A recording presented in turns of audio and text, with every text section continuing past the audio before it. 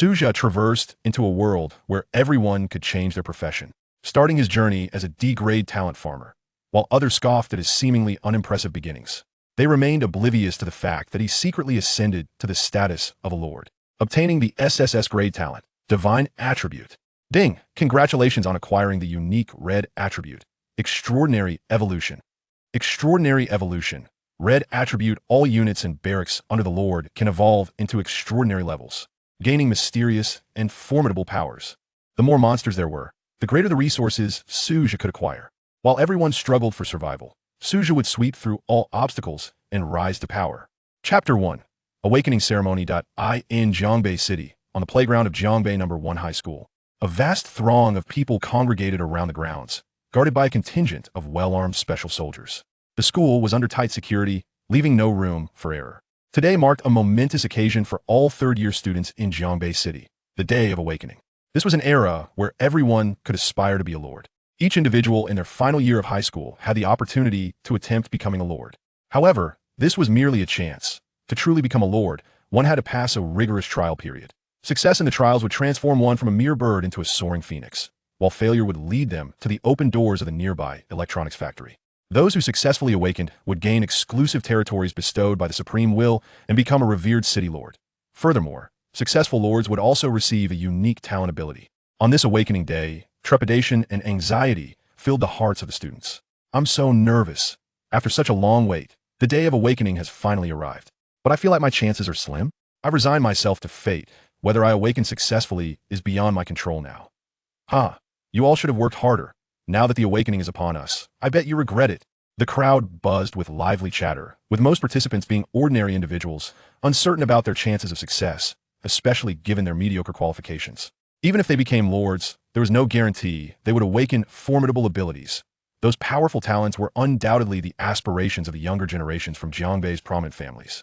Wealthy heirs had the advantage of specialized high-level instructors from a young age, far surpassing the knowledge of their less fortunate peers.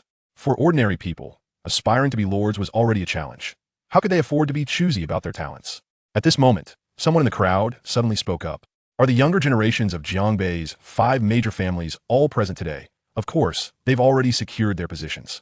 Look, the group in front is them, isn't it?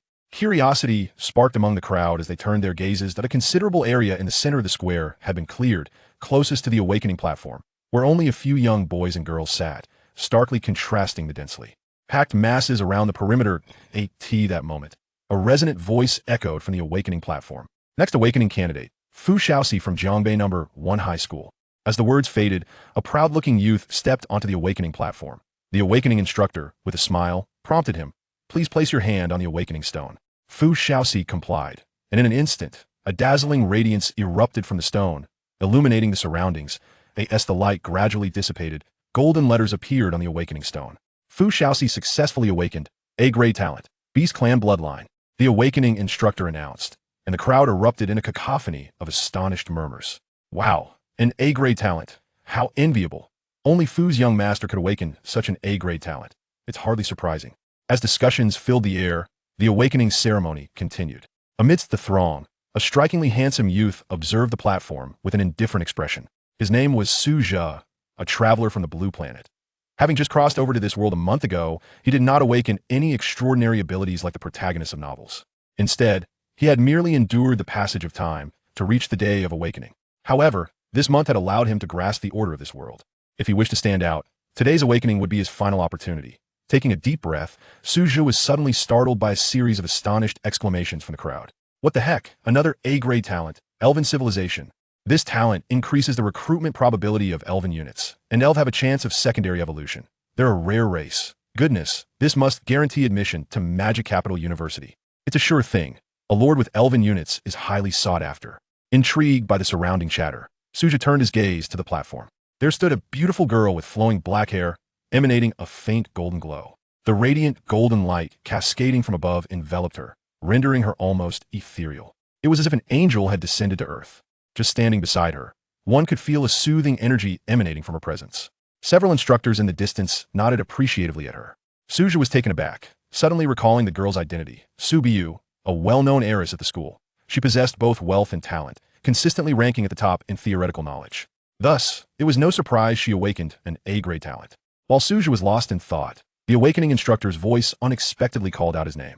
Next, Su Zhe. With a deep breath and clenched fists, Su Zhe approached the awakening stone. His classmates' gazes converged on him, filled with anticipation. He had long held the top spot in theoretical knowledge at the school. Placing his hand upon the awakening stone, the next moment, a brilliant and dazzling light erupted, enveloping Su Zhe entirely. At this moment, the awakening stone glowed, and then several white characters appeared. The awakening instructor glanced at the stone, his expression calm as he began to announce, Su Zhe has successfully awakened, becoming a D-grade talent farmer. As soon as the words were uttered, a wave of laughter erupted from the crowd below. What kind of ridiculous talent is this farmer? I've never even heard of it. I do recall something about it. It seems to enhance the yield of crops. What use is a farming talent? This ability won't even help him pass the Lord's trial phase. Awakening such a worthless talent is worse than not awakening at all. TSK, this poor lad is truly unfortunate. The whispers of the crowd echoed in Su Zhe's ears, causing him to furrow his brow slightly, yet he remained silent. At that moment, another voice resonated within his mind. Ding. Host detected as having become a lord. Your talent ability has been upgraded. Ding. Congratulations on acquiring an SSS grade talent. Divine Attribute. Divine Attribute. For every level your lordship increases, you will receive an opportunity to draw a new attribute. The attribute levels, from highest to lowest, are white, green, blue, purple, orange, gold, and red. Best of luck. After glancing at the effects of his newfound talent, Su Zhe felt an overwhelming surge of excitement within his heart. Chapter 2. The Divine Hero, Scarlet Moon, Manhwa. Having completed his awakening, Su Zhe eagerly descended from the awakening platform and closed his eyes to enter his territory. When he opened them again, he found himself in a desolate expanse. Hovering beside him was a radiant energy orb, the heart of the Lord. Su Zhe surveyed his surroundings, noting the overgrown weeds and the barren landscape. Beyond his territory lay an abyss of darkness, an inky void where visibility was utterly compromised. The initial area of his domain spanned a mere 100 square meters, with possibilities to expand through upgrading the main city or acquiring special items. After taking in the desolation, Su Zhe placed his hand upon the heart of the Lord as instructed in the tome. In an instant, a blinding light erupted from the heart, enveloping Su Zhe's form. At that moment, a commanding voice resonated in his ear. Congratulations. You have successfully forged a contract with the heart of the Lord, officially becoming a lord. In this realm, you shall endure a 30-day trial period as a lord. Persevere until the end to pass the test and become a true lord. Ding. Detection of initial awakening of SSS grade talent. Divine phrase. Reward, 1 lottery draw. Ding. As a novice lord, you have received a beginner's lord package, which has been allocated to your inventory. Ding. Countless perilous monsters lurk in the void beyond. They may invade your territory at any moment. Should the heart of the Lord shatter, you will fail the trial and permanently lose your eligibility to be a lord. Please take this matter seriously. Ding. Your personal information panel has been successfully activated, and the territory attribute panel has been engaged. With the emergence of this voice, a torrent of information flooded Su Zhe's mind. He took a moment to steady himself before promptly beginning to draw the lottery. Initiating lottery draw. As the words left his lips, a lottery panel materialized before him. At the bottom of the panel, the probabilities for drawing various rarity phrases were clearly displayed. The probability for the highest tier red phrase was a mere 0.0000001. A 1 in 10 million chance. Upon witnessing this lottery probability, Su Zhe's expression darkened. Who could possibly draw that? With a sigh, he relinquished his expectations. Just then, the results of the lottery draw were announced. Ding. Congratulations, you have obtained the unique red phrase, Transcendent Evolution. Su Zhe was momentarily stunned. To think he had defied the odds and drawn the minuscule probability. A smile broke across his face. With joy, he immediately examined the phrase's abilities. Transcendent Evolution. Red phrase, all troop types and barracks of the Lord can evolve into transcendent levels, gaining mysterious and formidable powers. How incredible! Su Zhe's heart leaped with excitement. He had struck gold. Truly, this was the pinnacle of red phrases, and its effects were astonishing. Next, Su Zhe opened his personal information panel. Name, Su Zhe, level 1, territory level 1, experience 0-100, territory area 200 square meters, talent, transcendent evolution, red phrase, skills, none, items, none gold, none, at this initial stage. Su Zhe possessed no resources. Once the monsters began their invasion, he could slay them to acquire resources for developing his territory. Gold was the most vital universal currency, essential for recruiting troops, developing towns, and conducting trade. Remembering the beginner's reward he had yet to claim, Su Zhe eagerly accessed his inventory and discovered the Lord package. Open. Ding. Congratulations, you have successfully obtained 10 gold coins. Ding. Congratulations, you have successfully acquired a low-tier random barrack card. Randomly grants a 1st to 3rd tier barrack. Would you like to use the random barrack card immediately? Use. Su Zhe inhaled deeply, eyes alight with anticipation as he gazed at the random barrack card. Ding. Congratulations. You have obtained a 3rd-tier barrack, Spirit Pavilion. Spirit Pavilion, level 1, barrack tier, 3rd, faction, Spirit Clan, troop type, Spirit Warriors, recruitment cost, 10 gold coins, upgrade requirements, gold x 1000. Energy crystals x 10, barrack description, a barrack from the ancient Spirit Clan, capable of recruiting powerful Spirit Warriors. The Spirit Clan? Su Zhe's gaze shifted to the Spirit Pavilion. In the next moment, a notification sounded. Ding. Detection of the Lord acquiring a barrack. The transcendent evolution ability has been activated. Ding. Congratulations, your 3rd-tier barrack, Spirit Pavilion, has successfully evolved into a divine barrack, Celestial Altar. Ding. Congratulations, you have obtained the divine barrack, Celestial Altar. Divine barrack? Su Zhe nodded in satisfaction. He promptly set the Celestial Altar in place. As a radiant light enveloped the area, an ancient structure imbued with an ethereal aura appeared before him. Celestial Altar, level 1, barrack tier, divine, faction, Celestial Clan, troop type, random Celestial Hero, recruitment cost, 1 gold coin, trial period. Upgrade requirements, gold x 10000000, Celestial Jade x 10. Source of the Celestial x 1. Barrack description, a Celestial barrack, an altar for recruiting powerful ancient Celestial heroes. Celestial Altar? Glancing at the information of the evolved structure, Su Zhe was momentarily taken aback before exclaiming, recruit. In a flash, golden light surged forth, and an ethereal mist enveloped the surroundings. A figure adorned in a flowing white gown, slender and graceful with cascading hair, emerged before Su Zhe. In her hand, she held a silver blade, her brows like stars, and her beauty rivaled that of the most exquisite fairies. Greetings, my lord. The woman surveyed the surroundings before her gaze settled on Su Zhe. Her eyes sparkled, and with a few graceful steps, she approached him. Su Zhe's heart swelled with satisfaction at the sight of this celestial beauty. He quickly checked her information panel. Name, Scarlet Moon, Manhwa, loyalty, 100, unyielding. Never to falter. Experience, 0-100, level, 1, tier, divine, quality, celestial hero, unique heroic unit. Race, celestial, talent skill, supreme sword intent, a prodigious swordsmanship genius. Capable of comprehending all sword intents to enhance her own power. Scarlet Moon in the sky, summons a round of Scarlet Moon. It evolves autonomously with increased strength. Description, the strongest swordsmanship genius in the celestial realm for the past 3 millennia, possessing a swordsmanship talent that astounds even the Celestial Emperor. Companion weapon, Celestial Sword, Scarlet Moon. Chapter 3, the first battle, abundant gains. To think that a hero of divine quality would appear. Upon gazing at the information panel before him, Su Zhe's heart skipped a beat. The hierarchy of heroes ascends from the lowest to the highest as follows. 1, 10th tier, followed by epic, legendary, mythical, and finally, divine. A hero of divine rank stands as a paragon of existence, with boundless potential for the future. As of now, no units above the divine tier have ever been encountered. My lord, I, Manhwa, am willing to charge into battle for you. Manhwa declared with unwavering resolve as she gazed steadfastly at Su Zhe. Splendid. I appreciate subordinates with such determination. Su Zhe replied with a smile. He understood that in the fierce competition among millions of lords, a strong start is of utmost importance. Often, a single misstep can lead to a cascade of failures. If one can seize the initiative and develop ahead of others, they shall undoubtedly reap greater rewards and maintain the upper hand. Just as the two engaged in conversation, a sudden disturbance emanated from the void at the edge of their territory. Were monsters about to invade? Su Zhe's gaze turned to the perimeter of his domain, where an abyss of endless darkness lay, an entry point for the monstrous invaders.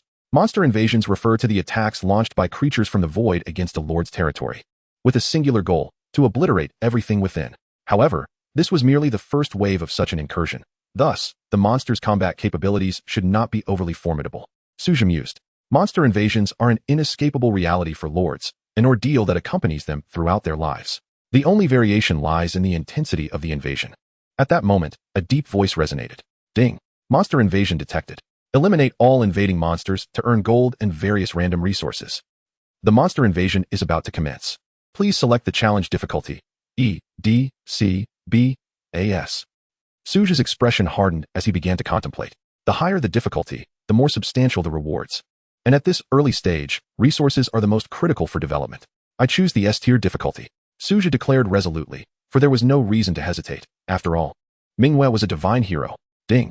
The final difficulty of the monster invasion is set to S-tier.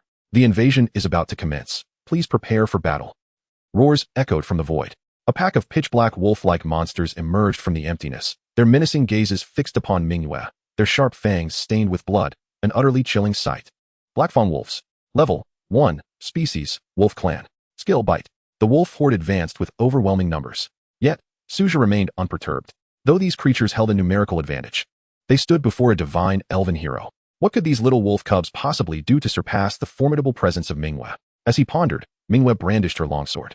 In a dazzling display of swordsmanship, dozens of charging blackfawn wolves were effortlessly cleaved apart, their crimson blood splattering the ground.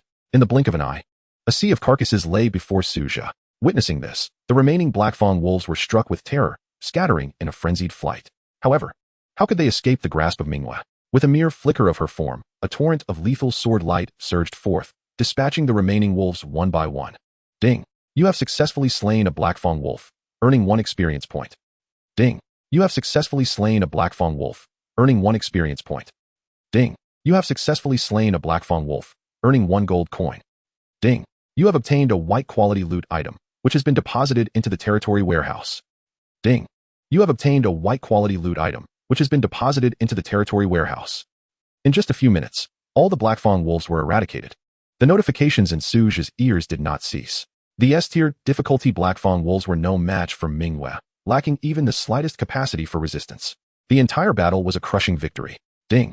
Your experience points have reached 100. Would you like to level up? Has my experience filled so soon? Su Zhe momentarily paused at the notification. He glanced at the newly emerged blackfawn wolves. This S-tier difficulty was not so daunting after all. Level up. Su Zhe decided without hesitation, opting for the upgrade. In an instant, a warm current flowed through Su Zhe's body. At that moment, he felt a mysterious energy surge within him. Ding! Congratulations, your level has increased to level 2. Ding! You have gained a chance to draw a stat boost. Would you like to draw immediately? 2 messages appeared in an instant. Perhaps I shall wait to draw, Su Zhe thought as he observed the fray. Manhwa was still engaged in battle, with an ever-growing number of blackfawn wolves emerging from the void. The bodies before her were nearly forming a small mountain. Yet, these blackfawn wolves could not withstand her prowess for long, and soon the last one succumbed to the ground. Su Zhe promptly assessed his spoils. 20 ordinary loot items and 500 gold coins. Ding! Congratulations on successfully completing the S-tier monster invasion challenge. Battle evaluation, S-tier. Ding! You have received a special S-tier reward, a diamond treasure chest, which has been added to your lord's backpack. A diamond treasure chest? This is a remarkable fortune. Su Zhe's face beamed with joy as he glanced at his personal information panel. Name, Su Zhe. Experience, 5500. Level, 2. A commendable advancement indeed. Su Zhe then turned his gaze to the mountain of corpses. While the bodies could be sold or decomposed, the blackfawn wolves being low-tier monsters rendered them of little value. Thus he opted for decomposition. Ding! Would you like to decompose 200 blackfawn wolf carcasses? Yes, decompose. Su Zhe nodded slightly. Instantly, the mound of bodies vanished without a trace. 20 loot items along with 500 gold coins. Rather meager, he mused. He examined the gold and loot items in the territory warehouse, transferring all the gold into his backpack and retrieving the loot items. The territory warehouse would expand as the territory level increased, and no one but the Lord could access it. 200 blackfawn wolves yielded only 500 gold coins. Now, he could only place his hopes on the 20 loot items. Su Zhe stared at the 20 treasure chests before him. My lord, I have returned. Manhwa announced as she returned from the front lines. Su Zhe looked at Manhwa. After vanquishing so many blackfawn wolves, her level had also risen to 2. Welcome back, Manhwa. Just in time for us to open these loot chests together, Su Zhe said, gesturing towards the treasure chests. Manhwa gazed at the loot chests with curiosity gleaming in her eyes. Very well, my lord. The bright moon smiled as she nodded lightly, then reached out to open a treasure chest. In the next moment, a card radiating a soft white light suddenly appeared in her hand. Ding! Congratulations. You have obtained a wood resource card, which grants you 1,000 units of wood upon use. Chapter 4. Divine Barracks, Sanctuary of Divine Source. A 1,000 unit wood resource card? This is rather commendable. Su Zhe cast a glance at the wood resource card in Manhwa's grasp, a smile gracing his lips. This resource card was immensely beneficial for Su Zhe. Currently, his territory was nothing but a tangle of weeds, devoid of any other resources. The lack of stones and would made extraction impossible. Thus, early-stage resource cards were particularly crucial for Su Zhe. Let us continue opening them, Su Zhe said to Manhwa, and together they opened all 20 treasure chests. Ultimately, they acquired 5 1,000-unit wood resource cards, for 1 ton fresh meat resource cards, 2 100-unit iron ore resource cards, 6 1,000-unit stone resource cards, and 3 50-cubic meter water source resource cards. In summary, the haul was bountiful. All resource cards, splendid indeed. Su Zhe gazed at the collection of resource cards in his hand, his heart brimming with joy. Now, he possessed a variety of resources and lacked nothing. Subsequently, Su Zhe retrieved the diamond treasure chest he had won as a reward. Ding. Would you like to open the diamond treasure chest? Open it. Su Zhe took a deep breath, his eyes fixed intently on the chest. This was a diamond-level chest, and it was the first day's diamond treasure. A rarity that few could attain. Most individuals dared to challenge the S-level difficulty for a diamond chest only after developing for a while, amassing a variety of powerful units, and establishing a complete military defense. To acquire a diamond chest on the very first day, Su Zhe was indeed a pioneer. With eager anticipation, Su Zhe regarded the diamond chest before him. Ding. You have obtained a level 1 blueprint. Ordinary well. Ding. You have obtained 10 spirit mines. Ding. You have acquired a level 1 barracks. Wish barracks. Ding. You have received a level 1 blueprint. Small wooden house. In total, there were 2 building blueprints, 10 spirit mines, and 1 level 1 barracks. The spirit mines, akin to gold coins, represented a form of hard currency in the early stages, with high demand. They were essential for constructing and upgrading buildings and units. A wish barracks?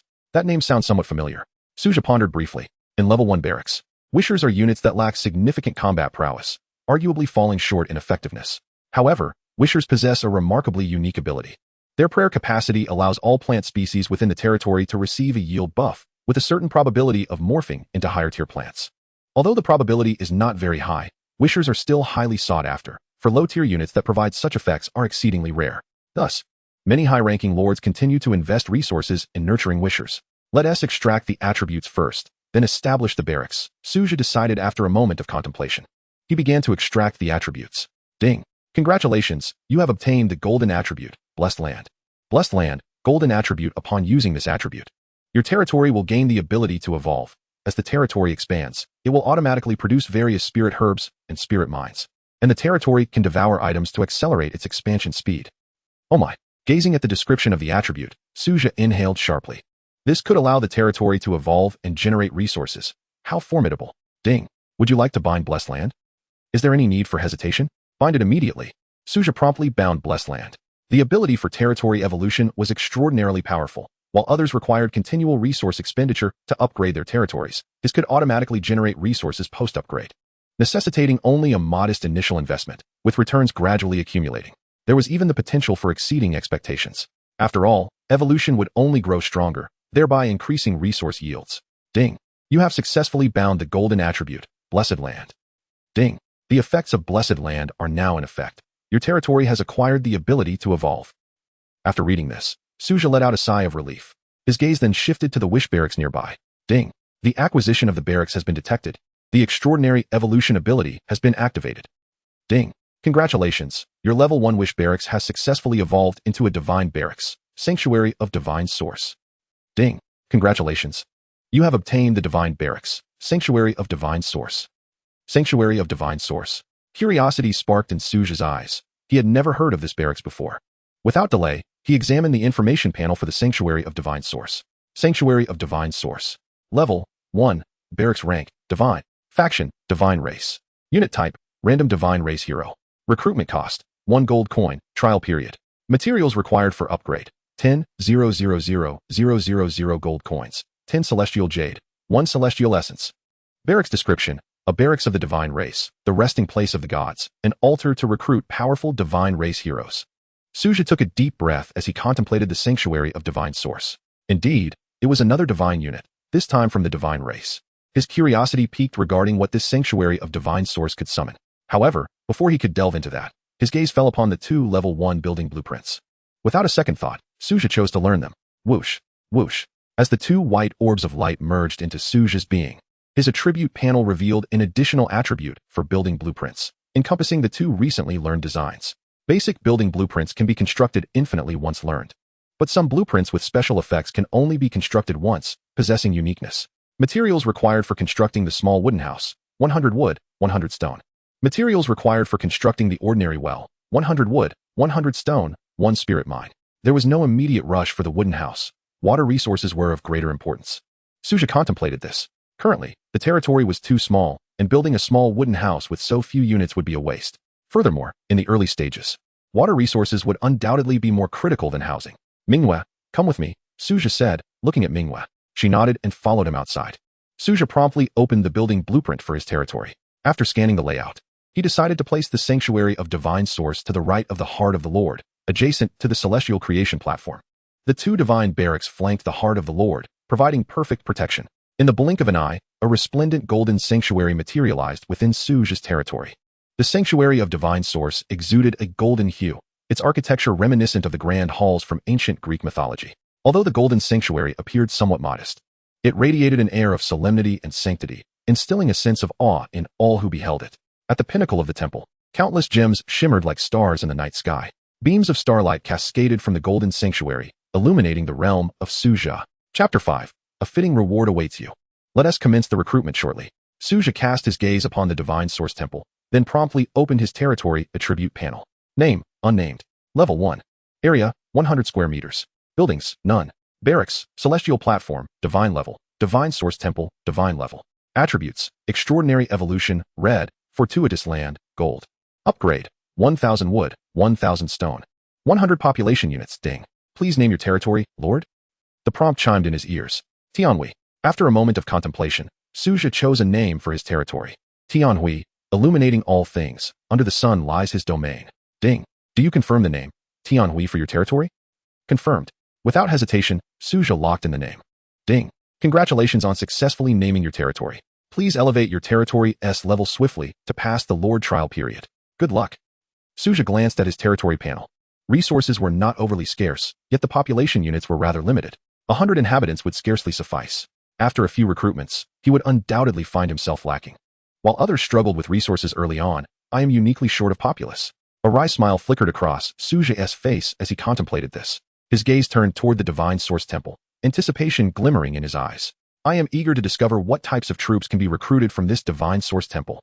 Within the resplendent hall, endless, dazzling starlight sparkled above. Su Zhe stood beneath the boundless expanse of the starry sky, alongside Manhwa, quietly observing the divine source temple before him.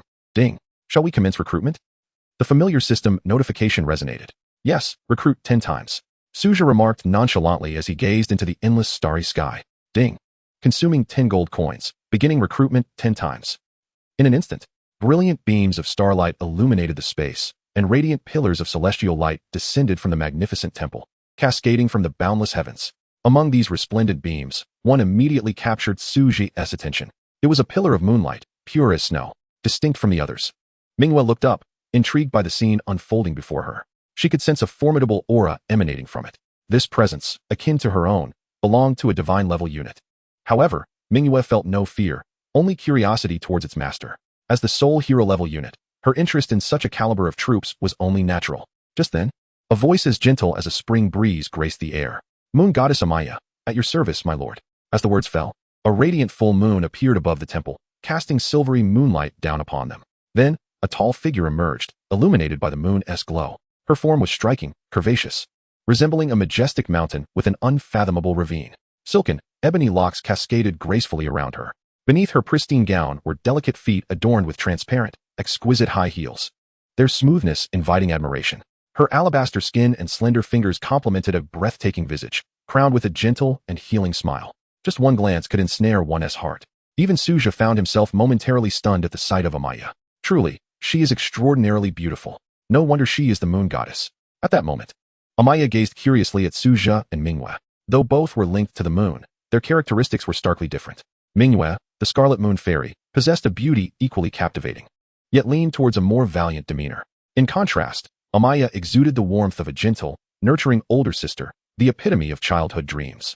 This aligned perfectly with her identity as the moon goddess. Su Zhe took a deep breath and examined Amaya's information panel. Name, Moon Goddess Amaya. Loyalty, 100, unyielding and steadfast, never to wane. Experience, 0-100. Level, 1. Rank, Divine. Quality, Divine Race Hero, unique hero level unit. Race, Divine. Talent abilities, Moonlight of the Goddess. Descent of the Divine Moon. Moonlight of the Goddess. Amaya summons a beam of moonlight to illuminate a designated enemy, capable of dispelling all status effects on the target. Descent of the Divine Moon. Amaya summons countless beams of moonlight to assault the enemy, delivering devastating damage. Accompanying weapon, Moon Goddess Artifact, Tranquility. Amaya, this is Manhwa. From this day forth, we shall be family. Su Zhe smiled warmly as he introduced Manhwa to Amaya. I understand, my lord. Amaya's face radiated a gentle smile as she regarded Manhwa. Manhwa merely cast a glance at Amaya, her cool demeanor silent but acknowledging with a nod. In that moment, their eyes locked, and sparks seemed to fly between them. Su Zhe couldn't help but sense a hint of tension. Upon reflection, it was only natural. Amaya and Manhwa belonged to different races. Thus, Even though both were moon-related, there existed a subtle discord between them. Observing Manhwa and Amaya, Su Zhe felt a mix of exasperation and helplessness. Come here. He beckoned the two, who were still locked in their gaze. As his words fell, Manhwa and Amaya exchanged a glance before approaching Su Zhe. With an exasperated expression, he regarded the two beauties before him and, without hesitation, playfully swatted each on the backside. Snap! Snap! The sound echoed. Instantly, both Amaya and Manhwa's faces flushed with a rosy hue, as if one could almost squeeze water from their cheeks. Almost simultaneously, they shyly glanced at Su Zhe. Since you are here, we are family. As family, we must unite against the outside world rather than quarrel among ourselves, understand? I do not concern myself with your private thoughts, but on the battlefield, you must trust each other with your backs. Do you comprehend? Su Zhe's expression turned serious, his tone resolute as he addressed them. Understood, my lord. Amaya replied softly. I understand as well. Manhwa nodded in agreement. That is good. You both should get along well. If you perform admirably, I shall reward you handsomely. Su Zhe spoke with a measured tone. Upon hearing this, Amaya and Manhwa exchanged another glance, a hint of shyness gracing their features. In their hearts, they simultaneously pondered, just what kind of reward could the Lord have in mind? Chapter 6, The Construction Maniac. Bright Moon, please accompany Amaya to patrol the borders. It will also serve as an opportunity for both of you to become acquainted, as we will all be coexisting together from now on, Su Zhe softly instructed, casting a glance toward Amaya and Bright Moon. After exchanging a brief look, they nodded slightly and briskly exited the Divine Origin Sanctuary. Watching the two depart, Su Zhe finally exhaled a sigh of relief. Fortunately, the loyalty of Bright Moon and Amaya towards him was unwavering.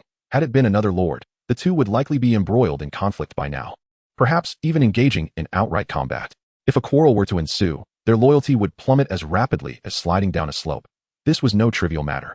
The ascendance of a lord largely depends on their troops. Without their support, a lord is rendered inconsequential. It is not an exaggeration to assert that troops form the very foundation of a lord's power. Conflicts between different races' troops can easily arise. It is only due to Su Zhe's troops possessing absolute loyalty that he avoided an immediate disaster. The higher the rank of the troops, the more pronounced the racial discord becomes. This is intrinsically linked to the innate abilities of the lord, as the talents awakened at the onset largely determine the racial direction of the lord's troops. For instance, the beast folk civilization and the elven civilization. Naturally, lords will prioritize their own racial talents when selecting troops. Generally speaking, even if a lord's talent does not exhibit a distinct racial bias, most lords tend to opt for troops of a single race. The reason is simple. The probability of conflict among a single race's troops is lower. Their development is relatively stable, and loyalty issues are minimized. At its core, it all boils down to loyalty, which is the bane of every novice lord and the source of unavoidable troubles. The well can be constructed first, Su Zhe mused, stroking his chin thoughtfully. He then opened the blueprint of his territory and scrutinized it closely. Subsequently, he decided to locate the well not far behind the Divine Origin Sanctuary. Ding. Would you like to consume 100 wood, 100 stone, and 1 spirit, or to construct the well? Built. Su Zhe promptly confirmed. A gentle blue light flickered, and a well materialized before him. He immediately approached to inspect its attributes. Well, level, white, green, blue, purple, orange, gold. Water storage, 20 tons. Usage period, 10 years. Description, an unremarkable well that refreshes resources daily. Quite satisfactory, Su Zhe remarked as he gazed at the well. With a 10-year usage period and the ability to produce 20 tons of water daily, it was already sufficient for his current needs. Although Bright Moon and Amaya are troops, they too require sustenance. They are not ethereal beings entirely detached from earthly needs. Even celestial beings must eat. As for the wooden cabin, there is no rush to construct it. Otherwise, space will become too cramped. Su Zhe surveyed the territory and contemplated. The territory upgrade would require a 5-day wait. Only then could he recruit the necessary population units for the upgrade. Su Zhe accessed the system panel, noting that the live broadcast section and trading market were still under restriction. This was due to the Supreme will temporarily shutting them down to prevent cheating. The trial period aims to filter lords with absolute strength, rather than those relying on connections. Once these two system functions are activated, it would be exceedingly unfair to ordinary novice lords. It is known that some lords are backed by immensely powerful family forces, with no shortage of high-tier lords among them. Not to mention, these families undoubtedly possess abundant high-tier troops, gold, and spirit ores, allowing them to rapidly upgrade their offspring through these systems. Wouldn't that be cheating? The Supreme would naturally not permit such exploitation. Therefore, tangible items from the real world can only be brought into the territory after the novice lord's trial period concludes. This is a crucial step in the Supreme Will's deliberate effort to create a fair competitive environment, selecting and supporting potential lords. Otherwise, what significance would the lord's trial period hold? For the children of those grand families, they would never lack resources or troops. The ability to trade items would spell disaster for ordinary novice lords. In brief, The Lord trial period serves as a phase for the Supreme will to discern and cultivate potential lords, allowing no external interference and ensuring that no one attempts to cheat their way through. Su Zhe opened the chat channel, and the moment he did, notifications flooded in. 99. Hedgehog's soft shell. Guys, I'm about to break down. I can't believe how difficult the first wave of monster invasions is. Snowy Dumpling. What's going on, brother? Pink Fluffball. Don't sympathize with this guy. His initial troop is a dream weaver with full allure, so spare me the pity. Hedgehog's soft shell. Haha, you come try it. I haven't stopped since the beginning. I genuinely can't hold on any longer, brothers. I haven't even blinked. Crocodile's dominance. Why not take a break in the real world, pop some pills, and come back to fight? Motherly Sen Yang. Don't mention pills. Even if you treat those little blue tablets like food, you won't last. Take care, brother. Be careful not to blow up. As Su Zhe browsed through the chat logs, he was surprised to see someone had managed to recruit a dream weaver, a being akin to a succubus capable of draining one's vitality. Given the current situation, that person was likely drained and on the verge of collapse. And a flicker of sympathy crossed Su Zhe's mind. He also noted several fortunate novice lords had acquired high-tier troops, such as the Royal Griffin of the 5th tier, the Thunder Giant of the 6th tier, and even the Phoenix of the 10th tier. However, the authenticity of online messages is often questionable. Whether they are boasting remains uncertain. Nonetheless, it is undeniable that the lucky ones are not solely Su Zhe. Many others must have recruited high-tier troops through sheer luck. There must be quite a few of them. He needed to step up his efforts. Su Zhe closed the chat channel, feeling a twinge of pressure. The Lord trial period lasts only 30 days, and once it concludes, a ranking of Lord strengths will be published. The higher the rank, the more generous the rewards, which are bestowed directly by the Supreme Will. This is a once-in-a-lifetime opportunity. If missed, it will be gone forever. After shutting the chat channel, Su Zhe gazed into the void space at the boundary of his territory, where countless opportunities and lurking dangers awaited. Perhaps now is not the ideal time for exploration. I will proceed gradually. One day, I shall venture forth to explore, he whispered to himself, then set off in the direction where Bright Moon and Amaya had departed. Chapter 7. I truly can't go on. My legs are breaking. Night fell. The brilliant stars twinkled above Su Zhe's territory. To his left and right sat Bright Moon and Amaya, each holding a skewer of roasted meat, feeding each other until Su Zhe was stuffed to the brim. He cast an annoyed glare at the two, prompting them to finally take notice and pause. Su Zhe gazed at the starry sky with interest and inquired, "Aren't you two going to eat?" "I don't particularly enjoy greasy food," Bright Moon replied, slightly furrowing her brow before decisively shaking her head. "I can't eat too much either. A little suffices. Eating more would only waste energy to digest," Amaya explained with a gentle smile. "I see," Su Zhe nodded slightly. "Humph. I see you are merely afraid of gaining weight and incurring the Lord's displeasure," Manhwa remarked with a cold smile, pouting slightly. "If you're not frightened, then why not continue eating?" Amaya responded sweetly, yet her words were like blades. "You." A flicker of indignation flashed in Manhwa's eyes. "Stop. It's time to rest. You two are not allowed to argue any further." Su Zhe interjected promptly, knowing that with him present, neither would resort to physical confrontation, yet their verbal sparring remained unabated. The fact that they refrained from escalating into a brawl was solely out of respect for Su Zhe. Upon hearing his words, Manhwa's eyes brightened. "Indeed, Lord.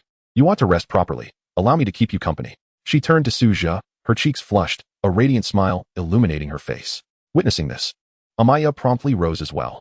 Though somewhat more reserved than Manhwa, she could not ignore the latter's provocative gaze, which left her unable to remain seated. "Lord, I wish to join as well," Amaya said softly. Su Zhe glanced at the two of them, a question mark slowly forming in his mind. What on earth were these two girls up to? All right, but let us be clear. This is merely for sleeping, and no peculiar antics are permitted. You wouldn't want your lord to meet an untimely end, would you? Su Zhe cautioned them in a laid-back manner.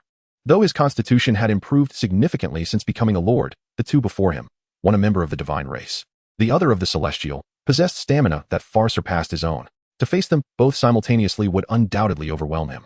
Understood, Lord. Manhwa licked her lips slightly, her expression that of a glutton, as if she wished to devour him. Amaya nodded in agreement. That night, Su Zhe chose not to return to the real world, but instead spent the night within his domain. Time flowed quietly. What on earth are you doing, Manhwa? Don't strip off my clothes. Amaya, what are you doing? Don't tug at my underwear.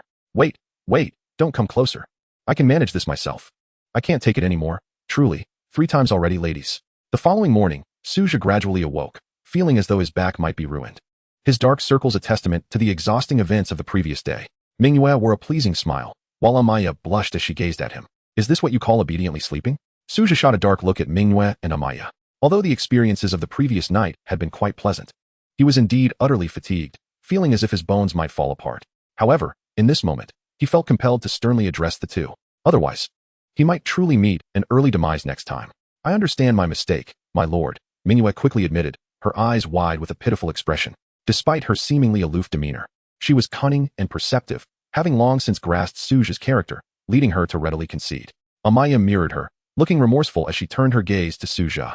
All right, enough. Let this be the last time, Su Zhe sighed, resigned to their expressions of grievance. He then turned his attention to the two barracks behind him, commencing the day's recruitment. First, construct the celestial platform. Recruit, 10 times. Su Zhe fixed his gaze on the celestial statue atop the platform. Ding. Consumed 10 gold coins. Recruitment successful. 10 figures of light immediately appeared before Su Zhe, all ordinary cultivators with no extraordinary traits, leaving him slightly disappointed. Manhwa, these individuals are all yours. He gestured towards her. Understood, my lord, she replied with a smile. Without pause, Su Zhe hurriedly took Amaya to the divine source sanctuary. Recruit, 10 times. Ding.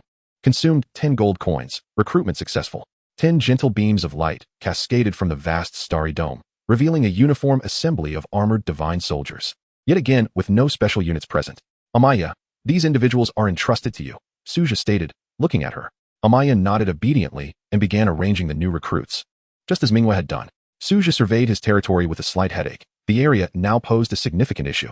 With over 20 units of population, combined with barracks and other structures, it was beginning to feel cramped. If he continued recruiting more troops, they would soon be packed together. This situation was unsustainable. He needed to devise a solution. Su Zhe pondered to himself as he looked towards the edge of the territory. Hopefully, today's monster invasion would yield some unexpected surprises. As time passed, the second day of the trial period's monster invasion officially commenced. Ding. The monster invasion challenge for the second day of the Lord's trial period has begun. Please select a difficulty, S, A, B, C, D. Note that today's monster invasion difficulty has doubled compared to yesterday. Please make your selection promptly. Su Zhe, hearing the system's notification, was not surprised by the doubled difficulty, as it was to be expected on the second day of the trial period. Following a conventional development trajectory, a lord who suffered no losses on the first day would likely have more than doubled their troop count by now. Hence, the actual difficulty today was not much greater than yesterday's, for while the monster's strength had increased, so too had the lord's capabilities. Of course, this applied only to those lords who had sustained no losses on the first day. Chapter 8. S-rank difficulty, territorial expansion. I challenge the S-rank difficulty, Su Zhe declared with unwavering determination. With two divine heroes at his disposal, there was no reason for him to retreat. Amaya, Manhwa, it's up to you now, he said, turning to them. Rest assured, my lord, Manhwa replied, her lips curving into a confident smile as her gaze turned toward the territory's edge, where the space seemed to distort slightly, as if some powerful entity were about to breach the boundaries. Understood, my lord, Amaya echoed, glancing at the edge before shifting her gaze to Manhwa. The two moved in unison, one to the left and the other to the right. Su Zhe observed silently. They often clashed with one another, and he felt grateful they weren't at odds today. However, true cooperation between them would only occur if he explicitly demanded it. Beyond the territory, within the vast void of space, grotesque and repugnant monsters began to emerge. Su Zhe immediately examined their attributes. Name, corrupted demon spawn. Level, 2-4. Race, demon. Skill, charge. Description, a lower-tier race within the void, surviving due to their tenacious vitality and astonishing reproductive capacity. While not a formidable species within the vast emptiness, the corrupted demon spawn were often sent as cannon fodder by higher-tier demons. Nonetheless, for a budding lord, these creatures could pose a significant threat, especially to those with weaker troops. Su Zhe cast a cursory glance before losing interest. For him, the corrupted demon spawn did not yet pose a danger to the security of his territory. He promptly opened the chat channel. Lonely Wanderer, damn, brothers. I'm about to meet my end. Wind Hunter, what happened, brother? What difficulty did you select to be in such dire straits so quickly? The Lone Ranger, the second-tier unit, Windblade Hunter, has chosen A-rank difficulty. The Wind Chaser, brother, you're truly impressive. A second-tier unit daring to challenge A-rank difficulty. However, if you can endure a bit longer, perhaps there is a chance to survive. Su Zhe surveyed the chat channel, noticing that the majority had opted for C and D rank difficulties, with only a scant few choosing B rank. And he had yet to encounter anyone daring to select S rank. Boom. Suddenly, a tremendous sound erupted. Su Zhe turned his gaze towards the source of the noise. Manhwa, with a graceful wave of her delicate hand. Beams of dazzling silver moonlight cascaded down from the heavens. Moonlight impact. In contrast, the battle on Amaya's side was far more intense. Aptly described as a scene of carnage, blades of moonlight shot forth, cleaving the corrupted demonic creatures into two in an instant. With each wave of defeated foes, coins were accrued. The system notification chimed. Ding. Your experience points have reached 200. Would you like to level up? Level up. Without hesitation, Su Zhe nodded. And a warm energy surged into his body, nourishing every meridian and enhancing his physique. He then noticed that Manhwa had also reached level 3. while Amaya ascended to level 2. Both of them continued to reap the heads of the corrupted demonic creatures, seemingly on the verge of leveling up once more today. Su Zhe closely observed Mingyue's combat style, which predominantly involved manipulating the pure power of moonlight to attack enemies. Conversely, although Amaya was also a moon goddess, her method of attack transformed the moonlight's power into weapons for her assaults. Ding. Your experience points have reached 400. Would you like to level up immediately? Level up. Su Zhe felt a surge of joy. Such an opportunity to level up twice in quick succession was indeed a rarity. As time passed, the final corrupted creature was vanquished. The system notification sounded once more. Ding. Congratulations on passing the monster invasion trial. Time taken, 1 hour and 20 minutes. Rated S rank. Congratulations on receiving one S-tier diamond chest, now stored in your lord's backpack. Another diamond chest. Su Zhe silently hoped that this time he might unveil a formidable barracks. The duration of 1 hour and 20 minutes wasn't due to Minghua and the others' slow pace. Rather, the speed at which the corrupted creatures appeared was rather sluggish, as they were often obliterated the moment they materialized. Moreover, Minghua had attained level 4, while her followers, the cultivators, had all reached level 3. Amaya had now also reached level 3, and her divine soldiers had similarly attained level 3. Although Amaya had only been recruited yesterday, she had not participated in the previous monster invasion, rendering her lower level than Minghua quite reasonable. Su Zhe himself had achieved level 4. Then, Su Zhe cast his eyes upon his territory, which was nearly overwhelmed by the corpses of the corrupted creatures. The territory was already small, and there were 500 bodies littering the ground. Su Zhe glanced at his attribute panel. Name, Su Zhe. Level, 4. Territory level, 1. Experience points, 16800. Territory area, 100 square meters. Talent, extraordinary evolution, red text, blessed land, gold text. Skills, none. Items, none. Gold, 1470. Devour. Su Zhe activated the abilities granted by blessed land. Instantly, 500 corpses vanished. Ding. Your territory has undergone evolution due to the characteristics of the blessed land domain, expanding by 100 square meters. Su Zhe's eyes sparkled with delight as he watched his territory visibly expand by 100 square meters. Excellent, excellent. He beheld the newly created expanse of land and, although he had initially sought to avoid waste, he had unexpectedly encountered a pleasant surprise. However, even with the additional area, it still felt somewhat cramped. He mused that if he constructed a few more buildings and recruited additional units, space would soon become an issue.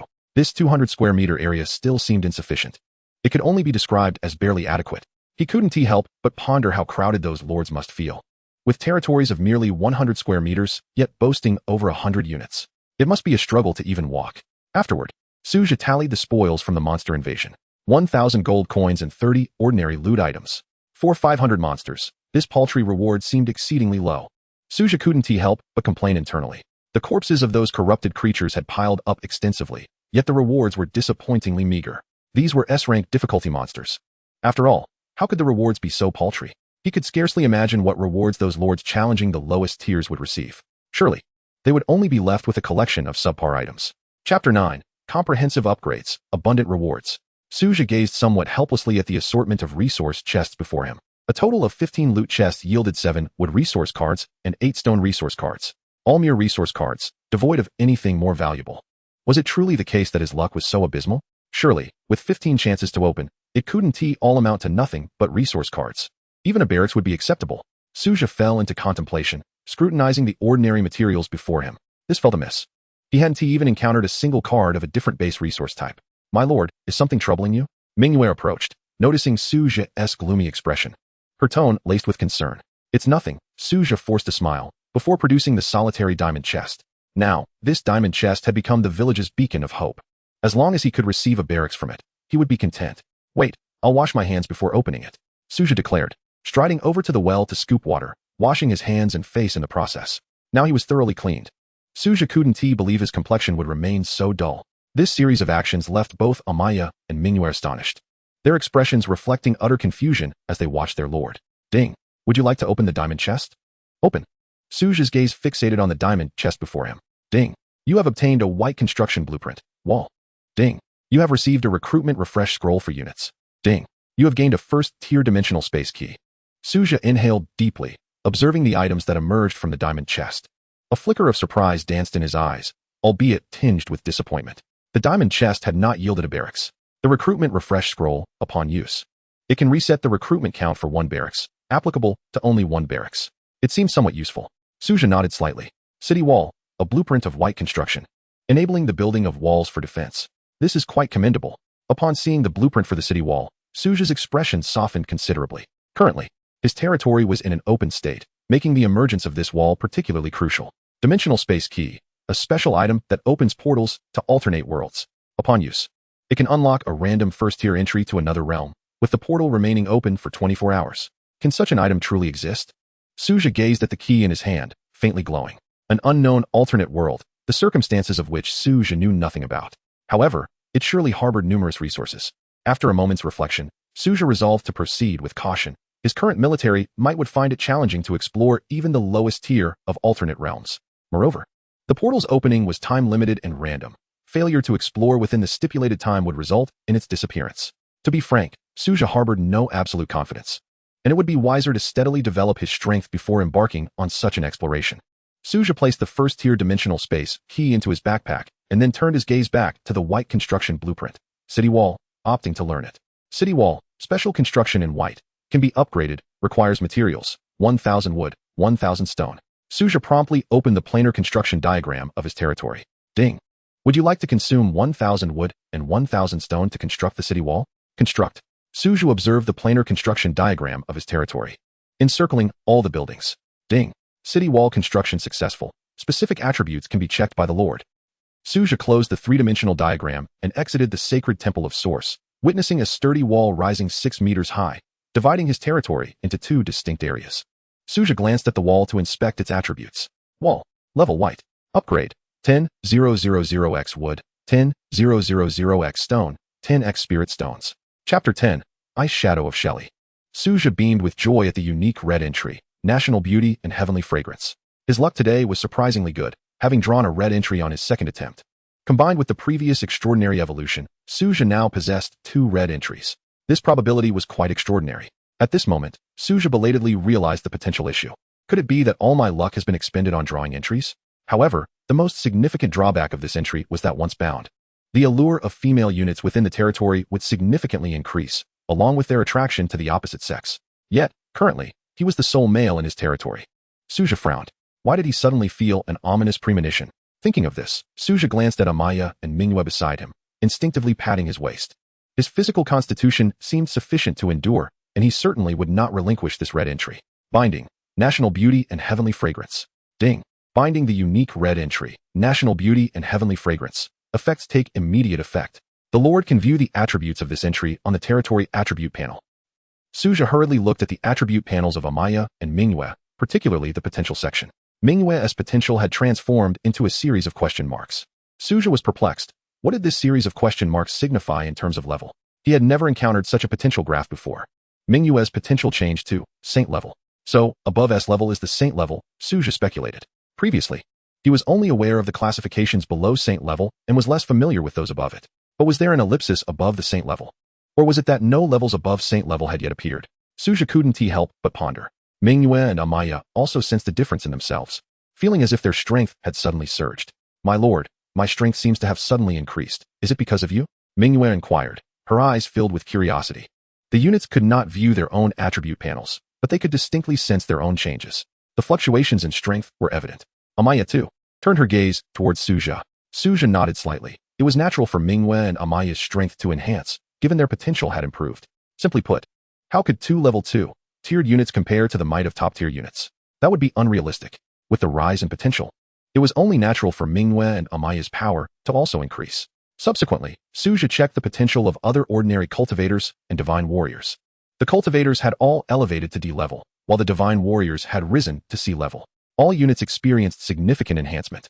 Unfortunately, a portion of these cultivators and divine warriors were male, and thus, they could not benefit from the boost provided by National Beauty and Heavenly Fragrance. Su Zhe cast a glance at them. With the increasing tier of invading monsters, whether these individuals could endure until later stages was uncertain. Most likely, they would not last that long. Therefore, in the future, Su Zhe's territory would inevitably be comprised entirely of female units. With a deep sigh, Su Zhe promptly opened his territory attribute panel. Name, Tianhui. Level, 1. Area, 200 square meters. Barracks, Creation Platform, Divine Level. Sacred Temple of Source, Divine Level. Buildings, well white. City Wall, white, can evolve. Population, 40. Entries, Extraordinary Evolution, red. National Beauty and Heavenly Fragrance, red. Fortunate Land, gold. Spirit Power Restoration, blue. Su Zhe contemplated the solitary unit recruitment refresh scroll in his possession, lost in thought. Where should this item be utilized? His gaze shifted to the creation platform and the sacred temple of source. Both were divine-level barracks, and the units recruited from either would be of equal standing, with the only difference being their race. Forget it. I'll use it on the creation platform first. If I acquire another refresh scroll later, I'll apply it to the sacred temple of source. Following this sequence will spare me from indecision. Having made up his mind, Su Zhe strode toward the creation platform. Ding. Would you like to use the unit recruitment refresh scroll to refresh the daily recruitment count? Yes. Su Zhe decisively chose to proceed. Immediately, two figures materialized beside Su Zhe, Manhwa and Amaya. Su Zhe regarded them with a bemused expression, simultaneously sensing an unsettling premonition. Their simultaneous appearance could only spell trouble. It seems our Lord prefers our fairy kind a little more, Manhwa remarked, her voice light and melodious. Amaya furrowed her brow, her fists clenched as she glared at Manhwa. If Su Zhe hadn't been present, the two would likely have been at odds in no time. Su Zhe quickly interjected, don't misunderstand. It's merely because of this one scroll. When I obtain another scroll in the future, I'll certainly use it on the sacred temple of source. Amaya took a deep breath, casting a dissatisfied glance at Manhwa. Manhwa, on the other hand, looked quite pleased, her heart swelling with joy. Ding. Shall I expend 10 gold coins to conduct 10 recruitments? Without hesitation, Su Zhe affirmed. In an instant, beams of white light flickered, and soon after, indistinct silhouettes materialized before Su Zhe. At the forefront stood a stunning beauty with cascading silver hair, a graceful figure, and ice-blue eyes. Clad in a daring, airy gown, she accentuated her alluring silhouette perfectly. Ice Shadow Sherry, at your service, my lord. Sherry's gaze was resolute as she fixed her eyes on Su Zhe. Su Zhe regarded Sherry, noting that this recruitment yielded 10 frost warriors. Apart from Sherry, the others donned identical white robes, their expressions cold and devoid of emotion, resembling unfeeling automatons. Su Zhe promptly examined Sherry's attributes. Name, Sherry. Loyalty, 100. Experience, 0-100. Level, 1. Rank, Divine. Unit type, Frost Warrior. Race, Celestial. Talent, Ice Shadow Concealment. Skill, Ice Shadow Assault. Inherent weapon, Ice Shadow Blade. Potential, S-Class, Holy Class. Enhanced by the national beauty and ethereal charm. Description, an Ice Shadow Assassin. Endowed with supreme icy power and exceptional stealth skills, whose potential is amplified by her unique abilities. Another celestial hero of divine rank? Su Zhe's expression momentarily froze. She was an ice-themed celestial hero and, notably, an assassin type. This contrasted with Manhwa, who leaned more towards frontline combat and lacked assassination capabilities. Sherry, however, was entirely different. This realization sparked a sense of anticipation within Su Zhe. Chapter 11. Someone is anxious, but I shan't reveal who. Please rise, Su Zhe instructed Sherry. She stood, her silver hair shimmering in the soft light, her ice-blue eyes exuding a frigid aura akin to a glacier. Compared to Amaya, Sherry's figure was equally striking. Her long legs and curvaceous form radiated a cold, enchanting beauty, evoking an aura of aloofness. Her white gown was scant, barely concealing key areas and revealing vast expanses of pristine skin, showcasing her perfect physique. Just a glance was enough to bewitch the observer. Su Zhe couldn't help but contrast the three figures before him. Indeed, the disparity was quite stark. While Manhwa and Amaya possessed admirable figures, Sherry's ensemble was simply too captivating, rendering one unable to divert their gaze. Moreover, Sherry's haughty demeanor imbued her with an inexplicable allure of conquest. Sherry, you shall lead these frost warriors from now on, Su Zhe declared, looking at her. Rest assured, my lord, I shall not disappoint you, Sherry responded with unwavering determination in her eyes. This is Manhwa. I trust you are familiar with her. This is Amaya, Su Zhe introduced. Sherry turned to Manhwa, her expression respectful. It is an honor to meet the Red Moon Fairy. She then nodded slightly at Amaya. You two must get along well. I will return to the real world for a moment and will come back shortly.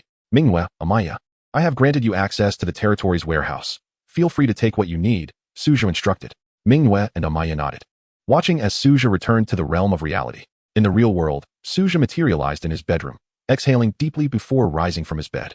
He had spent the entire previous day within the territory, apart from meals and restroom breaks. Now that the monster invasion had concluded, there was little pressing concern within the territory, allowing him a brief respite. Furthermore, Su Zhe intended to ascertain the current market prices for basic resource cards. He still possessed a considerable number of basic resource cards, the fruits of his arduous challenges at S-class difficulty. Yet, it was a meager bounty. Were it not for the S-class difficulty, the drop rates would have been unfathomably low. Promptly, he picked up his phone and entered the Lord's Marketplace. Within the Lord's Marketplace, a plethora of resources awaited purchase, yet one should quickly abandon any hopes of acquiring unit types here. Even the weakest units are seldom offered for sale, as most individuals are reluctant to part with them. After all, barracks are among the most valuable resources in the early stages, coveted by all. Even should a barrack become available, it would be snatched up in an instant, leaving no opportunity for a novice lord like Su Zhe to find a bargain. Is a basic wood resource card priced at 100 gold coins? Su Zhe pondered, observing that the prices for basic resource cards largely hovered around the 100 gold coin mark. Rare mineral resource cards, such as crystal mines and mithril mines, commanded even higher prices. Additionally, Su Zhe noticed some peculiar mechanical creations. Indeed, these too were units. But unlike conventional types, they belonged to a special mechanical race. These mechanical units could be sold independently and activated for use. However, a standard gathering robot cost over 1,500 gold coins, while combat robots were priced exorbitantly. To afford such purchases, one would need substantial wealth. These were primarily considerations for the affluent. Although trial period lords cannot buy items, they retain the ability to sell. After all, new lords seldom have surplus resources to sell. Having grasped the market situation, Su Zhe subsequently closed the lord's marketplace. He opened a chat application and glanced at the class group messages. Wang Chong, class leader, I can't believe how difficult this C-class difficulty is. My units are on the verge of collapse. Zhao Yiya, ISNT that right. Class leader? Aren't you using the 4-star unit, Lava Giant? How is this happening? Wang Chong, there's nothing I can do. Food supplies have dwindled. And my units are demoralized, many refusing to obey commands. I'm losing control of the situation. Lu Hao, the Lava Giant requires a high demand for food energy. It's impressive you've held on this long, but without food, it's inevitable. Wang Chong, huh? Su Zhe is online. Su Zhe, how are you doing? Su Zhe stared at his phone, surprised that Wang Chong had noticed his presence. Su Zhe, I'm fine, just returned from the territory. Zhao Yiya, Su Zhe, what rank are your units? Lu Hao, same question, curious one. Su Zhe, they're second-tier units. Zhao Yiya, second-tier units? No worries, all novice units are like that. I'm also just second-tier. As long as we take steady steps through the trial period, being a little lord will be entirely feasible. Wang Chong, Zhao Yiya is right. Even as a little lord, we can manage quite comfortably. Sun Yu, what is so great about being a little lord, humph? Wang Chong, if you don't speak, no one will take you for a mute. It's still early. Whether you can survive the novice phase is another question entirely. What else with the posturing, Sun Yu? Zhao Yiya, indeed. Being a minor lord is far better than some individuals who can't even attain that status. I've heard that certain individuals are overestimating their capabilities. Their troops are on the verge of rebellion, and I wonder who that might be. Sun Yu, even if I can't become a lord, I can still trample all of you beneath my feet, a bunch of worthless fools. Wang Chong, someone's defenses have been breached. I won't disclose who it is. Zhao Yiya, getting anxious, are we? Someone's losing their cool. Su Zhe, what is happening here? Su Zhe gazed at the chat group, his curiosity piqued. Sun Yu, a scion of a prestigious family of lords, seemed to be struggling despite his lineage. Zhao Yiya, this fool, on his very first day, recklessly chose the highest difficulty, S rank, and has been boasting in the group. Now his troops are nearly all dead. Although he passed the trial, he only received a D-grade evaluation. It's uncertain if he'll even survive today. Others may fear him, but I certainly do not. Just because his family is formidable doesn't mean mine is weak. It's laughable. He is merely a complete imbecile. Chapter 12, The Mysterious Merchant. Su Zhe observed Zhao Yiya's response, and it became clear why Sun Yu was so infuriated and revealed his true nature. It was evident he understood he would not pass the novice trial, and had decided to abandon all hope. Zhao Yiya, attention everyone. Be cautious. That scoundrel Sun Yu 1T passed the novice trial. Beware, he might drag you down with him. It's best to avoid returning to the real world if possible. Sun Yu, Zhao Yiya, you vile woman, just wait. Zhao Yiya, Sun Yu, you worthless piece of trash, do you think I'm afraid of you? Others may be oblivious, but I know your family has already forsaken you. You're nothing but garbage. Go home and tend to the fields. Su Zhe watched the heated exchange in the chat group. Fortunately, he had seen the messages in time. If that scoundrel Sun Yu had implicated him, it would have been disastrous. People like Sun Yu were not uncommon. They often sought to drag others down with them when they failed the trials. A sheer act of societal revenge. Yet, one could do little against them. After all, some individuals deliberately conceal their intentions, catching others off guard. He was grateful he had checked the chat today. Otherwise, he would have been oblivious. Su Zhe felt a sense of urgency. A lord must reach at least level 30 to summon troops into the real world.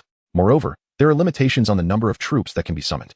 To summon all 1S troops, one must attain level 60. Of course, as a lord's level increases, their personal strength also enhances.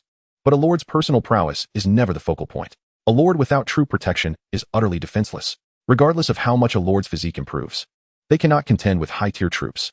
Stay composed. Once I reach my 20s in level, ordinary weapons should no longer pose a threat to me. Su Zhe contemplated this in the chat group, recognizing that there were many individuals like Sun Yu seeking revenge on society. Such individuals are prevalent in this world.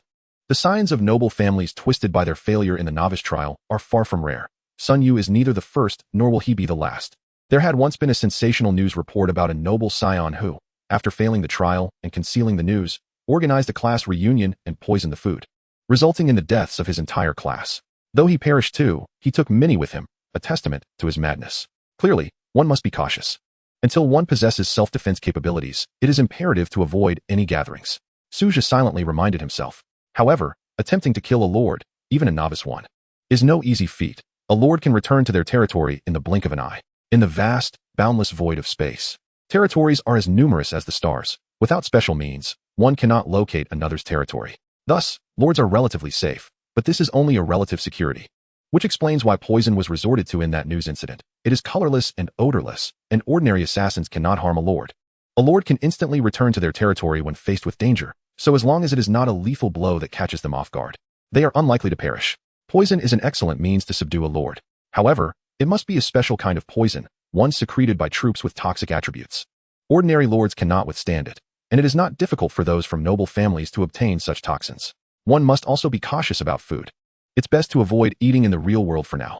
With this thought, Su Zhe became instantly vigilant. It's clear that Sun Yu is not the only one with a twisted psyche. There are others who have failed the trials. And one cannot dismiss the possibility that someone might want to drag novice lords down with them, creating a sensational incident. Su Zhe switched off his phone, and after addressing his personal matters, he hurried back to his territory. His life is paramount. It's best to act low-key. Any potentially dangerous elements must be avoided for the time being.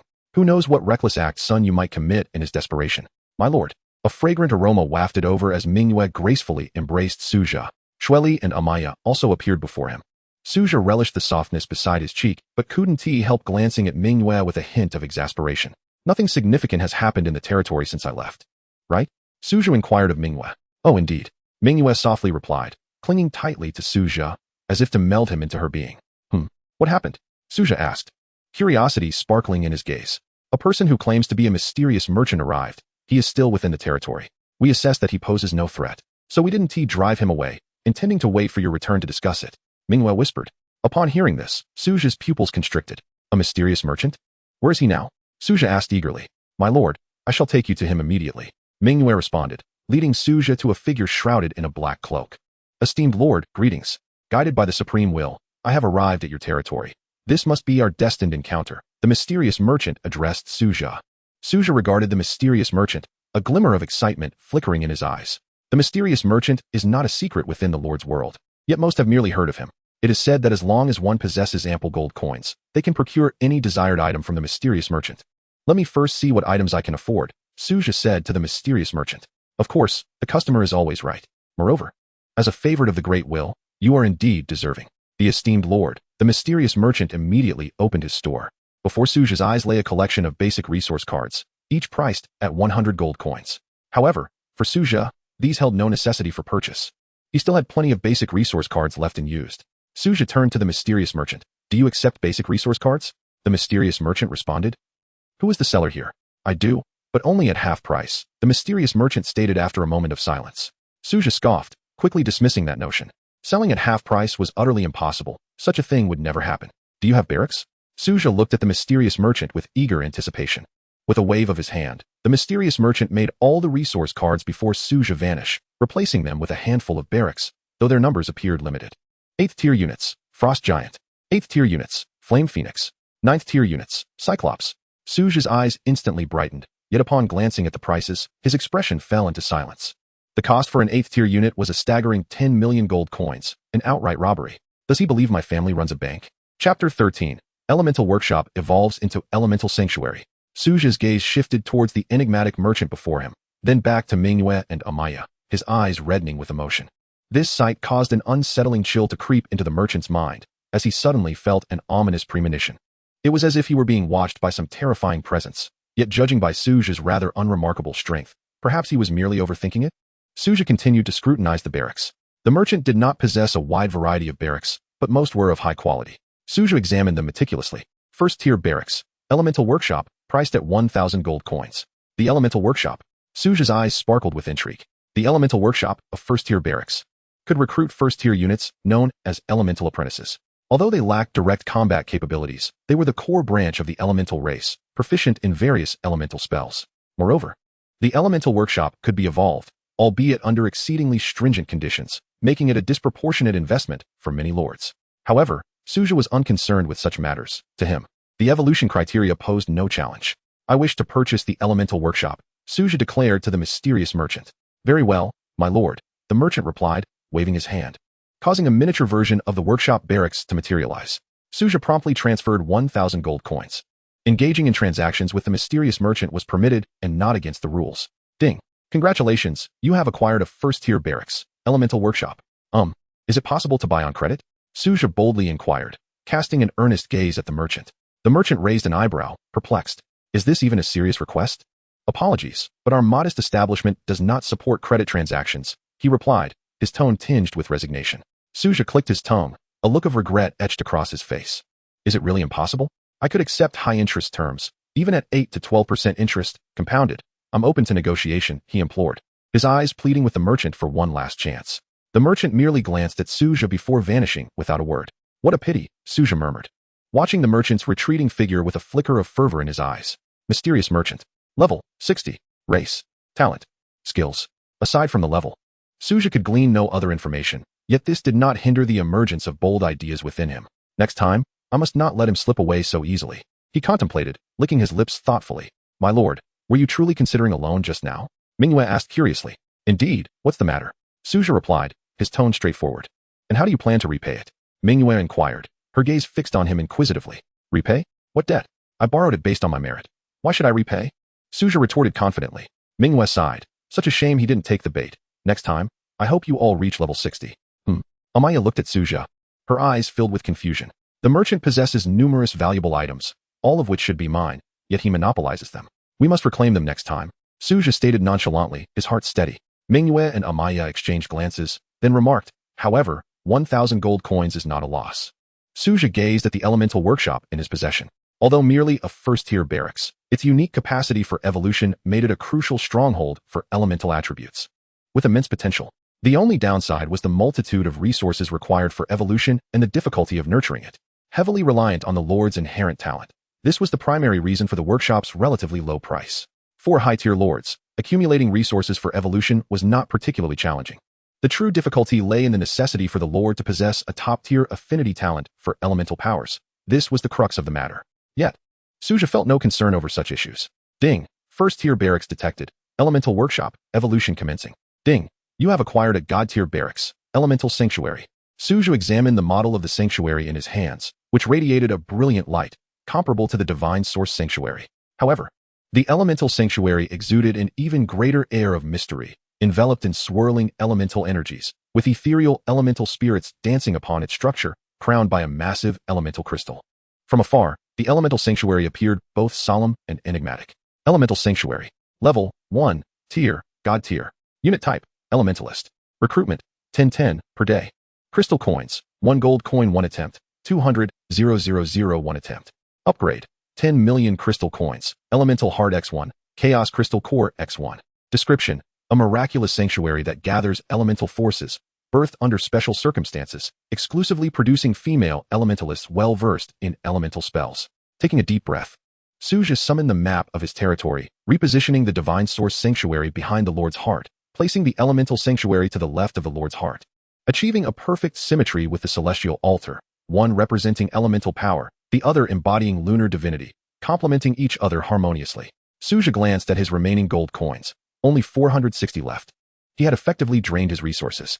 The recent basic recruitments could barely sustain him, yet he needed to devise a means to acquire more gold, lest he face bankruptcy. He walked directly towards the elemental sanctuary. This atmosphere is truly distasteful, Manhwa remarked, her face marred by displeasure. The celestial race appeared to possess an innate aversion to elemental magic. To them, elemental magic was an unrecognized force. This enmity had persisted since ancient times when the ancestors of the celestial race were at odds with the elemental tribe. Truth be told, Su Zhe found himself in a difficult position. Both sides were dear to him. He could not show favoritism.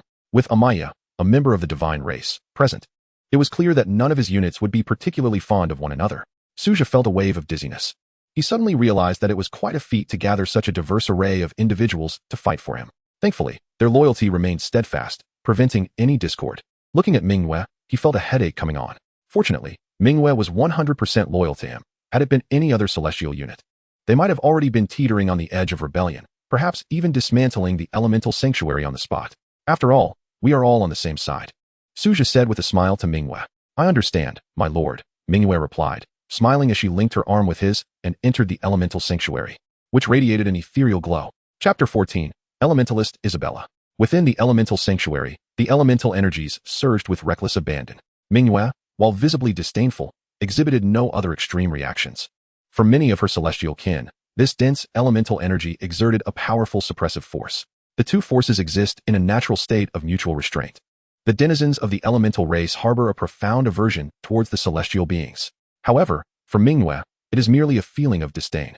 To exaggerate. As the cherished prodigy of the celestial lineage, this mere elemental power incites within her an instinctive loathing. This is an inherent antagonism between the attributes of power, devoid of any other implications. Such has been the case for centuries. Sherry remains composed, seemingly unaffected by this palpable aura. Amia, on the other hand, gazes with keen interest at a statue of an elemental mage within the elemental sanctum, enveloped in a radiant display of multicolored elemental light. Clutching an elemental staff crowned with a crystal that glows with an enigmatic sheen. As a being of divine heritage, Amia feels no internal conflict. Ding. Would you like to spend 10 gold coins to recruit 10 times? Recruitment. Su Zhe gazes at the elemental mage statue before him. A pinnacle of the elemental troop archetype. An overwhelming surge of elemental power permeates the air, and Manhwa instinctively yearns to unleash her lunar energy in defiance. Yet upon glancing at Su Zhe, she restrains herself, her eyes filled with disdain as she fixates on the swirling elemental force. The elemental light blazes forth. A statuesque female elemental mage materializes, adorned with 4 elemental wings shimmering in hues of fire, water, wind, and earth. She wields an elemental staff, draped in a delicate azure robe, her silvery hair cascading down to her waist. Her exquisite visage bears closed eyes, which, after a moment, flutter open, revealing orbs that seem to perceive all existence, sparkling with vibrant elemental light. Elemental mage, Isabella, bows before my master. May the rhythm of the elements be everlasting, and their brilliance illuminate the world. Isabella kneels gracefully, her voice melodious and resonant, imbued with unwavering loyalty. Rise, Su Zhe instructs Isabella. As she stands, she assumes the role of a devoted sentinel by Su Zhe's side. He casts his gaze upon Isabella and then shifts it to the other 9 elemental mages. Isabella, the divine elemental mage adorned with 4 wings, holds the highest rank, while the others possess only 2. Su Zhe examines Isabella's attributes. Name, Isabella experience, 0-100 level, 1 rank, divine race, elemental troop type. Hero, elemental mage Isabella. Talent, elemental affinity skill, elemental storm companion weapon, great elemental staff, Mingyuan. Potential, S-class holy, attribute bonus. Description, a legendary elemental mage whose potential has been significantly enhanced due to extraordinary circumstances. Possessing absolute loyalty and commanding the purest elemental force to reshape the world. Holy class. Su Zhe muses, recalling Manhwa. He initially assumed Isabella matched Manhwa in prowess, but now it seems she falls slightly short. Manhwa is indeed a singular existence. After all, she is the first divine hero to emerge, and while elemental mages represent the apex of the elemental faction, Isabella's potential is still not comparable to Manhwa's. This merely indicates that Manhwa's potential exceeds Su Zhe's expectations. Su Zhe then regards the other 9 ordinary elemental mages, each equipped with 2 elemental wings. Their potential, absent any attribute bonuses, would max out at single elemental capabilities. But with the enhancements, they all ascend to dual elemental power. However, this does not entirely reflect their true strength, as some troop types can achieve self-transcendence through repeated combat. Every troop type harbors infinite possibilities. The sole distinction may lie in the disparity between their upper and lower limits. It is not uncommon for ordinary troops to evolve into heroic ones. Furthermore, elemental mages are inherently evolutionary, with the potential to progress from 2 wings to 3 or 4. Particularly under the guidance of a unique lord such as Su Zhe, the likelihood of their evolution is thus significantly enhanced. These ordinary elemental mages also possess companion weapons, elemental staffs, with the talent of elemental mastery. While this may not match Isabella's elemental affinity, it remains commendable. Isabella, henceforth, you shall lead the elemental legion, Su Zhe declares. I shall forever abide by my master's will, Isabella solemnly replies. Isabella, do not be so grave. I am quite amiable. This is Manhwa, this is Amia. And this is Sherry, Su Zhe introduces, directing his gaze towards Isabella. Isabella regards Manhwa and Sherry, a flicker of wariness crossing her gaze. She offers a friendly nod towards Amia, but as a guardian of elemental order, she cannot help but observe Manhwa and Sherry's pronounced celestial aura with vigilance, refraining from immediate action out of respect for Su Zhe. After all, in Isabella's eyes, the celestial essence of Manhwa and Sherry is glaringly evident. Yet, Manhwa, intrigued, provokes. What kind of gaze is that? A smirk of challenge dances on her lips as she regards Isabella. The remnants of the celestial race shall inevitably face elemental retribution. Isabella's elemental wings flare with brilliant light, the elemental force surging around her. A holy radiance instantly illuminates the entire space. Let us see then. Your stern demeanor is rather irksome, Manhwa retorts, her white gown transforming into a delicate crimson veil. In the next moment, a blood-red full moon appears behind her. Her eyes shift to a crimson hue, and the enchanting sight of her in the red veil is utterly captivating. Manhwa manifests before Isabella in the guise of the Crimson Moon Fairy, exuding an aura of command. Su Zhe, clap, clap. The sharp sounds resonate. Amy smiles, looking at Manhwa and Isabella. A blush rises on Isabella's cheeks as she shyly glances at Su Zhe, while Manhwa feigns a pitiful expression, clutching her rear and gazing at Su Zhe with imploring eyes.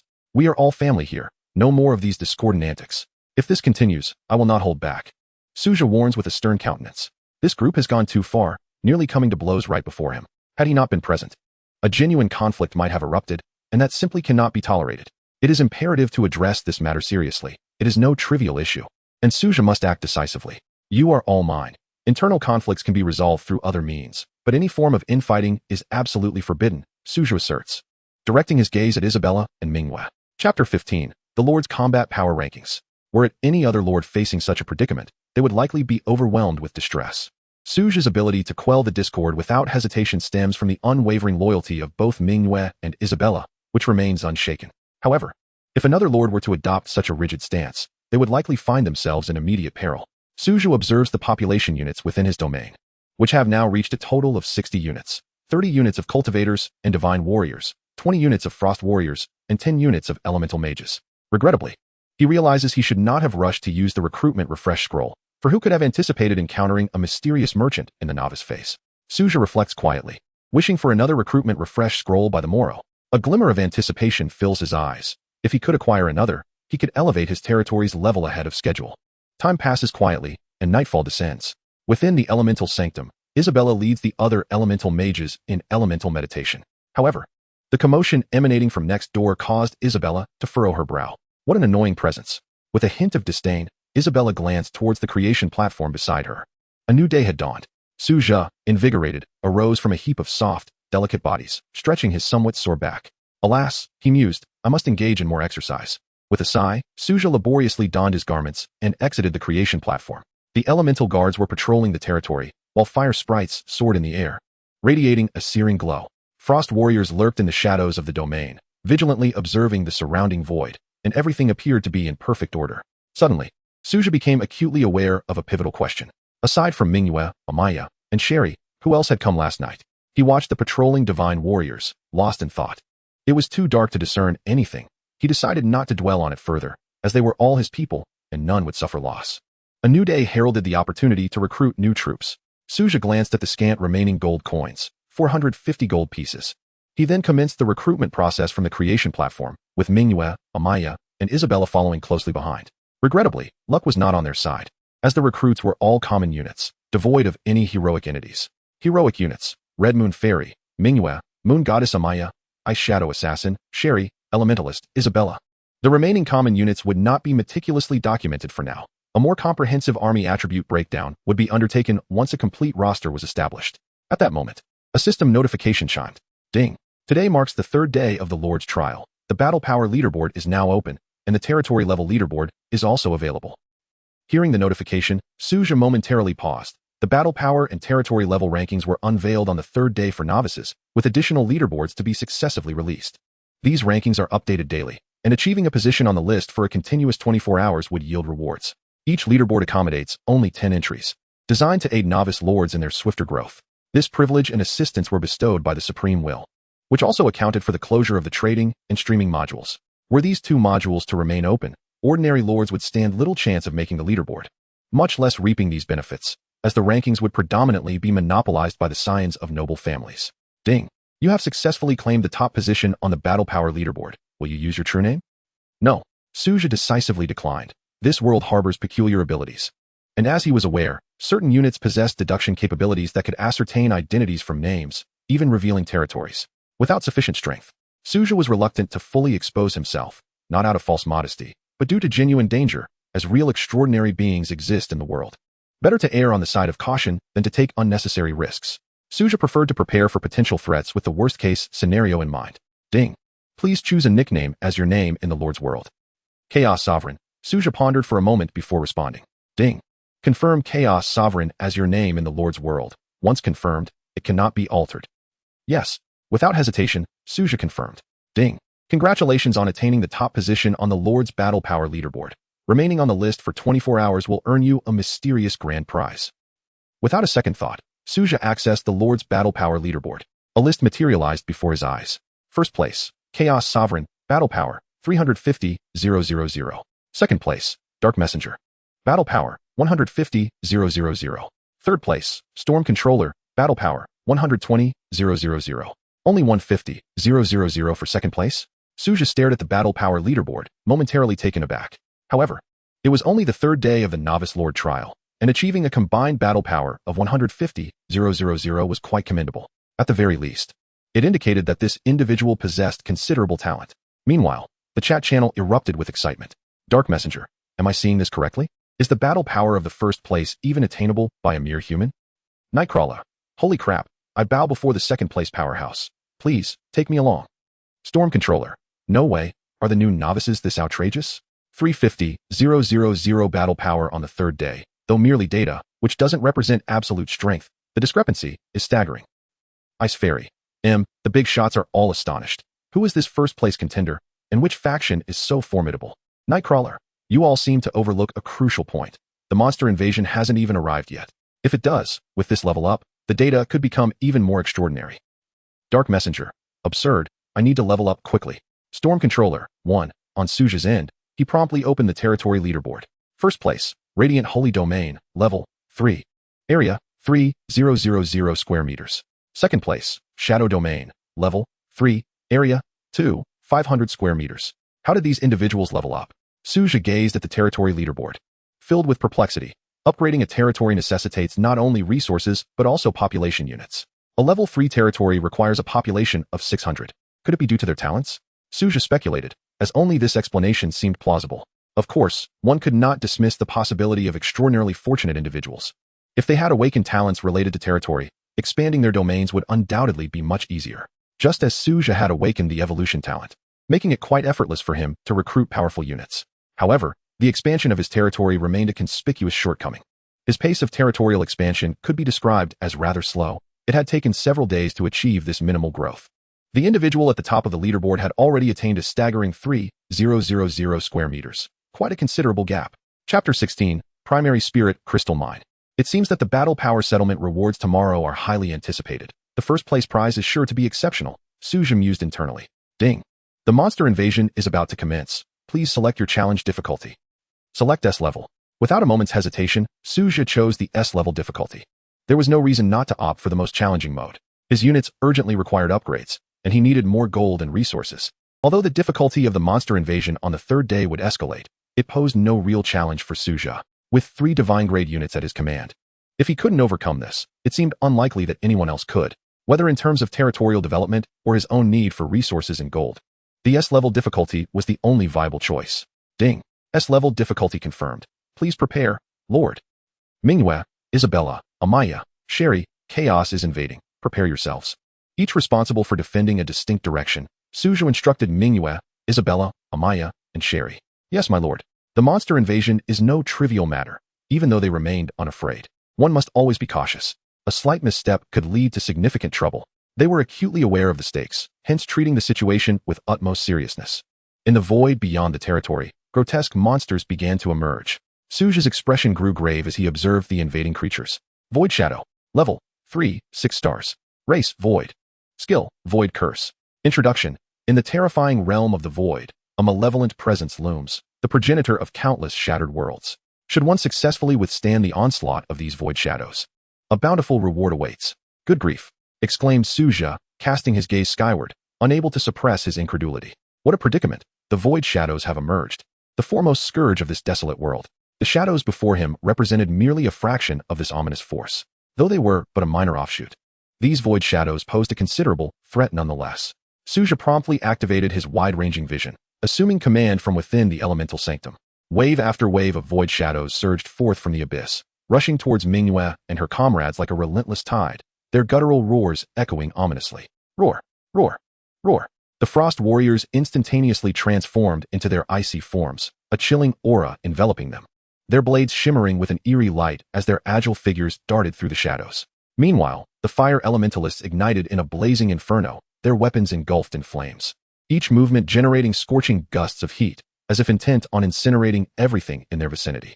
The remaining elementalists stationed themselves at the rear, chanting ancient incantations as various elemental forces coalesced in their hands, unleashing formidable spells upon the shadows. Isabella harnessed the overwhelming elemental power, her radiant elemental wings glowing brightly, as torrents of elemental spells cascaded down like a torrential rain, igniting violent explosions amidst the throng of shadows. Boom, boom, boom. Manhwa, with her swift agility and masterful assassination techniques, flitted through the ranks of void shadows like a wraith, her celestial blade, Red Moon, striking with precision at the shadow's vital points. Shirley led the Frost Warriors, strategically laying ice traps along the battlefield's periphery. Hidden within the icy mists, the Frost Warriors lay in wait, ready to unleash a fierce assault the moment a void shadow stumbled into their snares. On the other flank, the moon goddess Amaya joined the fray. Onward, my warriors, she commanded, and her divine soldiers surged forth like a tidal wave. At that moment, several beams of resplendent moonlight appeared in Amaya's hands. The silver-white radiance illuminated the surroundings, casting a brilliant glow. In an instant, whoosh, whoosh, the moonlight transformed into a volley of razor-sharp moon blades, hurtling forth. Crack, crack, in a heartbeat. The charging void shadows were decimated, more than half obliterated. Streams of moonlight rained down from above. Any shadow caught in its glow was swiftly annihilated. They scarcely had time to approach the city walls. Those shadows barely emerged from the void before meeting their demise. Su Zhe's forces barricaded their advance, rendering any further approach impossible. Ding, experience gained 1. Ding, experience gained 3. Ding, experience gained 2. The system's notifications chimed continuously. Yet Su Zhe paid them little mind. Experience points were relatively easy to accumulate in the early stages, but they became increasingly arduous as one progressed. Typically, a large-scale battle would yield only a single level increase. Ding, your experience has reached 800. Would you like to level up? Level up. Su Zhe decisively selected this option, ascending to level 5. He checked the experience required for the next level. 1,000 points were necessary, indicating that this monster invasion would likely afford him another opportunity for advancement. As time passed, an hour and a half elapsed. The final void shadow dissipated in Isabella's elemental storm, and Su Zhe surveyed his territory, now littered with the corpses of the shadows. His level had also risen to level 6, requiring 1,200 experience points for the next ascent. He had 2 opportunities for a tribute extraction remaining, which he decided to hold on to for now. Taking a deep breath, he glanced at Manhwa's level. Alice had reached level 6, Amaya was at level 5, and the remaining units, including Shirley and Isabella, had all attained level 4. Ding. Congratulations on overcoming the monster invasion challenge. Time taken, 1.5 hours. Casualties, 0. Evaluation, S rank. Congratulations, you have received a diamond treasure chest. Another diamond treasure chest. Excellent news. Su Zhe's spirits soared as he gazed at the chest in his inventory. The contents of this diamond treasure chest depend on the Lord's level at the time of acquisition. The higher the level, the better the rewards. Of course, one might think to exploit a loophole, waiting until their level was higher to open it. But that would be futile, as the rewards are determined by the level at the moment of obtaining the chest. Devour. Su Zhe activated his territorial ability. In an instant, the corpses of the void shadows were entirely absorbed. His territory expanded visibly at a remarkable pace. Ding. You have utilized your lordly ability. Your territory has increased by 300 square meters. Ding. Your territory's attribute fortune of the land has triggered, resulting in the emergence of a junior spirit crystal vein. A junior spirit crystal vein? With curiosity, Su Zhe opened the territory attribute panel to investigate the details of the spirit crystal vein. Spirit crystal vein level. Junior yield, 10 crystals per day. Exceeding limit, 20 per day. Description. The junior spirit crystal vein yields 10 crystals daily, with a maximum of 20 crystals. Note. Exceeding the limit may deplete the vein. Reasonable extraction is advised to avoid overexploitation. Su Zhe mused. This system certainly seems to be giving a cautionary warning. His first instinct was to extract endlessly. However, given the restrictions, he decided on a more judicious approach. After all, he was not short on time. Chapter 17. The bounty is delightful. 10 spirit crystals daily. This is a nice windfall, Su Zhe contemplated. As for exceeding the extraction limit, that was unnecessary. He was not foolish enough to let the vein run dry. Regretting it would be too late. Everything requires a steady stream. A principle Su Zhe understood well. Presently, the daily yield sufficiently met his current needs. There was no need for greed. Closing the information panel, Su Zhe began tallying today's gains. For 1,000 gold coins, 30 ordinary loot items, and 4 rare loot items. Open. Su Zhe exclaimed, selecting the 30 ordinary loot items without hesitation. 10 basic wood resource cards, 10 basic stone resource cards, 6 basic meat resource cards, and 4 basic iron ore resource cards. A commendable harvest indeed. Su Zhe surveyed the basic resource cards, feeling quite satisfied. As for the remaining 4 rare loot chests, their quality surpassed that of ordinary loot chests, promising superior rewards, albeit in limited quantity. Su Zhe proceeded to open them one by one. Advanced wood resource card. Upon opening, receive 1,000 advanced wood. Advanced stone resource card. Upon opening, receive 1,000 advanced stone. Gold resource card. Upon opening, receive 100 gold. Mithril resource card. Upon opening, receive 100 mithril. What an extraordinary windfall. Su Zhe took a deep breath, admiring the 4 advanced resource cards in his possession. Advanced ores and wood were essential resources for constructing high-level buildings. Gold and mithril are extraordinary resources essential for crafting unique equipment and constructing special buildings. For lords, these resources hold immense significance, and one can never have too much of them. Su Zhe could only wish for an abundance of these materials. It is only during the novice phase that such resources can be obtained with such ease. He couldn't help but sigh at the thought. Both gold and mithril are highly sought-after currencies in the marketplace, and the value of a single resource card cannot possibly fall below 10,000 gold coins. Next comes the grand treasure of the day. Su Zhe produced the diamond chest, his eyes brimming with anticipation. There was no rush. He decided to wash his hands first. As he approached the well, he spotted a group of frosty warriors, led by Shelly, frolicking and laughing as they washed themselves. The scene before him was blindingly white, nearly dazzling his eyes. It was hard to resist standing in admiration. "My lord, would you care to join us?" A bold frosty warrior called out with a flirtatious smile. "You may wash first. I shall let you off this time," Su Zhe replied, feigning seriousness. Just as he prepared to leave, a thought struck him. 3 cards materialized in his hand. Basic water card, grants 30 tons of pure water upon use. "Shelly, this is for you. If you find yourselves in need of water, feel free to use one," Su Zhe said to Shelly. Most of the beautiful, fair-skinned women before him were frosty warriors under Shelly's command, who adored taking a bath after battles to soothe their bodies and minds. Shelly flashed an enchanting smile before sashaying her curvy form towards Su Zhe.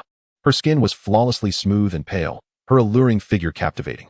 With her chic ice-blue short hair and a playful grin, Shelly wrapped her arm around Su Zhe's.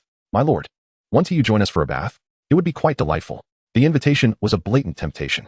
Su Zhe inhaled her faint fragrance and felt the softness of her arm against him, stirring his heart.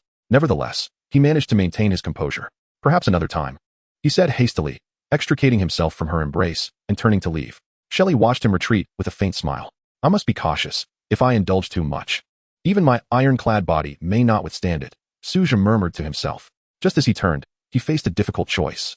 Standing at the entrance of the celestial platform was Manhwa, at the entrance of the divine source sanctuary was Amaya, and at the elemental sanctum was Isabella. The longing gazes of the 3 seemed as if they would devour him whole. It was evident they were somewhat famished. "Oh well, I might as well sit on the grass," Su Zhe thought, glancing at the trio. It felt inappropriate to approach any one of them, so it was better to avoid them altogether. He certainly did not wish for an untimely demise. Su Zhe plopped down onto the grass. Manhwa and Isabella exchanged glances, and the air instantly crackled with tension. Amaya, wearing a gentle smile, approached Su Zhe. He glanced at Amaya, then at the antagonistic Manhwa and Isabella. Deciding to take a bold step, Su Zhe opened the diamond chest. Ding. "Congratulations, you have received Spirit Crystals X15. Ding. Congratulations, you have received Troop Recruitment Refresh Scroll X1. Ding. Congratulations, you have received Troop Recruitment Refresh Scroll X1. 2 Troop Recruitment Refresh Scrolls." Su Zhe's eyes brightened. These were precisely the items he lacked the most for recruiting troops. This was remarkably timely, just enough for each of them to have one, resolving any potential disputes. He thought to himself, for other lords, Troop Recruitment Refresh Scrolls might not be considered top-tier rewards. However, for Su Zhe, they were nothing short of excellent. While they might hold little significance for others, each scroll represented 10 powerful troop types for him. This was a tangible enhancement to his combat strength, and it also saved him a significant amount of resources. Perhaps these weren't the most elite items obtainable from a diamond chest, but they were the most suitable for Su Zhe. "Let us go recruit first," Su Zhe said to Amaya. Amaya nodded with a smile, obediently following Su Zhe's side. Seeing Su Zhe and Amaya head toward the divine source sanctuary, Manhwa and Isabella silently trailed behind. Despite walking together, the 2 continued to hold their ground against each other. Amaya, being considerate, made way for Manhwa and Isabella to flank Su Zhe on either side. "Amaya, come here," Su Zhe called out, casting a glance at the feuding Manhwa and Isabella. They exchanged a look, their expressions darkening. Their eyes seemed to convey, "This is all your fault." Amaya obediently moved beside Su Zhe. Together, Su Zhe and Amaya entered the divine source sanctuary first. "Ding. Would you like to use the Troop Recruitment Refresh Scroll?" "Use," Su Zhe replied firmly, gazing up at the blazing, fiery dome of the hall. Ding. Daily recruitment count has been refreshed. The Lord may recruit again. Recruit. Su Zhe's eyes sparkled with anticipation as he beheld the endless shimmering light. Chapter 18. The Starry Guide, Luna. A resplendent golden light burst forth, illuminating the surroundings as a star resembling a golden sun ascended high. Within that blazing golden radiance, a pair of dazzling golden eyes slowly opened. Like two eternal suns, the brilliance gradually dissipated, revealing a figure before Su Zhe. With flowing golden hair, each strand seemed to emit a starlit glow, distinct from Isabella's golden locks. This figure exuded an air of profound mystery. A pair of immense starry wings unfurled behind her, with golden eyes that held an ethereal quality. Adorned in silver-white armor speckled with stars, wielding a spear whose tip glimmered with a chilling light, and its shaft engraved with enigmatic runes. Tall and graceful, her exquisite visage carried an otherworldly serenity. Starry envoy, Luna, at your service, my lord. Luna knelt on one knee, and behind her, 9 figures radiating a soft starlit glow also knelt in unison. Unlike the lively elemental spirits, the glow of these 9 figures was deeper and more mysterious. Rise. Su Zhe commanded, looking at Luna. Luna stood up calmly, facing Su Zhe. Amaya turned her gaze to Luna, her eyes filled with delight. Sister, you finally arrived. Sister? Su Zhe looked at Amaya, then shifted his gaze back to Luna. My lord, she truly is my sister. How about we serve you together tonight? Amaya whispered softly in Su Zhe's ear. Su Zhe swallowed hard. Perhaps we shall discuss this tonight. He hastily checked Luna's attributes. Though Luna and Karina shared similar names, their personalities were vastly different. Name, Luna. Experience, 0-100. Level, 1. Rank, Divine. Troop type, Hero, Starry Guide Luna. Talent, Stellar Guidance. Skill, Celestial Descent. Accompanying weapon, Starry Spear. Potential, S-Class Sacred Level. Spirit Resonance Bonus. Introduction, an envoy from the depths of the stars, born amidst the celestial wonders. Possessing the ability to wield the power of the stars. Upon reaching level 40 and simultaneously having the moon goddess Amia, the Starfire Resonance will be unlocked. Starfire Resonance? What might that be? Su Zhe curiously examined Luna's introduction, then cast his gaze upon the troop type behind her, the Star God. The Star God is Luna's troop type. A formidable force adept at harnessing stellar energy, boasting a remarkable single-target burst capability. The destructive power of a concentrated strike from the Star God is indeed fearsome. As a member of the Divine race, the Star God shares similar attributes with Divine warriors, possessing the talent of Star Shield and a potential that reaches Platinum level, akin to that of Divine warriors. Its accompanying weapon is the Star Shield Staff. Su Zhe also discerned a characteristic of the Divine Source Sanctuary. Without recruiting the corresponding hero unit, one cannot enlist that troop type. For instance, without previously recruiting Luna, the Star God could not be summoned. Amia, please enlighten Luna about the circumstances of our territory, Su Zhe instructed Amia. Certainly, Lord, Amia responded with a smile.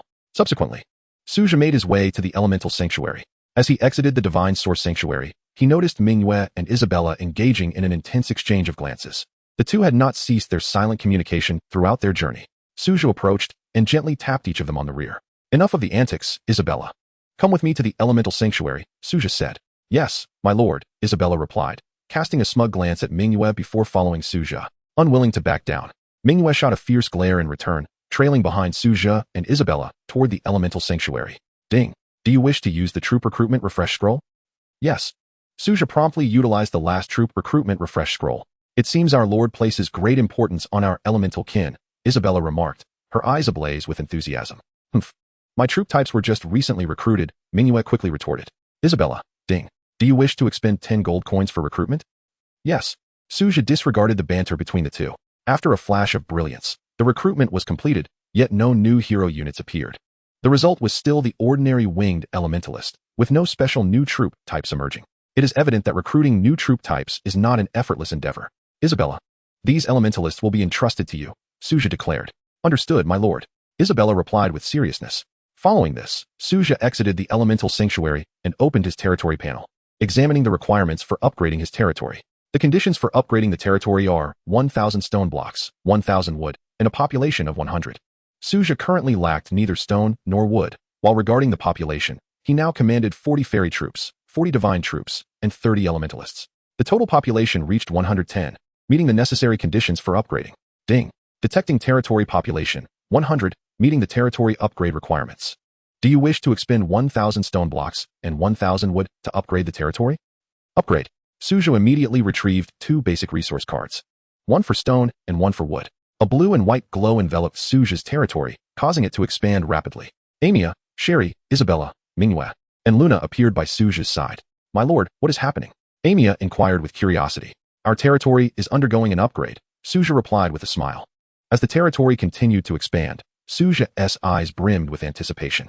When the light dissipated, Su Zhe observed the changes in the territory, notably. The 3 divine barracks had significantly increased in size, transforming from mere 2-story buildings into grand villas. Moreover, the heart of the territory finally received the protection of a small dwelling. A finely crafted stone house appeared beside the heart of the territory, which would serve as Su Zhe's lordly residence. This was also the reason Su Zhe had not previously constructed a house to safeguard the heart of the territory. With the upgrade, the lordly residence would automatically manifest and upgrade alongside the territory. Su Zhe entered the stone house, which comprised 2 levels. The first floor featured a living room, bedroom, and bathroom. While not lavish, it was adequately equipped. The second floor housed the heart of the territory. Not bad, not bad. Finally, a proper place to rest. Su Zhe mused as he regarded the comfortable bed. Previously, he had been resting in the barracks hall, and this was a considerable improvement. The old wooden bed had been rather uncomfortable. Furthermore, it had adversely affected his performance. Although the stone house appeared somewhat modest, the bed was quite soft and comfortable to sit upon. Chapter 19, Level 2 Territory Upgrade. In the first level of territory, the heart of the territory was completely exposed, akin to being unclothed in the open. Upon reaching the second level, the lordly residence would provide some protection.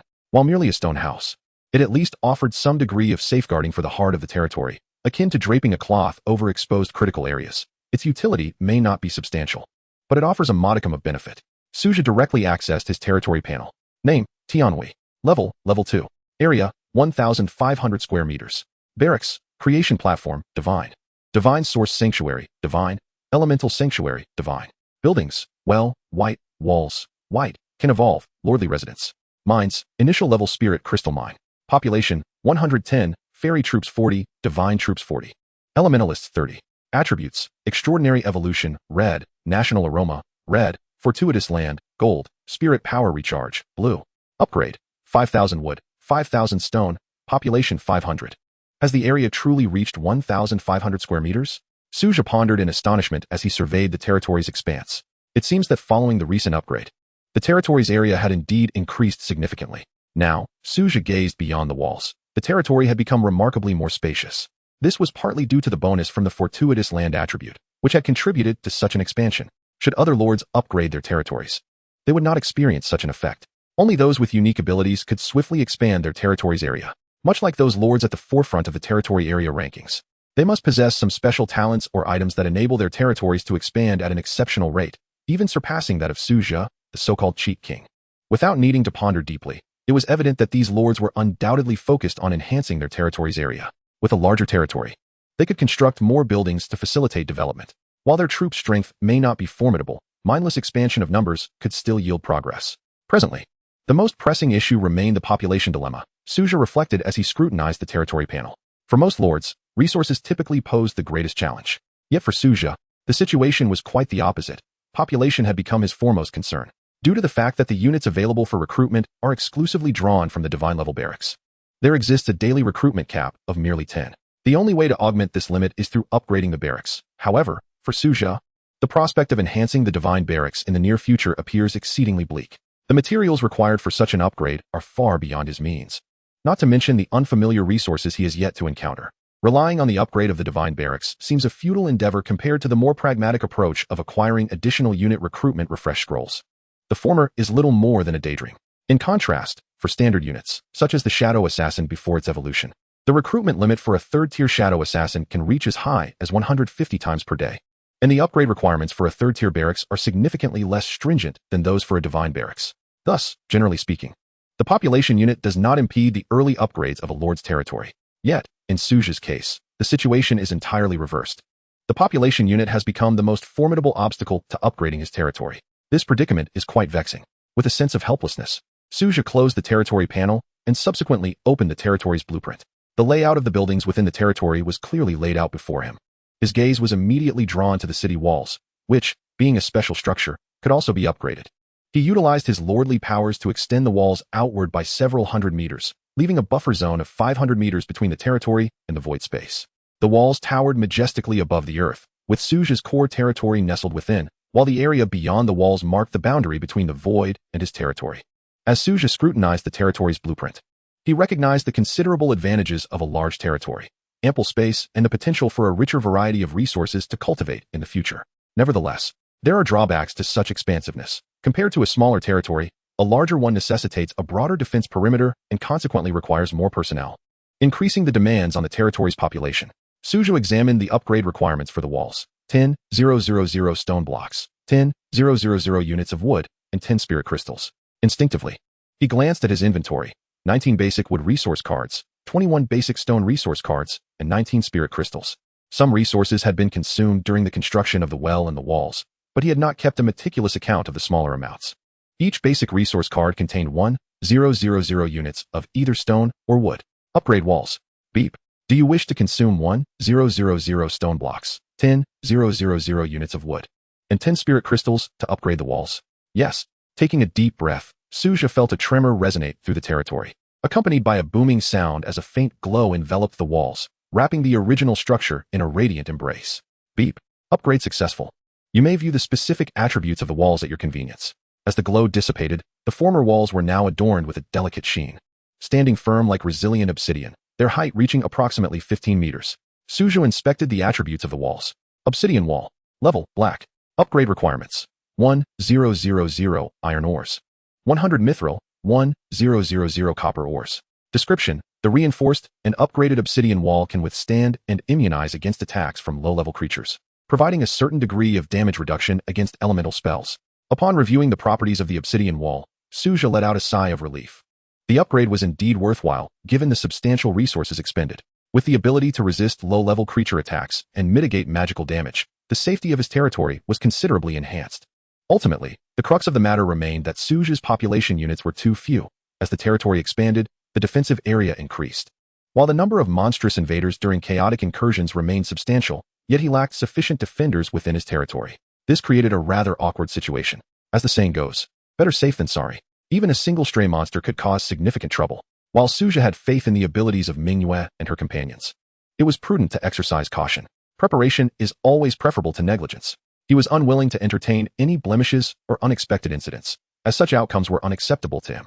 Though the consumption of basic resources did not particularly distress him, the expenditure of spirit crystals caused him some discomfort. Fortunately, with the presence of a primary spirit crystal vein, he could mine 10 spirit crystals daily, and as long as he did not exceed the limit, he could continue to acquire them without issue.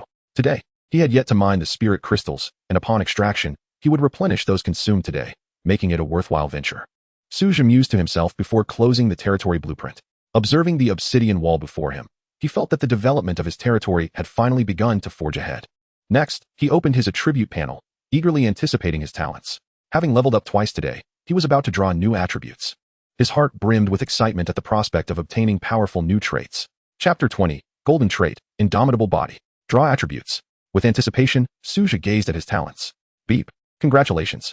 You have obtained the golden trait, Indomitable Body. Indomitable Body, golden trait. Upon activation, the Lord's physical attributes will be greatly enhanced, with significant boosts to endurance and stamina. Wait a moment. After reading the description of the Indomitable Body trait, Su Zhe's face flushed with embarrassment. A flicker of doubt crossed his mind. Why did this trait seem somewhat dubious? The description was decidedly risque. Any man would easily discern its implications, indicating an enhancement in that particular aspect of capability. Yet, what intrigued Su Zhe was the emergence of such a trait. Moreover, it was a golden trait, indicating a high tier. Su Zhe stroked his chin thoughtfully. If the described abilities proved genuinely useful, it would indeed justify its golden quality. Furthermore, for someone like Su Zhe, surrounded by charming companions, this trait could hardly be more advantageous. It was not limited to a singular context, but could prove beneficial in everyday life. After all, it was an enhancement of physical attributes. Given this, he accepted it with a smile. Binding, Indomitable Body. Beep. You have successfully bound the trait, Indomitable Body. The Lord can view it on the personal attribute panel. Upon successfully binding the trait, Su Zhe instantly felt an overwhelming surge of vigor within his body, as if he were infused with boundless energy. The fatigue that had weighed him down vanished entirely. The effect was astonishingly swift. Surprise lit up Su Zhe's eyes. Continuing, he drew another trait. Beep. Congratulations. You have obtained the blue trait, Demon Slayer. Demon Slayer, blue trait. Upon activation, the Lord's units will deal an additional 20% damage to demonic creatures. This seems rather underwhelming. After reading the description of the trait, Su Zhe frowned slightly. An additional 20% damage boost, while it may seem decent, is only applicable against demonic creatures, rendering it somewhat lackluster. This is akin to being entirely ineffective when battling other races' monsters. However, Having it is better than not. At least it is useful when confronting demonic foes. He could make do with it. Su Zhe regarded the trait before him. Binding, Demon Slayer. Ding. The blue attribute Demon Slayer has been successfully bound. Its properties can be viewed in the territory attributes. Subsequently, Su Zhe opened his attribute panel. Name, Su Zhe. Experience points, 12,000. Level, 6. Talent, Extraordinary Evolution, Red Attribute. Powers, Global Vision, Territory Map, Devour, Automatic Collection, Decomposition. Territory, Level 2. Skills, none. Attributes, Invincible Body, Gold, Demon Slayer, Blue. Su Zhe promptly closed the attribute panel and stretched his body. Why are you all staring at me? Su Zhe inquired, glancing at Manhwa and Isabella, who were encircling him. He even touched his face, wondering if it was not washed properly. Lord, you were smiling moments ago, then your expression turned sour. Are you feeling unwell? Luna stated with an impassive expression. Su Zhe, Manhwa, Isabella, Amaya, is my sister really that bold? Isn't she afraid of the Lord holding a grudge? In the Divine Source Sanctuary. After an intimate exchange, Luna deeply realized her own recklessness. Su Zhe, invigorated, emerged from the Divine Source Sanctuary. The invincible body is indeed formidable. Su Zhe exhaled with satisfaction, as Luna and Amaya followed behind, their faces slightly flushed. He had gone several times already and felt utterly unwearied. Had it not been for these two young ladies, Su Zhe truly would not have wished to cease his endeavors. This is the life I ought to relish, Su Zhe mused.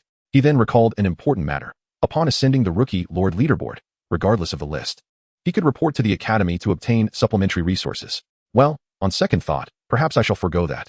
After contemplation, Su Zhe decided against it. After all, his combat power ranking was simply astounding. He had just checked the latest status of the combat power leaderboard. He not only held the top position, but his combat power had surged to an astonishing 500,000, a figure quite ludicrous. However, upon further reflection, it seemed reasonable. When the combat power leaderboard first opened, the monster invasion had yet to commence on the third day. Now that the invasion had concluded, the troops under Su Zhe's command had generally leveled up by 1 rank, while Isabella and others had ascended by 3 ranks. Coupled with the newly acquired troop recruitment refresh scrolls, which added 30 units of divine-level troops, along with heroes like Luna joining the fray. Such a substantial enhancement in combat power was easily understandable. The second-place combat power had only just reached 20,000. The disparity was akin to heaven and earth. He then opened the chat channel and glanced at his private messages. For a moment, Su Zhe thought he had misread. The notification of 99 private messages truly astonished him. Instinctively, he clicked to view, finding that most were requests to add him as a friend. Naturally, there were a few messages lacking in discernment, even somewhat foolish, such as the one he was currently reading. Lord of the Celestial Domain, I offer you the opportunity to follow me. I am the legitimate heir of the Leaf family from Tianjing City. Su Zhe's face darkened, and he promptly replied with 2 words, fool. He then blocked the individual in one swift motion. In a level 1 territory within the void space, Li Haoyang gazed irritably at his territory. As a scion of a prominent family in Tianjing City, though his family could not be considered a top-tier clan, they were nonetheless a second-rate family, with no shortage of high-ranking lords among them. Yet, his path as a novice lord had been exceptionally arduous. His initial troop was a level 1 slime, and thus far, he had only survived 3 ordinary-level monster invasions, the lowest difficulty.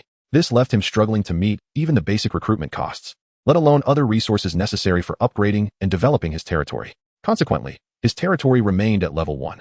The only consolation was that while the slime was a low-tier troop, it possessed inherent stickiness and a unique constitution, rendering most physical attacks ineffective against it. Given that the early monster invasions were not exceedingly challenging, he had managed to scrape by with the slime. He could recruit slimes 400 times daily. Yet he was unable to fulfill even this basic quota due to the meager rewards from ordinary-level monster invasions. Li Haoyang was acutely aware that his trial period had essentially been wasted. Merely surviving the next 30 days to become an official lord would be a blessing.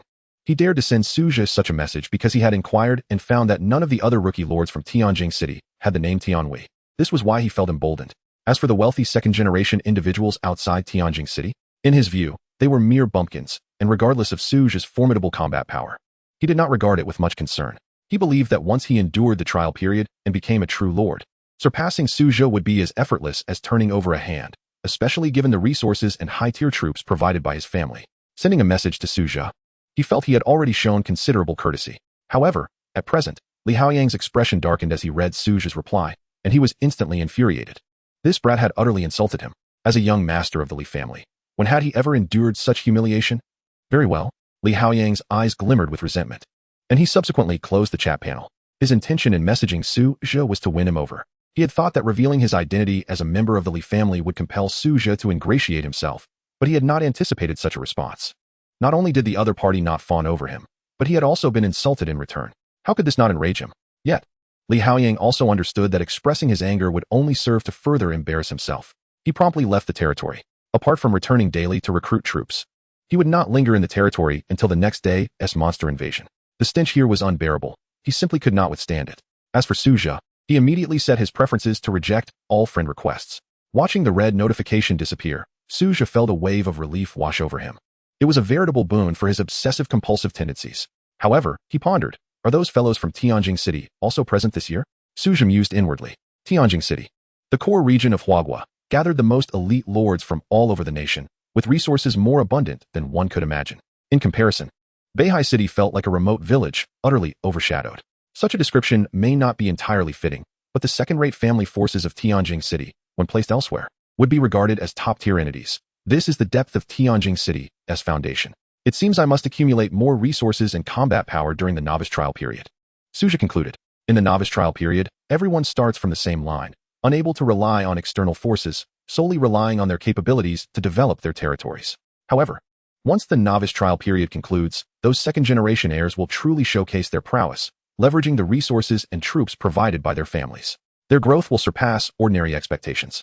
Resources that are difficult for common individuals to obtain will be effortlessly accessible to them, and in unlimited quantities at that. Su Zhe was acutely aware that this was an unavoidable reality. In this world, the existence of lords had exacerbated the stratification of society beyond what he had experienced in his previous life. The strong grew ever stronger. This was the immutable law of this realm. A black key materialized in Su Zhe's hand. This was the key to the realm of bronze remnants, granting access for a mere 12 hours to explore a fragmented world of bronze hierarchy. Should he venture forth now? A flicker of hesitation coursed through Su Zhe's mind. With only 12 hours at his disposal, it was impossible to fully explore the entirety of this world, and he might not even be able to seize the resources within. If he returned empty-handed, this opportunity would be squandered. Perhaps it would be wiser to wait until there were more inhabitants. After a moment of contemplation, Su Zhe resolved to defer his decision. The issue of population remained his most pressing challenge. In the main world, Su Zhe stretched languidly. And as he picked up his phone, he noticed a flurry of messages in the chat group, 99 notifications. Curiosity piqued, he delved into the conversation. Lin Xiao, attention all members. Wang Yu's heart of territory has shattered. Be cautious. His whereabouts are currently unknown. Everyone, stay vigilant. A glaring red, bold message was pinned at the top of the chat. Could this fellow be plotting revenge? Su Zhe pondered the implications of the chat's content. For a privileged scion like Wang Yu, failure to ascend as a lord would likely result in familial abandonment. His family was not foolish. They would never waste resources on one incapable of becoming a lord. His unknown whereabouts? Su Zhe's expression hardened. This was an ominous sign, indicating that no one knew Wang Yu's current intentions or location. Yet, it should not pose a significant issue. After a brief reflection, he concluded that this matter had little to do with him. He had always maintained a low profile in class, akin to a mere specter, and should not encounter substantial trouble. Returning to the main world, Su Zhe aimed to check for messages in the class group and satisfy a personal physiological need. Having perused the messages, he vanished from his room, reappearing in his territory. In a secluded, dilapidated apartment in Beihai City, a gathering of individuals clad in black robes convened. Among them was the already missing Wang Yu. Young Master Wang, do you truly intend to join our Church of Truth and serve the Supreme Existence? Inquired the leader of the black-robed figures, fixing his gaze upon Wang Yu. Do I have any other options? Wang Yu's eyes brimmed with resentment. A single impulsive act had shattered his future. If he had any choice left, he would never willingly align himself with this so-called Church of Truth. But you must understand what joining the church entails, the black-robed figure intoned solemnly, locking eyes with Wang Yu. Of course, Wang Yu replied, his expression remaining composed. Very well. Then proceed. We shall await your news, the black-robed figure murmured in a low tone. Wang Yu nodded, inhaling deeply before stepping out of the abandoned apartment. Gazing into the unending darkness behind him, he wondered if he had any choice left. No. It seemed he was either to return and be treated as a mere breeding tool by his family, akin to a sow, or be utterly cast aside, forever estranged from his lineage. From the heights of privilege, Wang Yu had plummeted to being a figure despised by all. Such a profound disparity could drive even a mentally mature individual to despair. How much more so for someone like Wang Yu, who had been coddled since childhood? A lord's heart? Wang Yu murmured to the night sky, contemplating.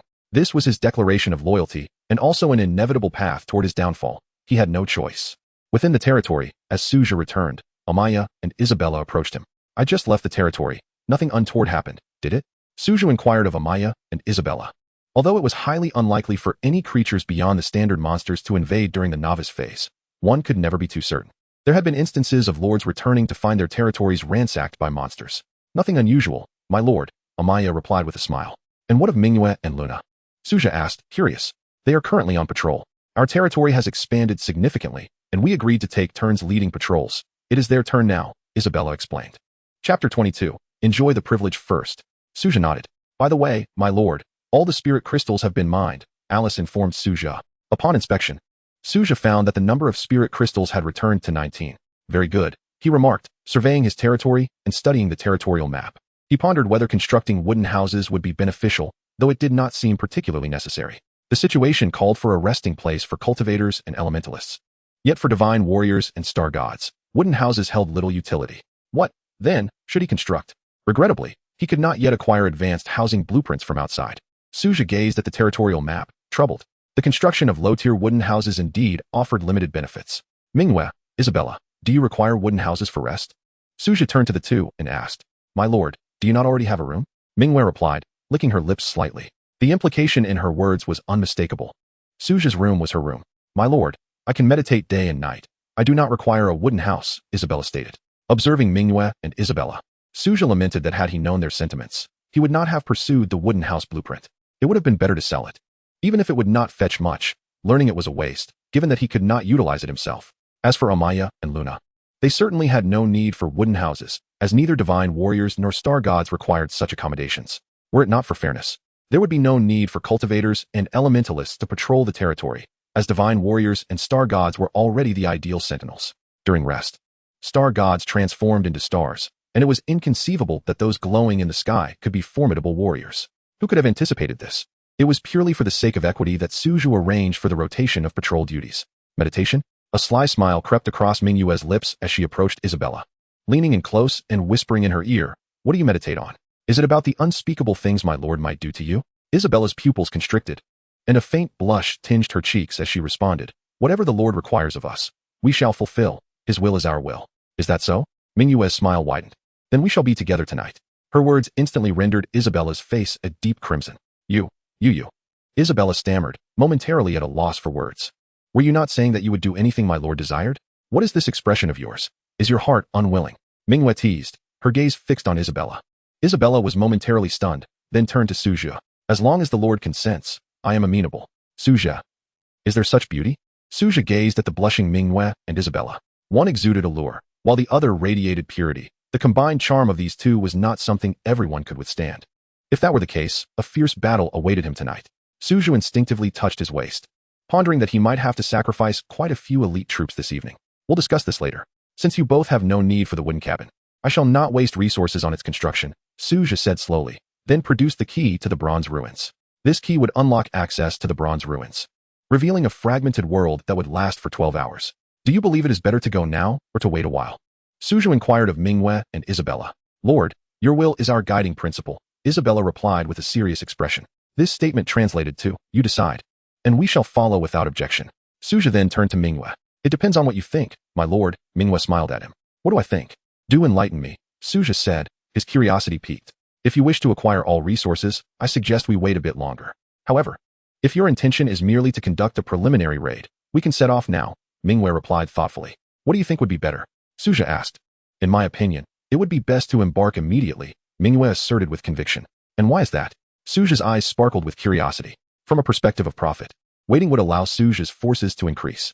12 hours would suffice to sweep through this fragmented bronze world, yielding far greater rewards than going now.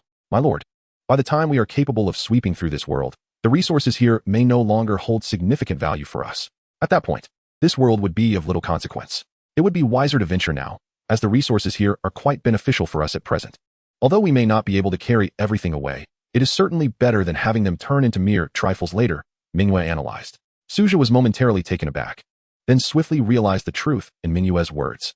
He had fallen into a cognitive trap, believing that a later expedition could secure all resources.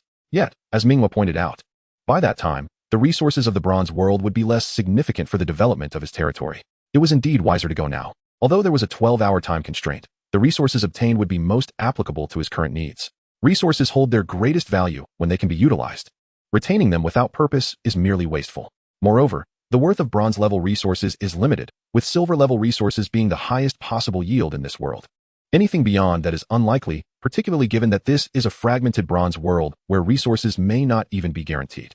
With this in mind, Su Zhe turned to Manhwa and Isabella. Manhwa, Isabella, please gather the troops and inform Amaya and Luna to join us, Su Zhe instructed. Manhwa and Isabella promptly set out to rally their forces. A glimmer of determination shone in Su Zhe's eyes as he focused on the key in his hand. I hope this world is not too expansive. A fragmented world should not pose too significant a challenge, Su Zhe murmured, his gaze filled with anticipation.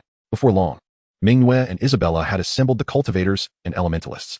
Amaya and Luna also arrived. Amaya, Luna, Manhwa, Sherry, Isabella, we are about to explore a fragmented bronze world for resources. We need to leave some people here to guard the territory. Who among you is willing to stay? Su Zhe asked the five.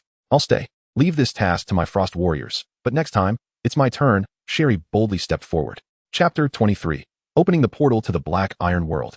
Su Zhe looked at Amaya, Luna, Manhwa, and Isabella, then nodded. Sherry, your frost warriors will guard the territory, he said. Sherry's frost warriors, along with her, numbered just 10. But at this stage, that was sufficient. Prepare to depart. Su Zhe instructed Manhwa, Isabella, Amaya, and Luna. Ding. Would you like to immediately use the key to the random fragmented bronze world? Use. Su Zhe commanded, gazing intently at the key. The key slowly ascended, merging into the fabric of space, and a bronze-hued portal appeared in Su Zhe's territory. The towering portal swirled like a vortex. Beyond it lay a bronze-tier world. Ding. The bronze portal is now open. Duration, 12 hours. Let us go, Su Zhe directed Manhwa, Isabella, Amaya, and Luna. Lord, allow me to enter first, Isabella said. A staff appearing in her hand, and the elementalist stood ready behind her. Su Zhe nodded in agreement. Isabella led her elemental troop through the portal first, as they could not yet be considered a legion. Next, Manhwa guided the cultivators in, followed by Su Zhe, accompanied by the sisters Amaya and Luna, as well as the remaining divine warriors and star spirits. They all stepped through the portal together. When Su Zhe opened his eyes again, he was immediately struck by the sight before him. An abandoned, fantastical ancient city lay in ruins, with remnants of once splendid buildings now overrun by peculiar vines. The system's prompt echoed in his mind. Ding. This is an abandoned world that once suffered a mysterious disaster. No normal life forms remain. Please proceed with caution, as this world harbors dangerous mystical forces and mutated creatures, along with hidden treasures. Ding. Detection confirms the Lord has entered the bronze world. A task has been generated. Ding. Investigate the source of the disaster in this world. Would you like to accept this task? Task rewards, based on performance ratings. Ding. Eliminate mutated creatures x 10,000. Would you like to accept this task? Task reward, 1 silver chest. Ding. Eliminate bronze disaster creatures x 1,000. Reward, 1 bronze chest. Ding. Eliminate bronze disaster creatures x 10,000. Reward, 1 silver chest. A series of prompts chimed in succession. Su Zhe rubbed his temples. This temporary entry into the bronze world could trigger the supreme WLS task system. Besides the tasks that needed to be actively accepted, there were also achievement tasks that granted rewards upon completion without the need for acceptance. Investigating the source of the disaster? If there were no time constraints, Su Zhe would be open to the endeavor. However, given the urgency of the situation, it was best to refrain. Tasks issued by the Supreme will come with penalties if left incomplete after acceptance. The nature of the penalties would only be revealed post-acceptance. Thus, Su Zhe did not intend to accept active tasks lightly. However, one active task overlapped with an achievement task, which he might consider trying. But could he truly eliminate 8,000 bronze disaster creatures within 12 hours? Doubt filled Su Zhe's eyes. If he had sufficient troops, he would not be concerned, but now, aside from Sherry and the others left in the territory, only 100 units had entered this world. Hunting down 10,000 units in 12 hours posed a considerable challenge. Prudence seemed the wiser course. Who knew what kind of punishment awaited if he failed to complete an accepted task? My lord, there are creatures approaching. Manhwa's voice suddenly broke through his thoughts. Su Zhe looked up, and before him, a swirling black mist surged, with vague shapes emerging from within.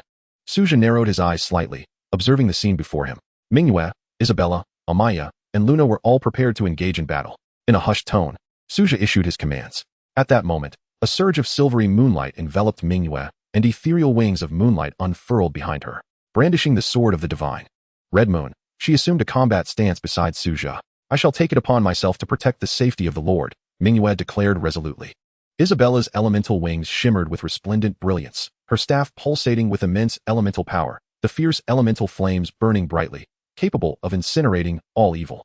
Luna's starry wings spread wide, gleaming like the vast heavens, as she wielded a celestial spear that radiated with dazzling starlight. Amaya was surrounded by streams of silver moonlight, the aura of the moon goddess permeating the air, as she held the moon goddess artifact, Pure Heart, with a colossal silhouette of the moon appearing behind her. In the sky, sprites emanating flames and starlight danced gracefully, the fire sprites and star sprites standing ready for battle. Elemental mages floated in the air, enshrined in elemental radiance. While cultivators on the ground stood vigilant, prepared to protect Su Zhe, he gazed into the thick, dark fog ahead. In the next moment, a group of beings emerged from the obsidian mist, radiating a bronze sheen. They varied in form, some resembling humans while others took on beastly shapes. Yet, all shared the same eerie violet eyes, their bodies covered in bronze scales or armor. Bronze cataclysmic beings? A flicker of surprise flashed in Su Zhe's eyes. They have arrived. As his words fell, Isabella's eyes sparkled with elemental light. Aboard her elemental wings, the eternal elemental holy fire blazed forth, akin to a magnificent meteor streaking across the sky. Defilers, unforgivable. The ancient and imposing elemental incantation resonated. Purification. Brilliant elemental holy fire cascaded from above, an inferno of endless elemental flames igniting fiercely. Su Zhe turned his gaze toward these cataclysmic beings emerging from the dark mist. Name, Bronze Cataclysmic Being. Level, 2, Tier 10. Race, Descendant of Chaos. Skills, Corruption. Description, offspring born from a fragment of power inadvertently leaked by an ancient chaos god during its passage through this world, seemingly affected by some unforeseen event. Perhaps this could be an opportunity. Su Zhe's pupils constricted. Offspring. These creatures did not transform due to a disaster, but rather are descendants of a certain chaos god? He inhaled deeply, his eyes filled with caution. It appeared that this active quest was nothing short of a trap. Seeking the source of disaster was no different from courting death. Su Zhe's gaze shifted to the mission issued by the Supreme Will. He scrutinized the ground beneath his feet, his vigilance intensifying. Each chaos god stood as a pinnacle of existence within the multiverse. Su Zhe hastily closed his mouth. Uttering their true names was tantamount to courting disaster, especially considering that merely thinking of speaking it could potentially alert that ancient deity. Mentioning it inadvertently might not provoke trouble, but doing so intentionally bore a distinct nature, even though that deity might indeed be in dire straits. Chapter 24. Challenge of the Black Iron World. Yet merely facing troubles, rather than death, could lead to significant complications if they were to become aware of him. Ding. Experience points 1. Ding. Experience points 1. Ding. Experience points 1. The system notifications chimed continuously, indicating that combat in other worlds also granted experience points and gold. However, this meant there would be no opportunity to search for treasure chests in this world. A flicker of disappointment crossed Su Zhe's eyes as he observed the tidal wave of cataclysmic beings advancing. The number of unit types was still too few. If there were more, he could have allocated some to search for treasure chests and harvest resources. For now, they could only serve as a training ground, at most yielding some gold. Nevertheless, it seemed that accepting quests might not be out of the question. Su Zhe gazed at the oncoming tide of cataclysmic beings. Ding. Do you wish to accept? Eliminate mutated beings x 10,000. Accepted, Su Zhe replied decisively. Ding. You have accepted the quest to eliminate mutated beings x 10,000. Quest reward, silver chest. Quest penalty, randomly receive 1 negative unit debuff, lasting for 2 days. Su Zhe regarded the quest penalty. A random negative debuff was relatively mild. He accepted this quest because it aligned with the conditions of an achievement quest. Although one involved mutated beings and the other bronze cataclysmic beings, they were essentially indistinguishable. Completing one equated to completing 2, and he had no reason to refuse. Ding. Experience points 1. Ding. Experience points 1. Ding. Experience points 1. Su Zhe inhaled deeply, witnessing his experience points steadily ascend. As time progressed, the bronze cataclysmic beings gradually diminished. After all, this was a fractured world. Even the number of monsters was not infinite. However, this allowed Su Zhe and his units to reap substantial rewards. Ding. Your experience points have reached 1,200. Would you like to level up? Level up. Ding. Your experience points have reached 1,400. Would you like to level up? Level up. Ding. Your experience points have reached 1,600. Would you like to level up? Level up. Su Zhe observed his level. This wave of combat had directly elevated him by 3 levels. Aside from the remaining unit, Shelly, all his other units had reached level 9, with Manhwa achieving level 10. Is this the power of world resources? Su Zhe inhaled deeply, marveling at the astonishing speed of his upgrades. It was no wonder the affluent heirs advanced in levels so rapidly. Su Zhe murmured to himself, acknowledging that the wealthy families possessed ample resources. Not to mention the bronze world, they held considerable influence over silver and gold worlds as well. Furthermore, Su Zhe was only in a fractured bronze world. Had he encountered a complete one, he might have broken through to levels beyond 10. Alas, he checked the time. 6 hours had already elapsed. During these 6 hours, Manhwa and the others had fought tirelessly without respite. Though their bodies were unwearied, their spirits were thoroughly exhausted. It's time to return. The Supreme Will tally the results, Su Zhe stated, glancing at the Supreme Will. Ding. Compiling statistics. Ding. Killed bronze cataclysmic beings, 10,010. Ding. Congratulations. You have obtained bronze chest X1, silver chest X2, gold X10010.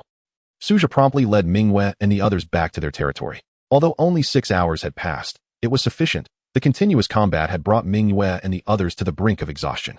Continuing any longer risked the loss of a unit due to unforeseen circumstances, and Su Zhe would feel immense sorrow at such a loss. Each of them was a precious asset to him, one he could not bear to lose. Upon returning to the territory, Manhwa and the others finally relaxed. It was evident that venturing into other worlds was not something just anyone could endure. The primary issue was their insufficient manpower, making rotation impossible. You've worked hard, Su Zhe said to Manhwa, Isabella, Amaya, and Luna. Lord, you need not be so courteous. Our strength has increased significantly, though we are a bit fatigued. We are duty-bound for your sake and the development of the territory, Manhwa replied with a smile, though her weariness was evident in her expression. All right, you should all go and rest, Su Zhe instructed them. Manhwa and her companions did not decline the offer. They merely nodded and went off to rest. After 6 continuous hours of combat, the fatigue was not only physical but also mental. Considering that Manhwa and her comrades had yet to ascend to level 10, it was entirely natural for them to feel exhausted after such an extended engagement. Although their time spent was merely 6 hours, the spoils of this otherworldly venture were abundant. Their levels had risen significantly, and Su Zhe's gold had swelled to 14,512, surpassing the 10,000 mark, marking a substantial gain. Furthermore, they had acquired a bronze treasure chest and 2 silver treasure chests, one of which was a reward for completing a quest, while the bronze chest and the other silver chest were rewards for achievement tasks. Lord, Sherry approached Su Zhe. Su Zhe nodded in acknowledgement as Sherry casually seated herself beside him, her curiosity evident in her gaze. Why are you looking at me? Su Zhe inquired, intrigued by her stare. I thought you would wait until the 12-hour mark before returning, Sherry replied with a smile. Upon hearing her words, Su Zhe chuckled. I am not a heartless overlord. How could I exploit you all? You are all my treasures. Sherry's laughter resonated, and she promptly embraced Su Zhe, enveloping him in her warm embrace. Lord, we all understand. I know I am merely a unit, but a lord like you is indeed rare, Sherry spoke softly. Su Zhe felt a stir within him, grasping the depth of her words. Many lords viewed their subordinates as mere tools, a prevalent phenomenon. They regarded their units as slaves, which contributed to the difficulty in elevating their loyalty. In the eyes of these lords, their subordinates were indistinguishable from slaves, neglecting the fact that these units were emotional beings, each with their own thoughts and feelings. All right, enough of the touching words. Come keep me company tonight, but for now, please let go. I can hardly breathe, Su Zhe said, gently pushing Sherry away. Her strength was overwhelming, and her embrace was indeed a bit suffocating. Sherry grinned widely and loosened her hold. Su Zhe shot her a playful glare. Without my lord, there is no us. We are all immensely grateful to you, Sherry said again, wrapping her arms around him. Su Zhe gazed at Sherry, surprised to find such warmth in her typically carefree demeanor. No longer resisting, Su Zhe leaned against Sherry and retrieved 3 treasure chests. Let's begin with the bronze chest, he said, eyeing the treasure before him. Ding. Do you wish to open the bronze treasure chest? Open, Su Zhe replied, anticipation gleaming in his eyes as he looked at the bronze chest. Sherry, holding him, also gazed curiously at the box. Chapter 25. Low-level wonder, Heart of Elements. Ding. Congratulations, you have obtained the blueprint for the watchtower, White. Ding. Congratulations, you have obtained Spirit Crystal, 10. Ding. Congratulations. You have obtained Unit Recruitment Refresh Scroll X1. Another Unit Recruitment Refresh Scroll. This was indeed fortuitous for Su Zhe. Although such an item might be considered mundane for other lords, who typically lack not units, but resources to upgrade their territories, for Su Zhe, it was undoubtedly invaluable. What he lacked were precisely those unit types. Next, Su Zhe examined the Watchtower blueprint. Watchtower, White Special Blueprint, can be evolved. Requires 100 ores and 100 wood. Without hesitation, Su Zhe learned it. The Watchtower, like the city walls, was a defensive structure for the territory, a special building capable of evolution. The spirit crystals were also commendable, as high-level constructions required them, and territory upgrades would necessitate them as well. Although Su Zhe already possessed a basic spirit crystal mine, one could never have too many of these resources. A smile graced Su Zhe's face as he playfully nudged Sherry's chest, eliciting a mock protest from her. Ding. Do you wish to open the silver treasure chest? Open, Su Zhe said, filled with hope as he regarded the silver chest. Ding. You have obtained a low-level wonder, blueprint for the Heart of Elements. Ding. You have obtained Spirit Crystal, 100. Ding. You have obtained the Phantom Sword Blueprint, blue. A wonder? Curiosity flickered in Su Zhe's eyes as he examined the newly acquired wonder. Wonders, he knew, were a type of special building, imbued with extraordinary powers. A crystal model radiating elemental light appeared in Su Zhe's hands. The Heart of Elements. Heart of Elements, low-level wonder. One-time blueprint, capable of gathering the elemental forces of heaven and earth, providing life recovery effects for all units within the territory, and able to dispel all curse effects from the target. Requires Spirit Crystal X100, Elemental Crystal X10, and prerequisite building. Well, X1. Providing life recovery effects and dispelling curses? Su Zhe regarded the Heart of Elements blueprint. Unlike ordinary building blueprints, wonder blueprints were one-time use only, allowing for the construction of just a single wonder. This enhancement for all units was indeed impressive, and Su Zhe promptly secured it. If only he could acquire a top-tier wonder blueprint, especially one that provided significant boosts to all unit types. Nevertheless, he felt quite satisfied with this low-level wonder. Phantom Sword, Blue Blueprint, Weapon Design, capable of forging blue-quality weapons. Requirement: Intermediate Forging Proficiency to learn. Intermediate Forging Proficiency? Su Zhe shook his head in resignation, realizing it would have to be sold. His units currently had no need for weapons. If it had been armor blueprints, he might have considered other options, but he likely would not find a use for it, as he lacked units proficient in forging. Continuing on, Su Zhe turned his gaze to the final silver treasure chest. Ding. Do you wish to open the silver treasure chest? Open, he said, anticipation coursing through him as he looked at the last silver chest. Instinctively placing his hand on Sherry's shoulder. Ding. Congratulations, you have obtained Unit Recruitment Refresh Scroll. Ding. Congratulations, you have obtained Tier 2 Barracks, Shadow Archer. Ding. Congratulations, you have obtained 100 Spirit Crystals. Another Unit Recruitment Refresh Scroll? This was exhilarating. Su Zhe placed the scroll into his backpack with glee. Then he turned his attention to the Tier 2 Barracks, Shadow Archer. The Shadow Archer Barracks could recruit both Shadow Archers and Shadow Assassins, boasting considerable combat strength among Tier 2 units. Let us discuss this tomorrow, Su Zhe remarked, glancing at the night sky. It was already late, and he felt quite fatigued. He would address the remaining matters after the recruits were processed the following day. Sherry, come with me back to the house, Su Zhe smiled at her. Sherry stood up from the ground, rather carefree. Lord, should I call the others? I'm a bit tired today. Just you will suffice, Su Zhe replied. Sherry nodded, accompanying Su Zhe back to the Lord's residence. The next morning, Su Zhe awoke from his slumber, finding Sherry already gone. He stretched lazily, then stepped outside the Lord's manor to wash up at the well. Soon after, he began today's recruitment, starting with the creation of the Celestial Platform, Divine Source Sanctuary, and Elemental Sanctum. With an additional 30 ordinary unit types, Su Zhe directly assigned them to Manhwa, Isabella, Amaya, and Luna. He glanced at the remaining 2-unit recruitment refresh scrolls. After a moment of contemplation, one card was utilized on the Elemental Sanctuary, successfully recruiting 10 units of Elemental Mages. Consequently, the balance of troop units under his command was achieved: Cultivators, 50, Divine Beings, 50, Elemental Mages, 50. Unfortunately, no new hero units were summoned this time. With one recruitment scroll remaining, Su Zhe decided to apply it to a new barracks. He promptly retrieved the Shadow Archer barracks. Manhwa, Isabella, Amaya, Luna, and Sherry gathered around, all directing their gaze towards Su Zhe. Why are you all looking at me like that? Su Zhe inquired with curiosity. My lord, do we have new companions? Alice asked Su Zhe. He nodded in affirmation. Ding. Detected a second-tier barracks, Shadow Archer barracks. Extraordinary evolution talent is in progress. Ding. You have acquired a god-level barracks, Celestial Sanctuary. Su Zhe gazed curiously at the Celestial Sanctuary. Celestial Sanctuary. Level 1. Race, Divine Beings. Troop type, Celestial Archers. Recruitment, 2020, daily. Cost, 1 gold coin per recruitment, 50,000 per recruitment after the beginner's benefits.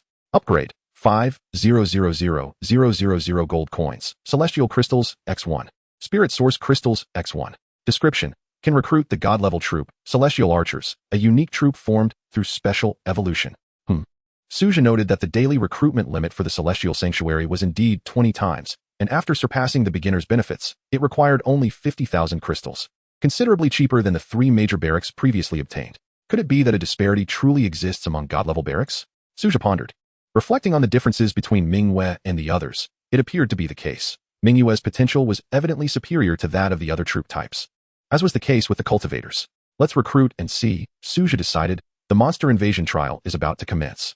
Without further delay, he opened the 3D map of his territory and proceeded to place the Celestial Sanctuary not far beneath the Elemental Sanctuary. A magnificent hall arose, its silver structure embodying a futuristic technological elegance, with walls adorned with celestial motifs and the graceful forms of celestial archers. Chapter 26, Celestial Arrow God, Reina. My lord, is this the barracks for our new companions?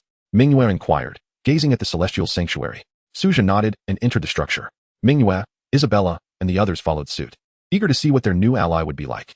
Ding. Would you like to spend 20 gold coins to conduct the daily recruitment? A prompt sounded in his ear. Recruit. Su Zhe was also curious to see how the Celestial Archers differed from Manhwa, Isabella, and the others. A gentle starlight began to shimmer. Graceful figures, stepping upon the radiance of the stars, emerged steadily from the light screen, presenting themselves in an orderly manner within the hall. Leading them was a celestial archer, clad in pale blue starry armor, her demeanor stern, with flowing silver hair dancing in the wind. She bore a longbow emanating celestial power, with several starry arrows floating beside her. Reina, greetings to the divine master. Reina knelt on one knee, bowing her head in homage to Su Zhe. Please rise. Su Zhe responded, looking at Reina with a calm demeanor. She stood, and the other celestial archers followed suit. Su Zhe examined Reina's attributes. Name, Reina. Experience, 0-100. Level, 1. Rank, God level. Faction, neutral. Troop type, hero, celestial arrow god Reina. Talent, starry blessing. Skills, celestial burst arrow, starfall arrow rain. Accompanying weapon, celestial bow, starry arrows. Potential, S-class saint level. Spirit resonance bonus. Description, a neutral faction troop possessing unique celestial power. As long as the leader's spiritual energy remains, they can rapidly recover from injuries and restore energy within a certain range. Upon reviewing the information panel, Su Zhe's eyes gleamed with excitement as he gazed once more at Reina. Perhaps her current strength was inferior to that of Manhwa and the others. Yet in terms of potential, after the enhancement of attributes, Reina's potential reached the saint level. Even the ordinary cultivators, when enhanced, were at the saint level. Hence, in terms of potential, the troops summoned from the celestial sanctuary were slightly inferior to those summoned from other barracks, especially in terms of raw power. However, they possessed an ability that other troops lacked. As long as Su Zhe remained alive, these celestial archers could swiftly recover from injuries, effectively granting them immortality. This meant that as long as Su Zhe existed, they would not face true death. These celestial archers could continually be reborn through the power of the stars. From this perspective, the celestial archers were indeed quite practical. Su Zhe then observed the other ordinary celestial archers. Their potential, after enhancement, had also reached the saint level, rendering them on par with ordinary elemental mages, fire spirits, and star gods. Their talents were similarly starry blessing. Reina, this is Manhwa, and Sherry, this is Isabella, Amaya, and Luna. From now on, we are all comrades. Su Zhe introduced Reina. Reina nodded, her demeanor somewhat reserved, contrasting with Luna's ethereal tranquility. Su Zhe then produced the troop recruitment refresh scroll. Ding. Would you like to refresh the daily recruitment? Refresh. Su Zhe promptly utilized the daily recruitment refresh scroll. Brilliant starlight illuminated the room once more. 20 figures materialized within the hall, all ordinary celestial archers, with no hero units appearing. Reina, you shall lead the celestial archers. Su Zhe instructed.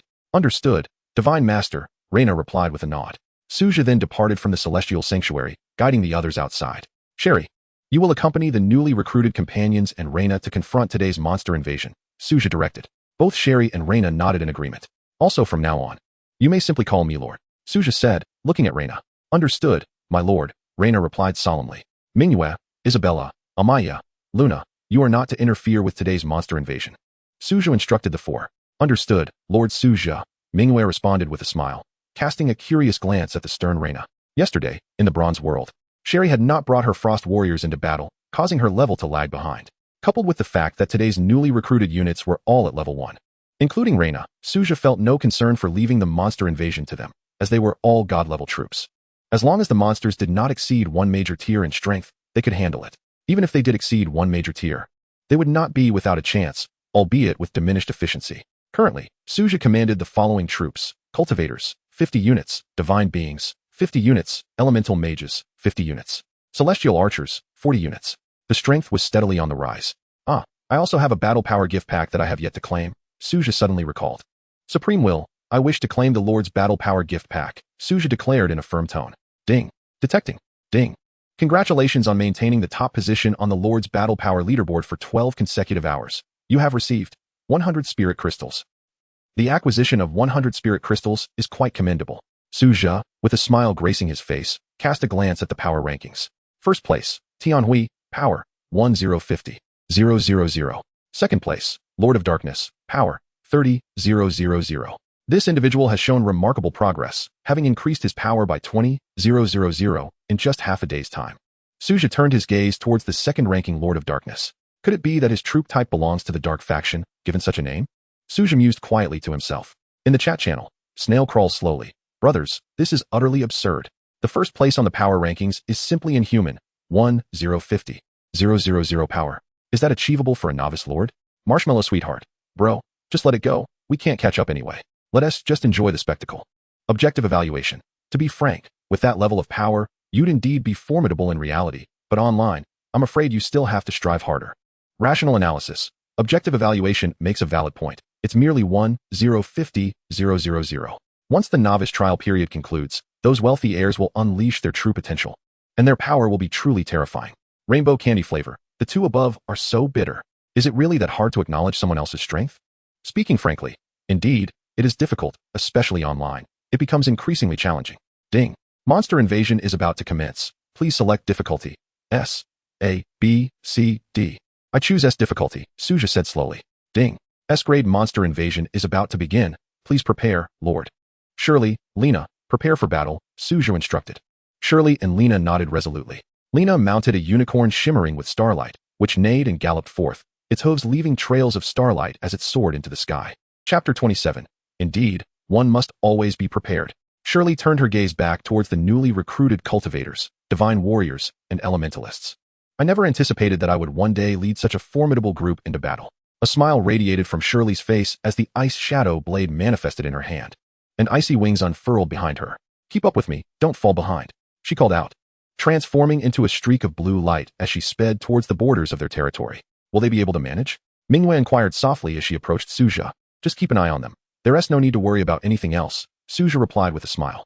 This monster invasion was intended to provide the newly recruited troops with much-needed experience. Manhwa, take me to the city wall, Su Zhe requested. Manhwa smiled and embraced Su Zhe, effortlessly lifting him to the top of the wall. The city wall was merely 500 meters away from the void space. Now at level 9, after several enhancements, Su Zhe could clearly see the scenes unfolding 500 meters away. While he may not match the prowess of his troops, he was undeniably strong compared to an ordinary person. Standing atop the blackstone wall, Su Zhe gazed towards the boundary between the void space and their territory. The black mist roiled, and bizarre creatures began to emerge. Chaos Shadow. Once again, it is they, and this time, there seems to be even more of them. Su Zhe thought to himself, observing the shadows. The previous wave of monster invasions had also featured these shadows. Now, on the 4th day, the difficulty had increased accordingly. The Supreme will aim to select elite lords, and the daily monster invasion challenges would undoubtedly escalate, not merely based on the overall strength of the lords. To approach this casually, merely surviving the novice trial period, was utterly impossible, even if one were to fortuitously become a lord. Missing out on the benefits of the novice trial period would make future development exceedingly challenging. Of course, this applies to ordinary lords, excluding those wealthy heirs. Wealthy lords possess a margin of error that ordinary lords do not have. As long as they can survive the novice trial period, regardless of their early development, they will receive resource support from their families once they officially become lords, allowing them to rise swiftly. However, ordinary lords do not enjoy such privileges. Thus, they must seize every opportunity. The novice trial period represents their best chance to close the gap with wealthy heirs and take a step further in their own development. At this moment, the novice trial period was merely a minor skirmish. The true journey of lordship had yet to commence. Shadows flickered, elemental brilliance radiated. The power of the stars burst forth, and the flames of fire blazed fiercely. Witnessing this scene, Su Zhe felt a slight sense of relief. It was proven that his decision to use the Bronze World Key yesterday was indeed correct. Otherwise, he would not have had the opportunity to acquire new troops. Alas, without resources, leveling up is undeniably challenging. Su Zhe shook his head helplessly, observing his stagnant experience points despite a plethora of shadows being slain. The reason was simple. Su Zhe was now at level 9, while the invading shadows were at most level 7, and that was only due to the S-grade difficulty. Otherwise, their levels would have been even lower. Slaying these shadows yielded no experience points for Su Zhe. Thus, resources are paramount for lords, regardless of the type, be it experience gained from monsters or otherwise. Although experience points were lacking, gold had been accrued. This provided Su Zhe with a modicum of comfort, though it was scant. After all, leveling up through experience points was of greater significance to him at this stage. It should be noted that the gold in the bronze world does not benefit from the novice doubling bonus. As time flowed slowly, after 2.5 hours of intense battle, Shirley had reached level 8, Lena had attained level 6, and all other newly recruited troops had reached level 5. Devour. Su Zhe directly employed his power to clear away all the corpses. Ding. You have activated the Devour power. The attribute of the blessed land is triggered. Your territory expands by 500 square meters. Not bad. Su Zhe surveyed the expanded territory, although no other effects were triggered. The mere expansion of territory was already quite advantageous. He then checked his spoils. While his level had not increased, he had amassed a substantial amount of gold, totaling 8,000 coins, indicating that 4,000 chaos shadows had invaded. In terms of resources, there were 60 ordinary loot items and 10 rare loot items. From the ordinary loot chests, he obtained Basic Wood X11, Basic Stone X8, Basic Meat X12, iron or X4, copper or X10, refined steel X10, silver or X5. Basic copper or card. This basic resource card contains copper or X100. Basic refined steel card. This basic resource card contains refined steel X100. Basic silver or card. This basic resource card contains silver or X100. The haul was quite satisfactory. Su Zhe gazed contentedly at the resource cards he had acquired. The basic meat resource card was for consumption. Among Su Zhe's troops, aside from the cultivators, the star archers also required it. Currently, Su Zhe possessed only 20 meat resource cards, having consumed a portion previously. Each meat resource card contained merely 1 ton of meat, which was not a vast amount. Su Zhe was uncertain how long it would suffice, considering the daily growth of his population. Next, Su Zhe turned his attention to the rare loot chests. Anticipation gleamed in his eyes. With a total of 10, the drop rate had improved compared to before, yet it remained modest. From 4,000 shadows, only 10 rare loot chests had dropped, and this was only due to the novice benefits of doubling. Otherwise, the drop rate would have been even more disheartening. Hoping for something remarkable, Su Zhe gazed upon the 10 rare loot chests before him. He arranged the 10 rare loot chests neatly in front of him, and, filled with anticipation, opened the first one. Ding! Congratulations, you have obtained spirit crystals, 10. Is this a joke? Su Zhe stared at the first orb that emerged. Revealing only 10 spirit crystals, how utterly mundane. He proceeded to open the remaining 9 rare loot chests, his expression gradually darkening. 2 mithril cards, 2 gold resource cards. And the rest were all spirit crystals 10. Well, at least there's a guarantee, and spirit crystals are still quite useful, he consoled himself, gathering his meager spoils. Next, he retrieved the diamond chest awarded for completing the level, having achieved an S-rank score during the monster invasion. The conditions for this were not too demanding, merely selecting S-rank difficulty and completing it with 0 casualties. Su Zhe glanced at the 6 heroic units standing beside him: Manhwa, Isabella, Amaya, Luna, Sherry, and Lena. He gently patted the large bear beneath Manhwa. May fortune favor me. Open, he declared, directing his gaze at the diamond chest. Chapter 28. Red text. Doom immunity. Ding. Congratulations, you have obtained spirit crystals, 21. Upon seeing the first item revealed, Su Zhe was at a loss for words. More spirit crystals? Were all these shadow monsters nourished solely by spirit crystals? Were they left with nothing but spirit crystals in their bellies? Ding. Congratulations, you have obtained gold coins, 1,000.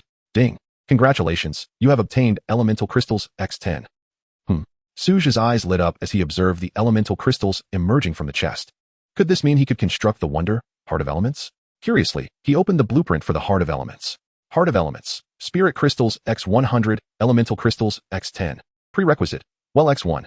I have enough spirit crystals, and with the newly acquired elemental crystals, I'm all set. Su Zhe's gaze shifted to the well not far away. This could be considered a decent haul. Let us go, he instructed Manhwa and the others, leading them to the well. He then retrieved the Heart of Elements blueprint. Ding. Will you consume 100 spirit crystals, 10 elemental crystals, well, X1, to construct the low-level wonder, Heart of Elements? Yes, Su Zhe decisively confirmed. A gentle starlight enveloped the well. The starlight spread continuously as Su Zhe and the others stepped back to allow ample space, and gradually, the starlight dissipated.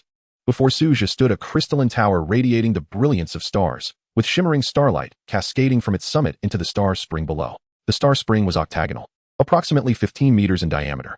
Su Zhe approached, gazing at the clear waters flowing within the spring. Wouldn't it be delightful if this could be transformed into an outdoor bath? The thought sprang to mind as he envisioned the possibility. If it were to come to fruition, he couldn't help but glance at Manhwa and the others, a faint smile gracing his lips. This star spring has restorative properties. If one could conduct business here, wouldn't it be utterly exhausting? That would be splendid. My lord, are you thinking of something delightful? Manhwa inquired with a smile. Gazing at Su Zhe, he met her gaze. I have had a few thoughts, but I currently lack the blueprints to realize them. Bathhouse blueprints are relatively inexpensive. Ordinary ones can be purchased for merely 1 gold, while the more advanced ones cost around 10 gold, unless they possess special effects, in which case they can be rather pricey. For a lord, establishments like baths primarily serve for enjoyment, offering no bonuses to the territory, and thus are somewhat frivolous constructions. Su Zhe's attention returned to the Heart of Elements. Heart of Elements. Level, low, medium, high, legendary, unique. Ability, can gather the elemental power of heaven and earth, providing restoration effects for all units within the territory, and capable of dispelling all curse effects on targets. Trait, never runs dry. Description, a low-level wonder building. An excellent boon for novice lords. Excellent, and it possesses the trait of never running dry, alleviating concerns about water supply. Su Zhe mused inwardly. My lord, this elemental energy is so rich. I feel invigorated all over. Isabella exclaimed, lightly touching the water of the star spring. This is the heart of elements, capable of gathering the elemental energies of heaven and earth, providing restoration effects for all units within the territory, and dispelling all curse effects on targets. Su Zhe explained to Isabella and the others. A glimmer of excitement flashed in their eyes. For them, although they had sustained no injuries in battle thus far, this was undoubtedly an added layer of security. Currently, Su Zhe's units lacked any form of healing support, while the Elemental Sanctum could recruit related units. It remained uncertain when that would occur. The elemental mages Su Zhe had recruited thus far were predominantly combat-oriented, with none specializing in support. He too was curious whether the Divine Source Sanctuary housed any support-oriented units. As for constructing the Celestial Platform and Divine Source Sanctuary, the likelihood of recruiting support units appeared slim. Now, the main event was upon him. Su Zhe rubbed his hands together in excitement, sitting cross-legged on the ground to open his attribute panel and review his stats. Aside from leveling up to level 9, there were no significant changes in other aspects. He then turned his gaze to his information panel, talent, divine level text. He still had 3 opportunities to draw for text. Drawing for text, Su Zhe silently thought. Ding. Congratulations. You have drawn a red unique text, Doom Immunity. Doom Immunity, red unique text. Upon usage you will be immune to any doom and curse-related abilities. A Lord-exclusive text. Immune to all curse effects? Su Zhe's expression hardened. This was indeed a red text, although the description appeared straightforward. The ability to immunize against curse effects was quite advantageous. In the later stages, numerous monsters with curse skills would emerge, and such curse-type skills were particularly insidious. One misstep could lead to disaster, and they were notoriously difficult to dispel. With this Doom Immunity text, he no longer had to worry about falling into traps. Regrettably, this text was only effective for the Lord. If it could be applied to all units, that would be splendid. Su Zhe felt a twinge of regret. Nevertheless, it was still a remarkable acquisition. Binding, Doom Immunity. Ding. Binding complete. Doom Immunity, red unique text. Upon usage you will be immune to any doom and curse-related abilities. A Lord-exclusive text. Taking a deep breath, Su Zhe looked at his talents and continued to draw. Ding. Congratulations, you have drawn a golden text. Overlord. Overlord, golden text. When activated, your units will have all attributes increased by 20% during combat. Duration, until the battle concludes. It's time to soar. Su Zhe gazed at the attributes of the Overlord text, overwhelmed with excitement. From a certain perspective, this was undoubtedly a top-tier combat enhancement text attribute.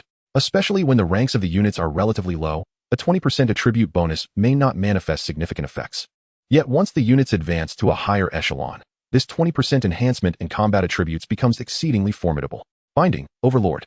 Su Zhe's tone was resolute as he issued the command. Ding. Binding entry. Overlord, effect activated. The Lord may view the details of this entry in the territory attributes. Only one opportunity for extraction remained. Su Zhe cast his gaze upon his innate talents. He then moved to the edge of the star spring, cupped a handful of spring water to wash his face, and promptly seated himself beside the spring. Chapter 29, Purple Entry, Stealth. Su Zhe directed his attention to his talents. Extract immediately. Ding. Congratulations, you have drawn the purple entry, Stealth. Stealth, purple entry. Upon use, the probability of your territory being detected by void monsters will be reduced. HM? A flicker of curiosity crossed Su Zhe's eyes, as he had not anticipated such an entry attribute. Although the stealth entry bore no combat prowess, its effect was undeniably potent. The ability to diminish the likelihood of his territory being discovered by void monsters was indeed quite advantageous. It is crucial to note that after the novice trial period concludes, one may encounter the invasion of void creatures at any moment within the vast and boundless void space. With this entry, the risk of his territory facing attacks could be significantly mitigated. After all, within the void, the variety of void monsters is vast, not limited to mere low-level minions. Terrifying entities such as chaotic behemoths, evil spirits, ancient demons, and primeval deities also lurk within. Ding. Entry. Stealth has been successfully bound. The Lord may view the attributes of this entry in the territory attributes panel. Finally, it was settled. Su Zhe let out a long breath and then opened his information panel. Name, Su Zhe. Experience, 0, 1800. Level, 9. Territory, level 2. Skills, none. Entries, Doom Immunity, red. Indomitable Body, gold. Devour, blue. Blueprints, well, white. Wooden House, white. City Wall, white. Upgradable. Watchtower, white. Upgradable. Su Zhe closed the attribute panel with satisfaction. He then examined his resource cards. Wood X20, Stone X20, Meat X30, Iron or X10, Copper or X10, Silver or X10, Spirit Crystals X420, Mithril X3, Gold X3. High-grade wood X1, gold coins, over 23,000. These constituted all the resources Su Zhe currently possessed in his territory, making him one of the wealthiest among the novice lord community. At this moment, it seemed unlikely that anyone could surpass him. Notably, the spirit crystal mine had also been fully exploited today, yielding 420 spirit crystals. You all may take a rest, Su Zhe said to Manhwa and the others beside him. They nodded in understanding, aware that Su Zhe intended to begin planning the development of his territory. Su Zhe immediately opened the 3D blueprint of his territory. Gazing at the expanse before him, a smile crept upon his face. His territory now boasted a diameter of 2,000 meters. With this in mind, Su Zhe glanced at the territory level leaderboard. Regrettably, he did not make the list, still lagging behind those on the leaderboard. However, this was within his expectations. After all, some lords possessed innate talents that significantly bolstered the development of their territories, rendering Su Zhe's territory comparatively unremarkable. Nevertheless, he was quite satisfied with the current state of his territory. Su Zhe's gaze fixed upon the 3D blueprint, focusing on the city wall, specifically the Blackstone Wall. He decided to extend the Blackstone Wall outward by 500 meters, leaving an additional 500 meters of territory adjacent to the void space as a buffer zone, which should suffice. Let us construct 10 watchtowers. Su Zhe contemplated for a moment before retrieving 2 basic resource cards, 1 or card and 1 wood card. Each basic card contained 1,000 resource units, just enough to construct 10 watchtowers, which required 100 stone and 100 wood each. Ding. Do you wish to consume 100 stone and 100 wood to construct a watchtower? Yes, Su Zhe decisively confirmed. He repeated the operation 10 times, successfully constructing 10 watchtowers. However, upon viewing the placement, Su Zhe's expression soured slightly. What is this situation? He exclaimed, for the watchtowers were noticeably shorter than the Blackstone Wall. This was rather awkward. He couldn't help but voice his frustration, gazing glumly at the significantly shorter watchtowers. This was a first for him. Reluctantly, Su Zhe checked the attributes of the watchtower. Watchtower. Level white. Upgrade. 1. Basic elemental tower. 2. Basic laser tower. Description. A basic watchtower with monitoring and rudimentary warning functions. There are 2 upgrade paths, one leaning towards magical elements and the other towards technology. Considering the upgrade options, Su Zhe realized that not upgrading was not a viable option. How could they defend against enemies beyond the wall if the towers were shorter than the wall itself? Placing them outside would render them vulnerable to destruction by monsters. Conversely, if they remained inside without upgrades, they would become utterly useless decorations. The Blackstone Wall stood at 15 meters, while these watchtowers were only 12 meters tall, making it impossible to observe anything outside the wall from within. This simply wouldn't do. I suppose I'll choose to upgrade along the elemental tower route. The technological route requires psychic machinery, and I currently lack the necessary resources for that, Su Zhe pondered. He then checked the upgrade requirements for the basic elemental tower. Basic elemental tower, wood x 1000, stone x 1000, spirit crystals x 10. The cost of upgrading was within an acceptable range. Fortunately, it wasn't excessively expensive, or upgrading 10 watchtowers would have been quite burdensome. Su Zhe took a deep breath. Constructing 10 basic elemental towers required merely 10 basic wood cards, 10 basic stone cards, and 100 spirit crystals, well within his capacity. With a wave of his hand, he upgraded all 10 watchtowers. In an instant, the black elemental towers stood tall beside the Blackstone Wall, reaching a height of 17 meters. At the pinnacle of each elemental tower hovered a crystal shimmering with a spectrum of colors, accompanied by a platform for personnel to stand guard, allowing for manual control of the elemental tower's attack targets. Su Zhe meticulously examined the attributes of the basic elemental tower, basic elemental tower level 10. Attack method, automatic attack. Attack, elemental projectiles. Frequency 1s 1 shot. Upgrade path, basic flame tower, basic ice tower, basic thunder tower. Description. The basic elemental tower possesses the ability to automatically absorb magical energy for charging, capable of firing a magical projectile once per second. Excellent. My materials were not wasted. Su Zhe reflected contentedly as he gazed at the 10 elemental towers. To Su Zhe, this item, while not indispensable, was nonetheless a familiar precaution. He had always preferred to be prepared in advance, for should his territory come under siege, he would at least possess these elemental towers as a defensive measure to buy some time while awaiting the return of reinforcements. Chapter 30. The primary elemental tower. If the defenses were to falter and monsters were to breach the territory, that would indeed be a grave loss. Moreover, resources only reveal their true worth when utilized. What purpose do they serve languishing in storage? Even if these resources were sold, the returns would be minimal. With the current arrangements, everything should be in order. Su Zhe nodded with satisfaction. Consequently, there was no longer a need for troops to patrol the territory. Above, the star gods conducted their incessant vigilance, while the black stone walls fortified the ground, complemented by the 10 autonomously attacking primary elemental towers, effectively arming the entire territory. He then closed the 3D map and opened the territory's attribute panel. Name, Tianhui. Level, 2. Area, 2,000 meters in diameter. Barracks, Creation Altar, Divine. Divine Source Sanctuary, Divine. Elemental Sanctum, Divine. Celestial Sanctuary, Divine. Structures, Lord's Manor, Blackstone Walls, Primary Elemental Towers, 10. Wonders, Heart of Elements, Low Level. Units, 190 population, cultivators, 50, divine beings, 50, elementalists, 50, celestial archers, 40. Attributes: extraordinary evolution, red, national beauty and heavenly fragrance, red, blessings of heaven and earth, gold, sovereign, gold, immunity to misfortune, purple. Spirit power recovery, blue. With double reds, double golds, one purple, and one blue, the attributes were indeed formidable. In a certain sense, even if he were to progress solely based on his current attributes, Su Zhe's future was boundless, with a path seemingly unobstructed. Of course, such development might be gradual, particularly after the novice trial period concluded. At that juncture, he would need to explore the vast and uncharted void, and no one could predict what encounters awaited him. Thus, it would be wise to cling to the powerful and cultivate with discretion. Comfortable, Su Zhe reclined on the grass, gazing up at the heavens.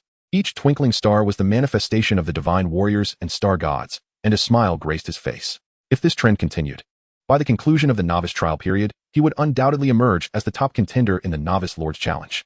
He could only wonder what rewards the Supreme Will would bestow upon him at that time. My lord, is everything ready? Just as Su Zhe lay lost in thought, Amaya appeared before him, accompanied by Luna. Luna maintained her usual expressionless demeanor, while Amaya bore a smile. Is everything prepared? Have you not gone to play? Su Zhe inquired. Looking towards Amaya and Luna. I would rather stay with you, my lord, Amaya replied, her smile radiant. Hearing Amaya's words, Su Zhe smiled subtly, choosing not to unravel her intentions. Why expose something beneficial to himself? Luna, come here and give me a hug. Su Zhe beckoned to the expressionless Luna. Luna looked at Su Zhe and then obediently lay beside him. Delightful. Su Zhe inhaled deeply, savoring the scent of Luna. My lord cannot show favoritism, Amaya said, her gentle smile concealing a hint of resentment. Upon hearing Amaya's words, Su Zhe understood that she was the truly formidable character, and a bit of a Yandere at that. On the surface, she appeared to be a tender older sister, yet her essence was far more daunting than Luna's. This little girl was cunning, harboring more schemes than anyone else. Once provoked, dealing with her was no trivial matter. Heaven knows what she might do. If not for the absolute loyalty of her troops towards him, Su Zhe would not dare to provoke Amaya lightly. Who knows? She might have already plotted against other companions by now. Do not be misled by the notion that Yanderes possess some idyllic traits. In reality, they are all obsessed individuals. Just like at this moment, Su Zhe held Luna, who happened to be Amaya's biological sister. He could distinctly feel the almost palpable resentment radiating from Amaya. Despite her gentle tone, her actions conveyed anything but tenderness. Su Zhe glanced at Amaya helplessly. Amaya, we are all family. Let us be a bit more forgiving and not so petty. But I simply cannot help it, Amaya pleaded, looking at Su Zhe with a pitiful expression, embodying fragility and grievance. Su Zhe felt a headache coming on. This little girl was no easy target. All right, but we are all family. Do not engage in any outrageous behavior, Su Zhe said earnestly to Amaya. Amaya nodded earnestly, understanding his seriousness. Well then, I am preparing to return to the main world. Su Zhe informed Amaya and Luna. My lord, I want to go too, Amaya said, her eyes filled with anticipation, and even Luna gazed at him with hopeful eyes. Not just yet. I can only take you back once I reach level 40, Su Zhe replied slowly. Once I reach level 40, I will certainly take you to the main world. I will return shortly. With that, Su Zhe's figure vanished from the territory. In the main world, the morning light filtered through the cracks in the curtains, gently illuminating the bedside. Su Zhe awoke languidly, reaching for his phone on the pillow, instinctively opening the group messages. A striking red, bolded announcement immediately caught his attention. Tang Lily. Attention, all members. According to reliable intelligence, Wang Yu has embarked on the path of corruption. Everyone must exercise caution. If his whereabouts are discovered, feel free to eliminate him on the spot. You may also claim a bounty from the Law Enforcement Bureau. Su Zhe couldn't help but gasp in shock, pondering internally. Though he was aware of Wang Yu's unsavory character, he had not anticipated he would descend into such a path. The so-called path of corruption was, in essence, a ritual of degradation centered around the heart of a formal lord. More precisely, it involved using specific sacrificial methods to establish a connection with dark gods or unknown entities lurking in shadows. They could still become lords, and their troops would be significantly stronger than those of ordinary lords. Corrupted lords were fundamentally distinct from their conventional counterparts. The troops of a corrupted lord, while still considered troops, diverged from the traditional concept. These troops were predominantly derived from the void's monstrous entities. Unlike other ordinary lords, these void creatures possessed no concept of loyalty and lacked rank classification. As long as the corrupted lord held a sufficiently high rank, they could recruit more powerful high-tier monsters from the void. They could even forge alliances with certain formidable calamity forces, engaging in covert conspiracies. From a certain perspective, corrupted lords seem to have shed numerous constraints. They need not fret over the complexities of troop management or resource allocation. Chapter 31. The Corrupted Lord, the Darkened Wang Yu. Although the overall strength of a corrupted lord's troops was somewhat superior, lurking dangers were intertwined within. For while the creatures under the corrupted lord's command lacked loyalty, should their needs go unmet, even the fallen lord is destined to become prey for these grotesque creatures. In essence, this fallen lord is akin to a double-edged sword. He possesses the ability to resurrect certain lords, granting them a formidable resurgence of power. However, the cost of becoming a fallen lord is exceedingly grave. The cravings of these monsters correspond precisely to the units of ordinary lords. These commonplace soldiers serve as sustenance for these ethereal beings. Thus, should one choose to tread the path of the fallen lord, it is an irrevocable commitment to become an adversary of humanity. After all, these monsters derive their strength from the consumption of humans. If the fallen lord fails to satiate their hunger, he faces the grim fate of being devoured by his own units. Therefore, once one embarks on this path of descent, there is no turning back. To survive, these fallen lords must relentlessly scour the void for the territories of other ordinary lords to launch their assaults, consuming their soldiers and the very essence of their lordships to enhance their own power. Otherwise, the only fate awaiting these lords is to be consumed by the monsters. For this reason, despite the arduous nature of the lord's path, most individuals refrain from pursuing it after experiencing failure. It is a dark and irrevocable road, one from which there is no return, even if one wishes to revert to normalcy. Once a decision is made, the insatiable void creatures under one's command will not allow for any retreat. At the slightest hint of hesitation, it is the Lord himself who will be the first to suffer the consequences. These void monsters are eagerly anticipating their next meal. The notion of abandoning this path midway is utterly impossible. In truth, the fallen lord is merely a pawn to these void creatures. Thus, aside from a select few with twisted psyches, those who find themselves cornered, or those inherently predisposed to antisocial behavior, few would choose this path. Moreover, embarking on the road of descent is no simple feat. First and foremost, one must be familiar with the mysterious rituals dedicated to the malevolent deities. These are not the trivial parlor tricks that circulate online, mere illusions to deceive the gullible. Secondly, a guide is imperative to successfully perform the sacrificial rites. It is not enough to haphazardly scribble a design, for that would diminish the deity's worth. Lastly, a genuine lord's heart must be offered as a token of allegiance to the malevolent deity. Moreover, it must be the heart of an authentic lord, as those of novice lords hold no significance. This heart is not only a crucial sacrificial item, but also serves as a criterion for identifying infiltrators. Most importantly, this lord's heart is an essential tool for entry. It allows one to access the territory of its original owner, which is yet to be completely destroyed, thereby achieving the objective of territorial conquest. Should it be the heart of a novice lord, it would be utterly useless, as one would not pass the trials set by the supreme will. Ah, how unpredictable life can be. Su Zhe mused profoundly. Wang Yu was once the affluent scion of their class, born of wealth and privilege, often chauffeured in luxury vehicles. Prior to his failure in the lord trials, he was notoriously arrogant, exuding an air of superiority that made him intolerable to others, while no one dared to provoke him. Yet who would have anticipated that as the lord trials commenced, he would be the first to be eliminated, subsequently embarking on the path of the fallen lord. It is indeed a bitter irony that a privileged individual with such abundant resources would descend into the realm of a fallen lord. Su Zhe could not help but think that had he been in Wang Yu's position, even with a failure in the lord trials, he could have continued to live as a carefree rich heir. With his family's substantial wealth, living comfortably as a privileged individual would not pose a problem. Even if he could no longer bask in the limelight, it would certainly be preferable to traversing this path of no return. At the very least, he would be free from the anxiety of jeopardizing his life. Su Zhe continued to peruse the news, but found nothing of significant importance, merely trivial matters.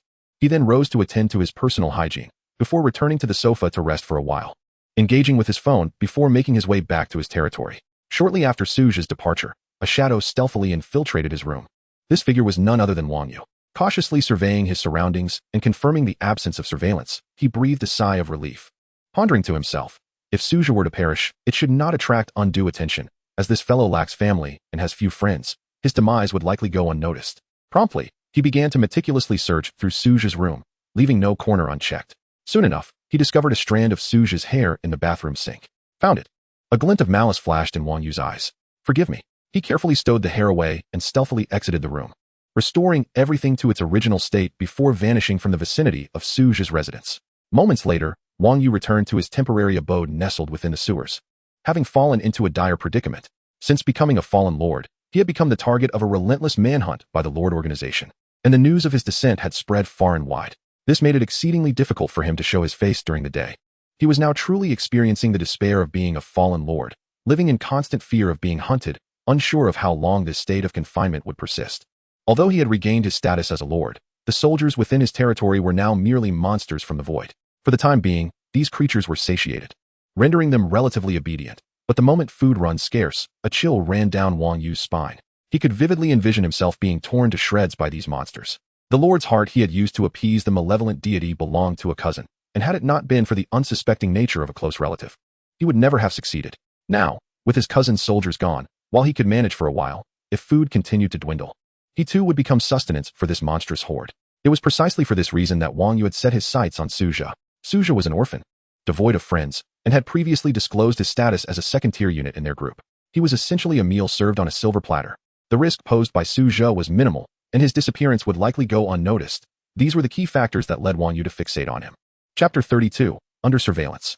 Wang Yu returned to his makeshift lair within the sewers. Although Jiangbei City could not compare to the capital, it was still a city, albeit one that resembled a countryside village. Regardless, Jiangbei possessed its own defenses that should not be underestimated. For his own safety, Wang Yu dared not reside openly within the city. Thus he found himself confined to this damp and dark underbelly. While it may lack prestige, it was a reality that a fallen lord must accept. After all, in this era, fallen lords are like pariahs, reviled by all, and cannot afford to be seen in public.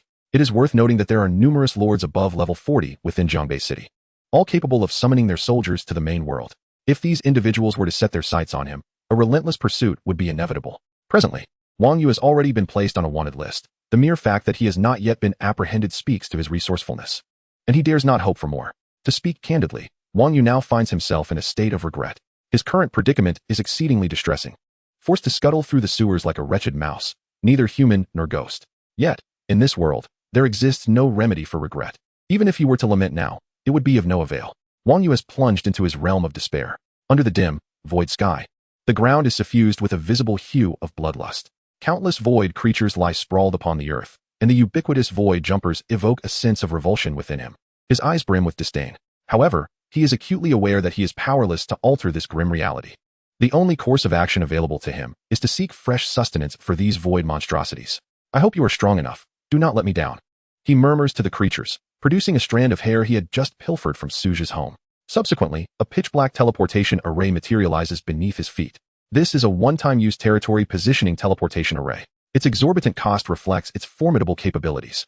This array possesses but a singular function: to pinpoint the locations of other territories within the void.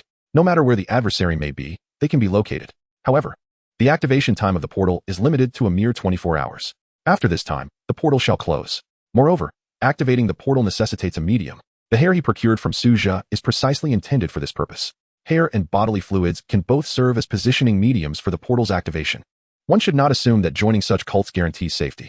In reality, these sects are rife with schemes and betrayal. Almost everyone harbors a desire for the downfall of others, seeking to seize their territories. This is the true reflection of their inner selves. The members of these cults are inherently selfish and profit-driven. After all, what else could define a cult? These malevolent individuals are, by nature, a group willing to resort to any means to achieve their ends. To discuss human nature with such people would be akin to playing music to a cow. Wang Yu's expression grows grave as he gazes at the teleportation array, then carefully stows away Su Zhe's hair. I shall wait. Tomorrow is a more prudent time to embark. To ensure success, I will strike when the monsters invade. That will guarantee my victory. He takes a deep breath to calm himself. With the impending monster invasion, how could Su Zhe's second-tier troops possibly withstand the onslaught? It was his prior negligence that led to the loss of his territory, setting him on the path of a fallen lord. This time, he must be thoroughly prepared. He cannot afford even the slightest mistake. Meanwhile, Su Zhe remains blissfully unaware that he has caught Wang Yu's attention. In his mind, he is merely an orphan, devoid of family ties. He has few friends in class and typically refrains from engaging with others, leading a solitary existence. To his peers, he is virtually invisible, having never wronged anyone. Surely, no one would have cause to target him, right? At this moment, Su Zhe is clad in breezy shorts, frolicking in the starlit spring with Minghua, Amaya, Luna, Isabella, Rina, and Sherry. The lovely maidens are similarly dressed, revealing ample, radiant skin, creating a breathtaking vista that is difficult to look away from. What bliss, Su Zhe thinks, squinting his eyes and leaning against the pool wall, savoring the warm sunlight bestowed by the celestial beings. It is an exquisite indulgence. Behind him, Amaya gently massages him. Indeed, the life of a lord is quite comfortable. If only there were no monster invasions, it would be perfect. Each day feels like a royal treat. As he revels in this comfort, Su Zhe reflects. Tomorrow marks the 5th day. The rankings for wealth and troop types should be unveiled soon. The wealth ranking is of little concern to him. He is uncertain if he will even make the list, as there will undoubtedly be others vying for wealth. However, the troop type ranking seems an inevitability. Su Zhe does not believe anyone's troops could surpass his Valkyries, and likely multiple types will appear on the list. His hero tier troops are anything but weak. Each one possesses extraordinary combat prowess. Yet, would it not be overly conspicuous for all of them to be listed? If every slot on the troop type ranking were dominated by him, it would indeed be quite remarkable. Perhaps it would be best not to participate in the troop type ranking, foregoing that modest reward poses no real loss. Su Zhe contemplates deeply. His troops are divine level. Exposing them would be no trivial matter. He cannot fathom how many would come seeking him if his identity were unveiled. It is not that Su Zhe wishes to be low-key or modest. Rather, given his current strength, he is utterly incapable of defending himself. The risk to his life is the crux of the issue. After all, who does not wish to shine in the limelight? Su Zhe internally grapples with the desire to showcase his prowess, yet merely appearing on the combat power ranking suffices. Although the combat power ranking presents staggering figures, it remains comprehensible, as it reflects the comprehensive strength of his territory, not merely the power of his troops. For instance, a mechanical troop may lack individual combat effectiveness, but the potency of their weaponry cannot be overlooked. Thus, there is no issue with appearing on the combat power ranking. Conversely, the troop type ranking is different. Su Zhe does not wish to reveal his identity. At least until he finds a reliable backing, he is unwilling to take such risks.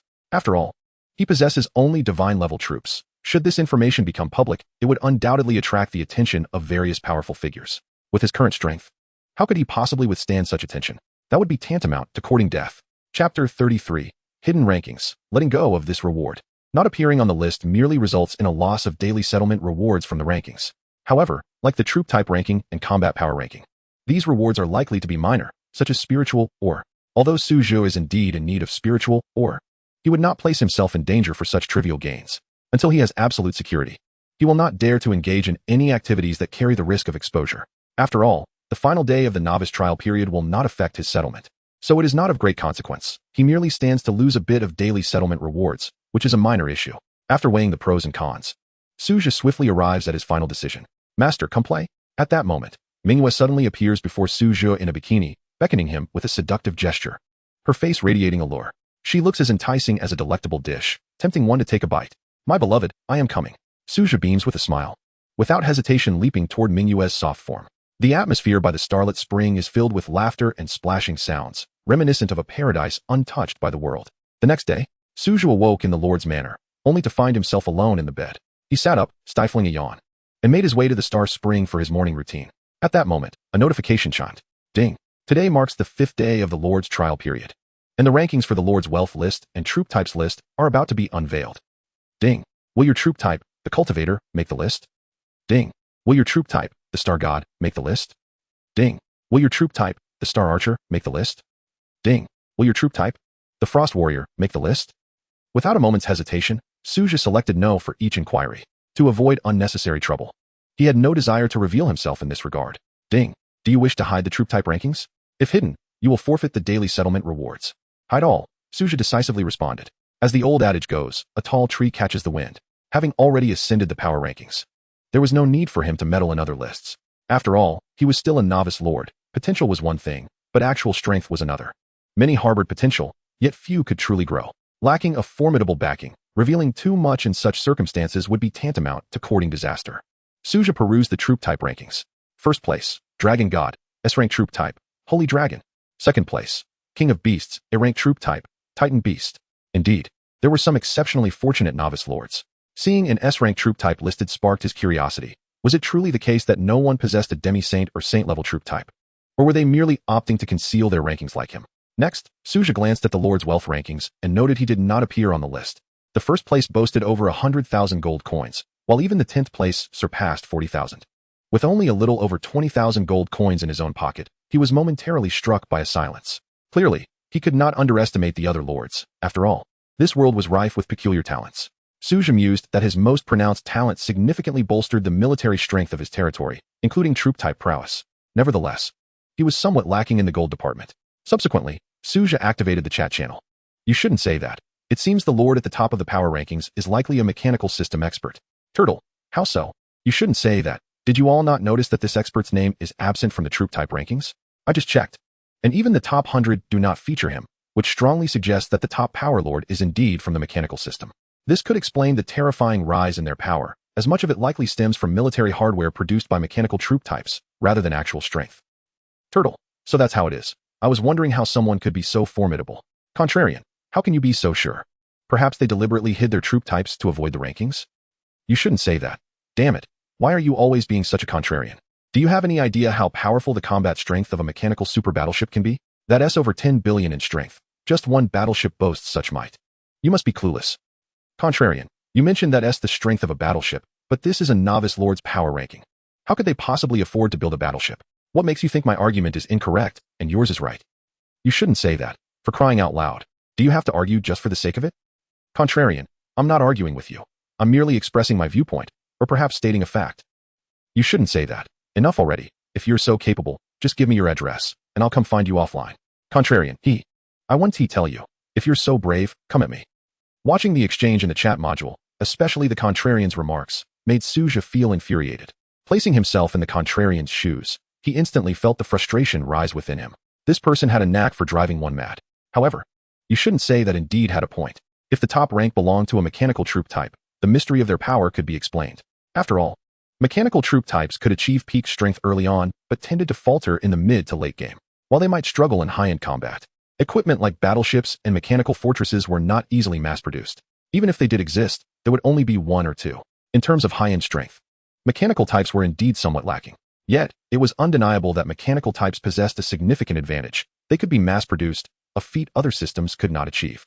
It was evident that this individual understood mechanical troop types quite well. How could one acquire mechanical troop types? Su Zhe shook his head in resignation. It all relied on luck, and given his current fortune, he harbored little hope.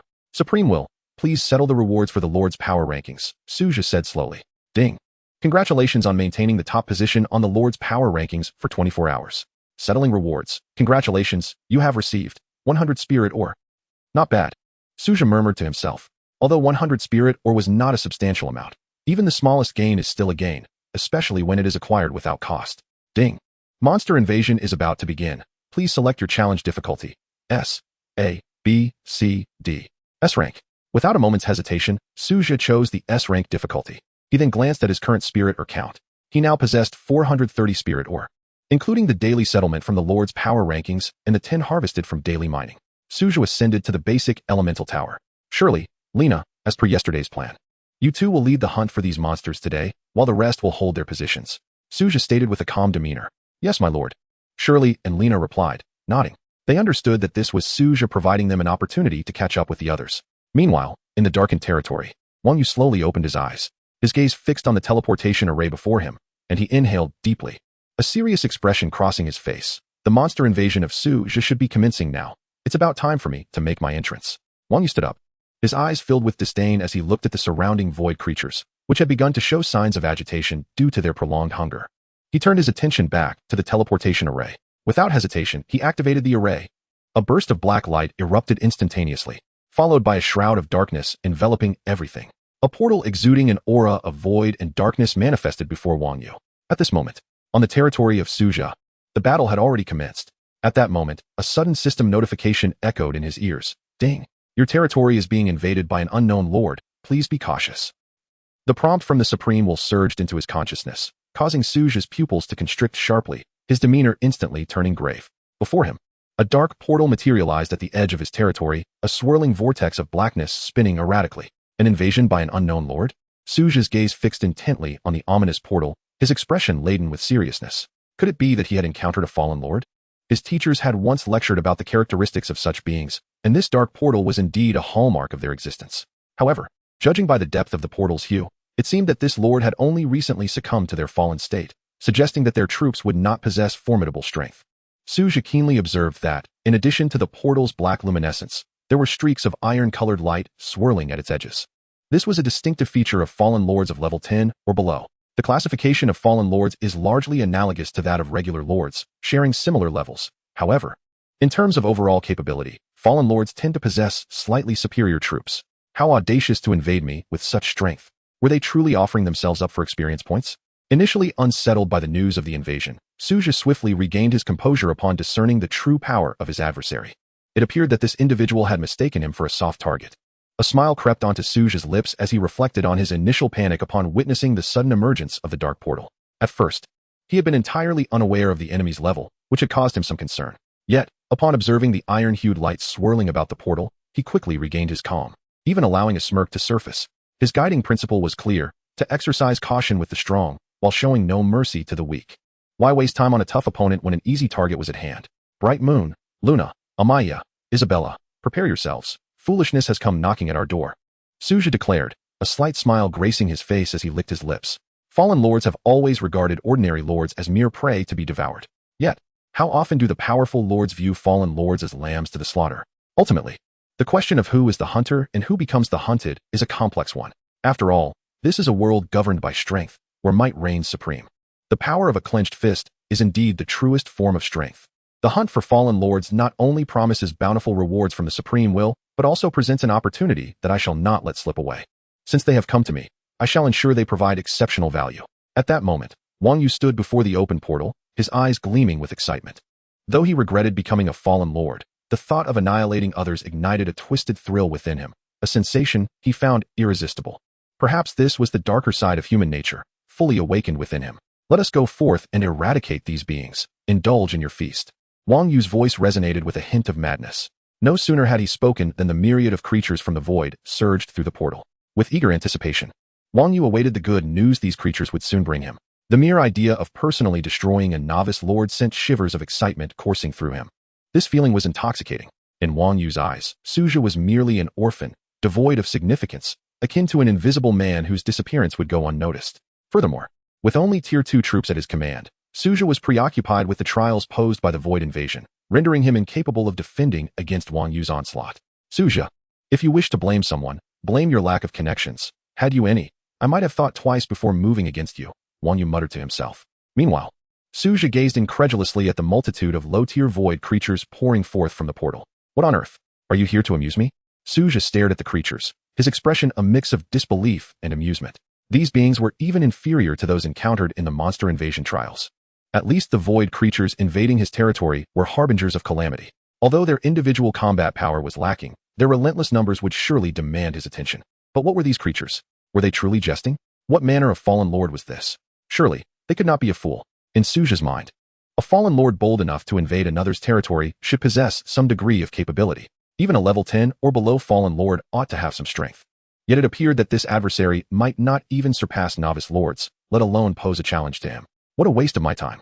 Su Zhe's gaze remained fixed on the portal, eager to uncover the peculiarities of this foe who dared to challenge the sanctity of another's domain. Let us take care of these ruffians, he said with impatience, watching the sluggish movements of the low-tier void creatures. Bright Moon smiled, her weapon, the red moon, poised in her hand. With a swift motion, she unleashed a silver crescent-shaped strike that raced forth like lightning, cleaving through everything in its path. In the blink of an eye, the creatures spilling forth from the dark portal were decisively eliminated by Bright Moon and her companions. Aside from a few coins, these creatures yielded nothing of value. How meager the rewards. It seems this fallen lord is not faring well at all, Su Zhe thought, disappointment settling in his heart. After a mere 10 minutes, no further creatures emerged from the dark portal, indicating that they had all been vanquished. Goodness, they truly lack resilience. Su Zhe could not help but scoff. In that brief span, approximately 14 to 1500 monsters had surged forth from the portal, only to be swiftly dispatched by Bright Moon within minutes. With the silence that followed, it was now his turn to act. Su Zhe's gaze turned icy as he focused on the dark portal. Bright Moon, go and scout the situation on the other side. If anything seems amiss, return immediately, understood? Su Zhe instructed her. Bright Moon nodded, now the strongest unit under Su Zhe's command. Should any unexpected developments arise, her prowess would ensure she could return safely. However, considering that the adversary was merely an ordinary fallen lord, he expected little trouble. She sheathed the red moon and flew directly into the portal. As for Wang Yu, he gazed curiously at the portal, his mind filled with perplexity. Why is it that my void creatures continuously enter, yet not a single one returns? Just as Wang Yu pondered this conundrum, Manhwa emerged from the portal, appearing in this territory. The moment he laid eyes on her, Wang Yu's pupils constricted sharply. What manner of troop is this? Instinctively sensing the impending danger, he hastily attempted to flee. However, in the next instant, Manhwa had already appeared before him. Wang Yu tried to escape his territory, only to be terror-stricken as he realized it was utterly impossible. As a fallen lord, he no longer enjoyed the protection of the supreme will. To leave the territory, he needed to do so without interference. You dare invade my master's domain? Manhwa glared at Wang Yu, her violet eyes radiating an unfathomable killing intent. That mere glance sent a wave of fear coursing through Wang Yu. He swallowed hard, his heart racing. Although Manhwa was as beautiful as a celestial being, he understood that her ability to traverse here meant that his void creatures had likely perished in battle. Without further ado, Manhwa seized Wang Yu by the neck and swiftly turned, passing through the portal and soaring back. Wang Yu felt the dim light before him suddenly brighten, a stark contrast to the darkness that shrouded his territory. Amidst his fear, he anxiously surveyed his surroundings. He beheld cultivators soaring through the air, elementalists adorned with dual elemental wings, and star gods radiating starlight. A single glance left Wang Yu utterly dumbfounded. Upon seeing Wang Yu, Su Zhe was equally astonished. Wang Yu? Su Zhe looked at him, eyes wide with disbelief. My lord, the lord over there is no longer in danger, Manhwa reported to Su Zhe. Very well. Then take him over here. We wouldn't want to soil this place, Su Zhe responded, glancing at Wang Yu. With the threat neutralized, he was curious to see what the fallen territory looked like. Isabella, Manhwa, you two take him with us. Amaya, Luna, you stay here to guard. Keeping an eye on the surroundings, we shall return shortly, Su Zhe swiftly arranged. Amaya and Luna nodded obediently. Isabella gently lifted Su Zhe, her 6 wings unfurling in an instant. Waves of pure elemental power emanated from her form, shimmering with divine golden patterns. Elementalist? Wang Yu gasped, his eyes wide with disbelief. He could not fathom how Su Zhe could possess such a troop, and their bond appeared to be quite intimate. Before Wang Yu could ponder further, Isabella, cradling Su Zhe, zipped through the portal back to Wang Yu's territory. Su Zhe surveyed the entirety of the fallen territory. The sky was enveloped in darkness. Remnants of structures lingered, and at the heart of the territory, a black, irregularly shaped crystal floated, emanating an eerie glow. This was the heart of the fallen lord. Quite intriguing indeed. Su Zhe's gaze shifted to Wang Yu, his eyes filled with astonishment. Judging by the scale of the territory, it should have been rather sizable. At least a level 10 territory. However, having succumbed to its fallen state, its level had been downgraded to its current form. In its prime, this territory must have been significantly larger than Su Zhe's own. This was a territory that had endured the novice trial period. Su Zhe's eyes fell upon some of the structures within the territory. Silence level 5 barracks. Nest of poisonous stingers. This was a level 5 barracks that could originally summon poisonous stingers for combat. However, it now lay in complete silence, unable to recruit any troops. Such a pity. A barracks wasted in vain. Su Zhe sighed inwardly at the sight of the nest of poisonous stingers. As a level 5 troop, the poisonous stingers possessed formidable strength. Now utterly destroyed. Su Zhe, I beg you spare me. If you do, this object is yours. Wang Yu exclaimed in a panicked tone, hastily producing a black crystal. Upon seeing the crystal, Su Zhe's eyes lit up. Heart of the world. Level 10. Description. This is the key to the depths of the world, containing various resources. Upon using the heart of the world, one can enter and extract resources. Chapter 36. A superabundant harvest. This time I struck gold. I am genuinely curious how you precisely pinpointed my territory, Su Zhe asked, his eyes brimming with interest as he fixed his gaze on Wang Yu. A sycophantic smile instantly spread across Wang Yu's face as he recounted how he infiltrated Su Zhe's domain and utilized the positioning teleportation array to locate Su Zhe's territory, leaving nothing unspoken. Su Zhe gasped in astonishment upon hearing this. He had never anticipated that it was the positioning teleportation array. It was fortunate that Wang Yu was the one who came this time. Had it been a higher-tier fallen lord, he would have been in grave danger. With this thought, a glimmer of killing intent flickered in Su Zhe's eyes. Manhwa understood his intent and swiftly swung the red moon in her hand. A flash of cold light glimmering as Wang Yu's sycophantic smile vanished, his head rolling away. He died without ever comprehending why Su Zhe suddenly turned hostile. Fool. Killing you changes nothing. This object still belongs to me, Su Zhe scoffed disdainfully. He then picked up the heart of the world. Such an object was not easily obtained. To acquire the heart of the world, one must possess formidable strength, locate a wild world, and subsequently suppress the world S-will with 1's might, completely refining it to gain possession. Of course, there were also opportunities to obtain the heart of the world through rewards from the Supreme Will. Nevertheless, Su Zhe did not concern himself with how Wang Yu acquired it. Now that it lay in his possession, it was his. Regarding the potential trouble from Wang Yu's family, he remained unfazed. If Wang Yu's family truly possessed the capability to refine the will of a level 10 world, they would not merely be a second-tier family from Jiangbei City. They would have long ascended to the ranks of a first-tier family. If all goes as expected, the heart of the world should have been acquired through resources exchanged by Wang Yu's family. Moreover, the heart of the world in Wang Yu's hands was likely something he had stolen while fleeing the Wang family. After all, he had once been the Wang family's legitimate son, making such a theft relatively simple for him. However, this heart of the world now fell into Su Zhe's hands.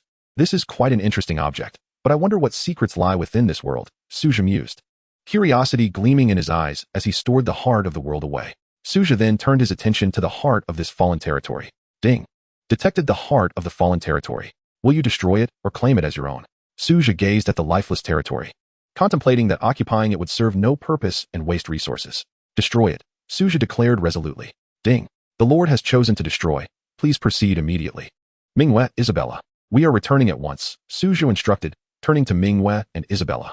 They nodded in agreement, and swiftly departed the fallen territory alongside Su Zhe. As Su Zhe stepped through the portal, he glanced back to witness the gateway beginning to collapse. Ding! The Lord has safely departed from the fallen territory and has initiated its destruction. Ding! Congratulations, you have destroyed a level 10 fallen territory. Ding! You have received 100,000 gold coins.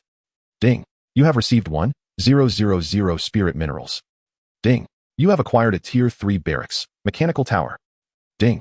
You have obtained a tier 5 barracks, venomous serpent nest. Ding! You have acquired a wonder, heart of sun and moon. Wow! Su Zhe marveled at the flood of notifications from the system, hardly believing his eyes. The bounty he had just received was astonishing, far beyond his expectations, leaving him positively elated. Although there were rumors about profiting handsomely from hunting the fallen lords, no one had ever hinted that one could gain so much. Su Zhe murmured to himself, his heart brimming with joy as he surveyed the treasures in his backpack. The sudden influx of 100,000 gold coins and an additional 1,000 spirit minerals, along with 2 new barracks, felt like an unexpected windfall. There's no need to rush, I'll examine it all later. With the portal now entirely vanished, Su Zhe turned his attention back to his territory. At that moment, it was still under siege by monsters, though this concern seemed trivial in light of his recent fortune. 2 hours later, the monster invasion came to an end. Although Su Zhe's own level did not increase, both Lena and Shelly had successfully advanced to level 9, with other units also reaching that level. However, the highest level remained with Manhwa, who had attained level 10. Today, Su Zhe had deliberately refrained from recruiting new units, wishing to moderate his own combat strength and allow Lena and Shelly to catch up with the first tier. Yet, it appeared that such caution was now unnecessary. Su Zhe's gaze fell upon the newly acquired barracks, the mechanical tower. No need to rush, he whispered softly, then shifted his focus to the periphery of his territory. The bodies of slain monsters nearly filled the entire border area. Devour. Su Zhe decisively invoked his lordly powers. Ding! Your trait, Blessed Land activated. Your territory is expanding. Congratulations on an expansion of 1,000 meters. Ding! Your trait, Blessed Land triggered. You have received a primary iron or vein. Please check your inventory. What a delight. After reviewing the rewards, Su Zhe couldn't suppress a gasp of astonishment. What a fortuitous day it had turned out to be. His luck had taken a surprising turn for the better. First, he had received a shipment of resources, and now an iron or vein. This was simply exhilarating. Primary iron or vein. Level, basic.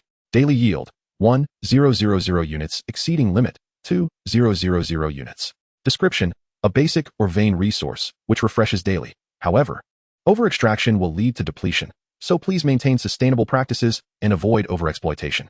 Excellent. 1,000 units of iron each day. A smile spread across Su Zhe's face. Seizing the moment of good fortune, he decided to recruit some units, hoping to unearth something exceptional before meticulously tallying his gains.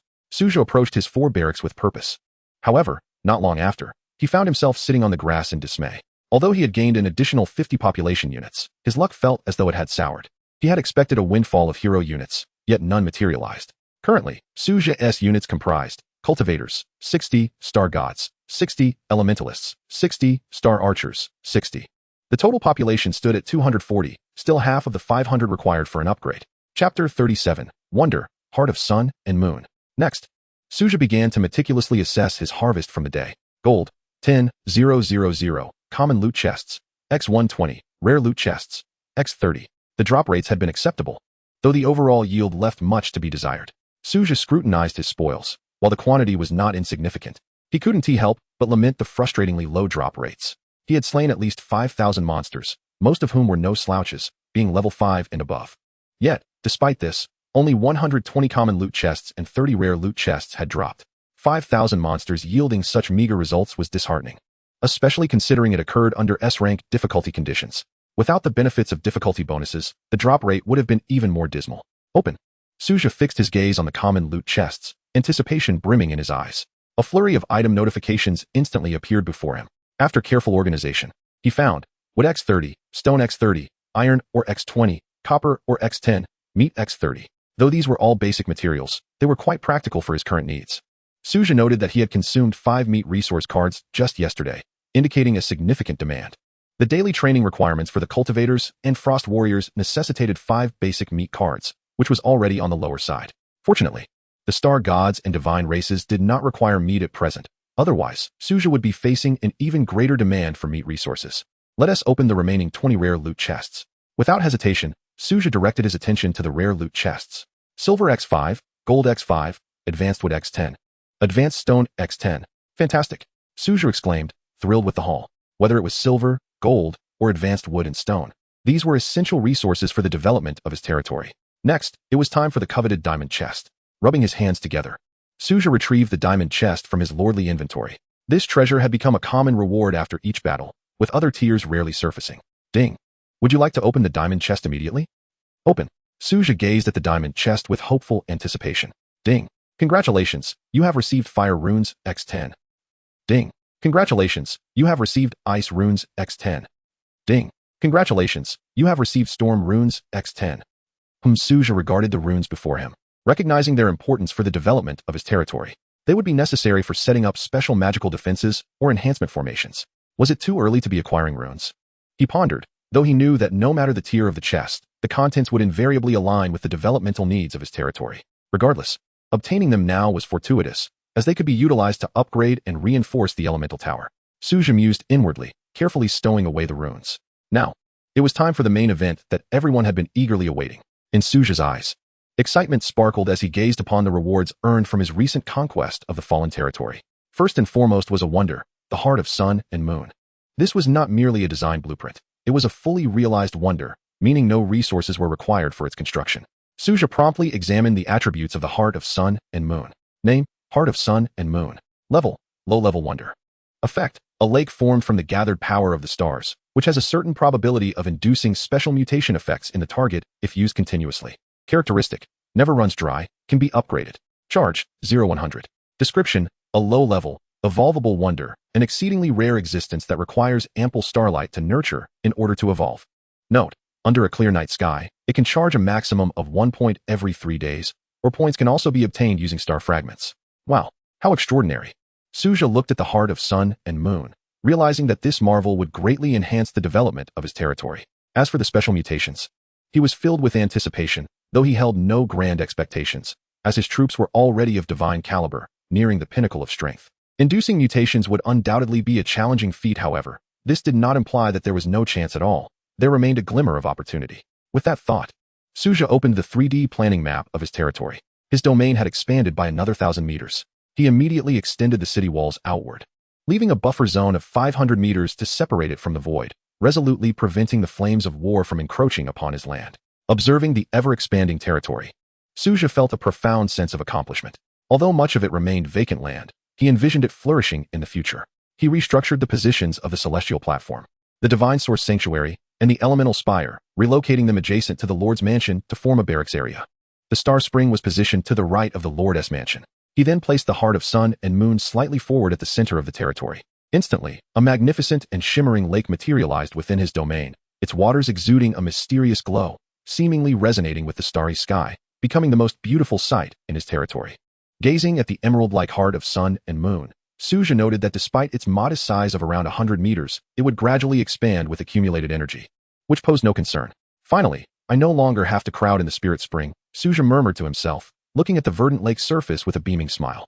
His lord's mansion would only need to open the intricately carved wooden windows to behold the picturesque lake view in its entirety.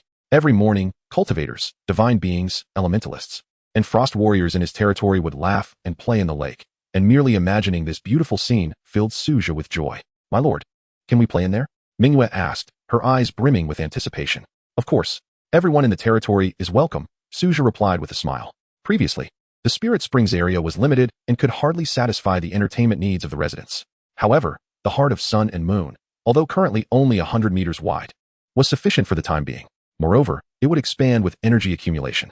Furthermore, spending time in the Heart of Sun and Moon might even grant some of the troops special mutations. As for Manhwa, Amaya, Luna, Isabella, Sherry, and Lena, Su Zhe did not harbor grand hopes for them. It seemed unlikely for such heroic units to experience special mutations. Of course, one could not be too certain. In this unpredictable world, they still possessed a sliver of potential for mutation. As for the ordinary troops, the probability of mutation was similarly slim, as they too were divine caliber troops, and the chances of inducing mutations were minimal. Ultimately, the Heart of Sun and Moon was still merely a low-tier wonder, with its effects relatively limited. Su Zhe did not expect it to yield great surprises. Rather, he regarded it as a resting place, hoping for a stroke of luck in inducing mutations. If fate did not favor him, it was of little consequence, for he was not lacking in formidable troops. Go and enjoy yourselves, Su Zhe said to Manhwa and the others. The others exchanged glances before heading toward the heart of sun and moon. Su Zhe then turned his attention to the remaining 3 items, the Tier 3 barracks, mechanical tower, and the Tier 5 barracks, venomous serpent nest. He opened the 3D territory layout once more and reviewed the territory's layout. The barracks were situated behind the Lord's mansion, and after a moment of contemplation, Su Zhe decided not to relocate them. Their current positions were satisfactory. To the west of the territory lay an unused plot, which he had specifically reserved for the mechanical tower. Let us first bring forth the venomous serpent nest. I wonder what this Tier 5 barracks can evolve into, Su Zhe mused, narrowing his eyes as he summoned the venomous serpent nest. Beep. Detected Tier 5 barracks, venomous serpent nest, triggering extraordinary evolution effects, evolving now. Beep. You have acquired the divine grade barracks, void dragon nest. Void dragon nest. A flicker of surprise crossed Su Zhe's gaze. It appeared to be a dragon-type troop, and astonishingly, it bore the title of void. Such a rarity. Typically, dragon species are dominated by elemental dragons, while the existence of void dragons was seldom heard of. With this thought, Su Zhe immediately checked the attributes of the void dragon nest. Name, void dragon nest. Level, 1. Race, void dragon race. Recruitment, 1010, daily. Cost, 1 gold coin per recruit, 100,000 per recruit. Upgrade, 10 million gold coins, divine power crystal X1, dragon crystal X1. Description, a powerful being originating from the void, ruler of a realm of emptiness. Su Zhe's eyes widened in astonishment at the void dragon race. He was somewhat familiar with it. After all, the top-ranked troop on the leaderboard was merely a legendary grade troop, the Holy Dragon. Both belonged to the dragon lineage. Yet the Holy Dragon had yet to attain the status of a divine troop. Could it be that the void dragon possessed some extraordinary attributes? Curious, Su Zhe constructed the void dragon nest within his territory, placing it adjacent to the star sanctuary. Compared to the other barracks, the void dragon nest appeared ancient and enigmatic, its vast structure adorned with intricate runes and ancient patterns. Su Zhe then strode toward the void dragon nest. Glimmers of light flickered, and Manhwa, Amaya, Luna, Lena, and Isabella all appeared by his side. With the exception of the core troop member Sherry, everyone else had arrived. I say, can you not come in such disarray? Su Zhe remarked with a helpless expression at Manhwa. We're all friends here. What does it matter if the Lord shows you this? Manhwa laughed cheerfully, causing everyone except Amaya to blush. Even the usually composed Luna was no exception. Su Zhe watched Manhwa. Every time he was about to recruit troops, she would invariably accompany him. Over time, the others had developed a similar habit. Whenever Su Zhe approached to recruit troops, they would almost always come forward to stand by his side. Su Zhe took a deep breath and then stepped into the void dragon nest. He gazed upon the magnificent statue of a colossal dragon within the nest. Ding. Do you wish to expend 10 gold coins for daily recruitment? Recruit. Su Zhe's curious eyes turned toward the distant dragon statue, eager to discover the divine units that might be summoned from this void dragon nest. Surely, the dragonkin would possess immense power, for in all the knowledge Su Zhe had gathered, dragon breeds were renowned for their formidable strength. At that moment, a series of thunderous roars erupted from the depths of the void dragon nest. Following this, a blinding brilliance suddenly illuminated the space, and mysterious beings radiating enigmatic light began to emerge from the glow, as if they had traversed boundless voids to arrive here. An overwhelming chaos of light filled the entire area. Then, an ancient longsword gradually revealed itself from the radiance. Its blade elongated and inscribed with peculiar runes that flickered as if infused with chaotic energy. The sword glimmered with a chilling brilliance, evoking a sense of dread in those who beheld it. A graceful figure emerged from the dragon nest, exclaiming, "Shadow, at your service, Lord of the City." A cold voice resonated as a figure wielding the longsword stood before Su Zhe. It was then that he discerned the sword's true form, crafted from a mysterious chaotic material. The runes were meticulously arranged along the blade, with a gem embedded in the hilt that emitted a ghostly glow, akin to a profound abyss. Immediately following Shadow's appearance, a multitude of massive creatures, entirely clad in black, emerged from the brilliance. These void black dragons were colossal, measuring several dozen meters in length. Their bodies covered with a layer of armor-like black scales, as hard as steel, capable of withstanding attacks. The dark scales bore intricate rune patterns that resembled a mysterious spinal column extending from their heads to their tails. The eyes of the void black dragons glowed a blood red, and their enormous horns emitted a faint, icy light. This group of void black dragons stood vigilantly behind Shadow, indicating that the newly arrived companions were not to be underestimated. Mingyu looked at Shadow, a rare seriousness flickering in her eyes. Su Zhe instinctively turned to her, as it was his first time witnessing such a solemn expression on her face. It was noteworthy that when he first met Lena and the others, Mingyu had not displayed such gravity. Su Zhe then shifted his gaze to Shadow's attributes. Name, Shadow. Loyalty, 100. Experience, 0-100. Level 1. Rank, Divine, the pinnacle of ranks, not Shadow's limit. Faction, Void Dragon Clan. Weapon, Artifact, Sword of Oblivion's Judgment, unique. Talent, Shadow Judgment. Skills, Light of Oblivion. Potential, Holy Rank. Attribute Enhancement. Description, a unique existence from the chaotic Void Dragon clan, born from the chaotic judgment, unprecedented in the past, and unlikely to occur in the future. Note, Shadow Judgment allows Shadow to wield boundless shadow power, continuously enhancing itself, rendering it exceptionally resilient, while also mitigating 90 of incoming magical damage. Chapter 39, The Inexorable Barracks. The Future Nexus. After reviewing Shadow's information panel, Su Zhe found himself gasping in astonishment. The capabilities reflected therein were truly staggering. Merely from the attributes, Shadow appeared to be a veritable monster, possessing absolute defensive prowess while also negating 90 of magical damage. This implied that when facing adversaries reliant on magical attacks, Shadow could single-handedly vanquish foes alongside the Void Black Dragons. Although Mangyu's attributes were also impressive, wielding the mysterious power of the Moon Goddess, she seemed to pale slightly in comparison to Shadow. Su Zhe quickly comprehended why Mingyu had exhibited such a cautious demeanor earlier. She sensed a certain threat emanating from Shadow, a pressure stemming from its formidable strength. Previously, none of the others, Amaya, Luna, Isabella, or Lena, had potential that rivaled Mingyu's. Typically, she engaged in playful banter with them. Yet now, her gaze upon Shadow was marked by earnest concern.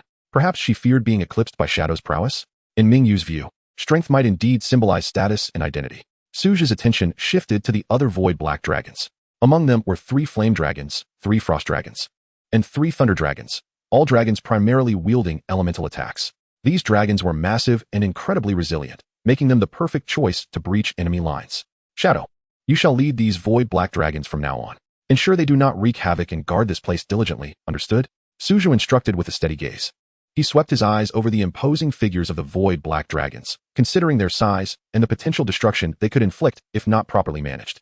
I understand, my lord, Shadow replied in a cool tone, turning to face the 9 Void Black Dragons behind. Shadow, this is Mingyu. This is Lena, Amaya, Luna, and this is Isabella. From now on, we are all family, so there is no need for formality. Su Zhe introduced each person in turn, gesturing toward them. Shadow regarded the group as it had upon first encountering Mingyu, its sword glowing with a heightened gravity. It then slightly inclined its head in acknowledgement toward them. Let us proceed outside. Find a suitable place for your dragons to settle, and feel free to communicate any needs you may have, Su Zhe instructed Shadow. Within our territory, we are all allies, and we must coexist harmoniously, understood? He emphasized, looking earnestly at Shadow and the 9 Void Black Dragons. Under Shadow's watchful gaze, the dragons nodded obediently. Together, they exited the Void Dragon nest. Before them lay a serene lake, its surface as clear as glass, where cultivators, divine warriors, frost warriors, and star archers frolicked in merriment. Suddenly, a crisp humming sound rang out. The 9 Void Black Dragons, unable to contain their excitement, unfurled their wings and soared into the sky. Shadow, keep an eye on them and ensure they do not disrupt the environment, Su Zhe chuckled, addressing Shadow. I understand, my lord, Shadow responded. Subsequently, Su Zhe made his way to the western expanse of his territory, where a vast area awaited development. He intended to establish a base for mechanical units here.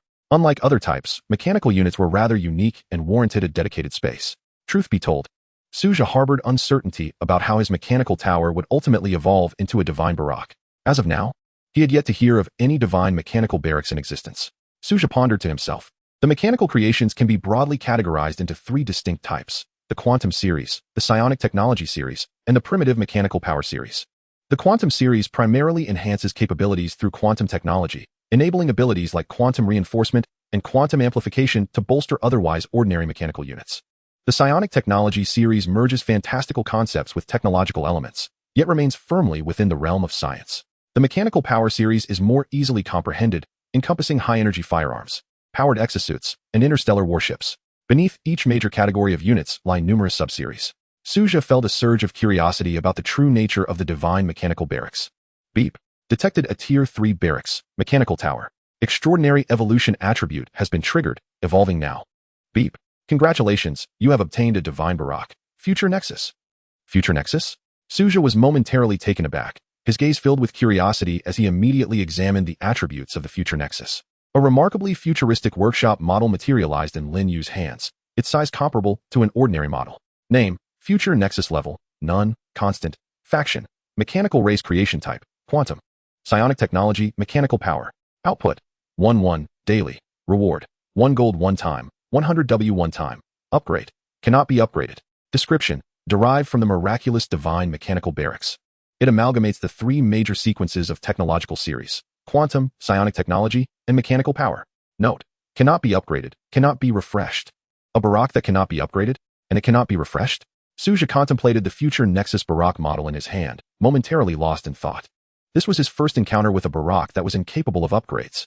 After a brief reflection, he realized that it was rather reasonable. After all, the creations of the mechanical category were exceedingly powerful.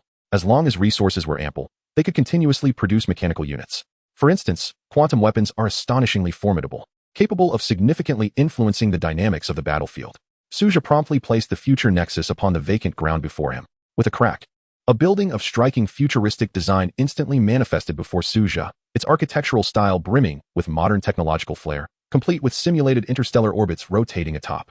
Manhwa and the others gathered around, equally intrigued by such a modern structure. Their curiosity piqued. Su Zhe strode directly inside.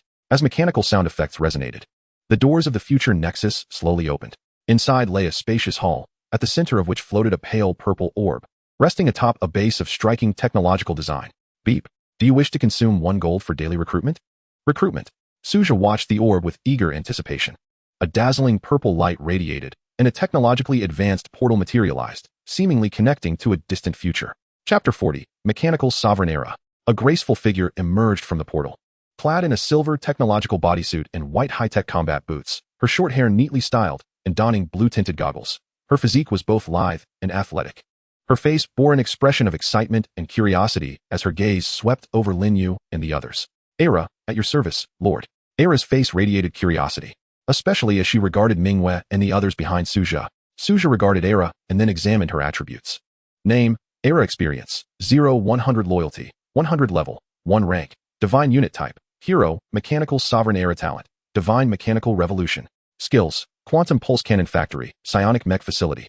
Energy Shield, Intelligent Repair Robot, Quantum Computing Hub. Potential: S-Class Saint level.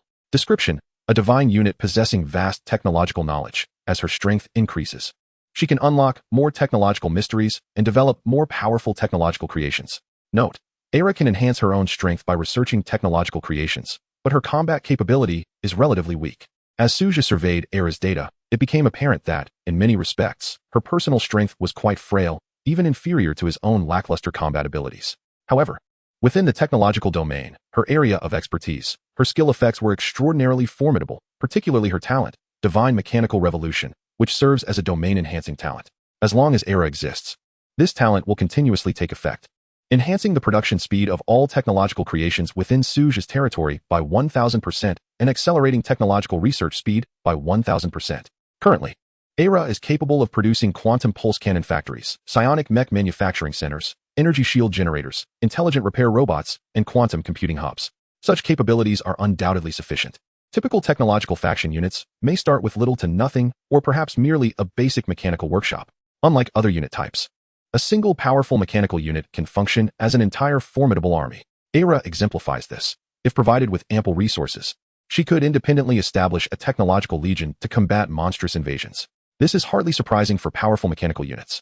Although Era is only level 1 at present, her future potential is promising. With such extraordinary abilities, she is destined to become a formidable member of Su Zhe's territory. Era, this is Manhwa, Amaya, Luna, Sherry, and Lena. Outside, we also have Isabella and Shadow, all of whom are our companions, Su Zhe introduced. Understood, Lord. Era nodded, her gaze shifting towards Manhwa and the others.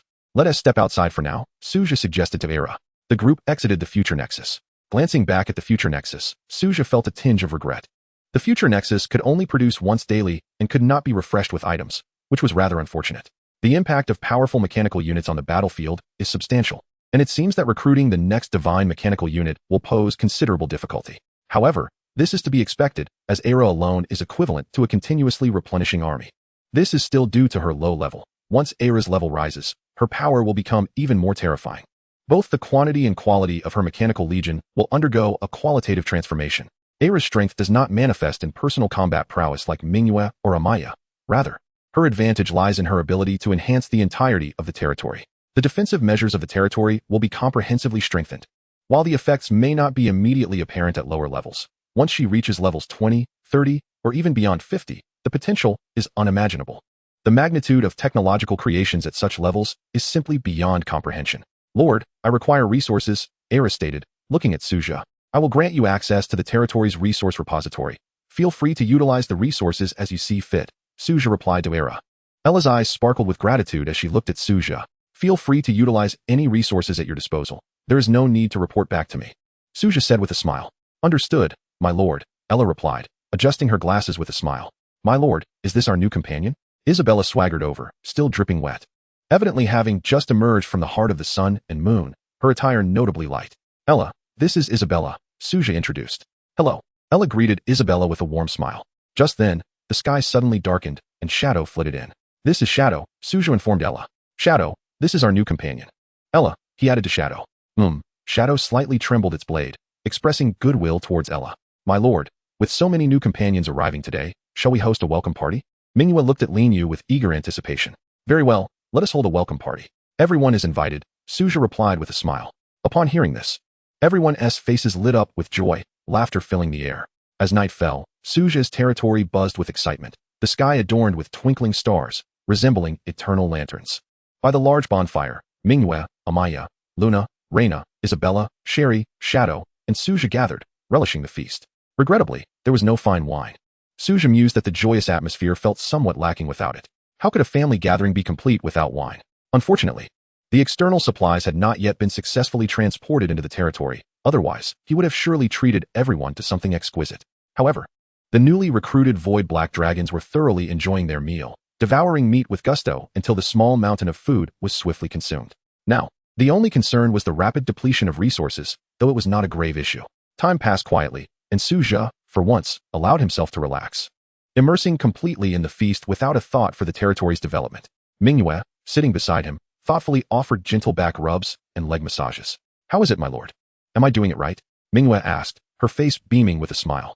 Your technique is commendable. Tonight, I shall reward you with the first enjoyment.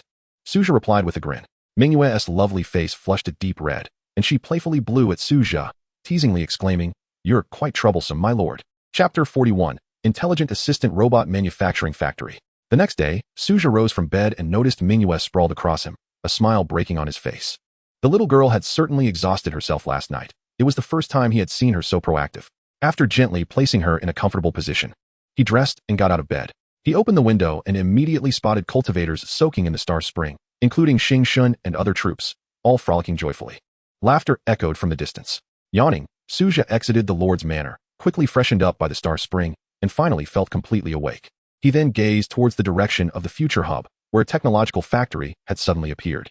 Curiosity piqued, he approached. Ella was meticulously inspecting the various equipment within the factory. What is this?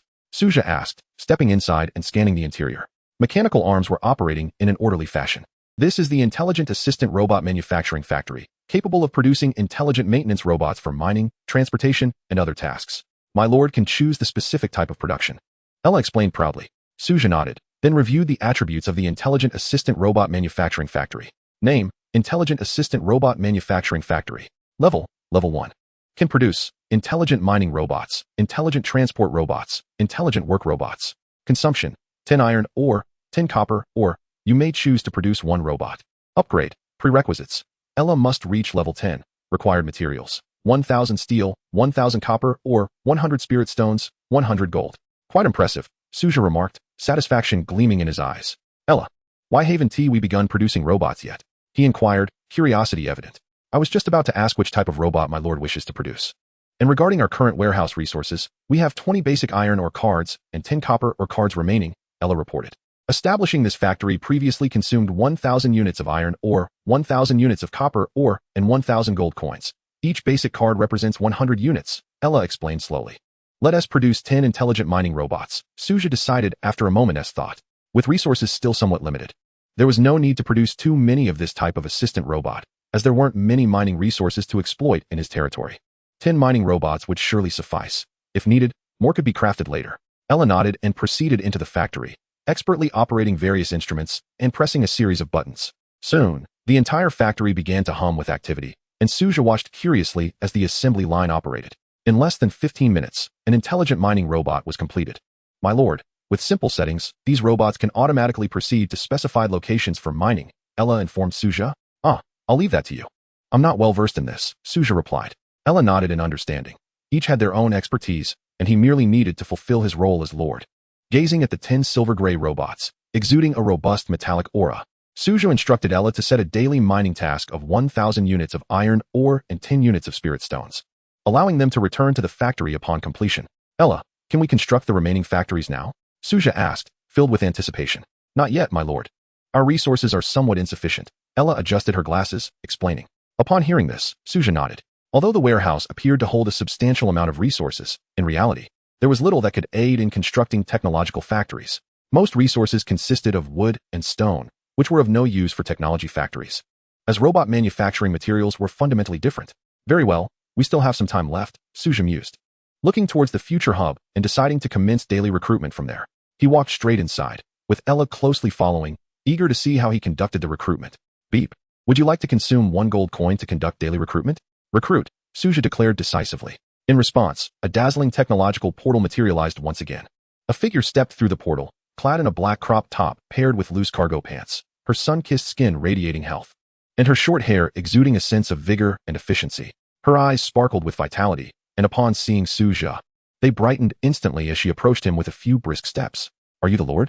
She inquired boldly, then audaciously linked her arm with his. Su Zhe.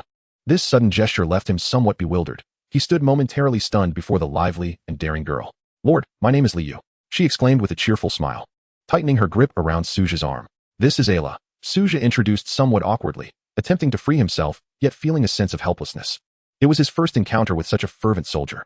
Liu turned her gaze towards Ayla, her eyes instantly alight with excitement, and then she promptly released Su Zhe, bounding towards Ayla with joy. Ayla looked somewhat flustered as Liu suddenly embraced her. Ayla, please take good care of me from now on, Liu said with a beaming face, radiating enthusiasm. Ayla glanced at Su Zhe with a look of desperation in her eyes, and Su Zhe smiled helplessly before examining Liu's attributes. As he looked at Liu, he noted that her personality bore a striking resemblance to Ming Yu's, and a flicker of curiosity prompted him to scrutinize her attributes. Name, Liu. Loyalty, 100. Experience, 0-100. Level, 1. Rank, Divine. Unit type, Hero, Mechanical Heart Liu. Talent, Divine Innovator. Skill, Mechanical Repair. Potential, S-Class Sacred. Description, Heroic Mechanical Repairer. Give me a set of tools, and I can repair any technological creation. Note, capable of repairing and upgrading technological constructs. Su Zhe's eyes lit up upon reading about Liu. A heroic repairer, no wonder she was so close to Ayla. In many ways, Liu would rely on Ayla to showcase her talents. Although Liu does not create technological constructs herself, she possesses the ability to repair all technological creations, though this would require her level to rise. The effects she could yield would surely extend beyond mere repairs. Only time would reveal her true capabilities, for each repairer possesses their unique traits, and a divine repairer like Liu was certainly extraordinary. Ayla, please take Liu to meet the others, Su Zhe instructed Ayla. Chapter 42, Mechanical Heart Liu. Ayla nodded and led Liu away. Lord, do you have any wine? Liu turned to ask Su Zhe but was promptly pulled away by Ayla. Su Zhe, exiting the future nexus, he began summoning one by one. Amaya, Luna, he called forth Amaya and Luna. The two followed him into the divine source sanctuary. Soon, Su Zhe completed his daily recruiting for the day, with no additional heroic units summoned apart from Liu. Currently, the population composition within Su Zhe's territory stood at cultivators, 70, divine race, 70, elementalists, 70, frost clan, 80, dragons, 20, machines, 2. The total population reached 312 units. They were now significantly closer to the upgrade target. The Frost Clan's numbers had surged to become the most populous group in the territory. Supreme will claim the Battle Power Leaderboard reward, Su Zhe declared slowly. Ding. Detecting. Congratulations on maintaining the top of the Battle Power Leaderboard for 24 hours. You have received 150 spirit ore. Su Zhe regarded the 150 spirit ore with no disdain for its quantity, receiving free rewards daily. What was there to complain about? Next, he awaited the daily monster incursions, he mused, realizing today marked the 6th day. Amaya and Luna sat quietly beside Su Zhe, each resting an arm around him. Why aren't you two off playing? Su Zhe inquired, glancing at Amaya and Luna. Because we wish to accompany you, my lord. Amaya replied with a smile. Luna nodded silently in agreement.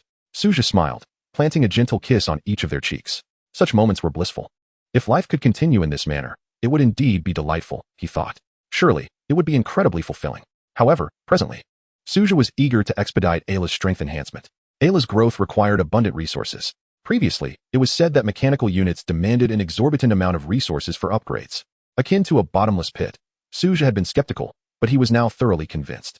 Ayla had merely established a factory, and it was only for the production of intelligent auxiliary robots, yet the resource consumption was already staggering. What would happen if they were to produce combat robots? Combat robots were consumables. Thus, the rate of resource depletion would surely be unsustainable. This was no jest. It was essentially a resource sacrifice for battle. At that moment, a familiar notification echoed. Ding. Monster invasion about to commence. Please select difficulty.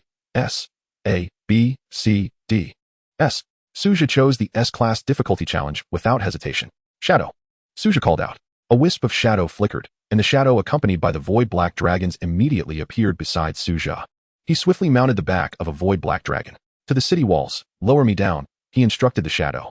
The shadow rode the void black dragon to the city walls, and before Su Zhe could react, he dismounted and stood atop the battlements, gazing into the swirling void mist. The shadow can command your black dragon legion. Prepare to level up, Su Zhe instructed the shadow. The shadow, riding the void black dragon, soared into the sky. Roar. A resonant dragon's roar echoed. One by one, the void black dragons emerged from the territory, alongside 5 ancient flame dragons, 5 ancient frost dragons, 3 ancient thunder dragons, 3 ancient black dragons, and 3 ancient wind dragons. The dragons lined up neatly behind the shadow, each exceeding 5 meters in length. Amaya, Mingyu, Luna, Lena, Shelly, Isabella, and today's newly recruited companions. You will be responsible for guiding them to farm monsters and level up, Su Zhe instructed in an orderly fashion. Mingyu promptly complied with Su Zhe's directives. This had become routine, a standard procedure for newly joined units. Those who had reached level 9 previously need not intervene, merely observing from the sidelines. Ayla and Liu, curious, also climbed atop the city walls, standing beside Su Zhe. Liu sat casually on the battlements. Her eyes filled with curiosity as she gazed at the undulating void mist. They're coming, Su Zhe murmured softly. From within the void mist, terrifying and fearsome monsters began to emerge. Are today's adversaries the chaos demons? Su Zhe mused, his eyes glinting as he observed the chaotic entities stepping forth. Demons, tainted by chaotic power, emerged from the swirling chaos. Some may have been products of a world ravaged by chaos, while others might have willingly plunged into it. Such matters were uncertain. However, for Su Zhe, these demons were inconsequential. What mattered was the rewards they could yield. Moreover, he was eager to explore that black iron world. Roar. The cacophony of roars erupted as these demons launched their assault on Su Zhe's territory. Roar. In response, a thunderous dragon's roar reverberated. The shadow's blade radiated with a brilliant light, and a dark luminescence coalesced around its edge. In the next moment, a shadowy blade of energy swept across the battlefield, eradicating every demon that dared to cross its path in an instant. Meanwhile, others leaped into action. Su Zhe remained largely unconcerned by these demons, as their highest rank was a mere level 8, inferior to his own. Though numerous, they posed little threat. Indeed, level 8 creatures are not to be underestimated, especially considering that this was only the 6th day of the novice phase. However, this incursion was not limited to mere level 8 monsters. It also included formidable chaos demons, whose combat prowess surpassed that of ordinary foes. Coupled with their overwhelming numbers, these chaos demons presented a significant challenge, even to a lord endowed with legendary troops. For an average lord, facing such chaos demons would be akin to navigating a harrowing nightmare. Yet for Su Zhe and his companions, it was as effortless as squashing an ant, devoid of any difficulty. The invading chaos demons were merely regarded by Su Zhe as experience bags to level up his territorial forces. As time passed, the last of the demons fell within Su Zhe's domain, signaling the conclusion of the monster invasion. Unsurprisingly, a diamond treasure chest was added to his collection. Finally, it was over. Devour. Su Zhe surveyed the battlefield littered with the carcasses of chaos demons and decisively exercised his lordly privileges. Ding. Your trait blessed land has been activated. Territory radius increased by 1,000 meters. Ding. Your trait blessed land has been activated. You have acquired a low-level copper vein. Excellent. Another vein has appeared, albeit basic. It is still quite valuable. A glimmer of delight flickered in Su Zhe's eyes as he opened the territory panel. Chapter 43. The exaggerated statistics of the territory. Name, Tianhui. Level, 2. Area, 4,000 square meters. Barracks, Celestial Creation Platform, God level. Divine Source Sanctuary, God level. Elemental Sanctuary, God level. Starry Sanctuary, God level. Void Dragon Nest, God level. Future Nexus, God level. Buildings, well, white. City Wall, white. Can evolve. Lord's Mansion, Auxiliary Robotics Factory, Basic Elemental Tower. Wonders, Heart of the Sun and Moon, Heart of Elements. Veins, Basic Spirit Crystal Vein, Beginner. Basic Copper Vein, Beginner. Basic Iron Vein, Beginner. Population, 312. Cultivators, 70.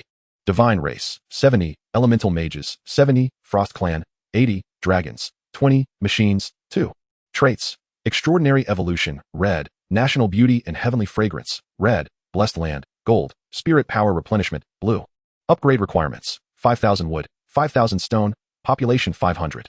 For 1,000 square meters, it was a rarity to possess such an expansive level 2 territory. Su Zhe then turned his gaze towards the copper vein. Basic copper vein. Daily extraction of 1,000 units of copper with a maximum extraction of 2,000 units. Its properties are akin to those of iron veins. However, for Su Zhe, this is precisely the resource needed for territorial development. With an ample supply, the technological level of Su Zhe's domain could be elevated. Su Zhe began to tally the spoils from today's monster invasion. A total of 200 ordinary loot chests, along with 50 rare loot chests and 12,000 gold coins. Still rather meager, he murmured to himself, contemplating the meager findings. He proceeded to open the ordinary loot chests one by one. Wood X20, stone X20, meat X50, iron or X30, copper or X30, silver or X20, steel X30. From 200 ordinary loot chests, these were the resources obtained. Each wood and stone card represented 100 units, while each meat card was equivalent to 1 ton of meat. The others were all 100-unit resource cards, forming the foundational cards. Su Zhe turned his attention to the remaining rare loot chests, 50 in total. While not an insignificant number, it was hardly abundant, especially considering that it stemmed from the defeat of 6,000 chaos demons. After excluding novice benefits, only 20 rare loot chests remained. This quantity was indeed modest. He opened them with anticipation. Advanced wood X10, advanced stone X10, silver or X15, gold X15. Quite satisfactory. As Su Zhe surveyed the resource cards in his warehouse, he began to organize them. Basic wood cards X59, basic stone cards X59, basic meat cards X45, basic iron or cards X39, basic copper or cards X39, basic steel cards X40, basic silver or cards X25, spirit or X540, over 124,000 gold coins.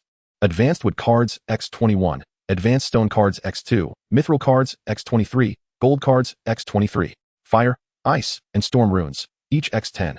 This represented the entirety of Su Zhe's resources within his territory, a veritable bounty. Notably, this did not account for the strength bonuses from his territorial forces. Basic wood and stone could later be considered for conversion into basic meat cards. Su Zhe pondered over his basic resource cards. With the addition of the void black dragons, particularly the lower tier ones, the daily consumption of meat was substantial. Just yesterday, a few had consumed 10 basic meat cards, and this was during their low-level stage. Should they ascend to higher ranks, Su Zhe would find it untenable to sustain their dietary needs. However, by that time, these void black dragons might no longer require his provision of meat. In any case, the current lower-tier void black dragons were indeed the primary consumers of resources within his territory. Next, he turned to the diamond treasure chest. Ding! Congratulations! You have acquired the blueprint for a luxurious mansion. Ding! Congratulations! You have obtained a recipe for basic spirit wine. Ding! Congratulations! You have received spirit or X100. Su Zhe examined the items procured from the diamond treasure chest. Spirit or was always a welcome addition. Currently, his reserves only amounted to 640, which was far from plentiful. The blueprint for the luxurious mansion. Su Zhe narrowed his eyes at the blueprint in his hand. Luxurious mansion blueprint. Blue blueprint, upon learning, allows for the construction of a luxurious mansion. Prerequisite, basic wooden house. Upon learning will overwrite the basic wooden house blueprint. Its utility was not particularly significant, but better than nothing. Su Zhe chose to learn the blueprint without hesitation. Ding! Do you wish to learn the luxurious mansion blueprint? Learning will overwrite the basic wooden house blueprint? Yes. Su Zhe decisively confirmed his choice to learn, as this item would not fetch much gold if sold. Although it was a blue blueprint, its impact on the territory was limited, thus its value was not high. Su Zhe then turned his gaze to the final reward.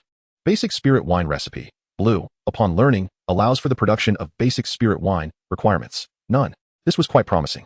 A smile graced Su Zhe's face. In his leisure time, he could produce spirit wine to sell. Surely there would be many lords willing to pay for it.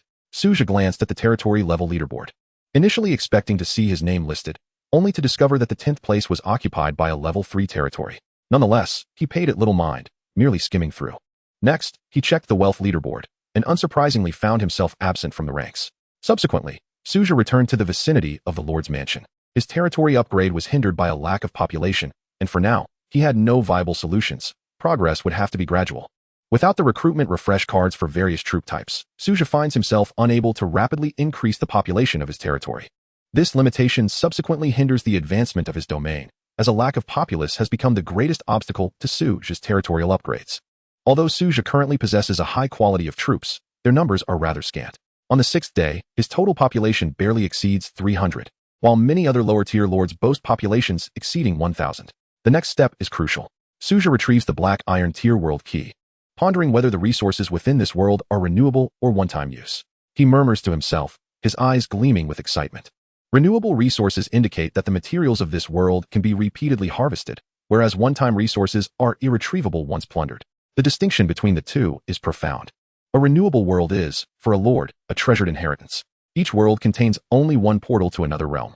As long as he possesses this black iron world key, he can consistently enter this world to gather resources, ensuring sustainable resource acquisition. All core members under Su Zhe, Minghua, Amaya, Luna, Reina, Sherry, Ella, Isabella, Liyue, and Yuying gather before him. The reason I have summoned you all here is for this, Su Zhe says, slowly producing the bronze world key. This key leads to the black iron world, and I have brought you all together to explore it. His demeanor is serious, tinged with anticipation. My lord, is this black iron world similar to the previous one? Minghua inquires curiously, her eyes sparkling. No, this black iron world is a complete realm. However, the level of danger should not be too significant. It remains unclear whether it is a resource world or a monster world. What is certain is that it is a fully realized world, Su Zhe replies, shaking his head slightly before elaborating. For this exploration, I intend for all of you to accompany me. As for Ella and Liyue, it would be prudent for you to remain behind, as you are not combat-oriented troops and lack self-defense capabilities. There is no need for you to accompany us on this adventure. You two can stay and guard the territory, should any issues or anomalies arise. Be sure to notify me at once. Ella and Liyue nod in understanding. They are indeed not combat troops. They could be considered as ineffectual in battle, and their presence might hinder their teammates rather than help them. Furthermore, they do not require monster hunting for their upgrades, thus avoiding unnecessary risks in this world. Su Zhe would be deeply troubled should anything happen to them, for their potential is boundless and brimming with possibilities. The others gather their respective teams in preparation for departure. Excitement glimmers in Su Zhe's eyes. Whether this world is one-time or renewable, it promises great rewards, being a complete world nonetheless. He hopes not to be disappointed. Su Zhe speculates that this black iron world is most likely renewable, otherwise, it would not have been extracted. Ding. Would you like to bind the black iron world key and open the time-space passage? The prompt sounds. Bind it. Su Zhe declares decisively. Ding. Congratulations on binding the black iron tier world core. You can freely set the time-space passage within your territory and choose to open or close it at will.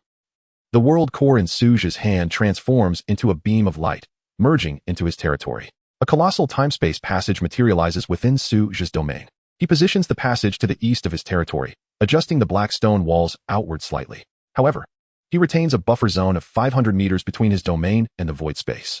A grand and spacious time-space passage stands tall in the eastern part of his territory, wide enough for Yuying and the void black dragons to pass through smoothly.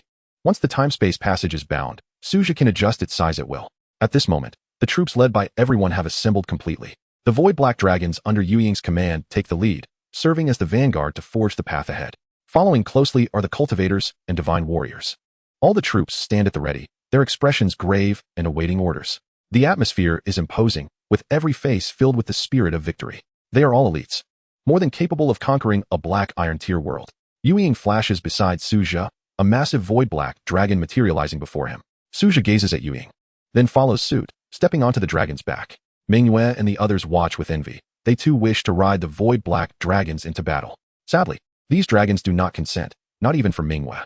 In the hearts of all the void black dragons, their loyalty lies solely with Su Zhe. No one else, not even comrades, can share that bond. Let us depart, Su Zhe says, brimming with anticipation. Yuying radiates with brilliance, a dark glow enveloping Su Zhe, and in an instant, they rush into the time-space passage. Minghua, Amaya, and the others transform into dazzling streaks of light, entering the passage in succession. Su Zhe's vision fades to black, only to be replaced by a strange world. Ding! You have entered a black iron tier world, populated solely by chaotic beings of a maximum level of 10. This was once an ordinary world, but has since been corrupted by chaotic forces, becoming a habitat for chaotic creatures. Please proceed with caution, Lord. The prompt sounds. Su Zhe's pupils constrict slightly, and a look of ecstatic joy spreads across his face. This is indeed a renewable world, teeming with monsters. The notification indicates that this is a haven for chaotic beings, suggesting a continuous influx of such creatures, even if all existing inhabitants were eradicated. This world has been wholly claimed by chaotic beings, and most importantly, it can only accommodate chaotic beings of level 10 at most. Which means Su Zhe's divine troops will be nearly invincible here. There is no risk of battle. Could this be any more perfect for leveling up? Although this world can only host black iron tier chaotic creatures, it is more than sufficient for Su Zhe's needs. Excitement sparkles in his eyes, as the specific resources of this world are now secondary. The crux lies in the abundance of monsters available for his troops to level up without hindrance to level 10 and beyond, which is paramount. Additionally, new units produced in the future will also have a venue for advancement. This black iron world holds immense significance for Su Zhe, Amaya, Mingyue, Luna, Reina, Isabella, Yuying. It's up to you now, Su Zhe says, his expression serious, filled with expectation. While these monsters will only yield experience points and gold, that is more than sufficient to meet Su Zhe's current demands. Buzz. The sound of Yuying's sword rings thunderously, reverberating throughout the world. Su Zhe gazes down, observing countless chaotic beings surging like a tide, awakening. This world has undeniably become the stronghold of chaotic creatures. As Su Zhe and his companions step into this realm, they are destined to be met with a united assault from the monsters.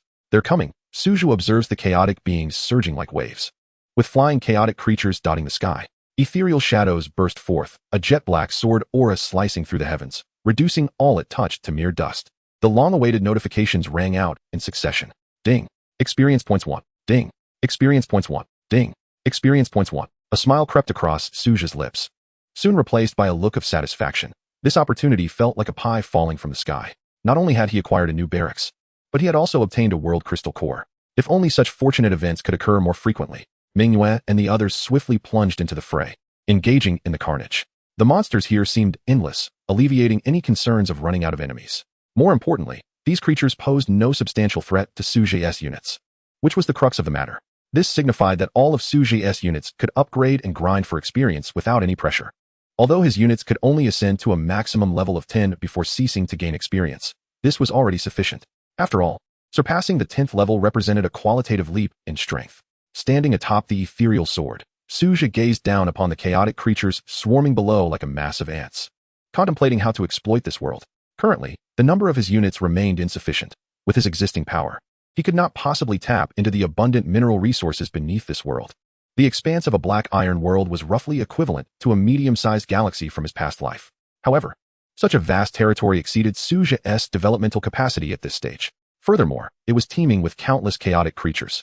To develop this land, one must first possess formidable military strength to eradicate the chaotic beings and establish a secure base. A feat Su Zhe was currently incapable of achieving due to his inadequate unit numbers. Chapter 45, Battle Robot Manufacturing Plant. It seemed he would have to wait until subsequent technological advancements took shape. Su Zhe pondered that intelligent repair robots and mining robots would serve as the primary forces for developing this world. Stationing his own units, there would undoubtedly be a waste of manpower. Nevertheless, there was no need to rush. This world was already under his control, and gradual development would suffice. Experience points continued to soar. Ding. Your experience points have reached 1,800. Would you like to level up? So soon? Su Zhe was momentarily taken aback upon hearing the notification, surprised at how swiftly the level up had come. He surveyed his surroundings, noting that everyone but Mingyue had nearly reached the next level. Level up. Without hesitation, Su Zhe decisively chose to level up, successfully reaching level 10. Already a prominent figure among the novice lords. As time progressed, ding. Your experience points have reached 2,000. Would you like to level up? Level up. Taking a deep breath, Su Zhe's eyes glimmered with determination. Ding. Congratulations. Your level has risen to level 11. Su Zhe closed his eyes, savoring the sensations of his body's transformation. From level 1 to 10, this was a metamorphic change. Although no new abilities had been granted, his overall attributes had increased tenfold. Of course, as a lord, his personal attributes were not the most crucial aspect. However, the significant enhancement in physical prowess meant he was no longer that fragile entity, easily vanquished. In simpler terms, Su Zhe was now more resilient and tougher. Lord. Mingyue appeared beside Su Zhe, her face aglow with joy. It was evident that she too had successfully advanced to level 11.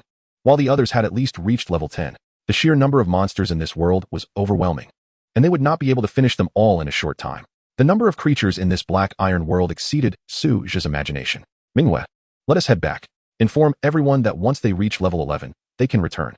Su Zhe said slowly, intending to use this world to elevate the strength of all his units to level 11.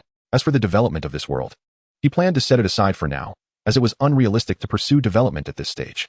Mingyue nodded in agreement, then embraced Su Zhe as they traversed the space-time portal back to their territory. Standing on the land of his domain, Su Zhe felt a profound sense of security.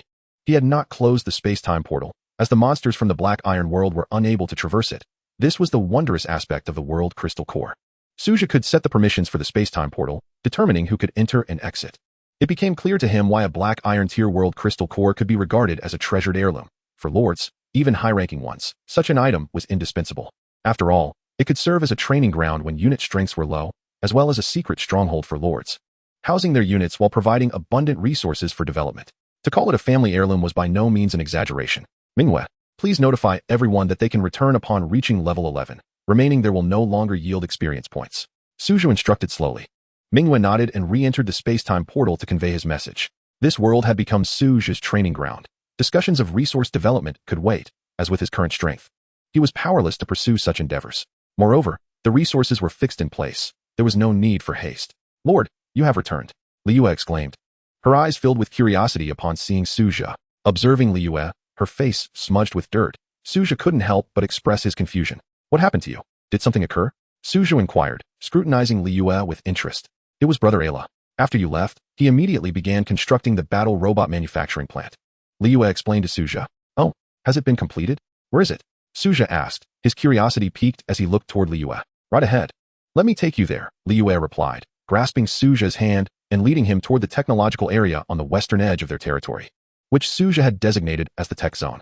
Now, 3 factories had risen there. One was an auxiliary robot manufacturing plant, the second a battle robot manufacturing plant, and the third a quantum pulse cannon factory. Lin Yu gazed at the battle robot manufacturing plant. Name, Battle Robot Manufacturing Plant. Level, 10. Production, battle robots. Consumption, 10 iron ore, 10 copper ore, 10 steel, 1 spirit ore, can produce 1 battle robot.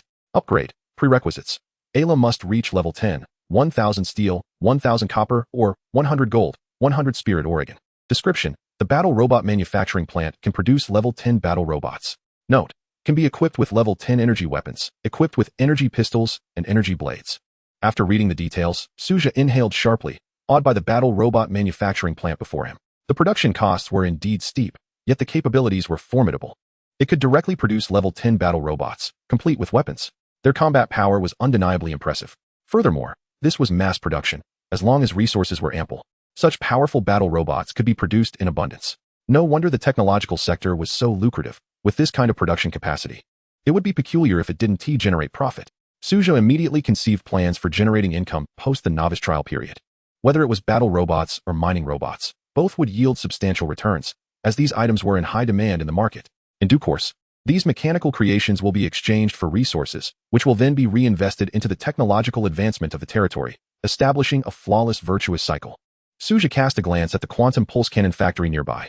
Name, Quantum Pulse Cannon Factory Level, 10 production, quantum pulse cannons consumption, 10 iron or 10 steel, and 1 spirit or to produce a single quantum pulse cannon upgrade. None.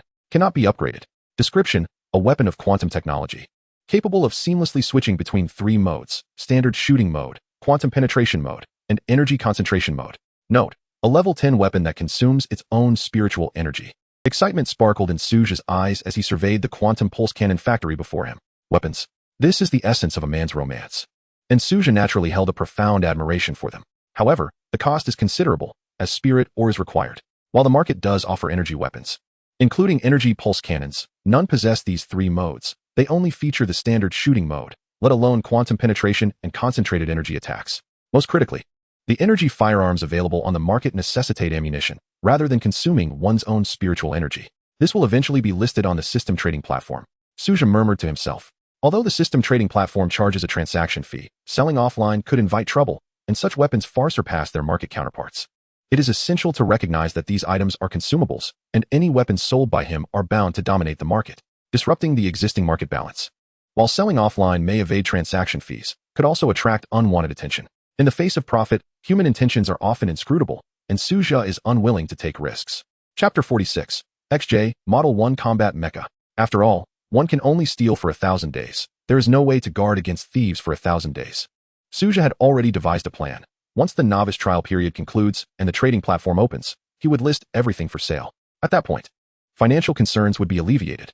Let them charge transaction fees. To him, safety is of paramount importance. Ah, my lord, you're back? Ella emerged, clad in a futuristic white uniform. Su Zhe acknowledged with a nod towards Ella. My lord, constructing these 2 factories consumed a total of 20 copper resource cards, 20 iron or resource cards, and 200 spirit or, Ella reported to Su Zhe. Su Zhe nodded in understanding. My lord, how many combat robots do you wish to produce? Currently, there are 19 iron or resource cards remaining, and with the mined resources, we have 2,000 units of iron ore. There are also only 19 copper resource cards left. With an additional 1,000 units of copper mined, and 440 spirit ore remaining, Ella continued, her voice steady. Su Zhe examined his resources thoughtfully. Let us produce 10 combat robots and 20 quantum pulse cannons for now. We can address the rest later. The combat robots would assist Ella in leveling up. Although developing technological creations could also enhance her abilities, the current resources within the territory are too limited to facilitate rapid advancement for her. Gaining experience through combat would be more beneficial, allowing Su Zhe to earn gold coins. Furthermore, Liyue could also upgrade by repairing the mechas. Their method of advancement starkly differs from that of ordinary units. Ella nodded obediently, then entered the armory to set things in motion. Soon, 10 combat robots materialized before Su Zhe. They were predominantly silver gray, their surfaces gleaming with a metallic luster, and the blue light in their eyes resembled a profound abyss. Their bodies were crafted from sturdy alloys, with a softly glowing energy core embedded in their chests, as long as the core remains intact. The combat mechs would not be rendered entirely inoperative, still possessing the potential for repairs. Additionally, each mech was equipped with an energy blade on its back, adorned with mysterious energy patterns that enveloped its entire form. Su Zhe examined the attributes of the combat mechs. Name: XJ, Model 1 Combat Mecha. Level: 10 Weapons, Energy Pistol, Energy Blade. Skill: Energy Shield. Description: XJ, Model 1 Combat Mecha, brand new from the factory. While it cannot be upgraded, its combat prowess is exceptional. The Energy Shield can withstand attacks from typical level 10 monsters. Special ability: Automatic Recharge. As long as the energy core remains intact, the Energy Shield can be activated once every 10 seconds. Impressive. Su Zhe marveled at the combat mecha before him. Given these attributes, even typical 5th-tier units would struggle against the XJ Model 1 mecha, especially in its unarmed state. Once fully equipped, it could even contend with 7th-tier members. My lord, this quantum pulse cannon, Liyue exclaimed, excitedly presenting a silver-blue quantum pulse cannon to Su Zhe. Anticipation filled Su Zhe's eyes as he accepted the quantum pulse cannon and examined its attributes. Name: XJ, Model 1 Quantum Pulse Cannon. Level: 10 modes, Standard Shooting Mode, Quantum Penetration Mode, Energy Concentration Mode. Description: a level 10 weapon equipped with 3 shooting modes. The Energy Concentration Mode requires a 2-minute cooldown. Remarkable. Su Zhe marveled as he caressed the Quantum Pulse Cannon, which emanated a chilling glow. Mysterious runes flickered and flowed, exuding an aura of futuristic technology, reminiscent of heavy artillery from a past life, yet far more powerful. For ordinary units, such a weapon undoubtedly brings about a qualitative enhancement, Su Zhe murmured to himself. Subsequently, he stowed the Quantum Pulse Cannon into his backpack. For Su Zhe, the collectible value of this weapon is exceptionally high. My lord, do you have a particular fondness for such weapons? Ella inquired, her curiosity piqued as she observed Su Zhe. Indeed, I do, Su Zhe replied without hesitation. I see. Once I reach level 40, I can craft exclusive equipment for you, my lord, but that is not feasible at present, Ella stated calmly. Su Zhe nodded in understanding. Indeed, both lords and units undergo a significant transformation upon reaching level 40, which is why, after Manhwaaudiobook reached level 10, Su Zhe refrained from hastily examining her attribute changes, as there would be no significant alterations in the short term. Ella, please produce combat robots until we reach a total of 100. That should suffice, Su Zhe instructed. Ella nodded in acknowledgement. Once production is complete, let these combat robots engage in battles in the Black Iron world. You will also have the opportunity to gradually level up. Should any repairs be needed, Liyue can handle that. Su Zhe organized the tasks methodically. Ella nodded, her eyes gleaming with excitement. Additionally, produce as many quantum pulse cannons as resources allow. Let us equip the robots first, Su Zhe stated firmly. Understood, Ella responded with a nod. Ella, why not construct energy rifles and artificial intelligence?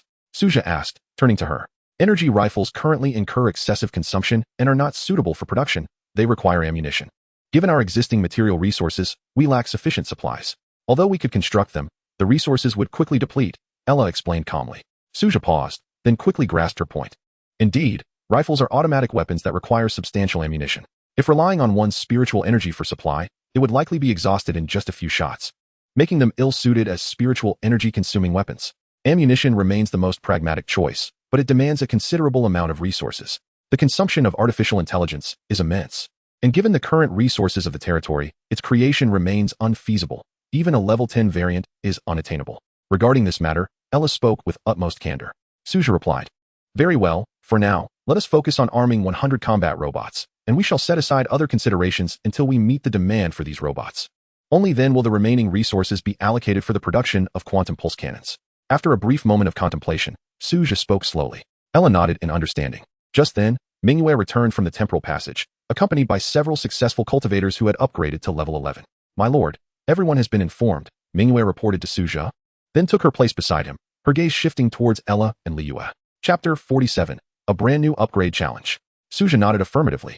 I need to return to the real world for a while. The territory is in your capable hands, he said to Manhwaaudiobook, Ella, and Liyue. The three acknowledged his words with nods. Subsequently, Su Zhe vanished from the territory. In the real world, Su Zhe gazed at the quantum pulse cannon within his backpack. Feeling a surge of security, he glanced around his room and then opened his phone to check the WeChat group. The pinned messages still bore the words of his previous friends. After a brief look, he turned off the phone. His primary purpose for returning to the real world was to tidy up his room and dispose of anything that might reveal his identity, such as strands of hair. The previous encounter lingered vividly in his memory. If the powerful chaotic forces were to set their sights on him again, especially if a formidable figure were involved, he would be in peril. Though the likelihood of such a scenario was slim, Su Zhe was unwilling to take any risks. Thus, he made a special trip back to clear away these potential telltales. After more than an hour of diligent work, Su Zhe meticulously cleansed every corner of the room using his spiritual energy, including his clothes and bedding, ensuring that any lingering hair was thoroughly removed. Once he had finished, he returned to the territory. Upon his arrival, he discovered that most of the troops had already returned from leveling up. Amaya, Luna, Sherry, and Isabella had all successfully advanced to level 11. The remainder were either newly recruited troops or lower-level units like the Shadow, still engaged in combat within the Black Iron world. Su Zhe assessed the resource situation. A total of 100 combat robots had been produced, and the quantum pulse cannons were equipped, with an additional 180 remaining, including the one in Su Zhe's possession. However, there were only 8 steel resource cards left. Primarily due to the depletion of iron or resources, the iron or cards had all been exhausted, along with the 2,000 meters of mined iron. The spiritual ore was also down to just 130 units. Truly, a voracious consumer of resources. As Su Zhe surveyed his resources, he noted that while timber and stone were still plentiful, they held little significance for him at this juncture. They were largely unnecessary. Of course, they weren't entirely without use. For instance, they could be employed to construct a luxurious mansion, but Su Zhe did not view such external edifices as urgent. Although his lord's manor was rather modest, he paid little heed to the trappings of architecture. Instead, he was quite eager to experiment with crafting a basic spiritual wine, though he lamented the lack of materials. I'm here. Su Zhe, clad in loose beach shorts, stood atop the newly constructed 15-meter diving platform and leaped off with abandon. Wow. With a resounding splash, he plunged into the star spring, sending up a massive spray of water. Emerging from the pool, he wiped the water from his face, while a group of graceful cultivators and other units gathered around him. As Su Zhe beheld the crowd surrounding him, a smile of happiness graced his features, and he casually embraced one of them in playful jest. Oh dear, it seems I've forgotten something important. Never mind, let us enjoy ourselves for now. Su Zhe chuckled, reveling in the playful antics amidst the throng. What a leisurely day it was. Ella observed the scene and gently shook her head, then settled by the poolside to bask in the warmth of the sun. My lord, I'm here, Liu exclaimed, her face beaming as she leapt from the high platform, clad in a refreshing swimsuit. Just as Su Zhe raised his gaze, he spotted her descending, and, before he could utter a word, they both splashed into the water. Gurgle. Gurgle. Huh, where did my lord go? Liu scanned the water curiously, searching for Su Zhe's figure.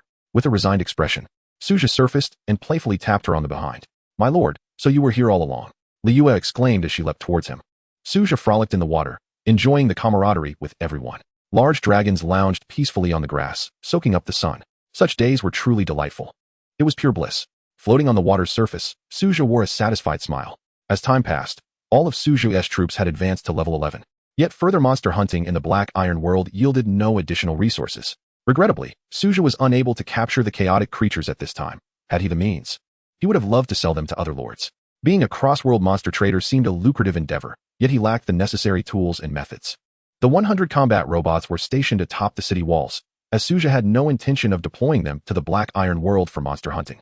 Aiding Ella in her ascension, the number of combat robots was still too limited, and unlike Manhwa and her companions, who, despite their lower levels, were fundamentally divine beings.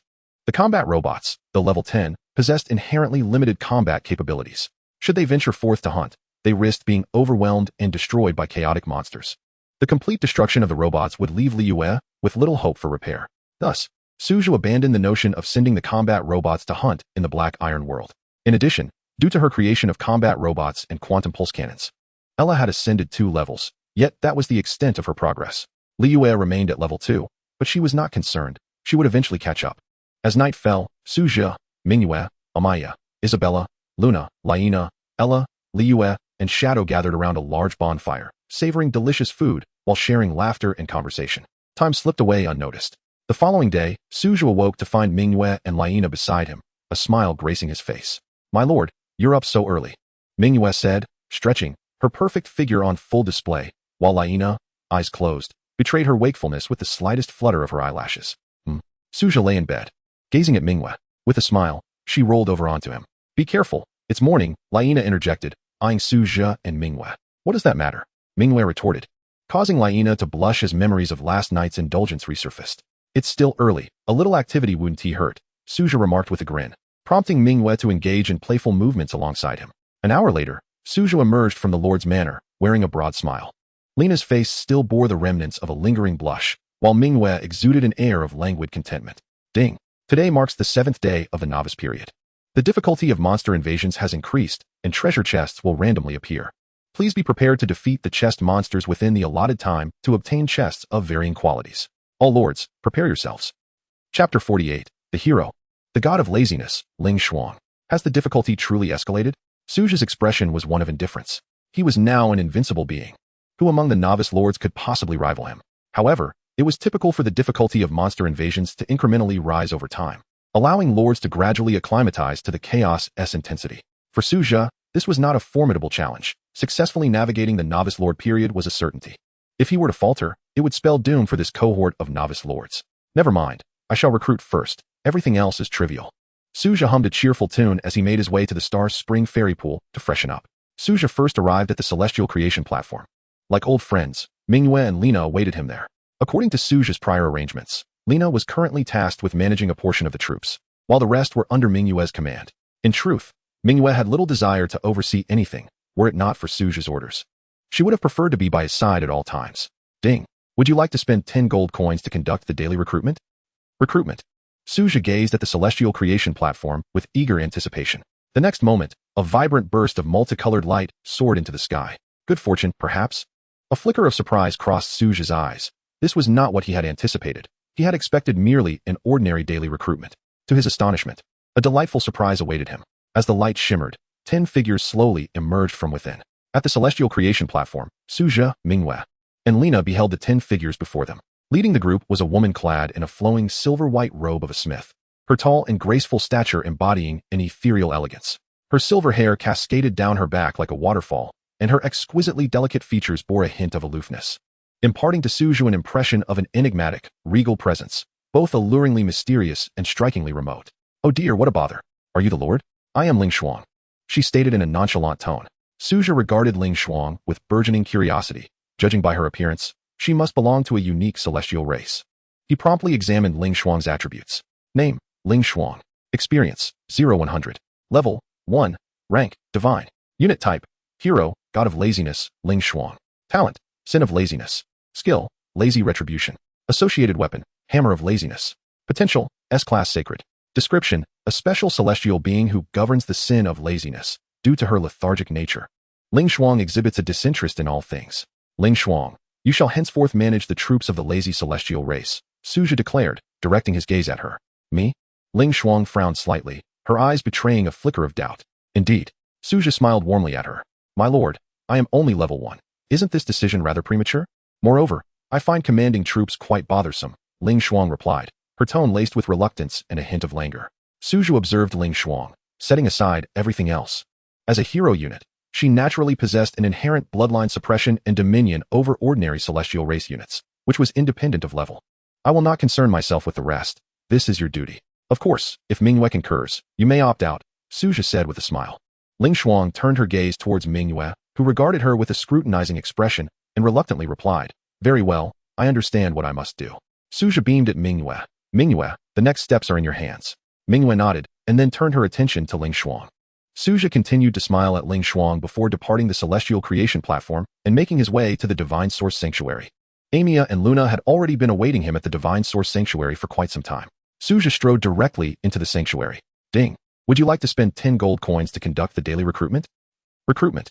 Su Zhe looked up at the celestial dome of the Divine Source Sanctuary with eager anticipation, where glowing runes flickered and lights danced. Dozens of figures promptly appeared before him. But alas, they were merely ordinary divine race units. Amia, Luna, I entrust these to you. Once the monster invasion concludes, take them along with today's newly recruited units to the Black Iron World for leveling, Su Zhe instructed with a smile. I understand, my lord. Amia and Luna replied in unison. Well then, I shall proceed to recruit additional units, Su Zhe said cheerfully to the two before heading to the Elemental Sanctum. Amia and Luna nodded. This had been prearranged, with Su Zhe responsible for recruitment and they managing their respective units.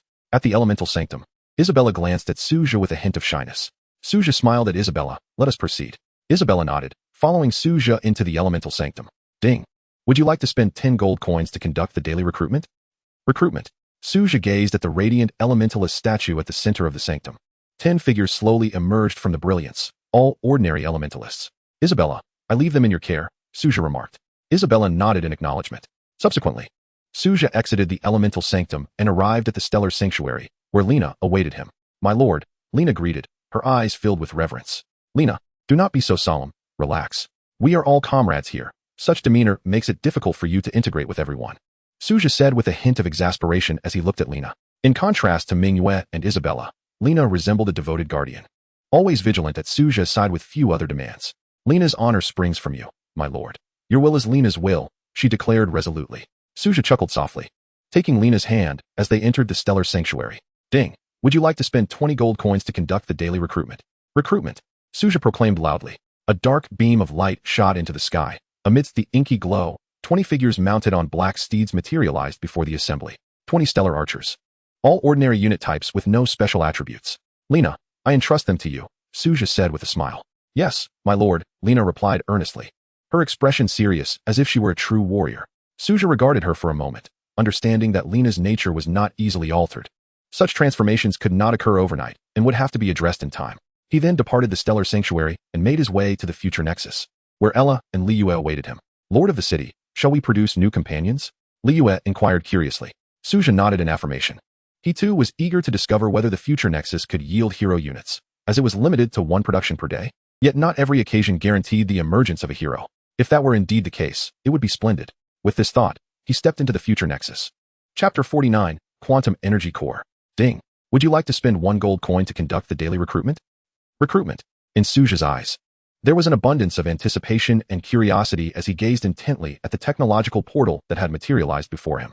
A blueprint, radiating a cerulean luminescence, gracefully floated out from the portal. Su Zhe's expression froze momentarily as he beheld the technological blueprint emerging from the portal. Could it be that, in addition to recruiting hero-level units, this future nexus could also yield some technological schematics? A spark of excitement ignited within him as he examined the attributes of the blueprint before him.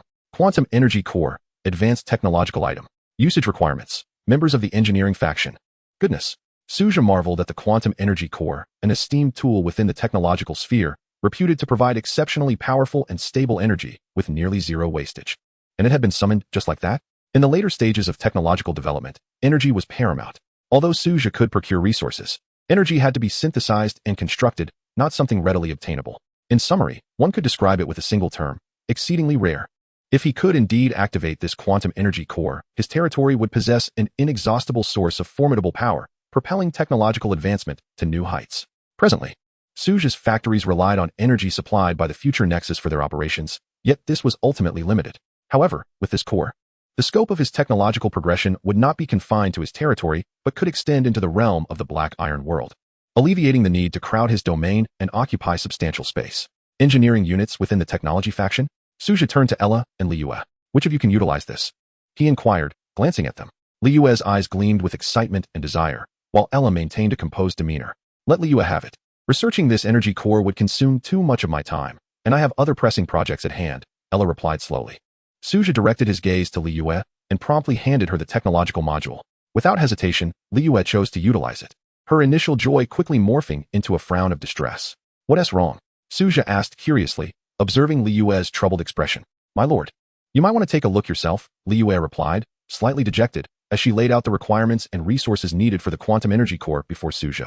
Activation requirements for the quantum energy core: 100,000 steel, 100,000 copper, or 10,000 gold, 10,000 advanced timber, 10,000 advanced stone, 10,000 special metals, 10,000 quantum energy, 100,000 gold coins.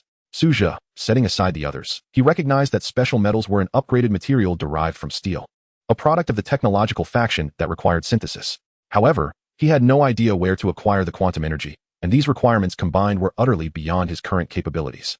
Many of the necessary raw materials were unfamiliar to him. The item was indeed valuable, but at present, we are unable to activate it, Su Zhe said slowly, noticing Liyue's crestfallen face. But how do we obtain this quantum energy? Su Zhe inquired, intrigued, turning to Ella. as he had never encountered such a thing before. It must be extracted using a specialized quantum extraction device from specific quantum or veins, or it can be refined in dedicated technological buildings. Certain regions imbued with quantum energy may also yield it. Ella adjusted her goggles and explained methodically. Upon hearing Ella's words, Su Zhe let out a resigned sigh. Indeed, he realized how little he understood about technology and that he had to rely on professionals. All right, when the opportunity arises, I shall entrust this matter to you. He consoled the somewhat disheartened Liyue. Understood, my lord, Liyue responded cheerfully, though a glimmer of disappointment lingered in her eyes. She wished to contribute to Su Zhe's endeavors. Yet within the territory, she found herself relatively idle, still at level 1 without any progression. With this in mind, Su Zhe handed Liyue a quantum pulse cannon. When the chaotic invasion occurs, you can give it a try. Let us go together, he said with a smile. Liyue's expression brightened instantly, and she leapt onto Su Zhe. Clinging to him. My lord, I adore you, she exclaimed joyfully. Su Zhe playfully patted Liyue's backside. If you don't get down, I might suffocate, he replied with exasperation. Oops, my apologies, my lord. Are you all right? Liyue asked boisterously. Su Zhe shook his head. By the way, stick close to me, and don't wander off. He instructed Liyue sternly. Got it, my lord, Liyue replied with a grin, clutching the quantum pulse cannon. Now she could finally partake in upgrades. Albeit the speed may be slower, it was better than waiting idly. Soon after, Su Zhe proceeded to the Void Dragon Nest, where Shadow had been awaiting him. My lord. Shadow quivered slightly, the blade emitting a melodious chime. When will you be able to advance your form? Su Zhe inquired with curiosity. Probably around level 40, Shadow replied slowly. I see, Su Zhe remarked, observing the increasingly potent spiritual fluctuations emanating from Shadow, whose aura grew stronger with each level. He could hardly imagine how formidable Shadow would become by level 40. Let us go. We need to recruit companions first, Su Zhe said with a smile. Shadow quivered lightly, indicating understanding, and followed closely behind Su Zhe as they entered the Void Dragon Nest together. Ding. Would you like to spend 10 gold to conduct daily recruitment? Recruit. Su Zhe replied resolutely, then turned to face the Void Dragon Nest.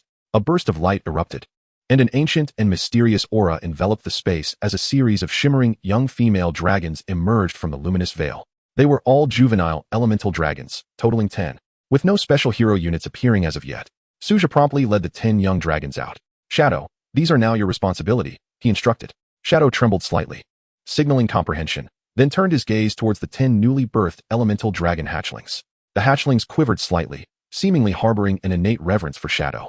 Su Zhe checked the current units within his territory. Cultivators, 80, divine beings, 80, elemental mages, 80, frost clan, 100, dragons, 30, machinery, 102. Technological creations also counted as unit types. Tomorrow, the territory should be able to upgrade. It has certainly been a challenging journey, Su Zhe mused, observing the population numbers of the units within his domain. This was merely the requirement for upgrading from level 2 to 3, if they were to reach higher tiers. Su Zhe could not fathom the implications. Perhaps others' fortresses were already at levels 7 or 8, while his own territory might only be around level 4. Chapter 50, Meteor Shower of Starfall. The primary obstacle remained population. Resources were manageable, as Su Zhe could acquire them through plunder or other means. Yet the demand for population numbers posed the greatest hindrance to territorial upgrades. Ding. The chaotic invasion is about to commence. Please select difficulty. S, A, B, C, D. S-level difficulty. Su Zhe chose without hesitation. Ding. Today marks the 7th day of the novice trial period. The difficulty of the chaotic invasion has escalated. Please prepare, Lord. The notification chimed again. Su Zhe was well aware that this was due to the increasing difficulty. Shadow, Su Zhe called. In an instant, Shadow appeared by his side, the Void Black Dragon soaring closely behind. Su Zhe mounted the back of the Void Black Dragon directly. My lord, wait for me. I haven't made it up yet. Liyue's voice resonated. Su Zhe turned to look at her. Yuying immediately understood, a flicker of ethereal light passing through, swiftly arriving beside Liyue and bringing her to the top of the Blackstone City wall. It was well known among the inhabitants of the territory that, aside from Su Zhe, even Manhwaaudiobook would find it impossible to stand atop Yuying. Thus, Liyue remained unperturbed. She merely wished to ascend the Blackstone wall swiftly. After all, with the territory's expansion, it would take her some time to walk there on her own. For Yuying, however, it was merely a fleeting moment. Yuying. Notify the dragon hatchlings recruited today to prepare for battle, Su Zhe instructed Yuying. Yuying slightly trembled, emitting a melodious chime. Buzz. 10 dragon hatchlings radiated brilliance, swaying as they flew over, neatly aligning themselves before Yuying. My lord, my lord, my lord. Manhwaaudiobook, Lena, Isabella, Amaya, Luna, and Lingshuang appeared beside Su Zhe. Arrange the companions recruited today. We shall commence leveling up by defeating monsters, Su Zhe said slowly, only to realize he had not seen Ayla. Where's Ayla? Su Zhe inquired curiously, glancing at Liyue. Sister Ayla said she wouldn't be coming, She is researching something very important. I don't quite understand, but with those robots around. Even if she doesn't come, she can still level up by defeating enemies through them. Liu spoke with a tone of envy. If only she had her own creations. She could be like Ayla, but unfortunately, she did not. Well, if she doesn't wish to come, so be it. Su Zhe nodded, not saying more. Mingyue, Lina, Isabella, Amaya, Luna, Lingshuang, pay attention to the treasure chest monsters that may appear among the monsters. Do not let them escape, Su Zhe gently reminded. The group nodded in unison. The treasure chest monsters were unique creatures that would appear among the monster tides after 7 days for newcomers. These creatures were special. Upon defeat, they would drop chests of varying quality, with the higher difficulty yielding better treasures, though the contents remained uncertain. Of course, defeating treasure chest monsters was quite challenging for ordinary lords. Yet for Su Zhe, it represented a bountiful harvest. He also retrieved his quantum pulse cannon, eager to showcase his prowess. Liu, meanwhile, lay flat on the ground, ready to snipe the monsters. Oh, I just remembered something I forgot. How could I neglect to draw the divine tier attributes? Su Zhe suddenly realized, recalling the nagging sensation that something was amiss yesterday. Now he remembered that he had forgotten to draw the talent for divine tier attributes.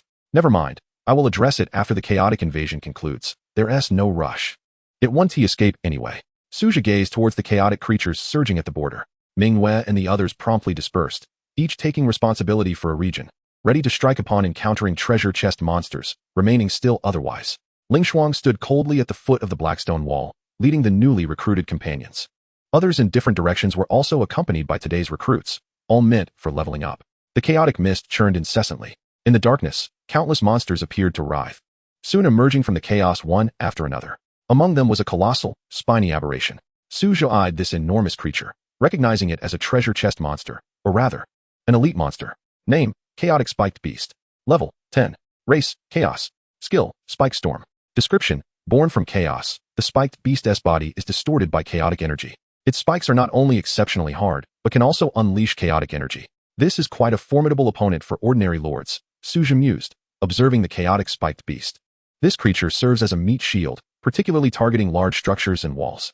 The spiked beasts excel at siege warfare, often leading assaults as vanguards, acting as formidable shields. Not every lord possesses the surplus resources to upgrade their walls like Su Zhe. Many lack even basic walls, merely having rudimentary enclosures. Should a lord opting for S-level difficulty chaotic invasion today find themselves in dire straits, it would not be an exaggeration. Although this monster possesses only one skill, it boasts high attack power, substantial health, and resilience, with the sole drawback being its relatively slow movement speed. A brilliant light flashed as Lina appeared above the throng of monsters, riding an elemental dragon that shimmered with ethereal light, with her star bow radiating intense brilliance. She unleashed a rain of arrows upon the sky. Starfall Arrow Rain. The arrows cascaded like meteors, engulfing the chaotic spiked beast in a radiant deluge, ultimately leaving behind a vast blackened pit. The sheer destructive force stunned the surrounding monsters into halting their advance, staring at Lina in bewilderment before they finally regained their senses. Lina stowed her star bow and continued patrolling above the territory on her majestic dragon. Ding! You have obtained Silver Treasure Chest X1. A silver treasure chest, you say? A smile graced Su Zhe's face. The harvest was indeed commendable. He too lay upon the Blackstone Wall, setting up his quantum pulse cannon, aiming at the horde of monsters, commencing his assault. The vantage point was exceptional, providing him with an excellent view. From here, Su Zhe could oversee the entire battlefield, observing every detail with clarity. Chapter 51, Intermediate Spirit Crystal Mine. Let us start with the normal mode. Su Zhe and Liu lay flat, drawing out their quantum pulse cannons. Normal mode entails conventional shooting without any special enhancements. Su Zhe aimed his quantum pulse cannon at the tumultuous tide of chaotic monsters, with monsters densely packed. Precision aiming was unnecessary. A casual shot would suffice to strike a target. He channeled his spiritual energy into the cannon, decisively pressing the firing button. Boom! A blue quantum beam erupted from the cannon's muzzle, instantly piercing through a chaotic monster. Through the scope, Su Zhe clearly observed the monster's body being penetrated by the beam. Its massive form exploded in an instant, scattering into countless fragments. Su Zhe couldn't help but marvel. Truly, it was a level 10 weapon, coupled with his level 11 spiritual energy infusion, although his combat prowess may not match that of an average level 5 monster. The combination of spiritual energy and the quantum pulse cannon was astonishingly powerful, capable of dispatching a level 10 monster with a single shot. Quite impressive indeed. Now, let us try the quantum penetration mode, shall we? Su Zhe remarked, adjusting the mode settings on the quantum pulse cannon. Once ready, he gathered his spiritual energy once more, noticeably infusing a greater amount this time. Once prepared, Su Zhe fired again at the horde of monsters. In an instant, a more concentrated quantum beam shot forth. piercing through dozens of chaotic monsters. The struck monsters seemed to be torn apart by an invisible force, erupting violently. Goodness! Su Zhe was taken aback, his eyes widening at the scene. Though he knew the quantum pulse cannon would be formidable, he had not anticipated such terrifying power, far exceeding his expectations. Beside him, Liyue was equally astonished, her jaw agape. "My lord, why is your shot so powerful?" she inquired curiously, glancing at Su Zhe. "I am level 11. And you are merely level 1. Can we be compared?" Su Zhe cast a discontented glance at Liyue and remarked. Liyue, upon hearing this, offered a somewhat bashful smile. Ultimately, Su Zhe adjusted the quantum pulse cannon to energy accumulation mode. He began to channel his spiritual energy with full force. Unlike the previous two modes, this time, as the spiritual energy surged in, he expended roughly 1/10 of his own spiritual reserves. This shot would determine everything. Su Zhe muttered to himself before pulling the trigger. A brilliant golden beam erupted from the quantum pulse cannon, soaring towards the horde of monsters like a miniature meteor. The beam struck precisely at the densest cluster of monsters, followed immediately by a deafening explosion. Su Zhe stared in astonishment at the scene before him. As a massive void with a diameter of approximately 20 meters instantaneously appeared among the monsters, with the surrounding creatures being either flung away or obliterated by this overwhelming force. How astonishing! Su Zhe couldn't help but exclaim, realizing at that moment how he had underestimated the quantum pulse cannon. It was not merely different from the energy weapons available on the market, its power was beyond imagination. Yet, considering it was crafted by the genius of technological prowess, AI law, it seemed quite reasonable. As time passed, Liyue excitedly wielded the quantum pulse cannon to attack the monsters for experience points. 3 hours later, the battlefield was piled high with the corpses of chaotic monsters, nearly filling the area between the territory and the chaotic space. Liyue successfully leveled up to level 6, while the other newly recruited companions also reached level 7. Meanwhile, Su Zhe, already at level 11, could no longer gain experience from these level 10 monsters. He returned to the Lord's Manor to tally his gains for the day. 20,000 gold coins, 400 common loot items, 100 rare loot items, 20 bronze chests, 10 silver chests, 1 gold chest, and 1 S-rank evaluation chest. This was Su Zhe's harvest for the day. In comparison to the massive influx of monsters, this yield appeared substantial, yet in reality, it was rather meager. It was worth noting that there were at least 10,000 monsters that had assaulted today. Yet his earnings amounted to only this. He needed to dispose of these monster corpses promptly, otherwise, they would decay over time. Su Zhe immediately utilized his lordly powers to consume them. Ding! Your entry blessed land has triggered. Territory expanded by 2,000 meters. Ding! Your entry blessed land has triggered. 1 block of beginner spirit herb field acquired. Ding! Your entry blessed land has triggered. The beginner spirit crystal mine has been upgraded to a medium level spirit crystal mine. Note, daily spirit crystal production is 100, with maximum extraction at 200. Indeed, the greater the risk, the greater the reward. Su Zhe listened to the notifications, a satisfied smile gracing his face. The territory expanded by 2,000 meters, and he acquired a beginner spirit herb field. Most importantly, the spirit crystal mine was upgraded to medium level, enhancing the daily spirit crystal output to 100. As long as he avoided over-extraction, a stable yield was ensured. This was undoubtedly excellent news for Su Zhe. If other lords had chosen the S-rank difficulty, they might have ended up with no more than Su Zhe's modest harvest. And there was a high probability they would have been overrun by the chaotic monsters. After all, it was only the 7th day of the novice period, and very few lords could successfully withstand an S-rank challenge, let alone choose the S-rank chaotic invasion after the difficulty was announced. In normal circumstances, any sensible lord would opt to gather strength first and challenge the S-rank difficulty when they were more powerful. Given the current situation, it was nearly impossible for anyone but Su Zhe to pass through unscathed. Subsequently, Su Zhe opened the common loot items. He found 50 iron or resource cards, 50 copper or resource cards, 50 steel resource cards, 50 silver or resource cards, 100 basic wood resource cards, 100 basic stone resource cards, and 100 meat resource cards. These were all fundamental and practical resource cards. As Su Zhe examined the wood and stone resource cards in his possession, he realized that his immediate need for these basic resources was not particularly urgent.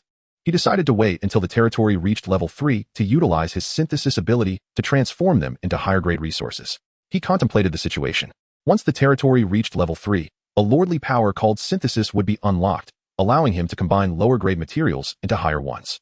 Su Zhe conducted a brief inventory of the resource cards without dwelling too long on them, then proceeded to open the rare loot items.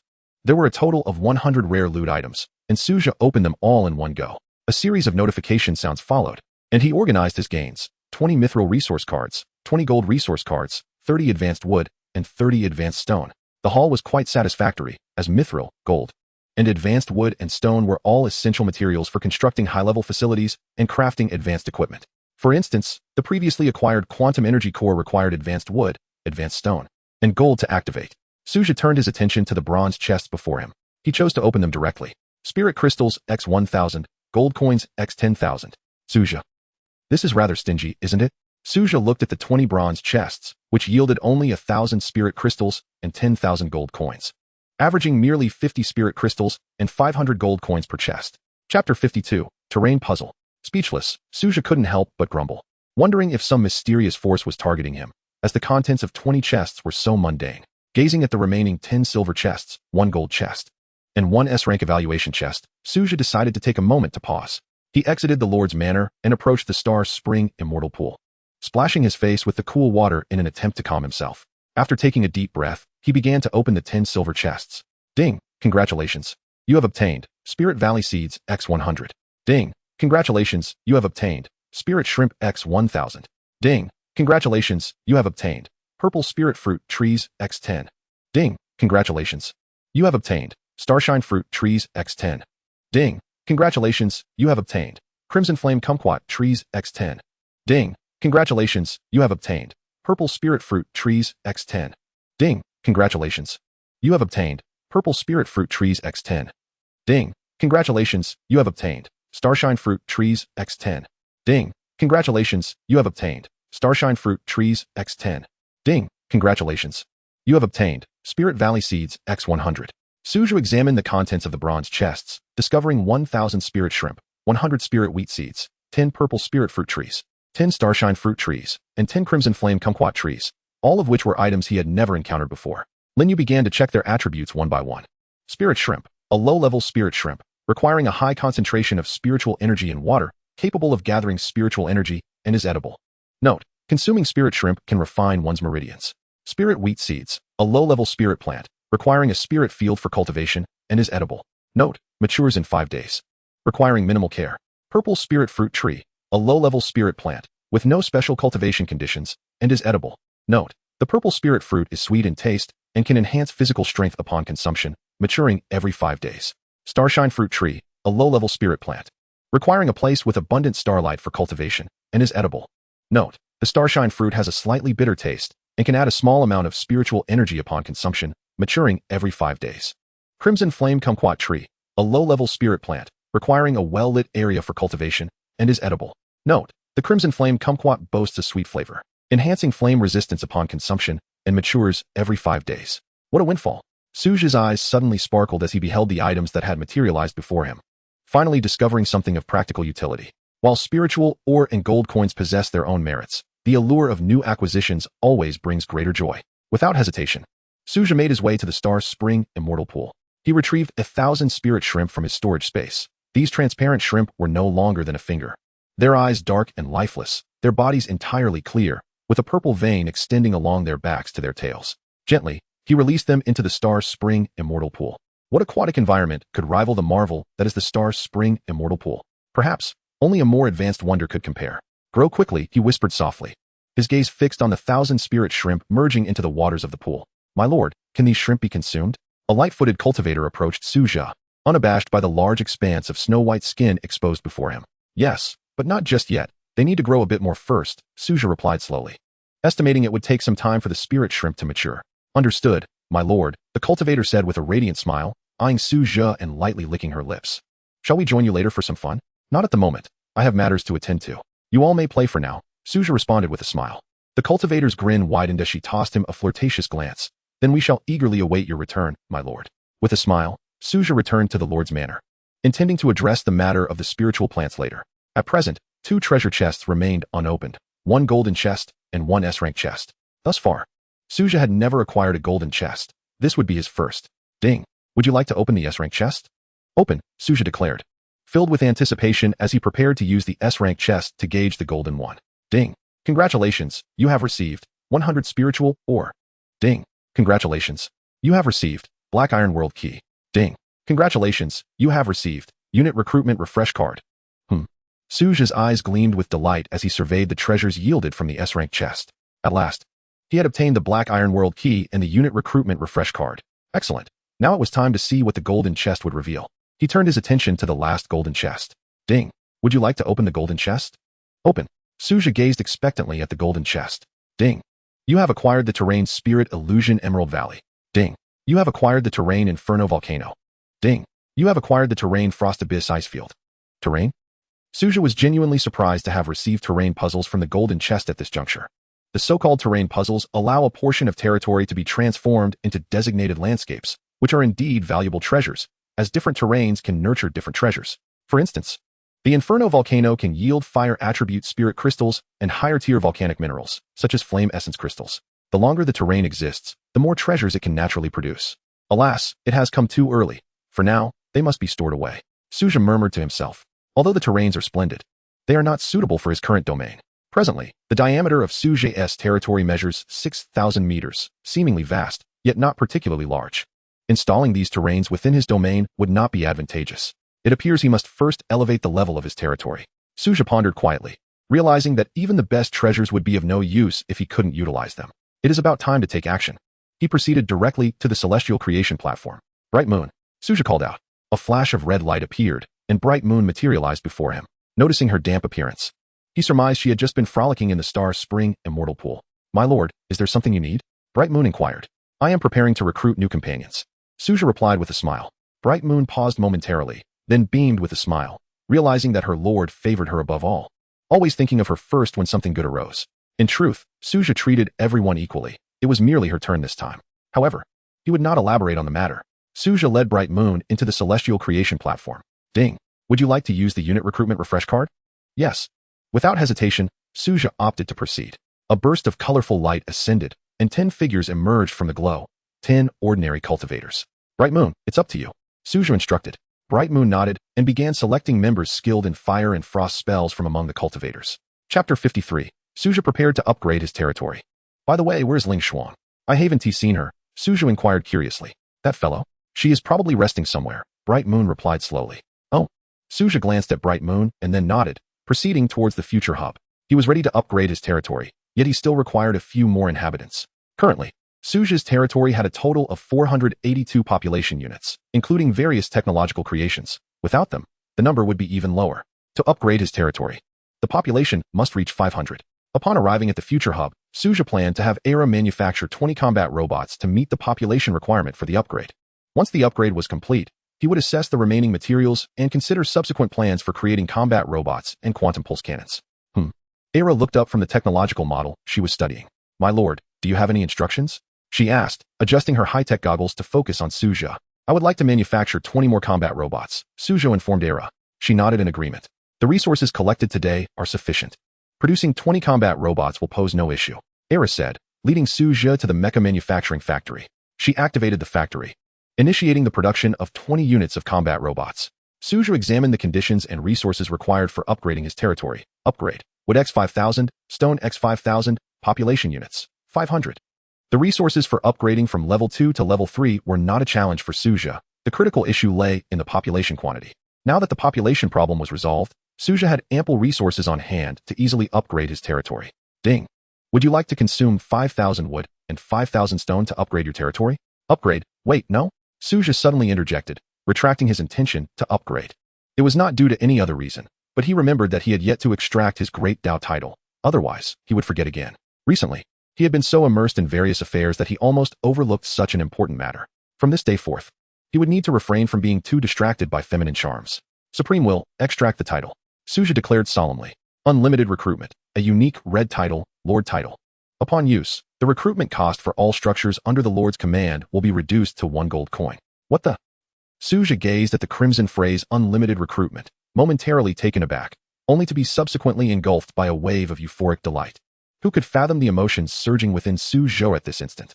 Although his subordinates were all elite members, the absence of the novice welfare buff after 7 days of development had rendered the cost of recruiting troops exorbitantly high. The most economical option demanded 50,000 spirit crystals, while those of the technological faction soared to a staggering 1,000,000 spirit crystals each, with other members also costing 100,000 spirit crystals per unit. Su Zhe had long been troubled by this predicament until the emergence of technological troops provided him a glimmer of solace. He thought that perhaps he could first generate income through the production of technological units before recruiting elite troops. Yet, even so, maintaining daily recruitment would still be a formidable challenge. Presently, Su Zhe managed 7 barracks, incurring daily recruitment expenses of 5 to 6 million gold coins. And that was merely for routine recruitment, excluding other expenditures. Should he acquire additional barracks in the future, his daily costs for troop recruitment would reach astronomical heights. Not to mention the various other expenses.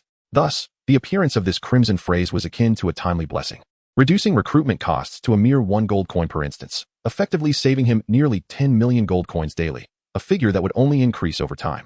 Binding, unlimited recruitment. Su Zhe exclaimed with fervor. Ding! The phrase unlimited recruitment has been bound, with a constant effect. The Lord may view the properties of this phrase within their attributes. Supreme will, continue extracting phrases. Su Zhe composed himself and spoke slowly. Concealment of the void, a unique red phrase, a Lord's phrase. Upon use, both the Lord and their territory will enter a state of concealment within the void, impervious to any form of reconnaissance, location, or tracking. Note, unless the Lord chooses to reveal themselves, no one can detect the territory or the Lord's presence. Wow!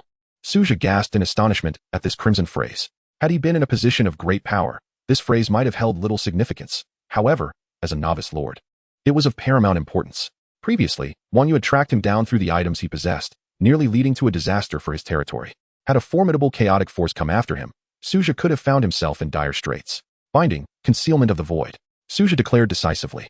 Ding! The phrase concealment of the void has been successfully bound, with a constant effect. The Lord may view the properties of this phrase within their attributes. At this moment, with his power still lacking, survival was his foremost concern. He needed to bide his time and strengthen himself before acting freely. Su Zhe understood that the threat of chaotic forces was not to be underestimated, and he must remain vigilant against other nefarious lords. The intricacies of human nature were unpredictable, and Su Zhe was uncertain how others would react once they witnessed his current strength.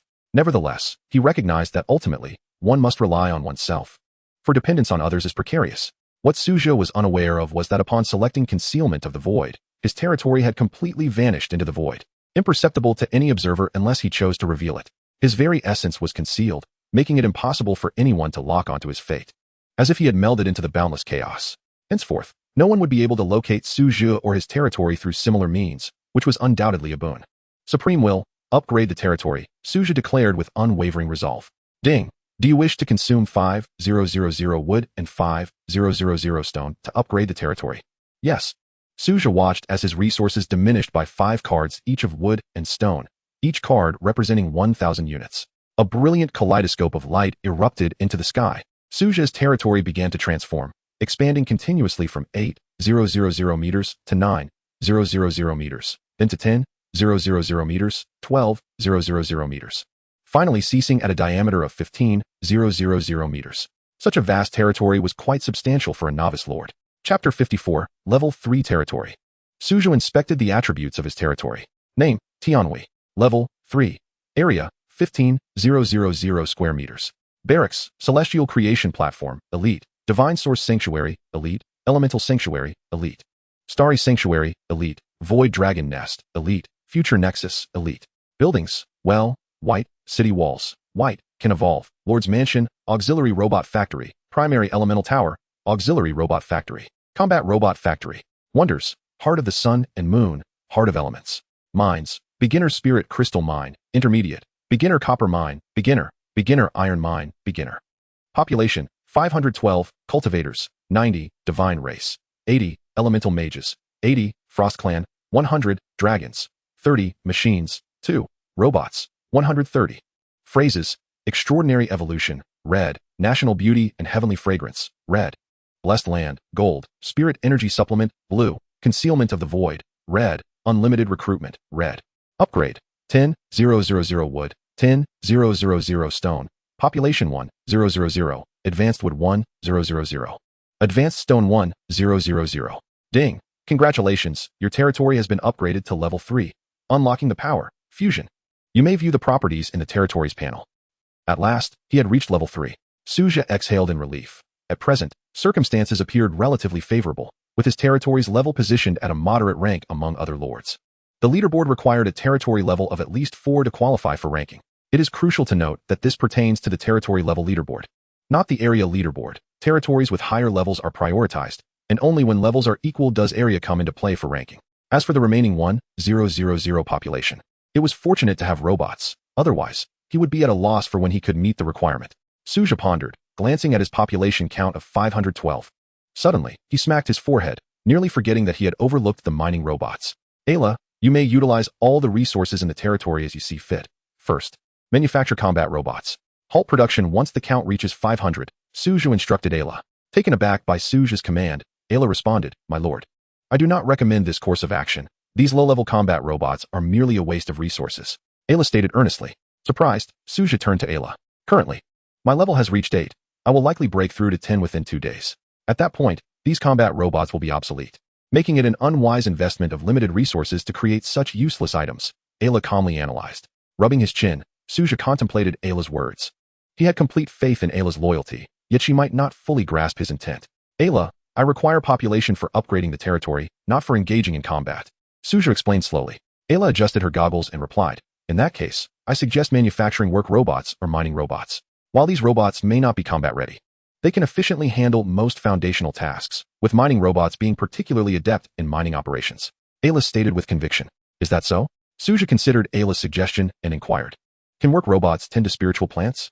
Indeed, tending to spiritual plants is one of their skills. Ayla nodded affirmatively. Very well then, Ayla, produce 80 units of combat robots, and 10 units each of work robots and auxiliary robots, Su Zhe instructed. Ayla, I understand your desire to await the upgrade before embarking on the creation of combat robots, as this would indeed prevent any wastage of resources. However, there is one point I must convey to you. These combat robots can be sold. Su Zhe smiled as he looked at Ayla. Ayla was taken aback. Was such a transaction truly possible? If that is the case, then there would be no issue in producing as many as needed. In light of this, I shall devote myself wholeheartedly to the production of robots. Furthermore, if the Lord wishes to sell them, it would be prudent to wait until I have ascended to level 10. Ayla adjusted her goggles and stated. Why? Su Zhe inquired, curious as to why the sale should be postponed until her upgrade. Well, upon reaching level 10, I shall awaken a remarkably useful skill, Ayla replied, pushing her goggles up slightly as she spoke. What skill? Su Zhe's curiosity deepened. Absolute control. I will be able to command all mechanical creations I manufacture, regardless of distance. This applies to everything, from quantum pulse cannons to mechs, Ayla calmly announced, delivering a stunning revelation. Su Zhe. He gazed at Ayla in shock. How could she speak of such a terrifying ability with such nonchalance? Are you suggesting that you can control any mechanical creation you produce, even after they have been sold? Su Zhe asked, incredulous. Indeed, as long as you require it, my lord, I can instruct them to alter their attack direction or self-destruct at any moment. Ayla replied with a placid demeanor. Su Zhe. This was akin to having a planted time bomb. After witnessing the might of the quantum pulse cannon, Su Zhe had previously resolved not to sell such weapons due to their overwhelming power. Although they were merely Tier 10 weapons, they surpassed the capabilities of most Tier 20 weapons, which was precisely why he had refrained from selling them. He had not anticipated such a contingency plan would present itself. Su Zhe stroked his chin in contemplation. If this were the case, he could sell these weapons and mechs without reservation, as they were ultimately Tier 10 and would soon be obsolete. In that case, I shall wait until you reach level 10 before proceeding with the sales. Su Zhe said with a smile. Should anyone dare to use the purchased mechs or weapons against him, it would certainly be a spectacle to behold. Ayla nodded in agreement. After all, Su Zhe was unable to sell at present, as the trading system had yet to be activated, and offline transactions were easy targets for scrutiny, so it was best to hold off for now. At least, he had no intentions of engaging in offline trading just yet. Su Zhe departed from the tech zone and returned to his lord's manor.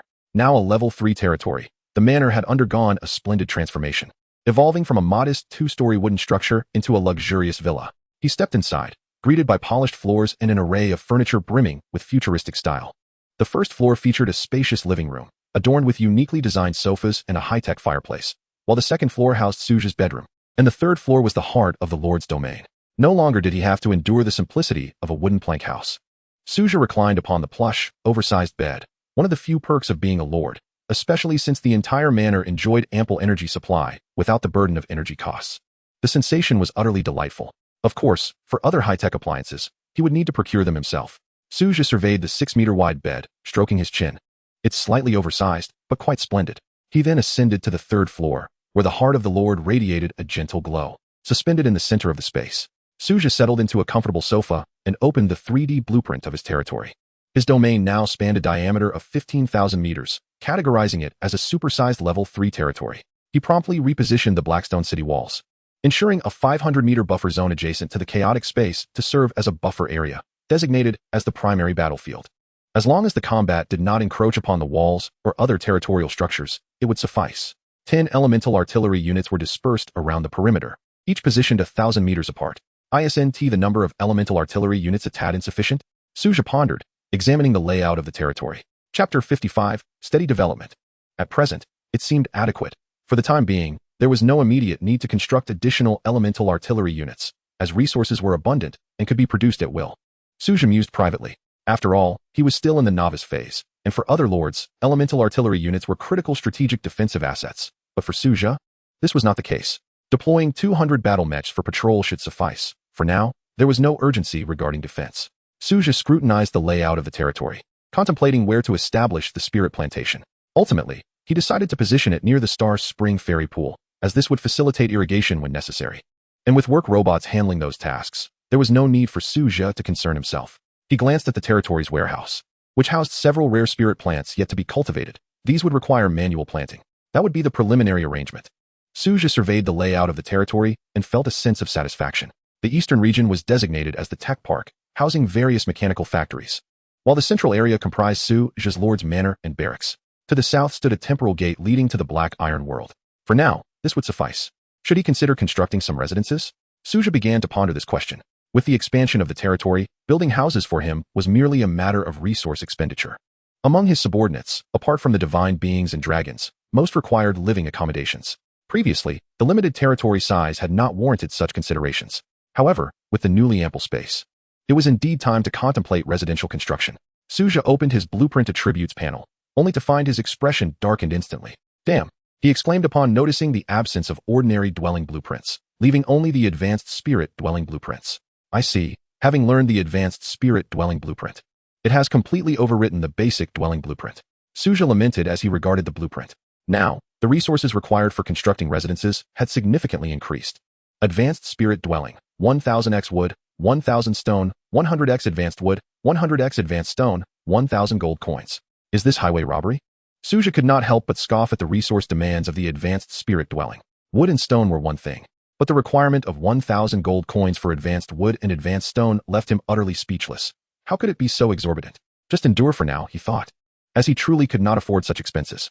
Even if a single dwelling could accommodate 10 individuals, he would require 9 of them. Such a burden was beyond his current means, nor could he afford to squander resources recklessly. As a lord, Su Zhe naturally aimed to treat every member fairly. Although they would not harbor grievances against him, discord among them would be undesirable. Disunity among his subordinates would not bode well for any lord, even if their loyalty to him was unwavering. Su Zhe could not take that risk.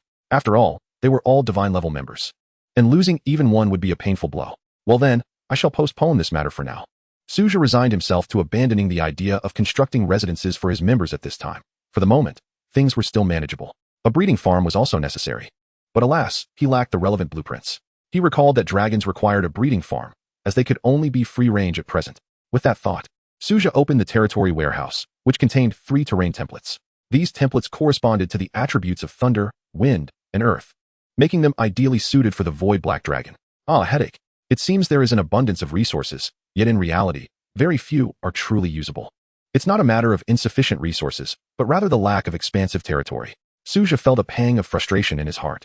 The Black Iron world could indeed be developed, but Su Zhe's limited troop numbers and insufficient strength rendered him incapable of confronting the endless chaos creatures that inhabit it. For now, it can only serve as a training ground for his troops. To develop the Black Iron world, 2 conditions must be fulfilled.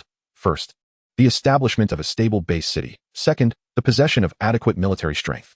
A stable base city is indispensable. One cannot afford to waste time running back and forth while attempting to develop a world. A solid base city forms the foundation for such endeavors. This brings us to the quantum energy core. Without energy, the notion of establishing a base city is utterly fanciful. The Black Iron world is distinct from Su Zhe's territory. His domain benefits from the future hub, which provides energy and ensures the normal functioning of various factories to produce mechanical creations. However, the Black Iron world lacks sufficient energy, necessitating the energy core for the establishment of a base city. The second condition is to possess enough military might, or, in other words, the capability to withstand the onslaught of chaotic beasts. Otherwise, even if a base city is established, it would be futile. Therefore, to explore the Black Iron world, both conditions must be met. Of course, it is not strictly necessary to have a quantum energy core.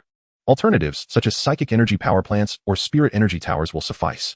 However, Su Zhe currently lacks the relevant blueprints, primarily due to the low levels of Era and Liyue. Ah well, every journey begins with a single step. There is no need to rush. Su Zhe reassured himself. For now, It seems his only course of action is to steadily develop his own territory. Once the novice period has passed, with the trading system in place, many resources will be available for purchase, alleviating his current worries. At present, all resources must be obtained through his own efforts, which are ultimately limited. Time to cultivate spirit plants. Su Zhe leapt from the sofa, exited the Lord's mansion, and despite the expanded territory, under the careful planning of Su Zhe, the core area remained largely unchanged, save for the addition of numerous open spaces. Su Zhe meticulously surveyed his domain. Let us plant them by the celestial pool. If it proves unsuitable, I can always transplant them later. Su Zhe mused, for while the Star Spring celestial pool is wonderful, there is only one. And it indeed lacks embellishment. These rare spirit plants would serve as a splendid choice. He directed the work robots to plant the spirit floric not far from the edge of the celestial pool, spacing them 10 meters apart. With the assistance of the work robots, the planting was completed swiftly. Finally done, what a tiring task. Su Zhe feigned wiping non-existent sweat from his brow, gazing at his clean hands before turning to the group frolicking in the pool. Hey, I'm here. Su Zhe quickly shed his outer garments, donned his shorts, ascended the makeshift diving platform, and shouted, leaping into the water below. His jump elicited a chorus of gasps. A gentle breeze wafted by. On the Blackstone city walls, well-equipped combat robots patrolled diligently. In the sky, the twinkling stars shimmered eternally. A rich aura of spirit energy permeated the territory, and the melodious sounds of spirit resonance began to resonate softly. Colorful spirit beasts strolled leisurely by the celestial pool, gathering in small groups, while various troop types lounged at the water's edge, savoring their leisurely moments. A massive void-black dragon hovered above the space adjacent to the celestial pool.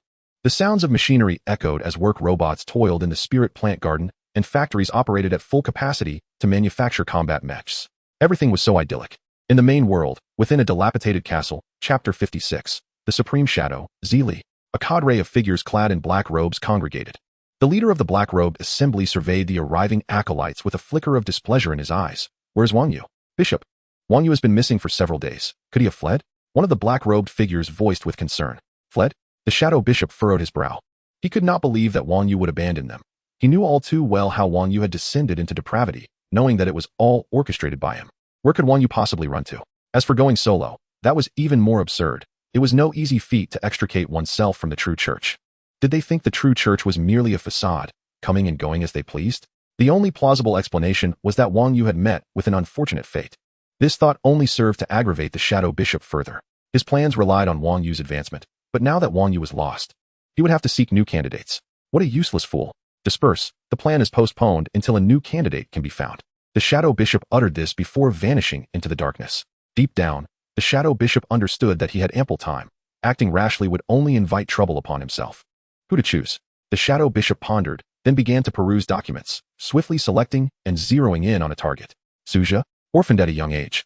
With a fiercely independent spirit, he commands a cadre of third-tier members. Interesting. You shall do. The shadow bishop muttered to himself as he scrutinized Su Zhe's dossier. Within the territory. Achu, who is speaking of me? Su Zhe rubbed his nose. Lord, come chase me. A playful voice rang out. And Su Zhe looked up to see a group of cultivators laughing and teasing him. My beloved, don't run away. Your lord is coming. Su Zhe laughed as he chased after them. Laughter and joyous banter echoed throughout the territory. Some might say that Su Zhe's mind is filled only with frivolity. But the truth is, there are currently no pressing matters that demand his attention. What else can he do but take a moment to unwind? Should he delve into tedious knowledge? The newly recruited troops, including Manhwa, have all been dispatched to the Black Iron World for upgrades. The Spirit Valley and Spirit Plants are well tended to by the work robots, thus requiring no concern from Su Zhe. He had completed all that he could, and naturally sought some amusement. Time flowed gently. On the following morning, Su Zhe rose from his bed, yawning as he observed Amaya and Luna sleeping beside him. Just as he sat up, he felt a soft embrace from behind. Amaya had wrapped her arms around him. Lord, shall we engage in some morning exercise? Amaya said with a hint of languor. Not now, let us save that for tonight. I need to rest and recover, Su Zhe replied with resignation.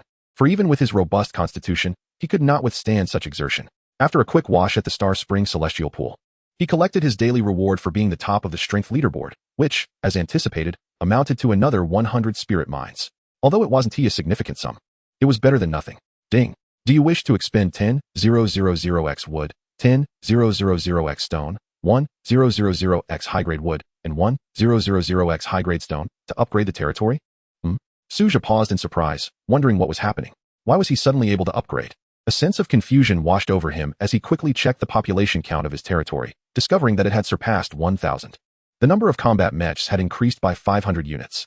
How did the upgrade conditions come to be met so suddenly? Su Zhe recalled that Era mentioned she would focus on producing mechs, and it seemed she had succeeded. No matter, since upgrading the territory requires meeting the population condition.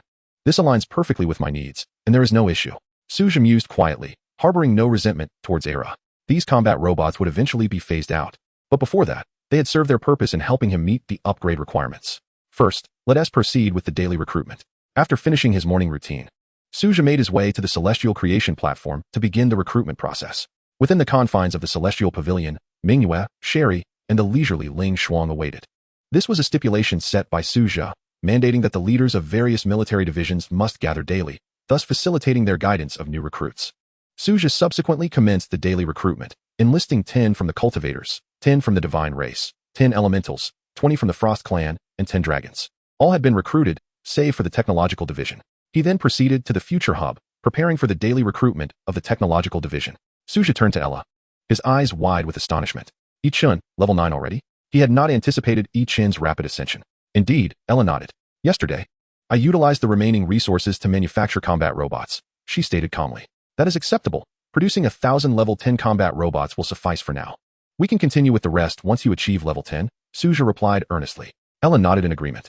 That is my plan as well. Additionally, should we upgrade the support robots? What about the quantum pulse guns? Let us hold off on the quantum pulse guns for now. The resources are insufficient, and they require accompanying ammunition, which is also a significant resource drain. It is best to postpone their production, Su Zhe mused. Upon hearing this, Ella refrained from further discussion. Let us proceed with today's recruitment. By the way, where is Liyue? I have not seen her. Su Zhe inquired, glancing at Ella. She has gone to the Black Iron world for leveling up, accompanied by others, so her safety is assured. Ella adjusted her goggles and explained. Others? It was likely the members recruited yesterday, who were still leveling up in the Black Iron world. Ling Shuang had reached level 10.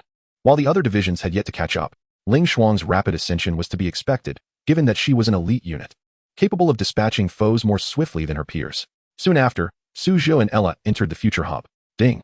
Would you like to spend 1 gold coin to initiate daily recruitment? Recruit, Su Zhe declared, anticipation gleaming in his gaze as he beheld the luminous orb before him. In short order, a portal of time and space slowly unfurled. A statuesque woman emerged, her lavender hair casually tied back, clad in a pristine white research uniform. A blue glowing energy pistol holstered at her waist, her demeanor cool and composed. Are you the esteemed lord? She inquired, her violet eyes fixed on Su Zhe with calm intensity. Su Zhe nodded. Purplely. At your service, my lord, she spoke softly before falling into silence. Su Zhe examined Purplely's attributes. Name, Purplely experience, 0-100 level, 1 rank, divine unit type. Hero, Supreme Shadow Purplely. Talent, infinite energy. Skill, energy pulse. Demigod weapon, Dawn's light. Potential, S-class, holy. Chapter 57, infinite energy. Su Zhe inhaled deeply as he regarded the newly recruited Purplely. This supreme maiden from the mechanical divine realm was the earthly executor of the deity's will, her title alone exuding an air of grandeur. Observing her potential, it was equally formidable, and her talent, nothing short of extraordinary, infinite energy. In this world, the technological division was categorized into 3 branches, mechanical, psychic, and divine. Ella and Liyue pursued the mechanical path, while the newly recruited Purplely embarked on the journey of the divine. The divine, as a unique branch of the technological division, possessed mysterious and potent powers. In Purplely's eyes, Su Zhe perceived a deep-seated reverence. In a certain sense, to her, he embodied the supreme deity. However, Su Zhe had no desire to become a ruler who lounged upon a lavish throne, detached from reality. This is Ella, along with other companions. You may meet them shortly. Su Zhe introduced. Understood. Purplely nodded and subsequently positioned herself beside Su Zhe, akin to a loyal sentinel, her grip firmly clutching a sword radiating divine luminescence. Watching Purplely, Su Zhe felt an inexplicable vision of himself seated upon an opulent throne, idly doing nothing, and he shook his head in dismay. Impossible. Absolutely impossible. How could I ever become such a figure? Ella, do you think I should upgrade the territory now? Su Zhe turned to Ella, seeking her counsel. Few could offer reliable suggestions for development planning within the territory, and Ella was among them. As for the others, while they could undoubtedly engage in battle, discussing strategic planning was somewhat beyond their capabilities, given their varying areas of expertise. Upgrade the territory? I believe it is unnecessary, since we currently meet the conditions for upgrading. There is no need to rush. Moreover, the territory has just undergone an upgrade yesterday, Ella replied slowly. Of course, if it is your fervent desire to ascend to the top of the territory level rankings, you may certainly attempt it, she added, her gaze directed at Su Zhe.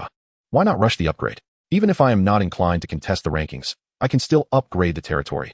These two matters are not mutually exclusive, are they? Su Zhe inquired, a look of confusion crossing his face. Firstly, It is a matter of resources. Upgrading the territory requires a substantial amount of resources. While we may appear resource-rich at present, do not forget, my lord, you have the Black Iron world awaiting development, where resource consumption will be significant, necessitating a hefty initial investment. Secondly, if you do not intend to vie for the top of the rankings, I truly see no advantage in upgrading at this moment. It would merely squander resources, and given that the territory has just been expanded significantly, there is no need for consecutive upgrades in the short term, lest various issues arise, much like how one suffers from indigestion when consuming food too hastily. Lastly, the greatest obstacle to upgrading the territory previously was the population count, which has now been resolved. As long as you desire it, you can upgrade at any time. Why the haste? What we should focus on now is utilizing resources judiciously, investing in critical areas that enhance our strength, rather than blindly pursuing territory level.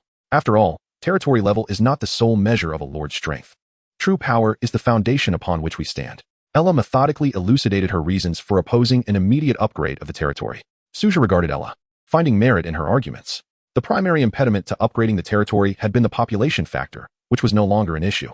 The pressing concern was to convert resources into tangible combat power, rather than merely elevating territory level. Unlike other lords, Su Zhe need not excessively worry about the area of his domain. Furthermore, aside from robots, the population of other unit types was relatively modest. The current scale of his territory was already sufficient, eliminating the urgency for an upgrade. While an elevation in level was inevitable, it was not necessary at this moment. Resources must be utilized wisely, much like spending money where it truly matters. Very well, I will consult you regarding the territory upgrade in the future.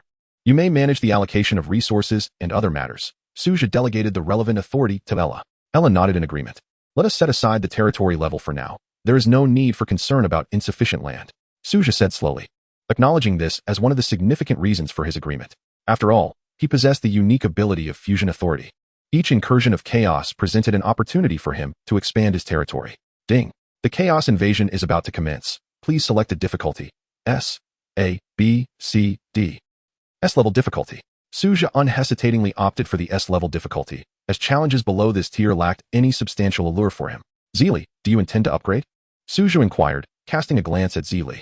She nodded in affirmation. Following this chaotic incursion, AI law, you should be able to upgrade, correct?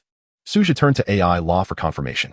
Indeed, I should unlock new skills and also be able to enhance certain structures, AI law replied, her eyes shimmering with anticipation. Reaching level 10 would represent a qualitative leap for her. Each significant advancement in tier signified a profound transformation of strength and capability. Very well. We shall discuss the upgrade of the combat robots once we amass 1,000. Su Zhe deliberated before concluding. Understood, my lord. AI law nodded in response. Let us proceed. Su Zhe instructed Zili. She closely followed him as they exited the future nexus. Shadow of the abyss. Su Zhe called out. And a colossal shadow plummeted from the heavens. Zili's pupils contracted in an instant as she beheld the massive void-black dragon landing beside Su Zhe. Without hesitation, Su Zhe leapt onto the creature's back. Shadow, this is our new companion. Zili. Zili, meet Shadow. Su Zhe introduced them. Zili nodded in greeting. The shadow emitted a low rumble, acknowledging Zili before its dark wings unfurled, propelling Su Zhe into the sky.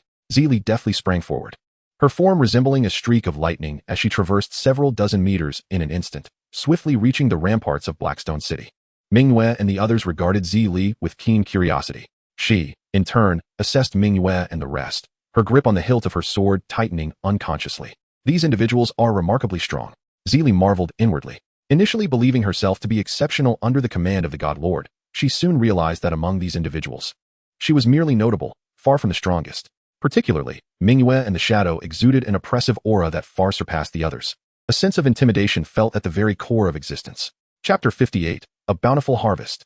Minghua, Isabella, Amaya, Luna, Ling Shuang. This is Zili. From this day forth, we are all comrades. Su Zhe introduced her to Minghua and the others. We shall adhere to our previous assignments. Today, our new companions will be under your guidance for hunting, and the treasure chest creatures will also be your responsibility, Su Zhe stated slowly. The others nodded before dispersing to their designated areas, as the chaotic incursion would see monsters surging from all directions, necessitating a decentralized defense. Zili, feel free to unleash your prowess and hunt to your heart's content, Su Zhe encouraged her. Zili nodded and leapt from the Blackstone City ramparts. Su Zhe gazed into the distance at the chaotic mists, where an endless darkness writhed, and grotesque creatures began to emerge. The Demon Clan. Are they making an appearance today? Su Zhe pondered privately. The greatest threat posed by the Demon Clan lay in their unpredictable spells and formidable cooperative abilities. However, the demons currently emerging were insufficient to pose a lethal threat to Su Zhe's subordinates. Turning to Li Yu, Su Zhe asked with a smile. How does it feel to be in the black iron world? It's all right, just that there are too many chaotic creatures. Thankfully, I have companions to protect me. Liu replied cheerfully while aiming her quantum pulse gun at the tide of chaotic beasts. Su Zhe glanced at Liu's level. She had reached level 8. While her progression was not rapid, it was certainly not slow either. His gaze shifted to Zhe Li, standing below the Blackstone City ramparts. Her light purple hair billowed in the wind, the long sword drawn from its sheath, and her energy radiating forth, forming a potent field of light energy. Light energy dread. For the God Lord. Zhe Li's eyes brimmed with fervor, the soft purple energy spilling from her gaze, nearly filling her eye sockets. As she wielded her sword, the light energy danced like vibrant ribbons. One demon after another was cleaved and shattered by her strikes. The intensity of fervor in Zhe Li's eyes only grew stronger. Upon reaching level 40, her unit would awaken its inherent traits and specialties, and she would be able to attract others to join her legion based on these characteristics. It seemed that Zhe Li had the potential to become the commander of my elite guard in the future, Su Zhe mused, observing her fervent demeanor. Even in comparison to cultivators, Zhe Li's enthusiasm was equally formidable. This passion had penetrated to her very bones. Initially, Su Zhe believed that upon reaching level 40, the most likely candidate to lead his elite guard would be from the Divine Army. However, it now appeared that this might not be the case.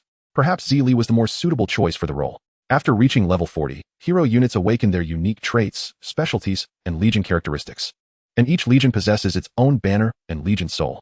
Naturally, only the units classified as heroes will awaken these attributes. It seems that in the future, the commander of the elite guard should indeed be Zhe Li.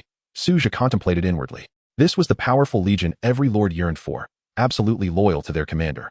Of course, there were lords who never managed to establish an elite guard throughout their lifetimes. This depended not only on the compatibility of the units, but also on their fervor.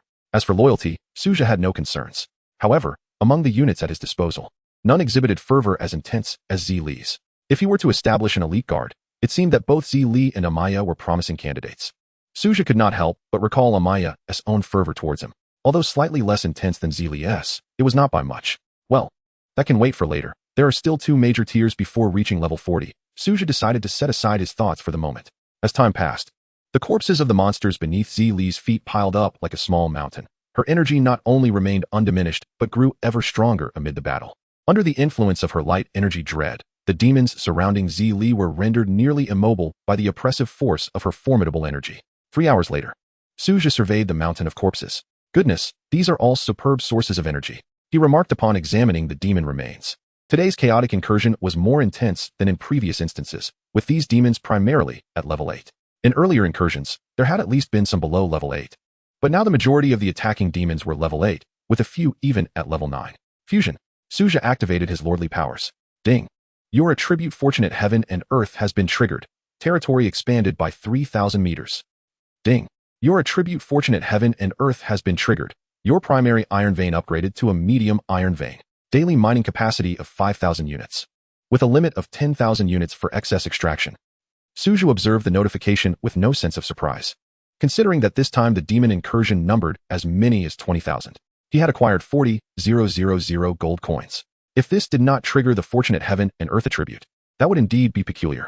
Su Zhe took stock of his gains. 40,000 gold coins, 600 common loot chests, 200 rare loot chests, 40 bronze chests, 20 silver chests, and 2 gold chests. Notably, the chests were not part of the beginner's welfare buff. The beginner's welfare buff only encompassed 3 benefits: doubled gold coins, doubled resource loot, and a forced cost of 1 gold coin for recruiting units. Those were the only 3. Everything else fell outside the purview of beginner's welfare. Certainly, there exists an S-rank evaluation treasure chest. Moreover, Zhe Li has ascended to level 7. Speaking of which, in the context of an ordinary C-rank difficulty, it is rather peculiar that on merely the 8th day, the chaotic invading creatures should not exceed 500 in number, and their levels ought not to surpass 6. Lin Yu pondered. Reflecting on his own choice of S-rank difficulty, one must concede that the abundance of resources is entirely attributable to the elevated challenge. At this stage, no one dares to select S-rank difficulty as boldly as Su Zhe. Even the lord ranked first in the troop leaderboard, who commands the divine holy dragon troops, does not possess such audacity. In the current phase, S-rank difficulty is nearly insurmountable without extraordinary means. Were it not for Su Zhe's divine troops, he would never have attempted it so recklessly. Su Zhe promptly chose to open 600 ordinary loot chests. Iron or basic card X100, copper or basic card X100, steel basic card X100, silver or basic card X100, and meat basic card X200. Quite satisfactory. Su Zhe surveyed the 600 foundational cards he had acquired, all of which he urgently required, particularly the meat basic cards. The sustenance needs of the void black dragons in his territory represented a significant expenditure. Just yesterday, he had consumed 25 meat basic cards, and with the recent addition of 10 more void black dragons, the consumption would only escalate. These cards are essential. Although the loyalty of Su Zhe's troops would not wane, one cannot expect them to labor tirelessly while remaining unfed.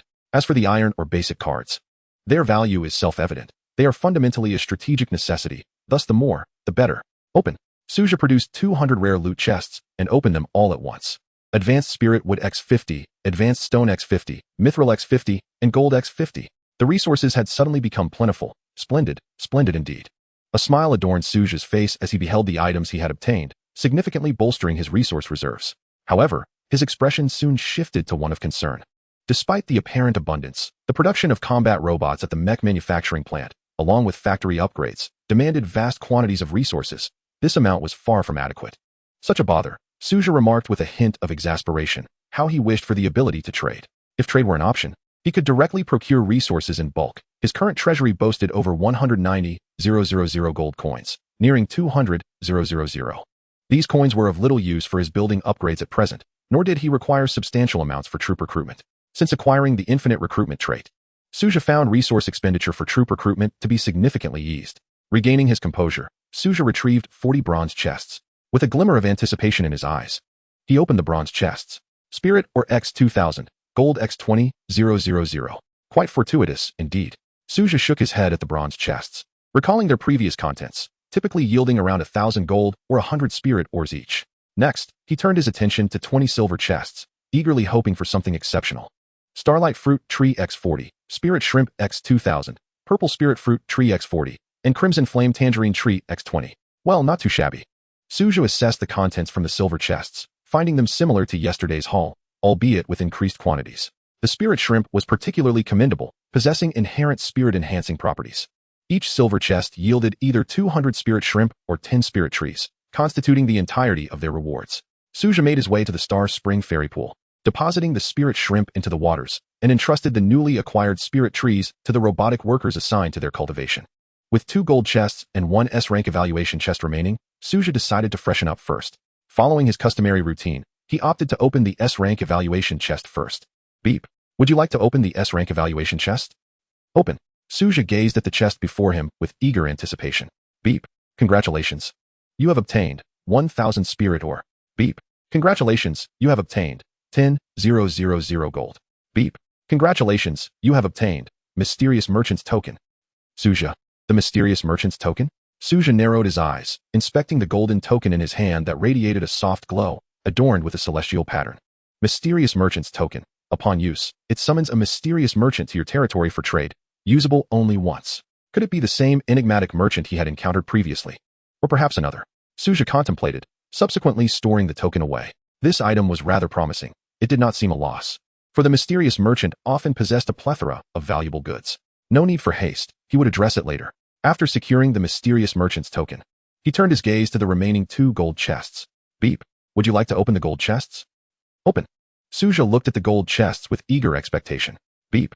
You have obtained terrain, Thunder Abyss. Beep. You have obtained terrain, Emerald Lake. Beep. You have obtained terrain, Spirit Sand Desert. Yet another 3 terrains? Su Zhe examined the terrain modules he had garnered. Their existence within his territory would be a boon, diversifying its landscape rather than allowing it to remain monotonous. This is not a disparagement, but rather an unequivocal compliment. For instance, if Su Zhe's territory were comprised solely of flat land, acquiring timber and stone would be a formidable challenge. Only 1 chest remained. He hoped it would yield something immediately beneficial. Su Zhe murmured, placing the terrain modules into his territory's storage. Currently, Su Zhe's territory conditions did not permit the utilization of these terrain modules. Beep. Would you like to open the gold chest? Open. Su Zhe gazed at the gold chest with a hint of anticipation. Beep. You have obtained Mysterious Domain Fragment X1. Beep. You have obtained Wonder, Revered Statue Blueprint. Beep. You have obtained Gold X10,000. Su Zhe inhaled deeply as he scrutinized the contents from the gold chest. Indeed, he had struck something worthwhile. A smile spread across his face as he examined these items closely. Mysterious Domain Fragment. A fragment of a map to an unknown domain, upon collection of all pieces. It grants access to that domain. Note, what kind of domain is this? No one knows. It could be an ordinary realm, or perhaps a mysterious domain concealing ancient relics. Current progress, 115. An unknown domain. Su Zhe contemplated the map fragment, likening it to a lottery. Until all pieces were collected, its true nature remained a mystery. It could merely be an ordinary domain, or it might hide immense secrets. Who could say for certain? Wonder, revered statue. A one-time blueprint that allows for the crafting of a lord statue to accumulate reverence power, requiring timber X100, 000, spirit or X100, 000, advanced wood X10, 000, advanced stone X10, 000, mithril X10, 000, gold X10, 000, purple jade X10, 000, gold X1, 000. Note, this is the first step toward the Lord's deification. Collecting reverence power. Su Zhe inhaled deeply, scrutinizing the description of the revered statue. He understood that not every lord would have the opportunity to create such a monument. As noted, it represents the critical first step on the path to deification for a lord, an endeavor of utmost significance.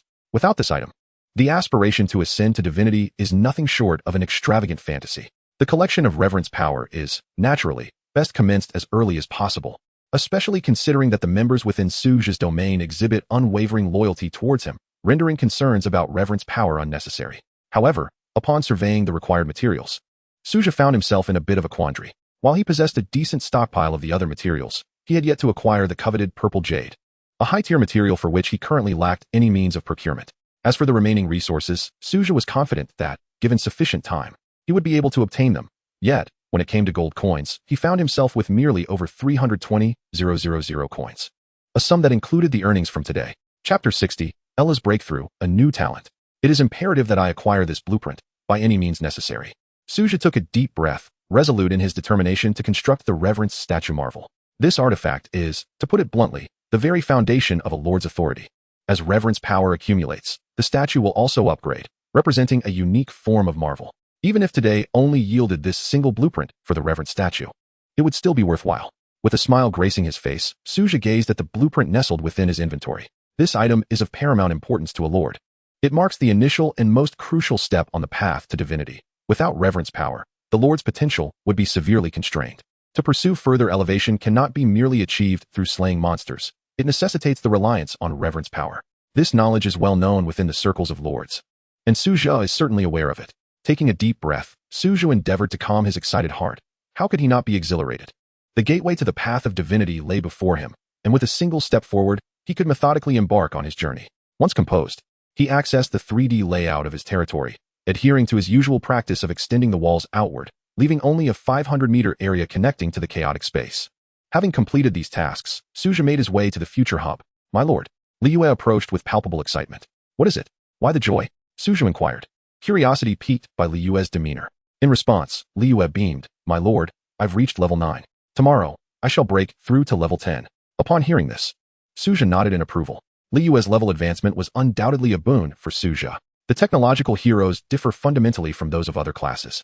Each significant elevation represents a transformative leap, and Liyue was no exception. My lord. Ella emerged from the future hub. Ella, have you achieved a breakthrough? Su Zhe asked, directing his gaze toward her. Ella nodded affirmatively. Su Zhe immediately scrutinized Ella's attributes. Name, Ella experience, 010, 000 level. 10 talent, divine mechanical revolution. Skills, quantum pulse cannon factory, psychic mech device, energy shield, intelligent repair robot, quantum computing nexus. Potential, S-class sacred. Description, a divine entity possessing vast technological knowledge, capable of unlocking more technological mysteries and developing more powerful creations as her strength increases. Note, Ella can enhance her power through the study of technological creations, though her combat abilities are relatively weak. Gazing at Ella's latest attributes, Su Zhe felt a wave of astonishment wash over him. No wonder there are rumors circulating in the lordly world that technological heroes are akin to a game-breaking feature. While Ella's personal combat prowess may not seem exceptionally formidable, the mere existence of these skills is indeed outrageous. The most critical aspect is that these skills possess room for enhancement. For instance, the ordinary battle robot factory can evolve to level 10 or even higher as Ella levels up, though Su Zhe remains uncertain about the precise upper limit. Nevertheless, this is already astonishing. Su Zhe took particular note of Ella's sole skill not related to factories. Absolute control. Absolute control, as the master of technology. Ella wields the authority to command all technological creations she manufactures. This skill was entirely new to Su Zhe. He then turned his attention to the intelligent development skill, which was equally unfamiliar to him. Upon reviewing the attributes, he found intelligent development. Ella can autonomously conduct technological research. As the saying goes, the fewer the words, the greater the matter. Su Zhe fell silent, contemplating the implications of intelligent development. This was an unconventional skill. Typically, technological units require either blueprints or the unlocking of new skills upon leveling up to create new items. However, Ella's skill shattered this norm, which could only be described as both absurd and reasonable. In an instant, Su Zhe made a decisive choice. Ella, I entrust you with the affairs of the factories. Whether to upgrade is entirely at your discretion. I have but one request. Please increase the number of ordinary battle robots to 1,000 units. And the rest is up to you. Su Zhe spoke slowly. Understood, my lord. Ella nodded in agreement. Additionally, utilize resources as needed without the need to report to me. Su Zhe added, granting Ella the maximum autonomy. He was eager to witness the astonishing results she could produce. Su Zhe bore no qualms regarding resource allocation. As long as it was used for manufacturing, he deemed it worthwhile. Those battle robots would yield a substantial return once the trading system was activated. Currently, Su Zhe faced the most significant hurdle, the inability to engage and trade with other lords. While this was ostensibly a fair rule, it had become an impediment to Su Zhe's development, highlighting the duality of all things. After relaying a few instructions to Ella, he departed from the future hub and returned to the lord's residence. Upon entering, he immediately spotted Zhe, clad in a white research uniform, waiting for him. Su Zhe proceeded into the lord's residence and reclined on the sofa, while Zhe quietly stood beside him. Zhe, Su Zhe said, please take a seat. There are no dangers in the territory. You need not be so formal. Zhe hesitated for a moment before sitting down properly across from Su Zhe. Relax. There's no need to be so tense. Why don't you join everyone else in some leisure? Su Zhe inquired. Guarding the Lord is my mission. Zhe replied with a serious expression. Chapter 61, Level 60, The Dark Territory. Su Zhe regarded Zhe, feeling somewhat awkward. Ahem, well, if you believe that is best, then so be it. However, I still wish to convey that you should allow yourself to unwind and pursue what you enjoy. I want to mind. Su Zhe smiled as he spoke. Zhe nodded but remained silent, maintaining her serious demeanor, not overly concerned. Su Zhe took out a black key, the key to the Black Iron World he had obtained yesterday. Black Iron World key can open a temporal gate to the shattered Black Iron World, lasting for 24 hours. Another one of these. Su Zhe mused as he examined the black key in his hand. Last time I arrived too early, yet the gains were still quite substantial. This time, I shall be patient and wait until tomorrow. With Ella having just leveled up, there were still numerous factories to establish. A shattered Black Iron World should provide Su Zhe with lucrative opportunities. Therefore, he decided against upgrading the factories today and would instead focus entirely on manufacturing mining robots. Wait a moment. There appears to be no robot capable of detecting or veins at this time. Su Zhe suddenly pondered this question. With this thought in mind, he hurried to find Ella. Ella, I wish to inquire if there are any robots capable of detecting mineral veins. Upon arriving at the future hub, Su Zhe approached Ella. For mineral detection? The auxiliary robotic factory has them. The work robots can indeed perform mineral vein detection. Does the Lord require this?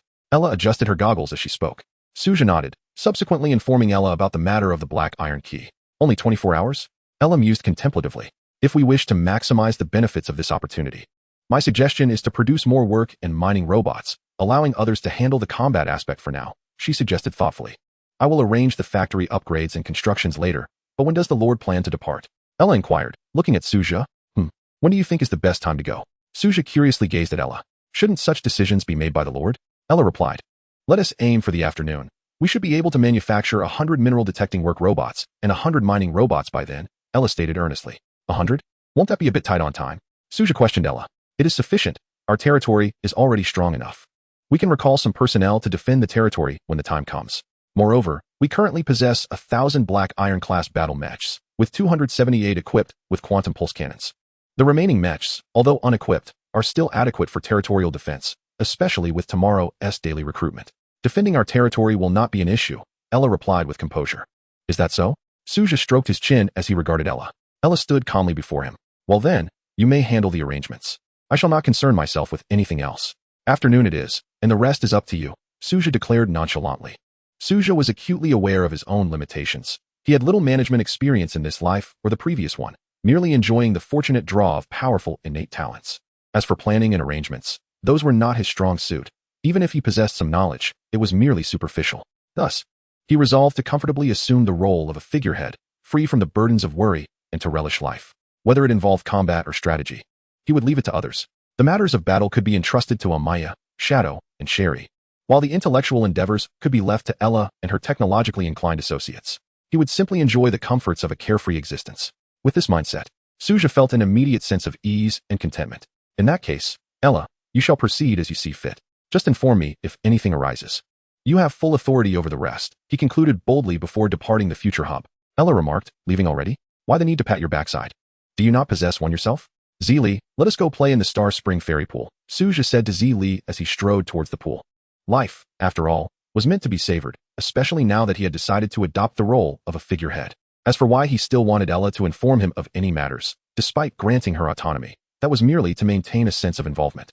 Although he could offer no valuable advice, as the Lord, he still needed to maintain a presence, didn't he? With a splash, dressed in shorts, Su Zhe leaped from the high platform into the Star Spring Fairy Pool, startling the aquatic spirits and shrimp within, causing them to scatter. In the main world, while Su Zhe frolicked in his territory, a shadowy figure stealthily infiltrated his room. The Truth Archbishop. The Truth Archbishop, somewhat taken aback, observed Su Zhe's immaculately kept room, devoid of any items that could be used for tracking. Quite the sense of crisis, but alas, the Truth Archbishop murmured, surveying the room. A gray gemstone materialized in his hand, a tracking crystal, capable of collecting all traces of presence. The gray crystal began to rotate slowly. Found it. The Truth Archbishop watched as a blue silhouette appeared within the tracking crystal, remnants of Su Zhe's spiritual essence. Not bad, quite cautious. Unfortunately, insufficient in power. A smile crept across the Truth Archbishop's face as he vanished from Su Zhe's room, crystal in hand. When the Truth Archbishop reappeared, he had returned to his hideout, immediately entering his shadow domain. Terrifying creatures towered within his territory, dread shadow giants, chaotic demons, and decrepit flesh amalgamations. Countless chaotic beings above level 60 congregated in the Truth Archbishop's shadow realm. He effortlessly drew a positioning teleportation array by hand and placed the tracking crystal upon it. The array shimmered with light, its eerie purple glow igniting, only to suddenly shatter. What in the world? The Truth Archbishop exclaimed, bewildered as the shattered array took the tracking crystal with it. Could this fellow be a descendant of an ancient god, backed by some ancient deity? The thought sent a chill down the Truth Archbishop's spine. No, I must flee. His expression grave. He swiftly erased all traces and returned to the main world, escaping under the cover of night. Having ascended to one of the Truth Sect's archbishops, the Truth Archbishop had relied on one principle: patience. When the situation turned dire, he made a hasty retreat without hesitation, especially in the face of such an unknown threat. As for the lives of other Truth Sect followers, why should he concern himself? They were not his kin, and let us not presume that a cult would be harmonious. After all, they were a cult, where betrayal was the norm. Chapter 62. Reverse Positioning. Is this the red attribute? To the Truth Archbishop, those followers were merely expendable resources. Besides, what business did kind-hearted individuals have mingling in a cult? Why not engage in charity instead? In Su Zhe's territory, a notification chimed. Ding, your attribute of Concealed Void has been triggered, marking the enemy territory. It can be viewed. What is happening? Su Zhe looked at the unexpected prompt with confusion. The Concealed Void attribute triggered. Could it be that someone truly intended to harm his territory? With a furrowed brow, Su Zhe opened the system log, clicking on the marked enemy territory. Level 60, Shadow Domain, enemy territory marked. Would you like to open a portal? Huh. Su Zhe rubbed his eyes, staring intently at the system log. What was this? Level 60, Shadow Domain. What a joke. Level 60 Shadow Domain. This was utterly absurd. He had not made a fuss recently, nor had he offended anyone. Who could this be? Su Zhe gazed at the marked Shadow Domain, realizing that he could open the portal at will and step into the enemy's Shadow Domain. Su Zhe never anticipated that the Concealed Void attribute would possess such extraordinary capabilities, truly worthy of a red attribute. Level 60, Shadow Domain, he mused, stroking his chin as he contemplated the marked territory. This was an enticing morsel, yet with his current strength, he was utterly incapable of laying claim to it. Whoever you are, with whatever intentions you harbor, if you dare to covet my territory, you shall meet your doom. Mark my words, await your reckoning. A glint of cold murderous intent flashed in Su Zhe's eyes as he stared at the Shadow Domain. Subsequently, he deactivated the prompt log. For Su Zhe, this indeed represented a sumptuous opportunity, yet at this moment, he found himself unable to partake. He languidly reclined on the soft, floating chaise, continuing to revel in the leisurely moments, seizing the joy of today. In this moment, he truly experienced the bliss akin to that of a languorous sovereign. It was sheer delight. Time flowed gently by. In the afternoon, Ella found Su Zhe, who was still immersed in his serene reverie. My lord, it is time to attend to business. She gently reminded him. Emerging from a sea of white blossoms, Su Zhe, clad in loose shorts, inquired, Are we already prepared? Has time passed so swiftly? He still felt a bit dazed. Time has not rushed by. It is merely that you have been so comfortable, my lord. Happy moments are always fleeting, are they not? Ella replied calmly. Su Zhe, unabashed, offered a smile. Very well, since all is in order, let us proceed. I shall gather the others, he declared to Ella. She nodded in response. I will await you in the technology district. Shadow. Su Zhe called out loudly. A massive silhouette plummeted from the heavens, landing gracefully before him.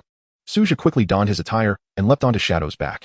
Let us go and assemble the others, he urged, patting Shadow. Roar. Shadow let out a thunderous roar.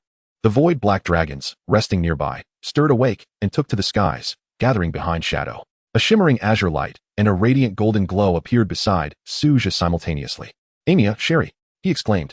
My lord, has something gone awry? Amia inquired, having just been engaged in training the newly recruited companions. Seeing Shadow summon the void black dragons, she assumed an urgent situation had arisen, prompting her swift arrival. Sherry shared the same concern. Their daily routine involved training the freshly recruited members, informing them of the territory's rules and their responsibilities. Let us wait until everyone has arrived, Su Zhe said slowly. In the sky, a star radiating soft light and a moon shimmering with mysterious brilliance gradually descended. Manhwa and Luna appeared, with Luna enveloped in stellar power and Manhwa bathed in the moon's glow. A streak of light dashed across the sky. Ling Shuang also arrived. Everyone is gathered. Please assemble your teams and meet in the technology district. We are set to embark on a grand venture, Su Zhe grinned. A glimmer of intrigue flickered in Manhwa's eyes. Sherry nodded. Manhwa and Luna gazed skyward, where the stars twinkled. Ling Shuang circled above. Shadow, proceed to the technology district and await their arrival, Su Zhe instructed. Shadow nodded in acknowledgement, its wings unfurling, and in the blink of an eye, it arrived in the technology district. Ella, Liyue, and Zili were already present. Su Zhe observed two formations of robots, one for mining and another for reconnaissance, all neatly arranged. Each formation consisted of 100 robots. My lord. Liyue waved at Su Zhe. He gestured for Shadow to descend. Shadow gently lowered itself, landing steadily upon the grass. Su Zhe dismounted and inquired of Ella. Are we all prepared? All is ready. What of the others? Ella asked, looking at Su Zhe. They are on their way, he replied, glancing skyward. The galaxy shimmered as beams of starlight cascaded down, with Manhwa and Luna leading the Cultivator Legion appearing in the sky. The sound of hooves echoed as the Frost Warriors gathered, charging from the distance. Elementalists radiating a sacred glow also materialized in the sky. Ella regarded the various legions emerging with a calm expression. Our destination this time is a shattered black iron world. The specifics remain unclear. But your mission is to ensure resource extraction proceeds without interference, Su Zhe spoke slowly. Manhwa and the others nodded in agreement. In that case, let us depart. Our territory is guarded by 1,000 combat robots. There should be no significant issues, yet we must leave someone behind to relay any unexpected occurrences, Su Zhe continued. Looking at Manhwa and the others. I can remain. This does not particularly interest me. Should any issues arise, I will inform you, Ella replied softly. Su Zhe nodded in acceptance. Then it is settled. He felt no need for further deliberation.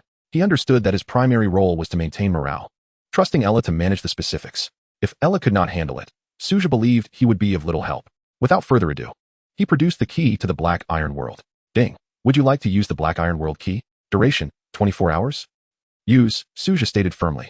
The key to the Black Iron World began to rotate and ascend, radiating a brilliant light until it transformed into a colossal portal to time and space.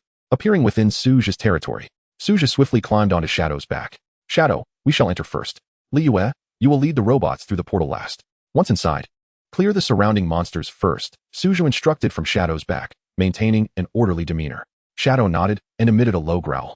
Its wings trembled violently as it carried Su Zhe across the portal, entering the shattered Black Iron World. The Void Black Dragon Legion followed closely behind. The others entered the portal in succession, with Liyue leading the Robot Excavation Legion at the rear. As Su Zhe's vision faded to black, when he next opened his eyes, he found himself in a desolate world, clearly long abandoned. At that moment, a prompt sounded in his ear. Ding! This is a shattered Black Iron World, once prosperous, now rendered a mere memory as chaos invaded, erasing its history in the torrent of time. Ding! Main quest generated. Ding! Main quest 1. Exterminate all chaotic invaders in this world. Reward, 1 world treasure chest. Ding! Main quest 2. Eliminate the traitor. Without even glancing at the main quest, Su Zhe dismissed it. This was a shattered Black Iron World, and time was of the essence. He could not afford to be distracted. He promptly opened the achievement task panel. Ding! Kill 1,000 monsters. Reward, 1 bronze treasure chest. Ding! Kill 10,000 monsters. Reward, 1 silver treasure chest. Ding! Kill 100,000 monsters. Reward, 1 gold treasure chest. Ding! Kill 1,000,000 monsters. Reward, 1 diamond treasure chest. Shadow, show no mercy. Sweep away those chaotic creatures with full force, Su Zhe commanded, his expression grave. Understood, my lord. Shadow replied in a low voice. Roar. Shadow unleashed a thunderous roar. The Void Black Dragon Legion surged forward like arrows released from a bow.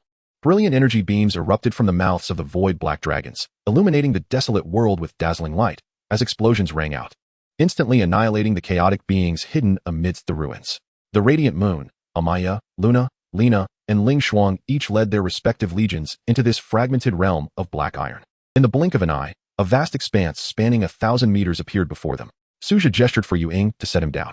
As he stepped onto the ground, Zili promptly materialized before him, taking her position protectively at his rear. Yu Ying, go forth and eradicate as many chaotic creatures as possible, Su Zhe intoned slowly. Yu Ying nodded, unfurling her wings and soaring into the sky like a tempest. A dazzling torrent of energy burst forth from her mouth, slicing through the chaotic beings on the ground with the precision of a blade. Zili, you two should join in. You are yet to reach level 10. Do not let this opportunity to enhance your strength slip by, Su Zhe urged gently. My lord, your safety. Zili hesitated, torn between her desire to grow stronger to better defend Su Zhe and her worry for his well-being. Do not fret. I have someone watching over me, Su Zhe replied with a smile, pointing skyward. 2 stars, emanating a mysterious luminescence, twinkled brightly above his head. Zili nodded, turning to engage in the hunt for chaotic creatures. Alas, this black iron world offers no opportunity to gain experience, Su Zhe lamented slightly. My lord, I found it. Li Yu exclaimed, rushing toward him with palpable excitement. So soon? Su Zhe's eyes sparkled with curiosity as he turned to Li Yu. Do not underestimate the robots crafted by Brother Ayla. Though their functions are singular, they excel in locating mineral veins. Each robot can detect a radius of 100 meters and delve 1,000 meters underground, Li Yu declared proudly. The Robot Legion is currently under Li Yu's management. Where is it? Su Zhe inquired. Right ahead. Allow me to guide you. We have discovered a gold mine. Li Yu beamed. A gold mine. Su Zhe's eyes widened in astonishment. A gold mine indeed. Gazing at the cavern before him, he observed the mining robots working methodically, continuously extracting gleaming gold ore from the depths. For Su Zhe, this expedition into the black iron world had already yielded immense riches. The value of this gold mine alone was incalculable. Su Zhe looked toward the other robots still in pursuit of mineral veins, his heart brimming with anticipation. Li Yu, ensure the extracted gold is transported back to our territory. If you require assistance, feel free to allocate personnel as needed, Su Zhe instructed with composure. Understood, my lord. Li Yu nodded and swiftly began organizing the necessary arrangements. Hearing the explosions from other directions, Su Zhe mused to himself. Time is of the essence. Only 24 hours remain. And he needed to act swiftly. This shattered black iron world, beyond its subterranean veins, surely harbored various treasure chests, if only he could find them. Though other units could engage in mining, it was a waste to have them do so. It would be far better to let them focus on annihilating chaotic monsters to fulfill achievement tasks or to search for the scattered treasure chests throughout the realm. Mining was best left to the specialized robots. As time passed, Su Zhe rode atop a void black dragon, having thus far located only one gold mine, with no other veins in sight. What manner of world is this? He pondered as he surveyed the desolate expanse below. In contrast to the previous shattered black iron world, which had unmistakably exhibited a technological urban style before its demise, this world eluded Su Zhe's ability to discern its original form. Different worlds yield entirely disparate items. Every world possesses treasure chests, and the contents of these chests are closely tied to the characteristics of their respective realms. This world, filled with endless desolate ruins and ceaseless chaotic creatures, provided little indication of its former visage. After all, this is a fragmented world. A shattered world is but a series of smaller realms formed from a once complete world. This is merely a fragment of the original world. My lord, a voice called out, and a stream of azure light suddenly appeared beside Su Zhe. He turned to find Mingyu. What have you discovered, Mingyu? He asked, noticing her exuberant expression. Mingyu opened her palm, revealing a golden treasure chest that radiated a soft glow. A golden treasure chest? Su Zhe's eyes widened in astonishment. This world possesses a golden treasure chest? His brows furrowed slightly, logically. Golden treasure chests should not manifest in a shattered black iron world unless this broken realm was originally of a high tier, at least a golden grade world. Chapter 64. The Purge of the Black Iron World. Otherwise, such an occurrence would be inconceivable. Thus, this world must be a fragment of a golden world, which, after its shattering, has resulted in this fragmented black iron realm, Su Zhe contemplated inwardly. If that is indeed the case, everything falls into place. Without hesitation, Su Zhe stored the treasure chest away. Well done, Mingyu, he commended. Mingyu beamed at Su Zhe. Then, my lord, what about my reward? At her words, Su Zhe gently kissed her cheek. When we return, I shall reward you handsomely, he replied with a smile. Mingyu nodded, turning to continue her search for treasure chests. In this shattered black iron world, rated as black iron, it was impossible for creatures above that tier to exist, granting Su Zhe a sense of security. Even if it were originally a fragment of a golden world, he felt no concern. Otherwise, the Supreme would not have assigned it a black iron rating. This was a fortunate stroke of serendipity for him. Su Zhe continued on the back of a winged tribute void black dragon, hastening toward the front lines of battle. The so-called front lines entailed Su Zhe and his troops launching a comprehensive energy bombardment upon this world, gradually advancing their forward position. Everywhere they passed was left in utter devastation. A cascade of starlight and moonlight rained down from the heavens, igniting fierce explosions and shockwaves, as raging flames ravaged the earth. Amaya and Luna were leading their respective divine warriors in the clearance of the battlefield, diligently advancing as per Su Zhe's directives. Everywhere they tread became naught but ash. The divine warriors, their expressions solemn, unleashed relentless bombardments upon all that lay before them, leaving desolation in their wake.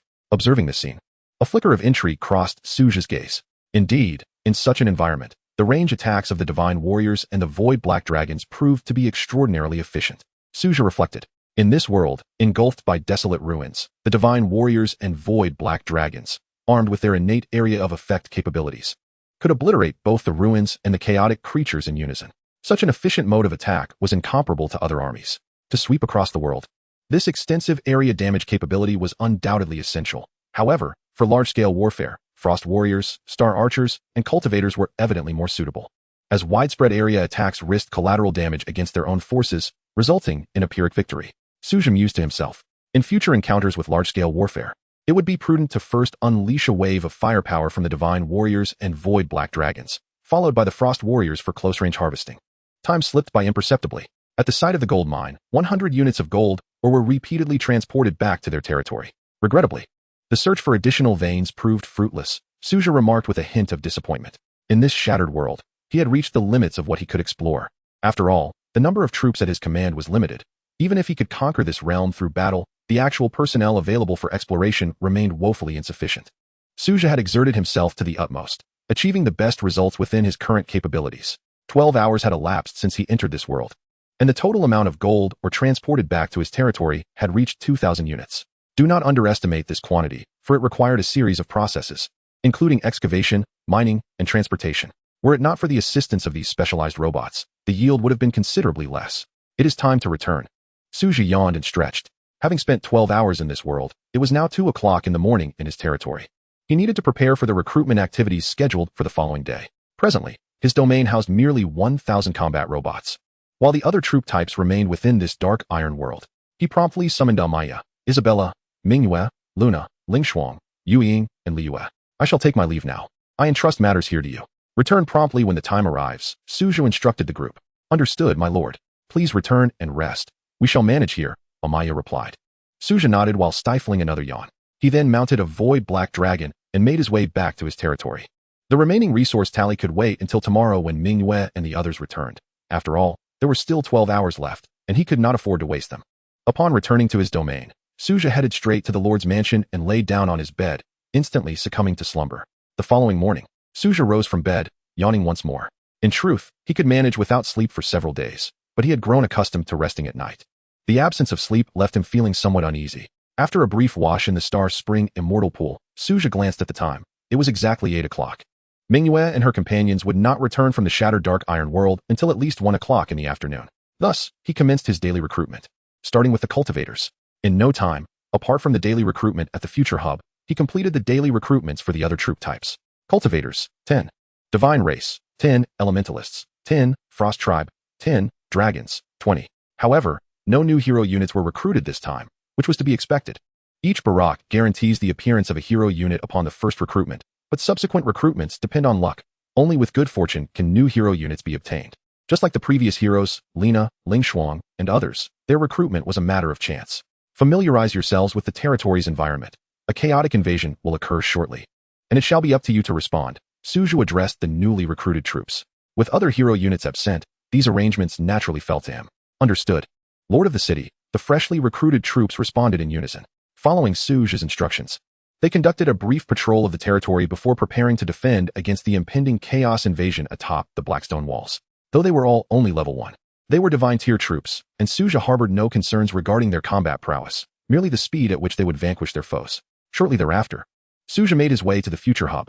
Ella was engrossed in her research, and Su Zhe, unsure of what she was working on, refrained from asking further. However, he had an inkling that Ella would bring him surprises. My lord, shall we commence the daily recruitment once more? Ella inquired, adjusting her goggles as she turned to Su Zhe. Su Zhe nodded. Let us go together. Ella did not decline. setting aside her work to accompany him into the future hub. Ding. Would you like to consume 1 gold coin to conduct daily recruitment? Recruit. Su Zhe commanded, gazing at the radiant orb of light before him. A technologically advanced time-space portal materialized in front of Su Zhe and Ella. Ella observed the portal with keen interest, her eyes sparkling with excitement.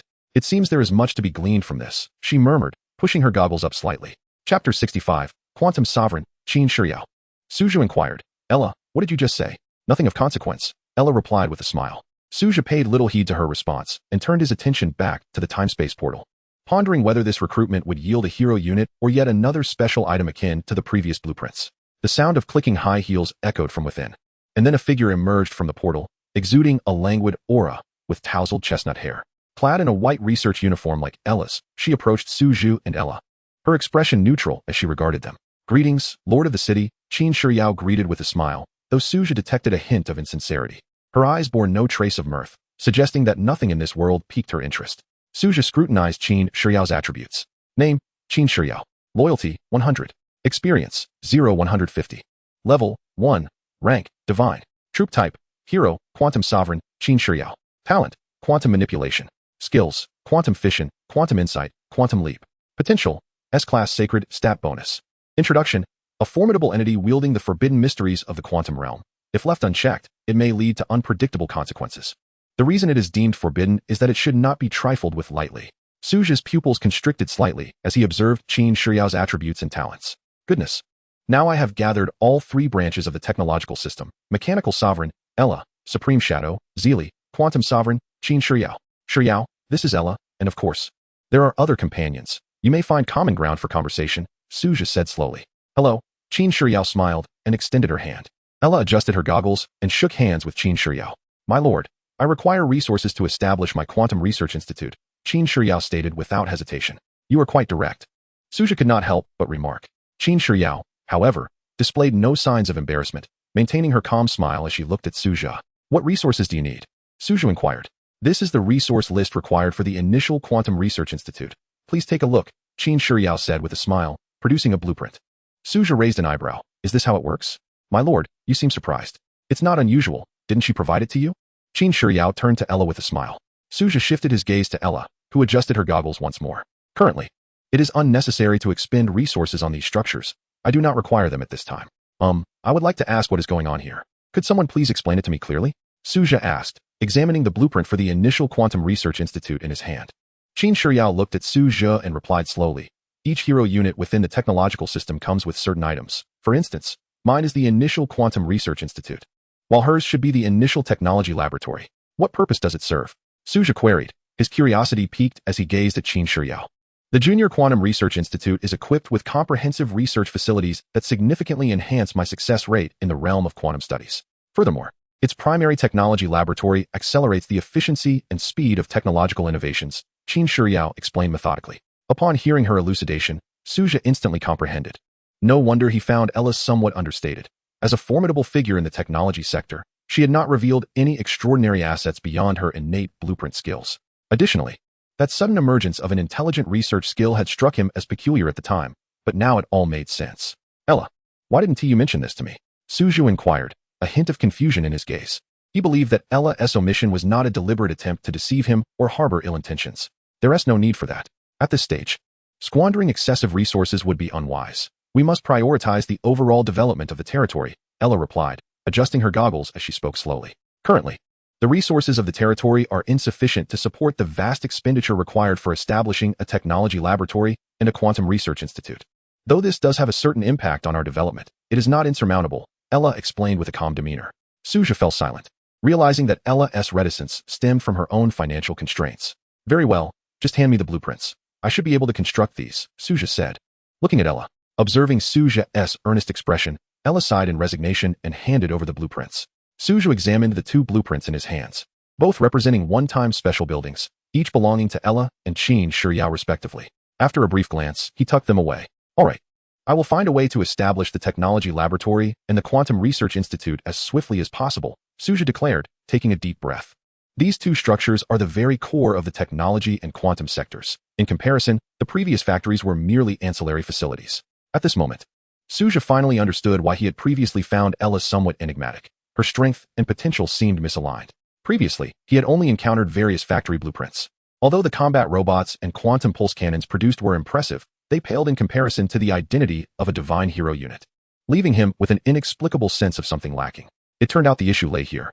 Ella had been considering the insufficient resources of their territory and did not wish to burden Su Zhe with additional worries, thus intending to reveal the blueprints once resources were plentiful. He had not expected this revelation to come from the newly recruited Qin Shiyao. I will study these first. Ella, Shiyao, rest assured, I will certainly construct your exclusive special buildings, Su Zhe assured them. Both Qin Shiyao and Ella nodded in agreement. All right, you two continue your discussions. Feel free to reach out to me if anything arises, Su Zhe said before leaving the future hub. You should not have disclosed this to the Lord, Ella remarked, her tone neutral as she turned to Qin Shiyao. Qin Shiyao, with a stoic expression, returned Ella's gaze. I was previously unaware of the Lord's resource constraints, and I merely articulated my own needs rationally. This would enable me to assist the Lord more effectively. My situation differs from yours. Ella chose not to respond further and walked directly out of the future hub, while Qin Shiyao, hands tucked into her lab coat pockets, followed suit. As Qin Shiyao observed the elementalist and starshots soaring through the sky, a fervent glimmer ignited in her eyes. Divine beings, how I long to study their quantum structures. Surely, there will be an opportunity, she murmured to herself, her gaze filled with fervor, as if she yearned to capture the creatures before her for meticulous analysis. Meanwhile, Su Zhe summoned a void black dragon, mounting its back and soaring atop the blackstone wall. Chapter 66, The Lord's Tournament. Subsequently, Su Zhe settled himself upon the wall, reveling in the gentle caress of the breeze, as he unveiled the two building blueprints. Technology Laboratory, a special building that can be upgraded, required materials, 10,000 high-grade wood, 10,000 high-grade stones, 100,000 iron ore, 100,000 steel, 10,000 copper ore, 10,000 gold, 10,000 high-grade crystal alloy, 10,000 exotic metal, 1,000 spirit crystals, and 100,000 gold coins. Quantum Research Institute, a special building that can be upgraded, required materials, 10,000 high-grade wood, 10,000 high-grade stones, 100,000 iron ore, 100,000 steel, 10,000 copper ore, 10,000 gold, 10,000 high-grade crystal alloy, 1,000 quantum samples, 1,000 spirit crystals, and 100,000 gold coins. As Su Zhe scrutinized the material requirements for these two special buildings, he grasped Ella's earlier apprehensions. Setting aside the ordinary materials, the synthesized components posed a significant challenge. Exotic metal required the combination of steel and iron ore, while high-grade crystal alloy necessitated the synthesis of gold, copper, ore, steel, and iron ore. As for the quantum samples, 1,000 biological quantum structure samples were indispensable for constructing the Quantum Research Institute. This demand was utterly outrageous. These two special buildings represented an unattainable goal for a novice lord. To procure 1,000 quantum structure samples from various biological entities was beyond Su Zhe's current means. Was it that he was too impoverished, or were these requirements simply too advanced? Su Zhe pondered over the blueprints, lost in contemplation. However, constructing these two buildings was imperative. They were pivotal to the advancement of the technology and quantum sectors, and he could not abandon them. Yet, at present, his resources were woefully inadequate. What a headache! Su Zhe lamented, reclining upon the wall with a furrowed brow. Perhaps this was the burden of happiness. Should I perhaps use the token of the mysterious merchant directly? A thought sparked in his mind. Summoning the mysterious merchant might just allow him to gather the resources needed for one of the buildings. Yet, using it now felt somewhat regrettable, especially since it was his only token for summoning the mysterious merchant. The three buildings he urgently needed to construct were the Monument of Reverence, the Technology Laboratory, and the Quantum Research Institute, each a cornerstone of development, akin to barracks, essential for the territory's growth. Each of these structures demanded an immense quantity of resources, nearly insurmountable for a novice lord. Well, I suppose I'll take it one step at a time. Summoning now seems futile, at least for the moment. Even if I manage to gather the resources, I still lack sufficient gold coins, Su Zhe thought helplessly. Beep. The chaotic invasion is about to commence. Please select a difficulty level. S, A, B, C, D. S-level difficulty. Su Zhe decisively chose, as he urgently required a substantial influx of resources, be it wood or spirit stones, all vital for the territory's advancement. Tomorrow marks the 10th day, and the Lord's Tournament shall begin. Su Zhe inhaled deeply. The Lord's Tournament commences on the 10th day of the novice period. In simple terms, it is a contest among numerous lords vying for resources. Naturally, during the novice phase, the death of units does not equate to true demise. The Supreme will tends to show considerable favor to novice lords. As long as one possesses courage and cunning, there exists the potential for ascension. Victorious lords will be rewarded with bountiful resources to expedite their development, while the vanquished will face penalties, not overly severe, but sufficient to impede their progress. The specific rules shall be unveiled tomorrow. Of course, the notion that courage and cunning lead to opportunity for ascent pertains to lords of comparable strength, more specifically. To all lords except Su Zhe. Among novice lords, Su Zhe is akin to a bug in the system. His participation in the tournament would virtually guarantee a victory. An overwhelming advantage. Even the lord currently ranked first, who possesses the sacred dragon troop, may face a humiliating defeat before Su Zhe. Unless Su Zhe chooses to relinquish his advantage, failure is utterly inconceivable. It is akin to witnessing a divine dragon succumb to the bites of mere ants. Clearly, among novice lords or those of equivalent rank, Su Zhe embodies that celestial dragon, while the other lords merely represent a distinction between robust ants and ordinary ones. Beyond this, there exists no alternative. Defeat? An impossibility. With a single barrage of firepower, the opposition would be rendered utterly defeated, leaving no room for contest. Standing atop the black stone walls, Su Zhe gazed at the tumultuous mists swirling along the border. Chaos monsters surged forth, emitting a cacophony of roars before launching their assault. The battle robots, long prepared, unleashed their full might. In the skies, the void black dragon roared, spewing energy beams into the throngs of monsters, annihilating everything in their path. The radiant power of the stars and the gentle glow of the moon fell like precise bombardments, triggering violent explosions among the chaos monsters. The warriors of the divine race, resplendent in sacred light, valiantly engaged in close combat with the monsters. Armed with an array of magical artifacts, they hunted the chaos creatures mercilessly, the remnants of their foes splattering across the battlefield. The star archers drew their bows, unleashing a rain of arrows upon the beasts. The seemingly formidable chaos monsters were unable to approach the black stone walls even by a single step. Is this all they are capable of?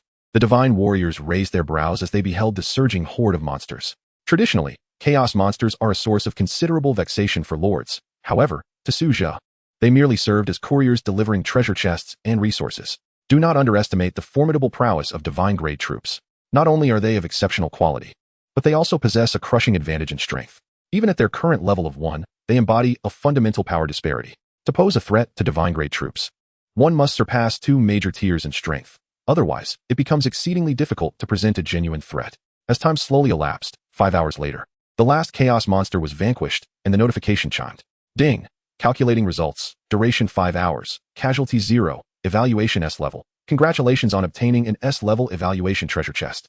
Another treasure chest acquired. Yet regrettably, one must wait a while longer for a chaos invasion of silver rank or higher. Su Zhe pondered privately. Su Zhe's rapid level advancement is a unique circumstance and does not reflect the status of other lords. The highest level among the other lords is likely around level 6. Currently at level 11, Su Zhe benefits from his troops having thoroughly explored an entire Black Iron realm, combined with their ability to easily farm monsters for experience. Other lords do not share such advantages. Only when a sufficient number of high-ranking lords emerge will the Supreme orchestrate the appearance of higher-tier beings during chaos invasions. For now, Su Zhe treats this as a resource farming opportunity. In the future, he must avoid such recklessness. Battles exceeding 6 hours will lead to a diminished evaluation, and the number of monsters will escalate, rendering prolonged engagements unprofitable. Chapter 67. The Spectacle of the Azure Dragon's Sacred Altar. Su Zhe contemplated, then began tallying today's spoils. 60,000 gold coins. 800 ordinary loot items, 200 rare loot items, 60 black iron chests, 40 bronze chests, 1 silver chest, and 1 S-level evaluation chest. Remarkably, there was only a single silver chest today. Su Zhe examined his earnings. Treasure chests typically manifest from treasure monsters, indicating that today's fortune was rather average. Sticking to his usual practice, Su Zhe promptly opened 800 ordinary loot chests. Iron or X200, copper or X200, steel X200, silver or X200. Having gone 2 consecutive days without obtaining basic wood and stone, Su Zhe was somewhat surprised to see these foundational resources emerge. Yesterday yielded no wood, and today, remarkably, even meat was absent. Nevertheless, these resources are still quite beneficial, marking a favorable start. With anticipation, Su Zhe turned his gaze to the remaining rare loot chests. Open. Advanced wood X200, advanced stone X200, mithril X100, gold X100. Excellent, a bountiful harvest. Su Zhe regarded the contents of the 200 rare loot chests. These items are precisely what he urgently requires, essential materials for all lords. Next, Su Zhe opened all 60 black iron chests at once. 60,000 gold coins. Not bad. A direct addition of 60,000 gold is quite advantageous. Su Zhe examined the gold acquired from the black iron chests. He then proceeded to open all 40 bronze chests together. Ding. Amethyst X100.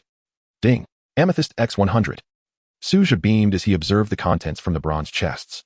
Amethyst X3000, Spirit Concealing Shrimp X2000. The amethyst had appeared. Su Zhe quickly placed these amethysts into the territory warehouse. 3,000 amethysts bring him a step closer to the 10,000 amethyst requirement for constructing the worshipped statue. Gazing at the Spirit Concealing Shrimp, Su Zhe directly deposited them into the Star Spring Immortal Pool.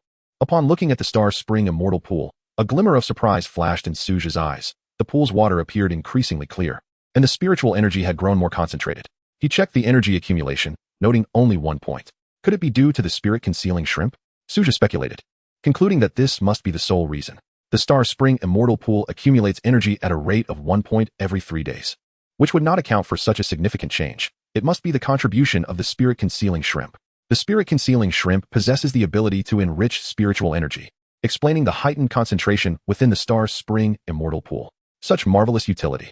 Once they are sufficiently nourished, he shall observe if any other special effects manifest. Su Zhe placed all 2,000 spirit-concealing shrimp into the Star Spring Immortal Pool. Instinctively, he glanced at the remaining treasure chests. Noting 1 silver chest and 1 S-level evaluation chest, he decided to wait before opening them, nearly forgetting an important matter. Su Zhe murmured to himself, then accessed the 3D layout of his territory. Fusion. Su Zhe invoked his lordly powers to merge. Ding. Your attribute Blessed Land is triggered. Your territory expands by 4,000 meters. Su Zhe, is that all? He was somewhat taken aback. After all, there were 30,000 monster corpses. Well, free territory expansion of 4,000 meters is still commendable. Su Zhe smirked, displaying a hint of dissatisfaction, yet feeling a sense of gratitude. Other lords. Subsequently, Su Zhe, as per usual, pushed the entire wall outward, leaving a 500-meter gap adjoining the chaotic space before closing the 3D layout. Following tradition, Su Zhe washed his face. Open. With eager anticipation, Su Zhe faced the S-level evaluation chest. Ding. Congratulations, you have obtained the blueprint. Advanced Interstellar Water Park. Su Zhe. Ding. Congratulations. You have obtained 10,000 gold coins. Ding. Congratulations, you have obtained Spirit or X1000. No way. While I indeed wish to enhance my territory with some entertainment facilities, to receive this from an S-level treasure chest feels rather dismissive. Su Zhe couldn't help but voice his frustration. Nevertheless, he dutifully stored away the blueprint for the Advanced Interstellar Water Park, not in a rush, as there remains a silver chest yet to be opened. Su Zhe rubbed his hands together, his gaze fixated on the silver treasure chest. After having opened so many chests before, surely something worthwhile must emerge now. Ding. Do you wish to open the silver treasure chest? Open. Su Zhe's eyes sparkled with anticipation as he stared at the silver chest. Ding. Congratulations, you have obtained the blueprint for a blue thermal power plant. Ding. Congratulations. You have obtained the blueprint for a blue wind power plant. Ding. Congratulations, you have obtained the blueprint for a blue hydroelectric power plant. Is today destined to revolve around blueprints? Su Zhe contemplated the blueprints before him and promptly stored them away. Although these schematics may not be immediately useful, they would undoubtedly prove invaluable in the future, before the antimatter energy station could be established due to resource constraints. These power plants would be essential facilities for developing the Black Iron world and beyond. Su Zhe likewise tucked away the power plant blueprints. He then retrieved the blueprint for the Advanced Interstellar Water Park. Advanced Interstellar Water Park, blue disposable blueprint, requiring 10,000 wood, 10,000 stone, 1,000 iron, or 1,000 copper, or 100 advanced wood, 100 advanced stone, and 1,000 gold coins. Note: accompanying facilities include water shuttle tracks, zero-gravity trampolines, and a starlit carousel. It appears quite intriguing. Su Zhe gazed at the Advanced Interstellar Water Park blueprint, feeling a flicker of temptation. Perhaps it would be prudent to hold off for now. Focusing resources on constructing the Statue of Reverence is of utmost importance. After a moment of contemplation, he reasoned that these are merely recreational facilities. Investing substantial resources into such an endeavor would be folly at this juncture. He nearly forgot about the golden treasure chest. Su Zhe opened his backpack to reveal a diamond chest radiating with resplendent light, quietly resting within. I wonder how Manhwa and the others are faring. Su Zhe instinctively glanced at the time-limited portal. They should be returning soon. As he pondered, he retrieved the diamond chest. Ding. Do you wish to open the diamond treasure chest? Open. Su Zhe's eyes were filled with eager anticipation as he fixated on the diamond chest. A dazzling light erupted forth. Ding. Congratulations, you have obtained a fragment of the mysterious Sea Realm X1. Ding. Congratulations. You have obtained the blueprint for the spectacle of the Azure Dragon Altar. Ding.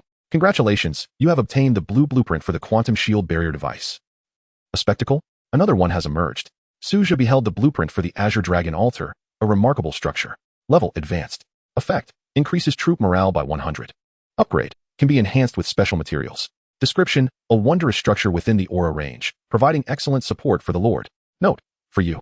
This is a splendid treasure to enhance your strength. Su Zhe felt a wave of disappointment wash over him. What good is an increase in morale? He examined the Azure Dragon altar blueprint, realizing it held little value for him. His troops did not require such superfluous buffs, as they possessed unwavering loyalty. What purpose does morale serve? Chapter 68. New abilities, miraculous creations.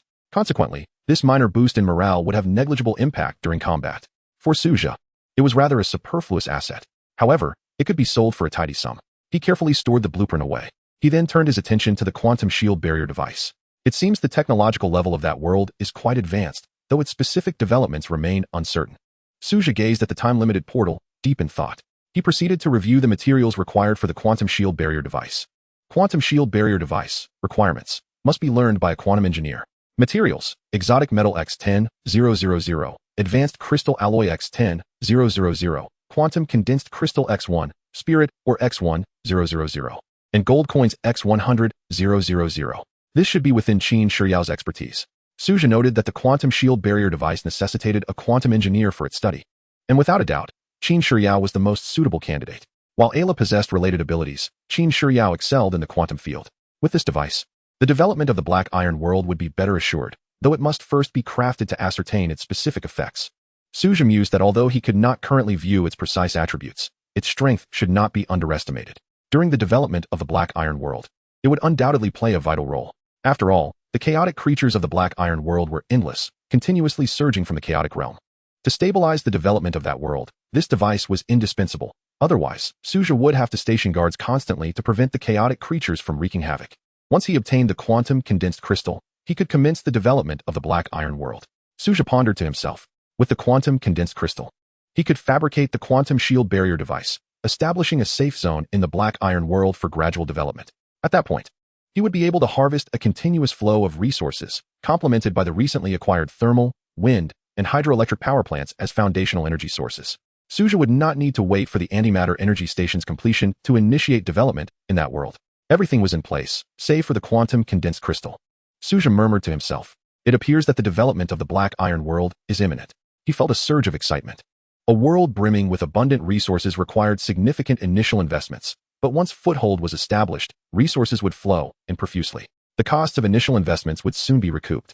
After neatly organizing the supplies, Su Zhe dispatched the newly recruited troops to the Black Iron world for upgrades, as the monsters there were inexhaustible. They could return after achieving level 10. As time gradually passed, at 1 o'clock in the afternoon, Manhwaa and her companions triumphantly returned, bringing with them a wealth of resources to the territory. Notably, the gold mining yielded tremendous results. After over 20 hours of relentless digging, completely disregarding the consequences of over-extraction, Su Zhe received a staggering 10,000 units of gold. He also opened the achievement task panel to review and claim the completed achievements. Ding! Congratulations! You have obtained bronze treasure chest. Ding! Congratulations! You have obtained silver treasure chest. Ding! Congratulations! You have obtained gold treasure chest. He had completed only 3 achievement tasks, which involved slaying 1,000, 10,000, and 100,000 chaotic monsters, respectively. As for the diamond treasure chest, it required the extermination of 1 million monsters, a feat beyond the capabilities of Su Zhe's current troop numbers. Achieving the milestone of slaying 100,000 monsters had already been the limit. It was not due to insufficient strength, but rather the limited number of troops at Su Zhe's disposal. Su Zhe took stock of the treasure chests discovered by Manhwaa and her companions. Besides the initial golden chest handed to him by Manhwaa, he had 20 bronze treasure chests, 15 silver treasure chests, and 3 gold treasure chests. This haul was indeed substantial. Thank you for your hard work, everyone, Su Zhe said with a beaming smile as he looked at Manhwaa, Lena, and the others. Though they appeared weary, the sound of Su Zhe's praise brought smiles to their faces. To them, Su Zhe was everything. Receiving his commendation was more important than anything else. You all should head back and rest well. We can discuss matters tomorrow, Su Zhe gently suggested. After all, they had been engaged in continuous battle for over 20 hours. While Manhwaa and the others might still endure physically, the mental fatigue was far more challenging to alleviate. Repeating a single task, let alone for over 20 hours, would be unbearable for Su Zhe even if it were merely 2. My lord, do not forget the reward you promised me, Manhwaa said as she approached Su Zhe, gently kissing his cheek and whispering softly. I know. Go on now, get some good rest. And you all should too, Su Zhe replied with a smile. addressing not only Mingyue but also Lina, Amaya, Luna, Lin Shuang, Yu Ying, and the others.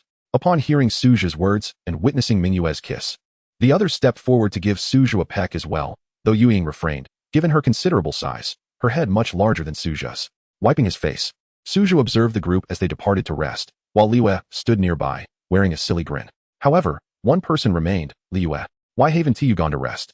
Su Zhe inquired, looking at Liyue. I'm not tired, and I haven't exerted myself much, Liyue replied nonchalantly, then turned her gaze to Su Zhe.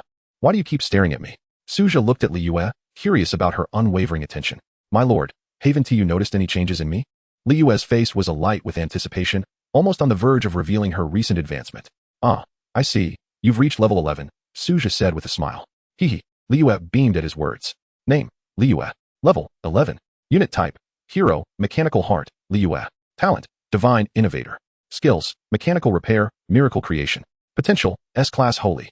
Description, a hero-level mechanical repairer. With a toolkit, I can repair any technological creation. Su Zhe examined Liyue's latest attributes. The changes were modest. Yet she had acquired a new skill. He promptly checked the details of this new skill, and upon reading the description, he gasped in astonishment. No wonder he had always sensed that Liyue's potential exceeded the ordinary. This skill illuminated Liyue's true value.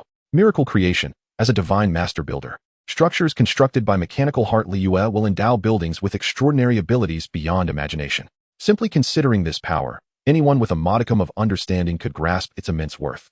The capacity to evolve buildings into entities with unimaginable abilities signifies an abundance of possibilities. So this is Liyue's true strength? Su Zhe murmured to himself, then turned his gaze to Liyue. My lord, what is it? Liyue asked curiously. Nothing, Su Zhe replied with a smile, producing 4 blueprints and handing them to Liyue. Chapter 69. Design Blueprints for the Skywing Fighter. Liyue's eyes lit up as she beheld the 4 blueprints before her. The Subshield Barrier Device, Wind Energy Power Station, Fire Energy Power Station, and Water Energy Power Station. These are for you. Master them, and the construction of these buildings will be entrusted to you, Su Zhe said with a smile. This was indeed the task suited for Liyue. Previously assigning her the repair of robots had been a misallocation of her talents. Su Zhe had initially intended to hand over the blueprints for the Technology Laboratory and Quantum Research Institute to Liyue as well, but after some contemplation, he decided to wait until she completed her first building to assess the outcome before proceeding. If the results were satisfactory, he would undoubtedly entrust her with those 2 blueprints as well. Now, go back and rest well, Su Zhe said, patting Liyue's shoulder. All right, my lord, Liyue replied, planting a quick kiss on Su Zhe's cheek before heading off. Su Zhe gazed at the treasure chests before him, taking a deep breath. 21 bronze chests, 15 silver chests, and 3 gold chests. This total accounted for the chests acquired from achievement tasks. He decided to open the 3 chests from the achievement tasks first, 1 gold, 1 silver, and 1 bronze. Open, Su Zhe declared, directly activating the 3 chests. The first bronze chest. Ding. Congratulations, you have obtained Spirit, or X100. Not bad, Su Zhe remarked. Observing the Spirit or procured from the bronze chest, a quantity comparable to his usual reward for ranking first in the territorial strength leaderboard. Not overly abundant, yet not meager either. The second silver chest. Ding. Congratulations, you have obtained gold coins X10,000. The third gold chest. Ding. Purple crystal X1000. Ding. Mysterious ocean fragment X1. Ding. Elemental crystal X100. Su Zhe noted the items emerging from the gold chest. He had previously opened elemental crystals and thought they would not appear again, yet here they were once more. These items were incredibly valuable, essential for upgrading the elemental tower and crafting energy shields. With that thought, Su Zhe stored these items away in the territory warehouse. Such strategic resources should be accumulated as much as possible. As for the mysterious ocean fragments, now totaling 3, he was uncertain of their origin and decided to set them aside for the time being and continue opening the chests. Su Zhe then turned his attention to the remaining treasure chests. These chests had been found in the shattered black iron world, distinct from the previously opened chests. The contents derived primarily from that fractured realm. These could be classified as world chests, with the items reflecting the characteristics of the world they originated from. The previous quantum amplifier indicated a tech-oriented world, suggesting that most items procured would be technological in nature. Su Zhe focused on the 20 bronze chests. Open. Ding. You have obtained Sexy Cloak X1000. Ding. You have obtained White Silk X1000. Ding. You have obtained Maid Outfit X1000. Su Zhe stared at the items that emerged, thinking he must have misread, scrutinizing them several times. The sight of 20 chests brimming with provocative attire left him speechless. Can such things even be found? Su Zhe muttered. Could this shattered world have once been a hub for clothing production? He quipped.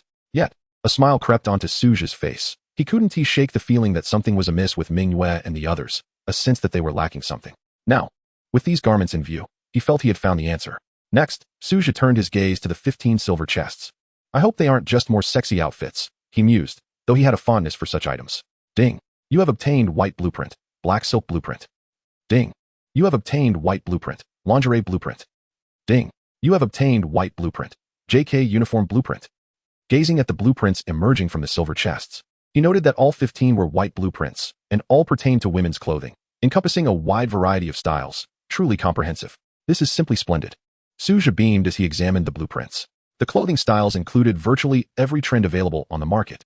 Although he might not use these blueprints immediately, they would undoubtedly serve a purpose in the future. While he usually enjoyed life, there was an inherent monotony, but now with these garments in his possession, Su Zhe felt an eager anticipation brewing within him. Carefully, he stowed these treasures away, envisioning the delightful sight of Manhwa and the others donning these alluring outfits before him.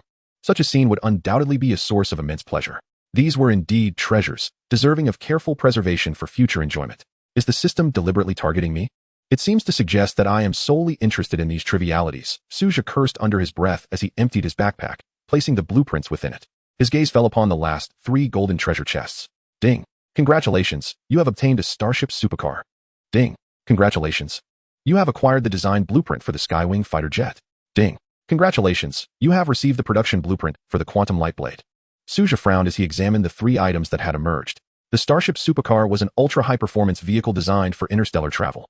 Equipped with a myriad of advanced weapon systems, capable of covering vast distances across the cosmos, the Skywing fighter jet could be learned by engineers, who could subsequently establish a production facility for it.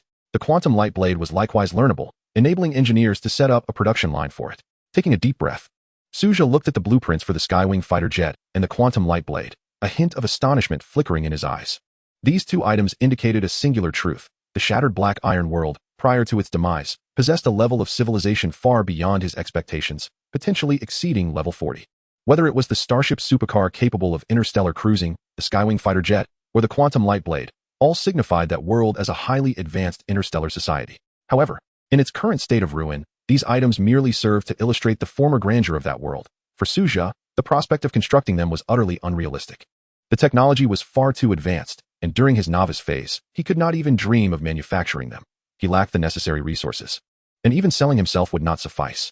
Wow! A cheer echoed across Su Zhe's territory as a sleek silver starship supercar streaked through the sky. Its body shimmering with a metallic sheen, the front adorned with a miniature statue of Su Zhe himself. Indeed, it was his own likeness, a hallmark of the starship supercar. Chapter 70. The Starship Supercar.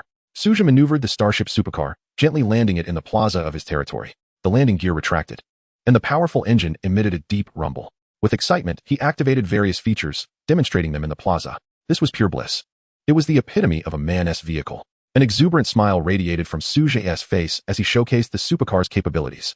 Its performance surpassed his expectations, not only allowing interstellar travel but also equipped with formidable weapon systems and advanced detection devices. Although the underlying principles of the power system eluded him, Su Zhe understood that it could harness various cosmic energies to sustain its operation. He had tested every feature except for long-distance interstellar travel, and the experience was exhilarating. Yet, his spirits dampened slightly as he glanced at Ling Shuang, who was blissfully asleep nearby. No matter how much he called her, even the moonlight would not rouse her. If she did respond, it would be mere tokenism. Only Su Zhe's commands were fully adhered to. Irritated at the thought, Su Zhe gently poked Ling Shuang's plush bear. Ling Shuang groggily opened her eyes, her sleepiness evident as she turned to Su Zhe, her soft form shifting slightly. "My lord, what is it?" she mumbled. Still enveloped in drowsiness, resting against the nearby table, Su Zhe replied, "It's nothing, just feeling a bit vexed by your perpetual slumber." Ling Shuang shot him a sidelong glance before burying her head back down to quell his annoyance. To be fair, despite her usual languid demeanor, she didn't seem averse to this matter. In fact, she appeared to relish it. As time drifted by, night descended. Su Zhe sat by the campfire. With Manhwa and Isabella flanking him, the 3 of them engaged in delightful conversation while savoring roasted meat.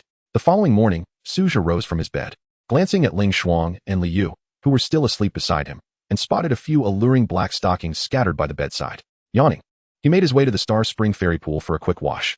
Ding! Today marks the 10th day of the novice trial period. The Lord Ranking Board is now available, and the Lord Resource Competition has commenced. Lords may voluntarily enlist to participate once daily. The alert sounded abruptly. Finally, a smile graced Su Zhe's face as he listened to the announcement. Ding! Congratulations on achieving the first rank on the Lord ranking board. Would you like to conceal this? Concealment will result in no rewards. Conceal. Su Zhe responded without hesitation. He maintained that he had no need for the trivial rewards. For him, ascending the leaderboard would only expose him to the gaze of others, bringing no benefits and inviting trouble instead. Why bother? Though there was an option for concealment. Prudence was the key to longevity. What if someone found him in the real world? Su Zhe had to prepare for the impending high-stakes examination.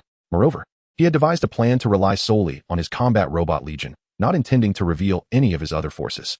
No matter how formidable the combat robots were, they would not incite excessive wariness among others. After all, it was widely acknowledged that anyone with resources could manufacture combat robots. Even if his strategy was revealed, others would merely seek cooperation with him rather than plotting his downfall. However, should his god-tier units be exposed, the trouble he would face would be immense. Unless he chose to remain hidden within his territory until he amassed sufficient strength to emerge, how long would that take? This was where the technological advantage lay, as it allowed Su Zhe to effectively conceal his true core strength. Ultimately, the might of technology was still within the realm of comprehension and acceptance by other lords. But the existence of god-tier units was something no one could easily accept, unless they possessed them themselves. Now, as for the Lord resource battle, should he send the combat robot legion or deploy another force? Su Zhe found himself deep in thought. The rules of the Lord resource battle were quite simple. There was only one opportunity to enroll each day, and the Supreme would randomly match lords of equivalent ranks. The quicker the battle concluded with minimal losses, the higher the evaluation and the more resources would be obtained.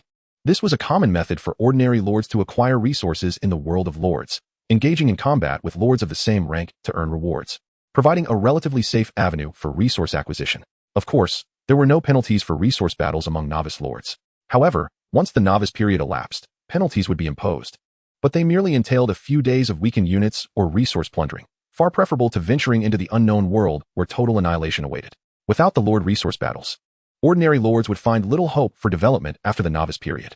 With insufficient strength and no backing, exploring the world would be tantamount to courting death.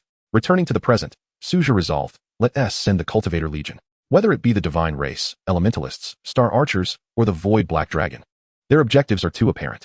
Even with the option to conceal names and information, they could easily be discerned. The cultivators can better mask their true strength. Thus, it is decided, this approach would enable him to resolve adversaries swiftly while minimizing losses and maximizing rewards. However, recruitment would come first, after the Chaos Incursion. He would contemplate the Lord Resource Battle, for it was an opportunity that arose only once a day. Su Zhe pondered slowly. Su Zhe commenced the recruitment process directly from the realm of cultivators. Unsurprisingly, he managed to enlist 10 ordinary cultivators, devoid of any heroic units. Following this, he turned his attention to the Starry Sanctuary and the Elemental Tower, realizing that all his fortune had been expended. As he surveyed the recruitment results for the day, he noted that aside from the Future Nexus, every other location yielded only standard troop units. He made his way straight to the Future Nexus, passing by various cultivators, divine beings, and starry archers along the way. Unable to resist temptation, he reached out, drawing laughter from those nearby, before finally arriving at the Future Nexus. Zelie had long awaited his arrival. Upon her return the previous day, she had been the most fatigued among them. Unlike the others who could soar through the skies, she was bound to pursue her prey relentlessly on foot.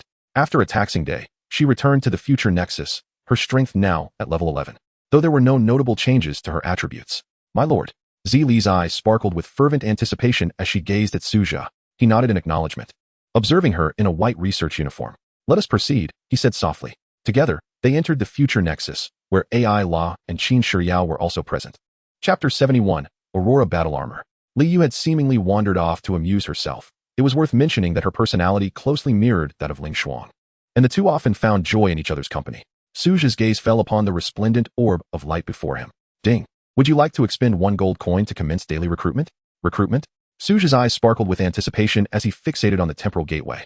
Although the Future Nexus could not be upgraded, and he was limited to a single recruitment each day, each occasion often unveiled delightful surprises. A blueprint slowly floated from the temporal gateway. Another blueprint? Curiosity flickered in Su Zhe's eyes. The standard cost for a recruitment at the Future Nexus was a staggering 1 million gold coins. The previous blueprint, valued at the same amount, had been for an antimatter energy station. What might this one entail? He reached out and caught the drifting blueprint. Upon examining it, Su Zhe's pupils constricted slightly.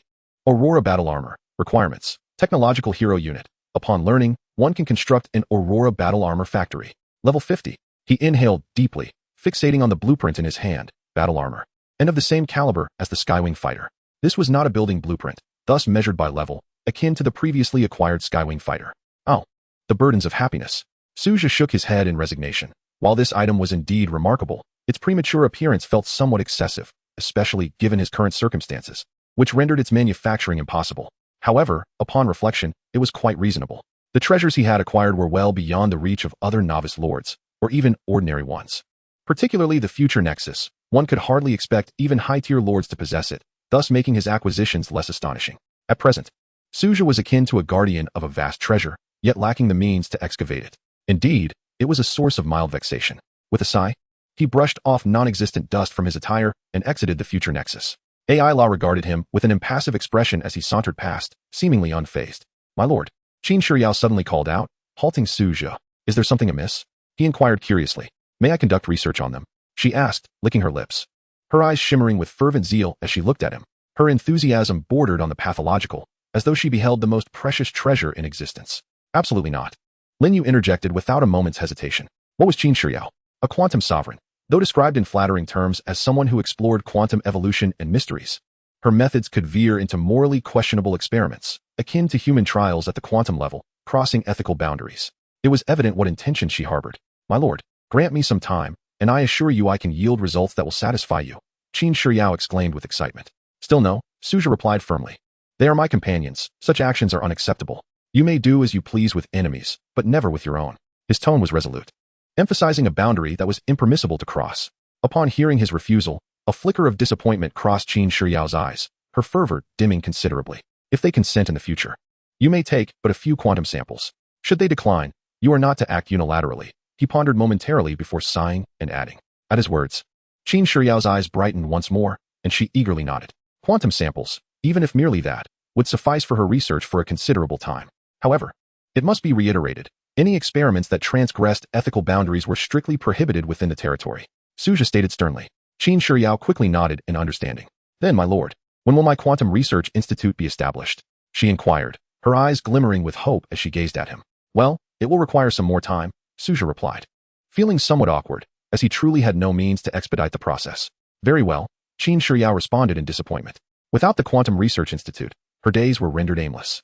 After all, conducting quantum research without specialized equipment was an almost impossible endeavor, and even if she did achieve something, who would dare to utilize it? On the Blackstone City wall. Ding. The chaos invasion is about to commence. Please select a difficulty. S, A, B, C, D. S. Su Zhe unhesitatingly selected the S-level difficulty. The chaotic mist surged forth. Mingyue appeared before Su Zhe, clad in a white uniform, beneath which were subtly visible white lace stockings. Do you find it appealing, my lord? Mingyue inquired, a charming smile gracing her face as she gazed at him. Su Zhe's attention was drawn to her long, alluring legs, accentuated by the uniform. Quite appealing, he admitted, swallowing hard, only to realize his reaction and redirect his gaze towards Mingyue. Did you acquire that from the warehouse? He questioned. Indeed, my lord. I was feeling rather bored and decided to investigate the fortress warehouse, and I stumbled upon these delightful treasures, Mingyue replied with a smile. Su Zhe regarded her. He had granted all hero units within the territory access to the warehouse, allowing them to utilize its contents. Naturally, among the numerous items, it was still required to notify him before taking anything.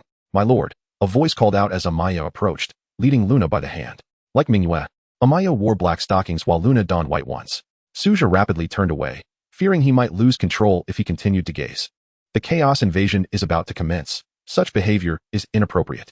Come to my chamber afterward. I shall have a proper discussion with you. He feigned seriousness. Understood, my lord. I await your guidance, Mingyue replied with a playful wink before turning to leave. My lord, my sister, and I shall also await your return. Amaya chimed in as she departed with Luna. As Su Zhe watched their retreating figures, he could not help but sigh internally, thinking, what a mischievous bunch they were.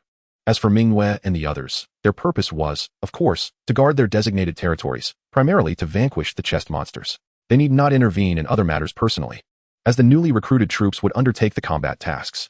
Suddenly, Su Zhe gazed upon the swirling chaotic mist.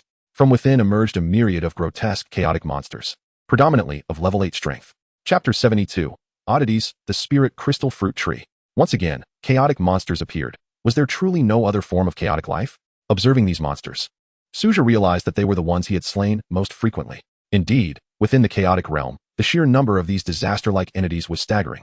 However, the chaotic monsters currently invading Su Zhe's territory offered little beyond a few resources and did not yield substantial rewards, including the experience points required for leveling up. As time passed steadily, 2 hours later, the last of the monsters fell upon Su Zhe's land. Perfectly timed, the battle concluded within 2 hours. Su Zhe stroked his chin, surveying the ground littered with the corpses of the monsters. Ding. Congratulations on successfully repelling the chaotic invasion. Evaluation in progress. Time taken, 2 hours. Casualties, 0. Congratulations. You have obtained an S-grade evaluation treasure chest. Su Zhe began to tally his gains. 80,000 gold coins. 1,000 ordinary loot chests, 600 rare loot chests, 100 bronze chests, 60 silver chests, and 1 S-grade evaluation chest. Surprisingly, there were no golden chests. What a pity. Reflecting on the day's harvest, Su Zhe noted that the appearance of chest monsters was entirely random, making such a bounty quite rare. The number of chaotic beings involved in this invasion reached 40,000, equivalent to a small-scale legion battle. Devour. Su Zhe decisively invoked the power of his territory. Ding. Your entry fortune and abundance has triggered. Territory expanded by 5,000 meters. Ding. Your entry fortune and abundance has triggered. The primary copper vein has been upgraded to an intermediate copper vein. Note, daily extraction units, 5,000. Over limit extraction, 10,000 units. Ding. Your entry fortune and abundance has triggered. You have acquired an oddity, the Spirit Crystal Fruit Tree. 3 consecutive triggers. Could all of today's good fortune be concentrated in this moment? Curious, Su Zhe examined the prompt log. Oddity. Spirit Crystal Fruit Tree? What could this be? With eagerness, Su Zhe clicked on the attributes of the Spirit Crystal Fruit Tree. He opened the territory's warehouse. Like wonders, oddities possessed special attributes. The Spirit Crystal Fruit Tree was a novelty to Su Zhe, and he promptly checked its properties. Name, Spirit Crystal Fruit Tree. Level low. Function, generates 1,000 gold coins daily. Upgrade, 10,000 gold. Description, the Spirit Crystal Fruit Tree, as its name suggests, bears fruit in the form of gold coins and is one of the oddities that can be continually upgraded. Fascinating. Su Zhe gazed at the virtual panel displaying the Spirit Crystal Fruit Tree. With a daily yield of 1,000 gold coins, that would amount to 10,000 in 10 days and 100,000 in 100 days. If this continued, wouldn't gold coins flow in endlessly? A smile crept across Su Zhe's face. Of course, this presupposes sustainable development, otherwise, it would all be mere talk. As for the gold required for upgrading, Su Zhe glanced at the 10,000 units he had just mined. It was just enough for the upgrade. Should he give it a try? A spark of curiosity glimmered in Su Zhe's eyes. Ding.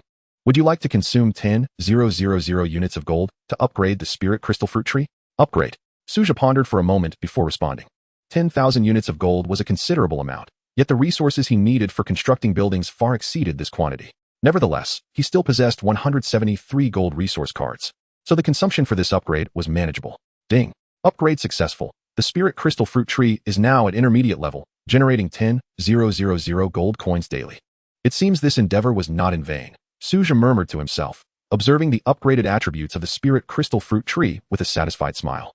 Subsequently, he planted the Spirit Crystal Fruit Tree beside the Star Spring Celestial Pool. A towering Spirit Crystal Fruit Tree, over 20 meters high, materialized before him, its trunk shimmering with a radiant glow, while the gentle breeze rustled the sparkling leaves. With a daily yield of 10,000 gold coins, the expenditure of that 10,000 units of gold proved worthwhile. Su Zhe checked the amount of gold required for the next upgrade of the Spirit Crystal Fruit Tree, 100,000. He closed the attribute panel and opened the 3D layout of his territory, pushing the walls outward while leaving a 500-meter buffer zone adjacent to the chaotic realm. Once these adjustments were complete, Su Zhe began to open the spoils and treasure chests obtained today. First, he opened all 1,000 ordinary loot chests at once. Basic wood X200, basic stone X200, meat X200, iron ore X200, copper ore X200. Quite satisfactory. These were all essential foundational resources. Su Zhe surveyed the resources he had obtained, feeling quite pleased. Next, he turned his attention to the 600 rare loot chests, again opting to open them all at once. Advanced wood X200, advanced stone X200, mithril X100, gold X100. Looking at the remaining 100 bronze chests and 60 silver chests, he decided to open all 100 bronze chests at once. Gold coins X100, 000. While the items yielded were precisely what he needed, it was rather extravagant. Su Zhe couldn't help but scoff. 100 bronze chests yielding 100,000 gold coins was quite remarkable, especially since he urgently needed gold, particularly for constructing the revered deity statue, which required 1 million gold coins. Taking into account the 10,000 gold produced by the Spirit Crystal Fruit Tree today, Su Zhe's total gold count had exceeded 470,000, nearly halfway to his target. Yet, receiving only gold from the bronze chests felt somewhat absurd. Su Zhe then turned to the 60 silver chests, choosing to open them all at once as well. Purple Jade X6000. Has he gathered enough purple jade? That means he only needed gold now. Su Zhe took a deep breath, gazing at the 6,000 purple jade he had obtained. Along with the previous 4,000, he now had sufficient purple jade to construct the revered deity statue, and most other materials were also nearly complete. Once he amassed 1 million gold coins, he could proceed with the statue's construction. With this thought, Su Zhe suppressed the excitement rising within him. Having the revered deity statue versus not having it represented entirely different trajectories for the development of his territory. Just a little longer. Su Zhe inhaled deeply, eyeing his gold coin count. Only gold was lacking. All other materials were ready, with some even remaining. Finally, Su Zhe looked towards the last reward from today's chaotic invasion, the S-grade evaluation treasure chest. Ding. Would you like to open the S-grade evaluation treasure chest? Open. Su Zhe gazed at the S-grade evaluation treasure chest with eager anticipation. Ding. Congratulations, you have obtained Wonder Advancement Token. Ding. Congratulations. You have obtained Blueprints, Spirit Weapon Forging Workshop. Ding. Congratulations, you have obtained Basic Resource Luxury Package. Su Zhe's eyes sparkled with curiosity as he examined the items he had received. The Wonder Advancement Token allows for one advancement of a wonder. Note, wonders that cannot be advanced cannot utilize this token. A splendid acquisition indeed. A smile spread across Su Zhe's face as he stowed it away. The revered deity statue is a wonder eligible for advancement, and this token would be perfectly suited for it. Chapter 73, The Lord's Resource Contest. Currently, Su Zhe's territory contained only 2 wonders, the Star Spring Celestial Pool and the Heart of Elements. The Heart of Elements is upgradable, while the Star Spring Immortal Pool is not. Using the Wonder Upgrade card to enhance the Heart of Elements seems a bit regrettable to Su Zhe. It would be more prudent to reserve it for upgrading the revered statue in the future. As for the Spirit Weapon Forge, blueprints are available to construct the Spirit Weapon Forge, utilized for forging spiritual arms and artifacts. This seems of little utility to me. Su Zhe mused, as most of the troops under his command come equipped with their own weaponry. Even if weapon crafting were necessary, it would be through high-tech production lines rather than traditional forging methods. Perhaps I should just keep it for future resource exchanges, which could prove beneficial. With that thought, Su Zhe carefully stored the blueprint. He then turned his attention to the final item he had obtained.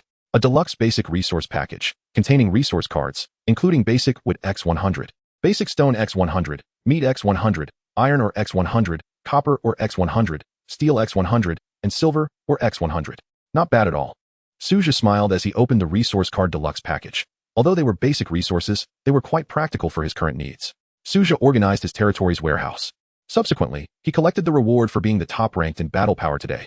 Even if the reward was meager, he needed it nonetheless, as he was lacking in various resources. That should suffice, he thought. Su Zhe summoned Mingyue and the others. He looked at Mingyue, Isabella, Ling Shuang, Luna, Amaya, Lena, Yuying, Ella, Zili, Qin Shiyao, and Liyue. The reason I called you here is to discuss the matter of the Lord Resource War.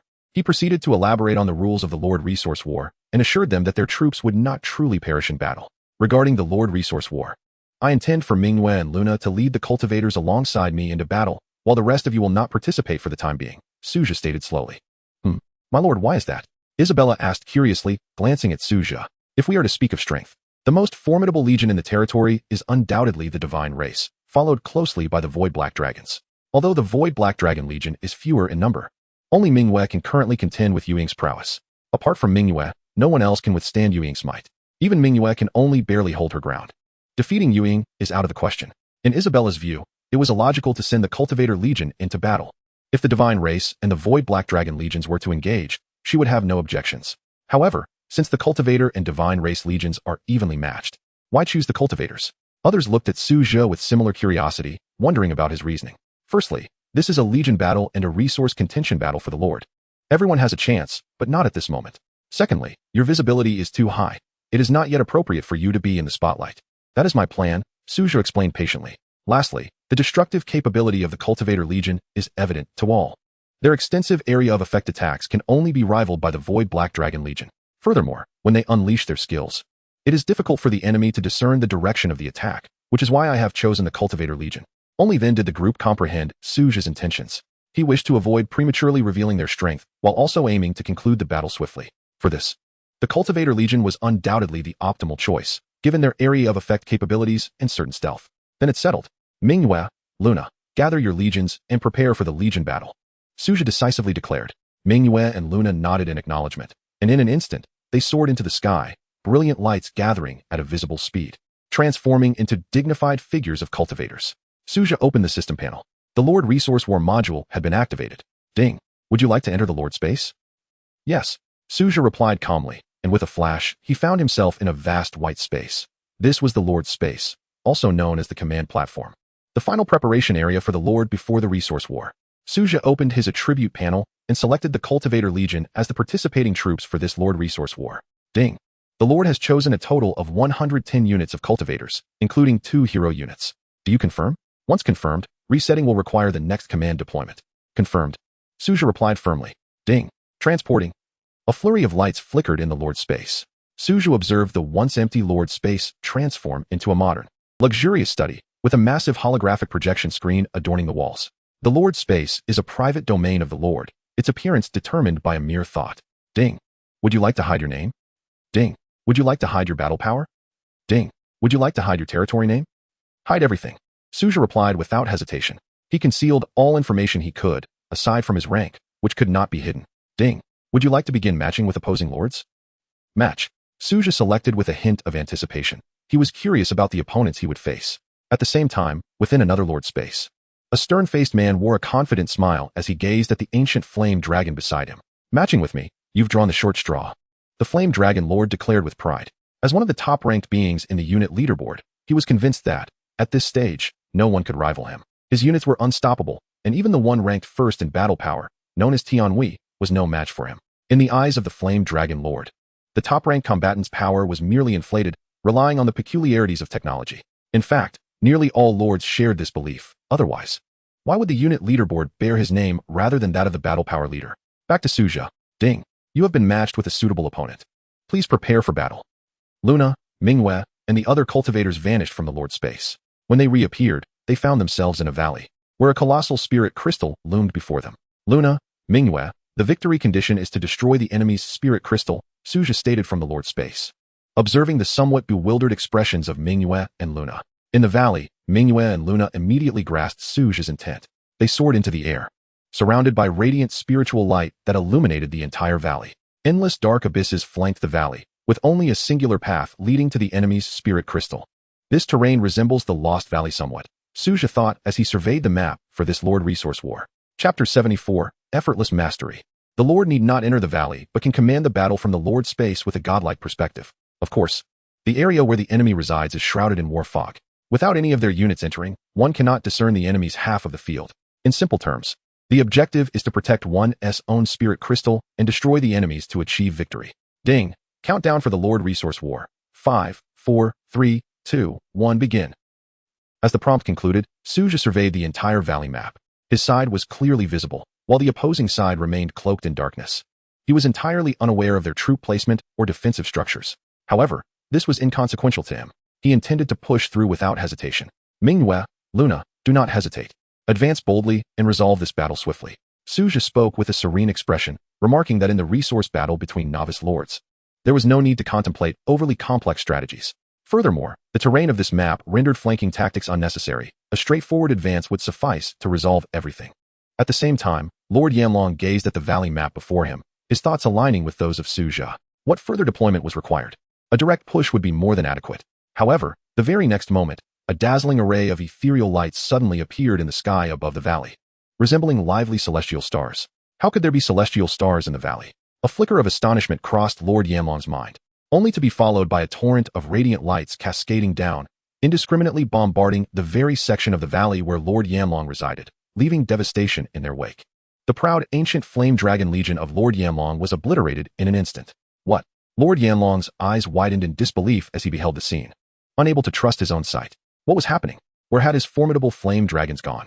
With the continued bombardment of ethereal lights from the sky, Su Zhe leisurely hummed a tune, taking immense pleasure in the spectacle before him. Indeed, there was nothing quite like the thrill of vanquishing the weak. Boom. As the enemy's spirit crystals shattered, Lord Yanlong finally came to his senses, staring blankly at the explosion of his spirit crystals before slapping himself harshly. This was not a dream, he muttered to himself. Meanwhile, a notification chimed at Su Zhe's side. Ding. Congratulations on your victory. Settlement is in progress. Ding. Time taken, 25 seconds. Losses, 0. Enemies eliminated, 300. Evaluation, SSS. Ding. Congratulations on obtaining an SSS-level Lord Resource chest. Quite impressive indeed. Su Zhe beamed with delight as he gazed upon the acquired Lord Resource chest. This battle was truly exhilarating, he remarked with a smile. Shortly thereafter, his figure flickered and departed from the Lord's space, returning to his own territory. In contrast, Lord Yanlong returned to his domain in a daze, gazing at the listless ancient flame dragons, his heart heavy with bitterness. Clearly, these dragons had suffered a profound psychological blow. Losing was not the issue. The true horror lay in not even grasping the identity of his opponent, having never even glimpsed their face. This sense of impotence left Lord Yanlong feeling utterly frustrated. He opened his battle record for a thorough examination, only to find that aside from his opponent's rank, all other information was shrouded in mystery. Who on earth was this individual? Level 11? How could a novice lord possibly achieve level 11 so swiftly? As he contemplated his own level 8, he fell into a deep spiral of self-doubt. This matchmaking system is utterly flawed, Lord Yanlong cursed darkly, scowling at the absurdity of an 8th level matching against an 11th level. Surely, this was a bug in the system. The glaring level 11 aggravated his frustration. Is there no sense of fairness left? What kind of opponent is this? The stark contrast between his previous sense of invincibility and the sudden devastation left him grappling with overwhelming disbelief. Back to Su Zhe. He had scarcely returned to his territory when several streaks of light swiftly approached. Manhwa and Luna were accompanied by Amaya and others. How was it? Wasn't it particularly entertaining? Amaya inquired eagerly, her gaze fixed on Manhwa and Luna. Not at all amusing. They were dispatched as easily as those chaotic monsters, Luna replied with an expressionless demeanor. At Luna's remark, the others turned their attention toward her. It was indeed quite dull. The enemy was far too weak to provide any challenge. Manhwa chimed in with a smile. The others promptly lost interest, finding it rather lackluster. Su Zhe, however, directed his gaze toward the SSS-level Lord Resource chest. Ding. Would you like to open the SSS-level Lord Resource chest? Open it, Su Zhe replied, his anticipation mounting as he gazed at the chest. Well aware that the 3S rating referred to the evaluation level, not the chest's intrinsic grade, he must not confuse the two. Ding. Congratulations. You have obtained Basic Wood Resource Card X100. Ding. Congratulations, you have obtained Basic Stone Resource Card X100. Ding. Congratulations, you have obtained Basic Iron or Resource Card X100. Ding. Congratulations, you have obtained Basic Copper or Resource Card X100. Ding. Congratulations, you have obtained Basic Steel Resource Card X100. Ding. Congratulations. You have obtained Basic Silver or Resource Card X100. Ding. Congratulations, you have obtained Gold X10000. Ding. Congratulations, you have obtained Spirit or X1000. Ding. Congratulations. You have obtained Unit Refresh Recruitment Card X1. A cascade of notifications resounded as Su Zhe inhaled deeply, surveying the items procured from the chest. He had acquired a variety of foundational resources, alongside 10,000 gold, 1,000 spirit ore, and a Unit Refresh Recruitment Card. For an ordinary lord, such a bounty might indeed signify a prosperous windfall, potentially rendering them overnight millionaires. However, for Su Zhe, while these resources were commendable, they fell substantially short of his ambitions. Merely sufficient for the construction of a single core building. As for any grander projects, he was still far from the mark. It was a pity he lacked quantum condensation crystals. Otherwise, he could have immediately devised a quantum shield barrier device and commenced the development of the Black Iron world. Su Zhe mused inwardly. At present, the resources in Su Zhe's possession appeared considerable, yet the actual materials available for constructing his desired edifices were few. He either lacked sufficient gold or was short on other crucial components. In summary, he needed to continue accumulating resources. It's time to rest, Su Zhe yawned. He had not returned to the real world in quite some time, and it was about time he did so. After informing Manhwa and the others, he departed from his territory, returning to the real world. In the real world, Su Zhe found himself in his room, stretching his body before opening the door to check his phone for messages, only to find nothing of great importance. After changing into a fresh set of clothing and refreshing himself, he returned once more to his domain. Chapter 75, Tier 3 Barracks, Spirit Melody Divine Wood. Su Zhe made his way directly back to the Lord's mansion, settling onto the couch as he contemplated his forthcoming plans. While he possessed a fair amount of resources, the buildings he could construct were limited, creating an awkward situation as if everything were at a standstill, with every endeavor just shy of the necessary conditions. Well, I might as well use this card first and recruit some units, he decided, eyeing the Unit Refresh Recruitment card in his hand. He summoned Manhwa and Luna, noting that last time he had utilized the Divine Source Sanctuary. This time, it would be the Elemental Sanctuary. Adhering to the order to avoid any perceptions of favoritism among his subordinates. Ding. Would you like to use the Unit Refresh card to refresh today's recruitment? Use it. Su Zhe replied calmly, observing the mysterious, ethereal space within the Elemental Sanctuary. Recruit, he stated, his eyes glimmering with anticipation. With a flicker of ethereal light, 10 figures materialized before Su Zhe, 5 Spirit Wind Elementalists and 5 Spirit Thunder Elementalists, though regrettably, no hero units emerged. Indeed. It is currently exceedingly difficult to recruit hero units, Su Zhe murmured to himself. Manhwa, Luna, these new members are entrusted to you. He turned to Manhwa and Luna, who nodded in agreement. Understood, my lord, Manhwa replied with a smile. Luna nodded in acknowledgement. And the two of them led their respective new members away from the elemental sanctum to instruct them on the customs of their domain. Su Zhe, on the other hand, approached the lakeside, where a badge materialized in his hand, the badge of the enigmatic merchant. Without hesitation, Su Zhe crushed the badge. Waves of distortion rippled through the air, and Amaya, who had been resting, instantly opened her eyes, transforming into a streak of white light that appeared beside Su Zhe in an instant. A figure cloaked in black slowly materialized before him. Greetings, esteemed lord, the mysterious merchant said with a smile. Su Zhe gazed at the merchant and began to produce the prepared blueprints one by one. Among them were the blueprints for the spirit weapon forge he had previously unlocked, as well as the recently acquired blueprint for the spirit weapon workshop. How much are these worth? Su Zhe inquired slowly, his gaze fixed on the merchant. He laid out not only some workshop designs, but also the wonder blueprints, including that of the Azure Dragon altar. The merchant's eyes brightened. My lord, it is no surprise that one who has acquired a badge in their novice phase possesses such remarkable items. These blueprints of blue rarity total 20,000 gold coins, while this wonder blueprint is valued at 1,000,000 gold coins. Are you certain you wish to sell it? The merchant looked intently at Su Zhe. Only 1,000,000 gold coins? Su Zhe replied, slightly furrowing his brow. The Azure Dragon altar indeed held substantial value, though it was limited to lords. As a merchant, the enigmatic trader naturally sought to depress the price, yet this seemed excessively low. Selling it at the trading post would easily net at least 5,000,000 gold coins. If you want it for 5,000,000, I'll sell it to you. Don't assume I'm a novice and unaware of its true worth, Su Zhe stated calmly. The merchant paused, momentarily taken aback by Su Zhe's words, his eyes peering out from beneath the hood. Very well, he replied slowly. Su Zhe nodded. This item was of no immediate use to him, and selling it would yield 5 to 6,000,000 gold coins. Yet he was in urgent need of gold and resources. These were paramount at present. Ding. You have acquired 5,020,000 gold coins. The notification chimed. Su Zhe checked the storage of his territory. Aside from resources, he had sold nearly everything else, with only a few blueprints left concerning clothing and accessories, which he had no intention of selling. As for the blueprints for the Skywing Fighter, Quantum Lightblade, and Quantum Shield Barrier, he would never part with those. He had already discarded the ones he no longer needed. The only regret he harbored was over the blueprint for the Azure Dragon altar. Esteemed lord, is there anything else you wish to purchase? The merchant inquired, his tone imbued with a touch of respect. After all, at this stage, a lord capable of presenting such items was bound for greatness, and he might one day find himself reliant on Su Zhe. Do you have quantum condensation crystals? Su Zhe asked, looking at the merchant. Indeed, the merchant replied with a smile, as a light purple panel appeared before Su Zhe. Quantum condensation crystal, priced at 10,000 gold coins. Su Zhe promptly purchased 2. What about barracks? He inquired further. There is but one remaining, esteemed lord. I hope you do not find it lacking. The merchant said, casting a wary glance at Manhwa beside him. He was uncertain of her true nature, but his instincts warned him that this alluring woman was not to be trifled with. The merchant sensed a dangerous aura emanating from her, one that could not be easily provoked. Though he did not know the specifics of Manhwa's class, he proceeded with utmost caution. What kind of barracks?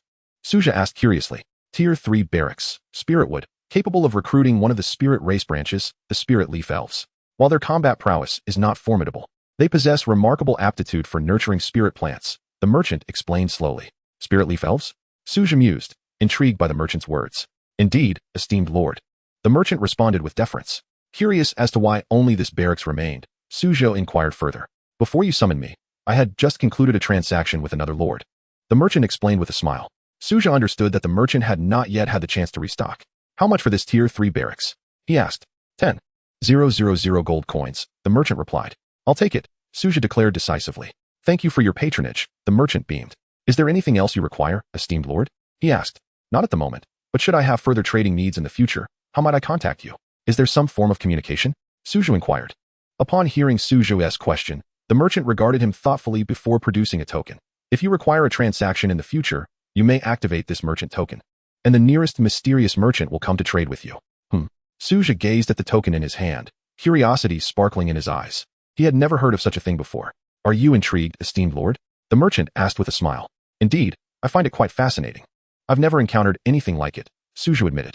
Remember, in this world, the strong enjoy privileges, and you undoubtedly belong among the ranks of the formidable novice lords. Thus you shall possess certain advantages that others do not, the merchant explained with a smile. Su Zhe's mind raced as he grasped the implication. If there is nothing further, esteemed lord, I shall take my leave. I look forward to our next encounter, the merchant said to Su Zhe. Su Zhe nodded, and the merchant promptly vanished from sight. Holding the token, Su Zhe felt a surge of curiosity before tucking it away. It appeared that there was more than one mysterious merchant, hinting at a vast network of influence, though he was unclear on the specifics. It was said that these merchants were ubiquitous across the lordly world, and he might encounter them anywhere. Upon reviewing his gold count after the transaction, it soared to 5,470,000 gold coins. This was more than sufficient for his immediate needs. With the addition of 2 quantum condensation crystals and a Tier 3 barracks, spirit wood. This trade was undoubtedly profitable for him, and the merchant likely felt the same. Let us construct the idol of reverence. A glimmer of anticipation flickered in Su Zhe's eyes. Manhwa, let us return, he instructed, and Manhwa nodded, following him back to the Lord's manor. At that moment, Su Zhe immediately retrieved the blueprint for the idol of reverence. Materials required for the idol of reverence: wood X100, 000, stone X100, 000, high-grade wood X10, 000, high-grade stone X10, 000, mithril X10, 000, gold X10, 000, purple jade X10, 000. Cost: 1,000,000 gold coins. Now, Su Zhe was already well equipped with gold and purple jade. He possessed 554 basic wood resource cards, each containing 1,000 units of wood, so he pulled out 100 cards, totaling exactly 100,000 wood. He had the same number of basic stone resource cards, so he took out another 100 cards. For high-grade wood and high-grade stone, he had 471 cards each, with each card containing 100 units of their corresponding resources, and he also took out 100 cards of each. The mithril and gold cards each numbered 273, with each card containing 100 units of their respective resources. Su Zhe similarly took 100 cards of each type. Satisfied, he gazed at the materials laid out before him, his heart brimming with joy. Initially apprehensive about the sufficiency of high-grade timber and stones, it now appeared that he had more than enough. Manhwa, summon the others, Su Zhe instructed. Manhwa nodded in compliance. Stepping out of the Lord's manor, Su Zhe arranged the materials and blueprints on the open ground. Before long, figures began to arrive in pairs. Manhwa, Ling Shuang, Isabella, Lena, Amaya, and Luna. The heroic units under Su Zhe's command gathered in full. Lord, what have you summoned us for? Are we to celebrate? Ling Shuang queried boisterously. A celebration? That sounds delightful, chimed in Liu, who stood beside her, filled with excitement. Isabella's cheeks flushed slightly. Su Zhe's expression darkened. What celebration? Did he strike anyone as that sort of person? And Isabella, why the blush? It made it seem as though he genuinely intended to host something. Clearing his throat, he stated, the reason I called you here pertains to a matter of great significance concerning the future of our territory. The crowd looked on with curiosity. A matter of such magnitude could not be taken lightly. Wait, everyone, please step back a little. Su Zhe addressed them. Ding. Would you like to consume 100,000 units of timber, 100,000 units of stone, 10,000 units of high-grade timber, 10,000 units of high-grade stone, 10,000 units of mithril, 10,000 units of gold, and 10,000 units of purple jade? 1,000,000 gold coins will construct the reverend statue. Yes, Su Zhe replied, his eyes alight with anticipation. A gentle purple glow erupted forth. A towering 15-meter statue of purple jade materialized within Su Zhe's territory. The statue bore an uncanny resemblance to Su Zhe himself, exuding an aura of solemn majesty that commanded reverence, standing proudly in the town square. Ding. Congratulations on successfully establishing the reverend statue. Specific attributes can be viewed. The onlookers gazed in awe at the magnificent purple jade statue, their eyes sparkling with admiration. This statue was an exact replica of Su Zhe, yet it radiated an inherent dignity that he himself lacked. This statue serves as a reverent statue. It will gather your respect for me, aiding me on the path to divinity, while simultaneously offering protection to our territory, Su Zhe elucidated slowly. Lord, can this help you achieve eternity? Manhwa inquired, her eyes gleaming with fervor. Su Zhe nodded. There was no need for concealment. His quest for eternity was indeed beneficial for Manhwa and the others. If he could not attain eternity, it would spell disaster for them. I see. So you are on the path to becoming a god through the power of reverence, needing to collect respect to ignite the divine fire. Manhwa pondered thoughtfully. You are correct.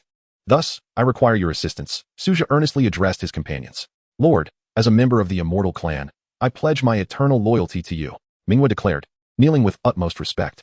Lord, you are the eternal beacon for our divine race, Amaya echoed, her eyes shimmering with zeal, also kneeling. Please rise, please rise. What is this? Su Zhe looked at them, though his words belied the smile that graced his face. Who could remain unhappy when a cadre of powerful and charismatic beings pledged their unwavering loyalty? Manhwa and the others regarded Su Zhe with fervent admiration. For them, Su Zhe represented everything. From the moment their fates intertwined with his, they could never part. While the Lord possessed numerous extraordinary abilities, one crucial aspect remained: lifespan. The Lord's lifespan was not infinite. Becoming a Lord was merely the commencement of an extraordinary journey. Only upon embarking on the path to divinity could the Lord hope for eternity. The existence of units was contingent upon the Lord, setting aside the standard units. Beings such as Minghua, Isabella, Amaya, Luna, Ling Shuang, and Yuying belonged to long-lived races, even if they did not enhance their levels. Their lifespans far exceeded that of Su Zhe. From the moment they were recruited by Su Zhe, their fates became inextricably linked to his. The prospect of Su Zhe attaining eternity was undoubtedly the best news for them, as it meant they would not have to fear his life waning, leading to their own demise. Regardless of the occasional discord among Minghua, Amaya, and the others, they all understood one fundamental truth: their primary and sole objective was to aid Su Zhe in achieving eternity. Only with Su Zhe's eternity could they endure. Su Zhe gazed at his statue. Impressive, truly magnificent, simply perfect, he mused, stroking his chin as he admired the sculpture, before checking the attributes of the reverend statue. Chapter 77, The Origin Spirit Tree. Name: Reverend Statue. Level: Low Tier. Function: Wish. Respect Power: 0. 60 to 70 loyalty generates 1 point of respect power daily. 71 to 80 generates 10 points daily. 81 to 90 generates 20 points daily. 91 to 99 generates 50 points daily. 100 loyalty generates 100 points daily. Upgrade: 1,000,000. Respect Power. Description: the Reverend Statue is pivotal on the Lord's path to divinity, capable of collecting and storing respect power, playing a decisive role in the Lord's ascension. Wishing? Su Zhe mused with curiosity at the statue's function. Wishing: residents of the territory may make wishes daily, with a chance to randomly receive a 30 increase in strength, speed, defense, or stamina buff. Such a feature intrigued Su Zhe. He had initially thought it was merely a tool for gathering respect power, only to discover it possessed this unique ability. Once loyalty reaches 100, will it yield 100 points of respect power daily? He pondered quietly. A loyalty level of 60 marked the threshold for unit loyalty. Anything below that hardly constituted loyalty. However, what precisely was the utility of this respect power? Su Zhe harbored curiosity. While he was aware of certain aspects regarding respect power, its specific applications remained somewhat elusive. He could even wager that 99 of lords were unaware of the precise uses of respect power, only cognizant of its existence. Never mind, he decided, pushing such thoughts aside.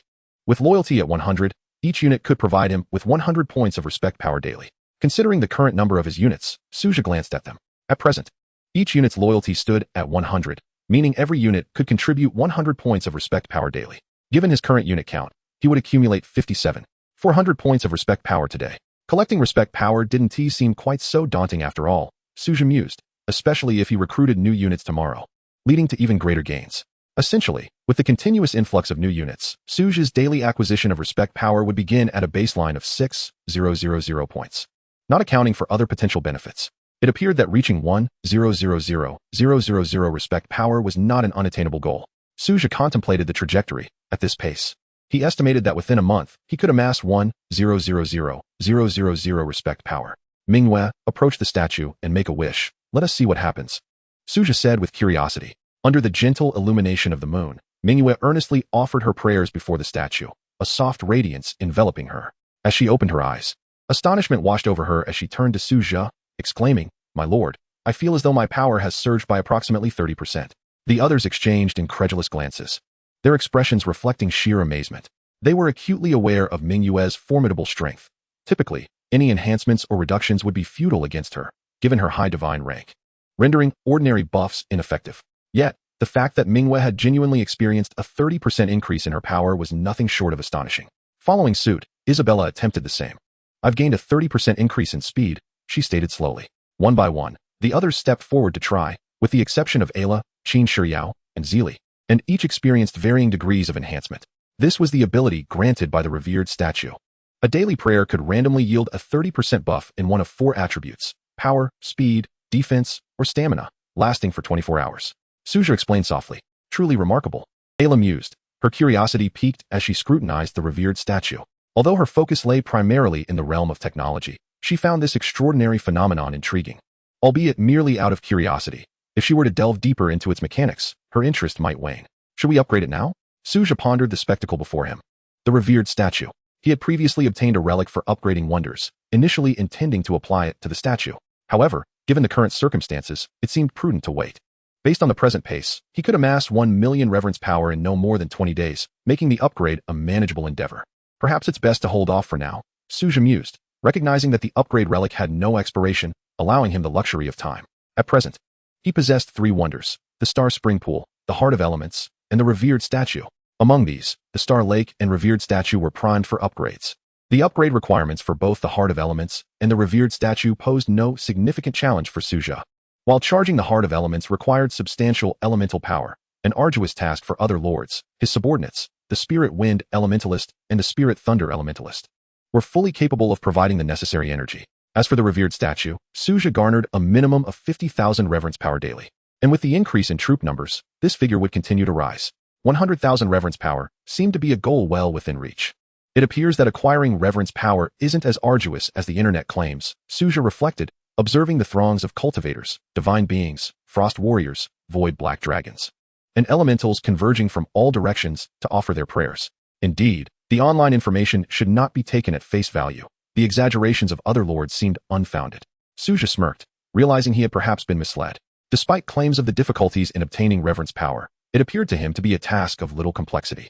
In truth, Su Zhe overlooked a crucial detail. The loyalty of his troops was at maximum, whereas for other lords, achieving a loyalty level of 80 was already a cause for celebration. Not every lord was fortunate enough to possess troops with full loyalty like Su Zhe. For the average lord, maintaining troop loyalty above the threshold was a significant achievement. Su Zhe gazed at the spirit resonance tree in his hands, still a dainty model. Yet he knew its true form would be entirely different once placed within his territory. This tree could recruit spirit leaf elves.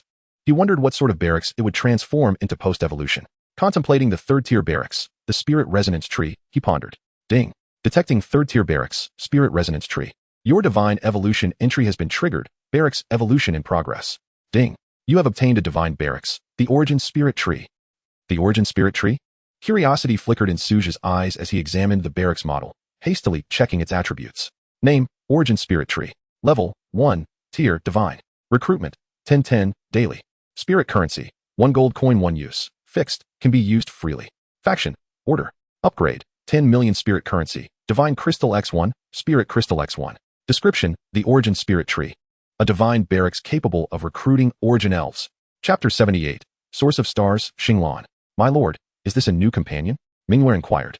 Her gaze fixed curiously on the origin spirit tree model held by Su Zhe. He nodded in affirmation. Manhwaa's words drew the attention of the others. A new companion signified the impending arrival of a new troop type.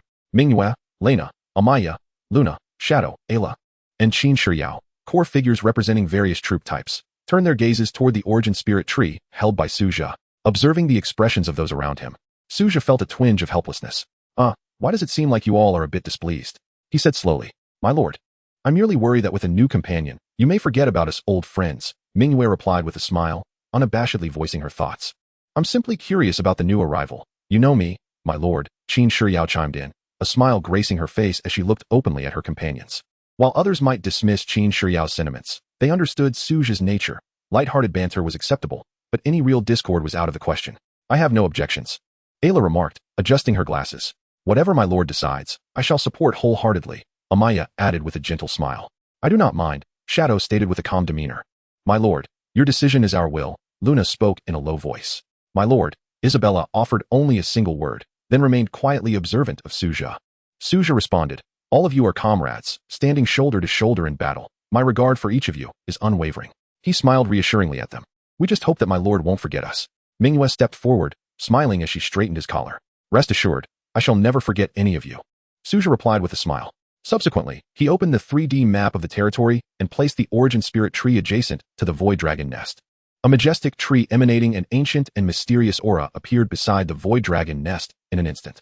The ancient tree exuded a timeless essence, as if whispering tales of origin. Su Zhe approached the ancient origin spirit tree, followed closely by Manhwaa and the others. As he gazed at the venerable tree, he felt as though he were transcending time, glimpsing the primordial era when the universe first unfurled. Ding. Would you like to initiate daily recruitment? Recruit, Su Zhe replied.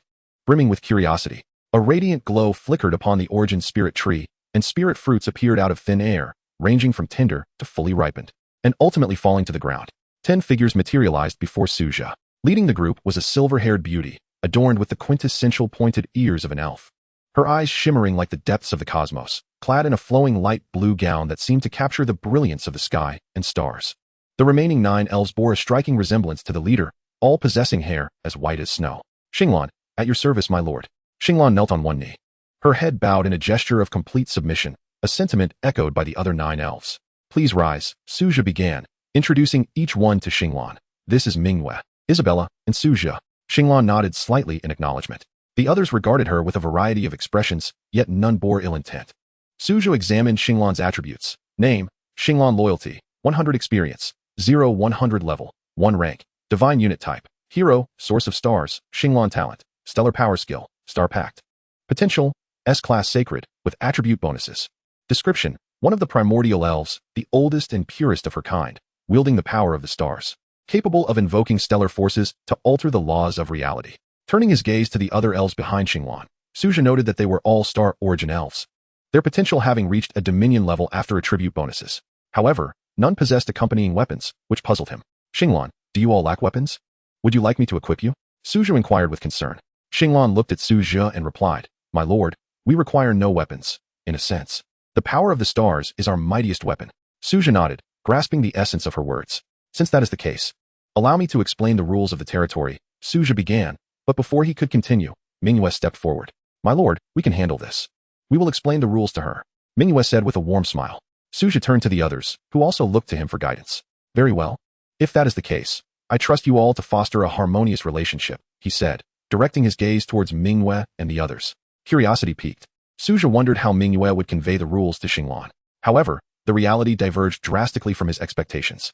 He anticipated that Minghua would impart some conventional guidelines, but instead, her words thrust him into an awkward predicament.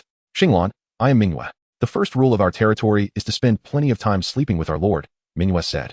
Her smile radiant. At these words, Su Zhe bolted in embarrassment. Though it was somewhat true, Minghua's bluntness made him feel as if he were a lecher.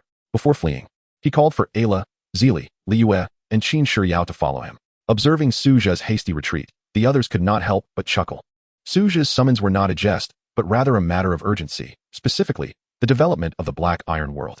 My lord, is what Minghua said true? If so, I would be willing, Liyue remarked, her cheeks flushed with anticipation upon arriving at the future nexus. Liyue was usually reticent, and Su Zhe was taken aback by her boldness. Su Zhe found himself momentarily speechless. Of course it's true.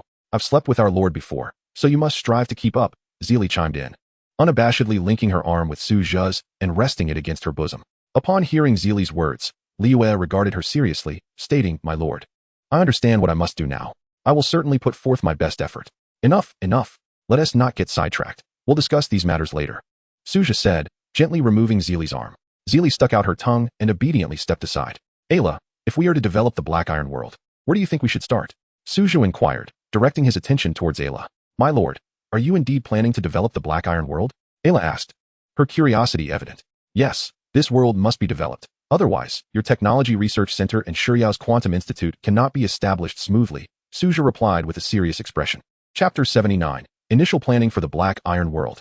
Relying solely on daily chaotic invasions and resources gained from Lord Resource Wars to develop the Black Iron World would be akin to waiting indefinitely. In that case, my suggestion would be to first find a suitable location to establish a base, with the prerequisite of having the capacity to withstand monster onslaughts. Otherwise, relying solely on manpower is not a sustainable strategy, Ayla pointed out, directly addressing the crucial issue.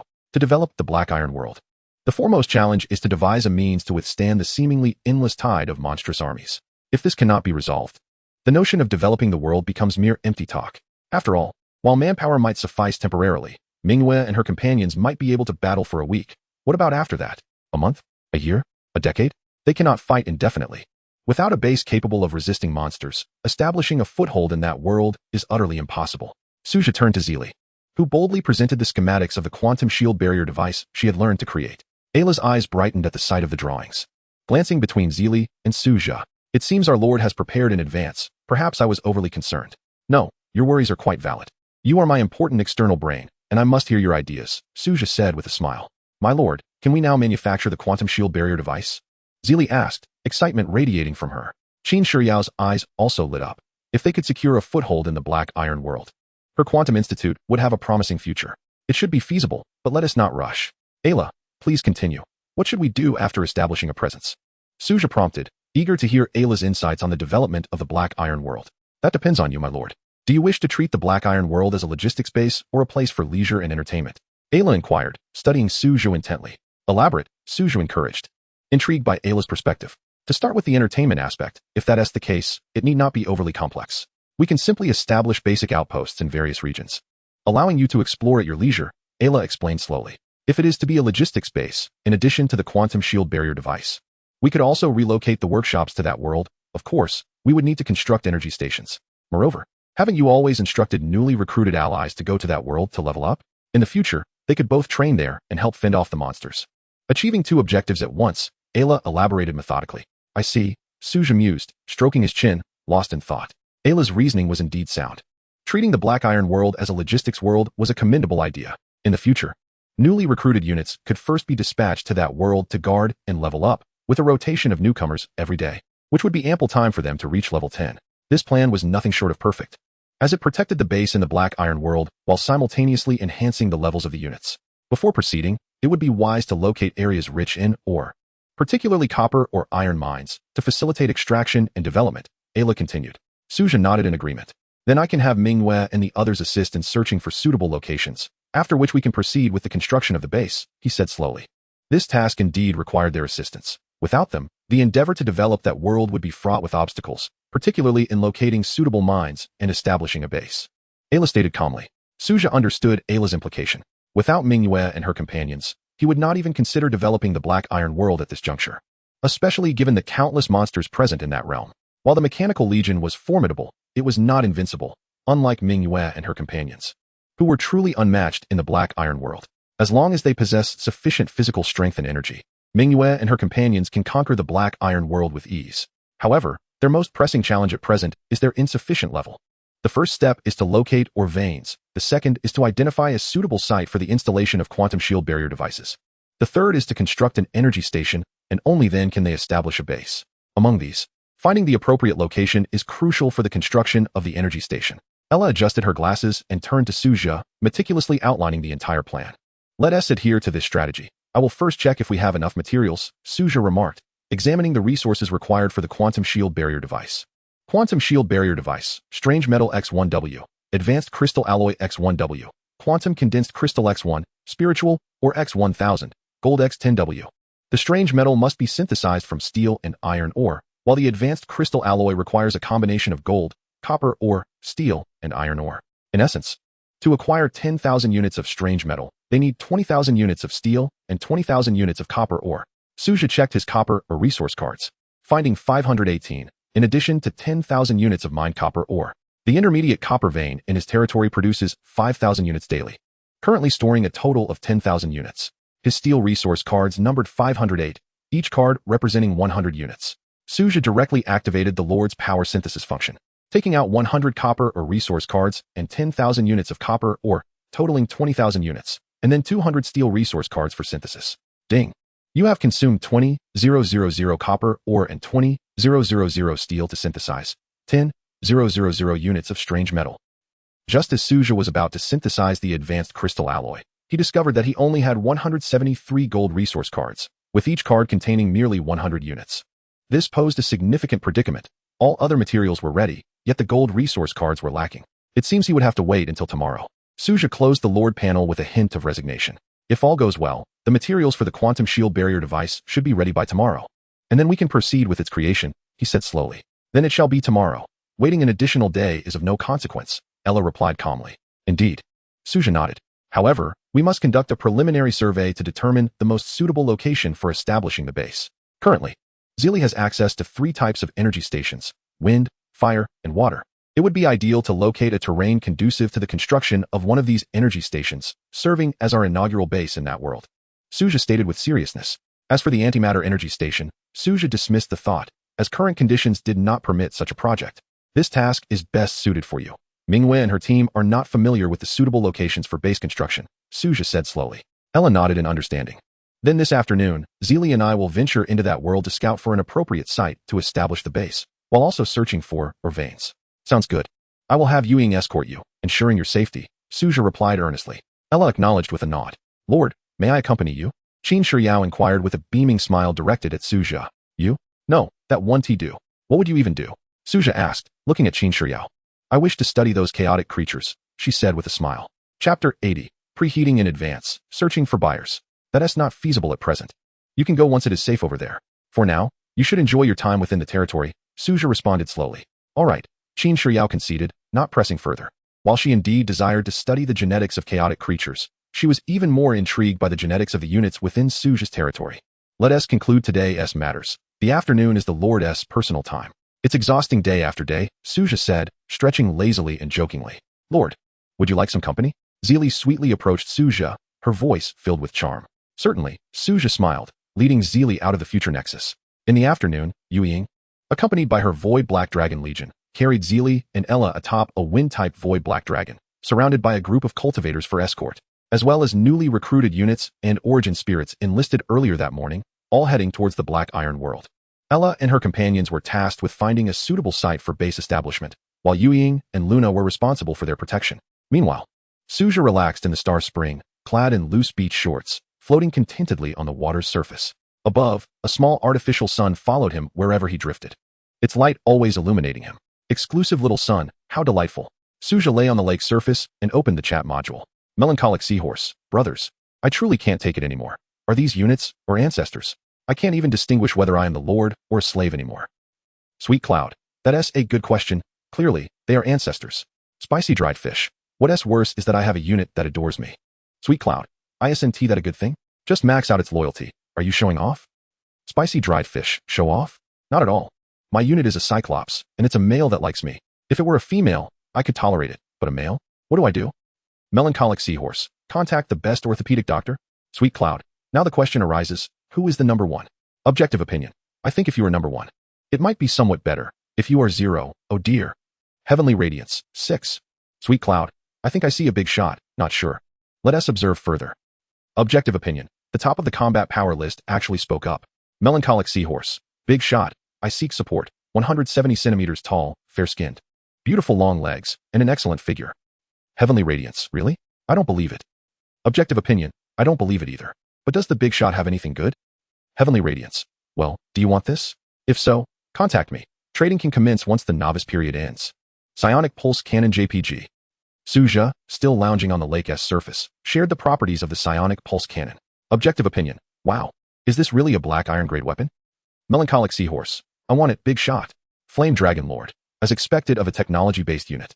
No wonder its combat power is so astonishing. This makes sense now. Electromagnetic Railgun Captain, what's wrong with technology-based units? Does it eat your rice? Flame Dragon Lord, besides having a slight advantage in the early stages, technology-based units become rather mediocre in later stages, not particularly useful. Electromagnetic Railgun Captain, and then? I could obliterate you with a single shot. Su Zhe found the chat module's conversation amusing as it veered off topic. However, the Flame Dragon Lord's comments were not without merit. Indeed, technology-based units often lack outstanding individual combat power in later stages, as powerful weapons tend to create significant noise. While they may be lacking on an individual level, from a strategic perspective, they still hold their ground, albeit not at the pinnacle, which can give rise to a sense of mediocrity. Of course, this is not absolute. It largely depends on individual development. Su Zhe did not merely aim to engage in idle chatter. On one hand, he sought to make an appearance, and on the other, he wished to reveal his identity as a technology-based unit to avoid being plotted against in the shadows. The ultimate objective, of course, is to connect with potential buyers. In my previous life, this would have been termed as preheating. The allure of fine wine can be overshadowed by a deep alleyway. If I do not seize the opportunity to establish my renown while I am ranked first on the combat power leaderboard, when else should I? Tianhui, brothers, besides this. There's also the 2 Malawian Quatches battle mech. Anyone interested? Be sure to find me in the trading module later. Objectively speaking, I now understand why the big shots have such exaggerated combat power. A bronze 9-star battle mech, equipped with weapons, astonishing. Melancholic Seahorse, the big shot is amazing. Electromagnetic Railgun Commander, wow, a top-tier tech expert. Don't forget to bring me along, big shot. I'm not being contrary. It seems one can already craft level 9 mechs. It appears these are the big shot's discarded items. Generally, the tech faction sells only obsolete products. Objectively speaking, it's hard not to support being contrary here. Melancholic Seahorse, indeed, this is the first time I support being contrary. I'm not being contrary. I've stated, I'm not being contrary. Objectively speaking, yes. Tianhui, there are more products, such as engineering mechs and mining mechs. Those who wish to contact me after the novice period is over can do so. After sending this message, Su Zhe closed the chat module. For Su Zhe, it is imperative to occasionally make his presence known, thus enhancing his visibility. Otherwise, if his goods remain unsold, it would be quite embarrassing. After all, The technological items are not solely in his possession, although others may not sell as well as he does. These are ultimately inferior goods, not irreplaceable. Level 10 mechs cannot be relied upon for a lifetime. They serve merely as transitional tools. In the world of Black Iron, Ella and Zelie stood atop a wind elemental void black dragon. The roar of battle resonated through the air.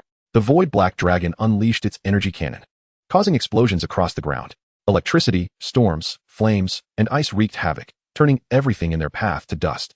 Particularly, the shadows, where they passed, left nothing but destruction in their wake, shattering mountains and rivers. "I found something, Sister Ella," Zelie exclaimed excitedly. Ella, standing on the back of the void black dragon, had her white lab coat billowing in the wind. A nearby detection robot had located a vein of ore. The surrounding environment was quite favorable, suitable for wind power generation. Ella glanced at it and slowly said, "Let us land." The void black dragon descended gently to the ground. Ella and Zelie dismounted from its back, and the detection robot continuously emitted alerts about the mineral vein. Chapter 81. The Proud Immortal Cultivator, Aisha. "Sister Ella, the feedback indicates this is a large iron mine," Zelie informed Ella. Ella nodded and surveyed the area. "This will do," after searching all afternoon. "The conditions here are quite good for establishing a starting point for developing this world," Ella said thoughtfully. Zelie nodded in agreement, leaving a positioning mark on the spot. "All right, let us head back for now. We'll return tomorrow," Ella instructed. Zelie nodded, setting the detection robot in place and shutting down its power before leaving the black iron world alongside Ella. The next day, Su Zhe rose from his bed, stretched lazily, and gazed at the distant star spring, a smile illuminating his face.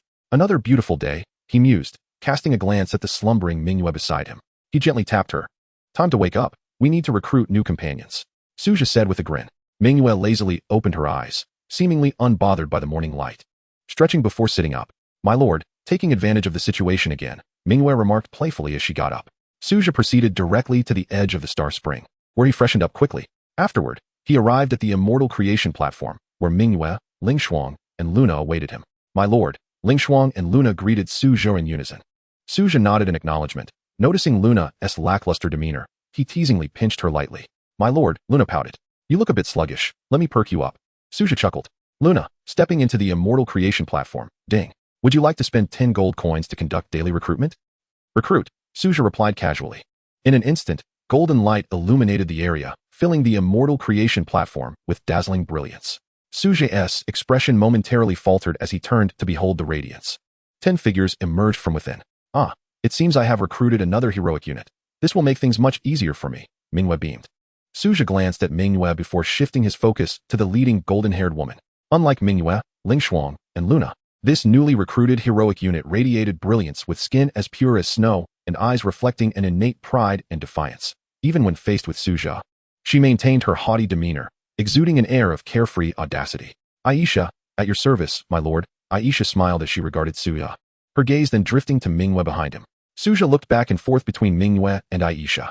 Manhwa explained with a smile, "This is the proud immortal cultivator, the most fiercely independent among the cultivators, always yearning to challenge my authority and usurp my position."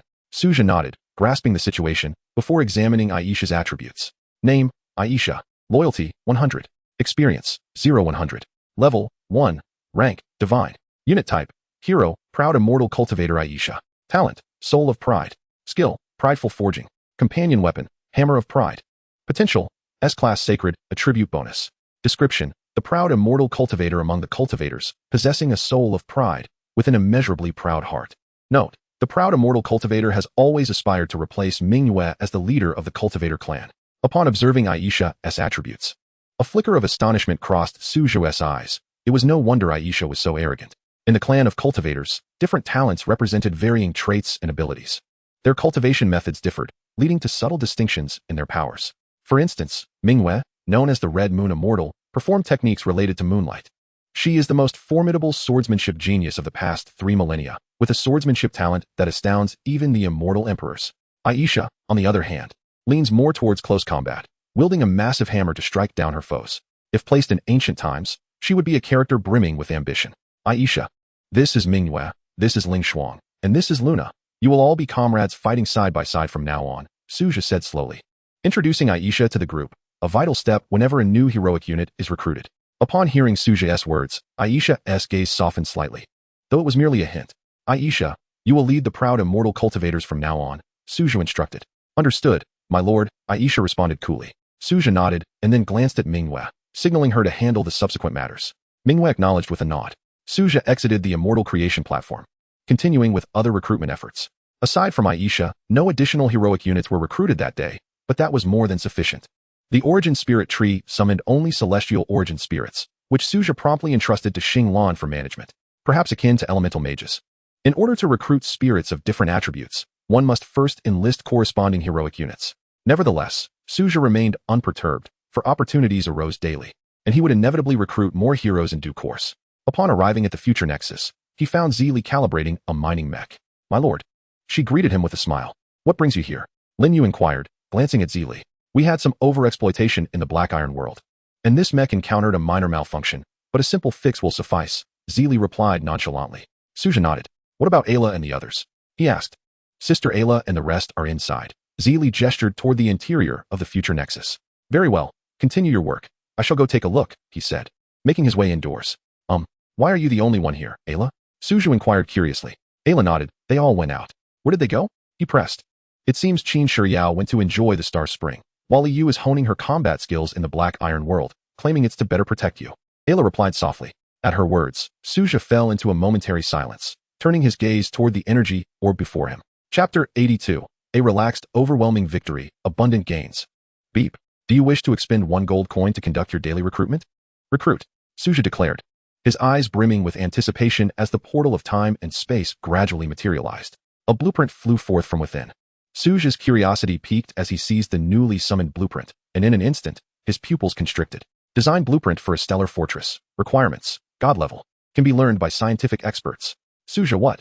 This is mine already? Staring at the blueprint for the stellar fortress, a formidable weapon of advanced technology. He was astounded to have acquired such a treasure so soon. This was both good news and bad news. The good news was that the blueprint was extraordinarily powerful. The bad news was that the resources required for construction would undoubtedly be insufficient. Even if he sold all his current assets, he would likely not muster even a fraction of what was needed. Quickly, Su Zhe tucked the blueprint away, recognizing that it could very well serve as a family heirloom. "By the way, my lord, the location for the base in the Black Iron world has been determined. If the materials for the quantum shield barrier are complete, we can establish a base there." Ayla adjusted her glasses and looked at Su Zhe. He nodded in understanding. "The materials should be ready today," he said with a smile. Ayla remained silent after hearing this. Beep. "Today's chaos invasion is about to commence. Please select the difficulty, S. A, B, C, D. S. Su Zhe chose without hesitation. "The chaos invasion is about to begin. Would you like to observe?" he asked Ayla. "I think I'll pass," she replied, shaking her head, disinterested in this type of battle. "Very well," he replied, not pressing the matter further, and walked out of the future nexus. "Shadow," Su Zhe called out loudly. Darkness swiftly enveloped the sky as a massive figure descended rapidly, then knelt before him. Su Zhe climbed onto the back of the shadow creature. Shadow unfurled its wings and swiftly transported Su Zhe to the Blackstone city wall. "I wonder when level 11 monsters will appear," Su Zhe murmured to himself, fixating on the impending chaos invasion. Due to Su Zhe's rapid leveling, the current chaos invasion could no longer provide experience points for him and his troops, with the exception of newly recruited ones. On the Blackstone city wall, Xing Lan awaited him, her silver hair shimmering like stars, dressed in a light blue gown. "My lord," she saluted as she saw Su Zhe. He nodded in acknowledgement. Though Xing Lan had only been recruited yesterday, she had already reached level 11, suggesting that she had derived substantial benefits from grinding in the Black Iron world the previous afternoon. "Let's begin," Su Zhe murmured. Xing Lan gazed at the surging chaotic darkness, her eyes sparkling with excitement. From within the shadows emerged grotesque chaotic creatures, slowly encroaching upon Su Zhe's territory. Sticking to the old strategy, the newly recruited troops would serve as the main force, allowing them to gain experience while fending off the invasion, while the remaining units would hunt treasure monsters for loot. Su Zhe observed the Origin Spirit Legion, all of whom were celestial attribute spirits. In battle, they transformed into celestial forms, radiating brilliant starlight. Massive celestial meteors rained down from the heavens, relentlessly striking the chaotic creatures below, erupting in dazzling brilliance. Level 9, by tomorrow or the day after. Level 10 monsters should appear, Su Zhe mused, his eyes filled with anticipation. As time passed, the S-level chaos invasion grew increasingly formidable, and barring any unforeseen circumstances, level 10 monsters would likely emerge no later than the day after tomorrow, at which point he could level up. Time trickled by. Everything proceeded smoothly, and 3 hours later, the last chaotic creature fell, signaling the end of the chaos invasion. Su Zhe looked at the S-rated reward chest that had appeared in his inventory, collected today's battle power ranking reward, and received 10,000 gold coins from the spirit crystal tree. Devour. Su Zhe invoked his power, consuming all the monster corpses within his territory. Beep. Your attribute blessed land has been triggered. Territory expanded by 6,000 meters. Beep. Your attribute blessed land has been triggered. Obtained 1 advanced spirit spring. Beep. Your attribute blessed land has been triggered. Obtained 1 spirit essence forest. Su Zhe. 3 consecutive triggers. Today is indeed fortunate. He gazed at the notification. Advanced spirit spring, entertainment facility, possesses miraculous effects of cleansing marrow and enhancing training aptitude. Spirit essence forest, capable of gathering the essence of heaven and earth, with a high chance of nurturing rare mineral veins or producing extraordinary treasures. Both treasures were splendid. Su Zhe reflected on the advanced spirit spring and the spirit essence forest, recognizing their potential value. The advanced spirit spring, as an entertainment facility, would significantly enhance the training aptitude of the troops in his territory. The spirit essence forest might even yield unexpected surprises. Su Zhe then opened the 3D map to check the location of the spring, placing it beside the star spring. As for the spirit essence forest, he situated it in the northern region of his territory. Following his customary practice, he expanded the walls outward, leaving a 500-meter gap adjacent to the chaos. Assessing the spirit essence forest, which he estimated to span around 2,000 meters, he found no issue, as his territory was vast enough to accommodate it. That should suffice, Su Zhe remarked, turning to Xinglan. He retrieved a starship from his inventory. Get in, he instructed her. Xinglan, slightly taken aback, took the passenger seat. Her curiosity piqued as she observed Su Zhe. Su Zhe activated the starship, transporting Xinglan back to the Lord's Manor, where he headed directly to the advanced spirit spring. Gazing at the spring before him, which was not particularly large, with a diameter of approximately 20 to 30 meters, steam billowed and spiritual mist danced around it. Without hesitation, Su Zhe, clad in beach shorts, leaped into the spring. Xinglan stood by the spirit spring, appearing somewhat uneasy. Su Zhe reached out and gently pulled Xinglan into the spring. Stay with me for a while, he smiled, tenderly enveloping her in his embrace. Xinglan's cheeks flushed a subtle shade of crimson, yet she willingly nestled against Su Zhe. As he held Xinglan, who exuded a faint, refreshing fragrance, they soaked in the spring while Su Zhe began to tally the day's gains. Gold coins, 100,000. Common loot chests, 1,000. Rare loot chests, 400. Black iron chests, 200. Bronze chests, 60. Silver chest, 1. The day's harvest was quite impressive. And a wave of satisfaction washed over Su Zhe. Gazing at the glimmering coins before him, he mused, were there 50,000 monsters today? A broad smile graced his face. While not an overwhelming number, it was certainly significant.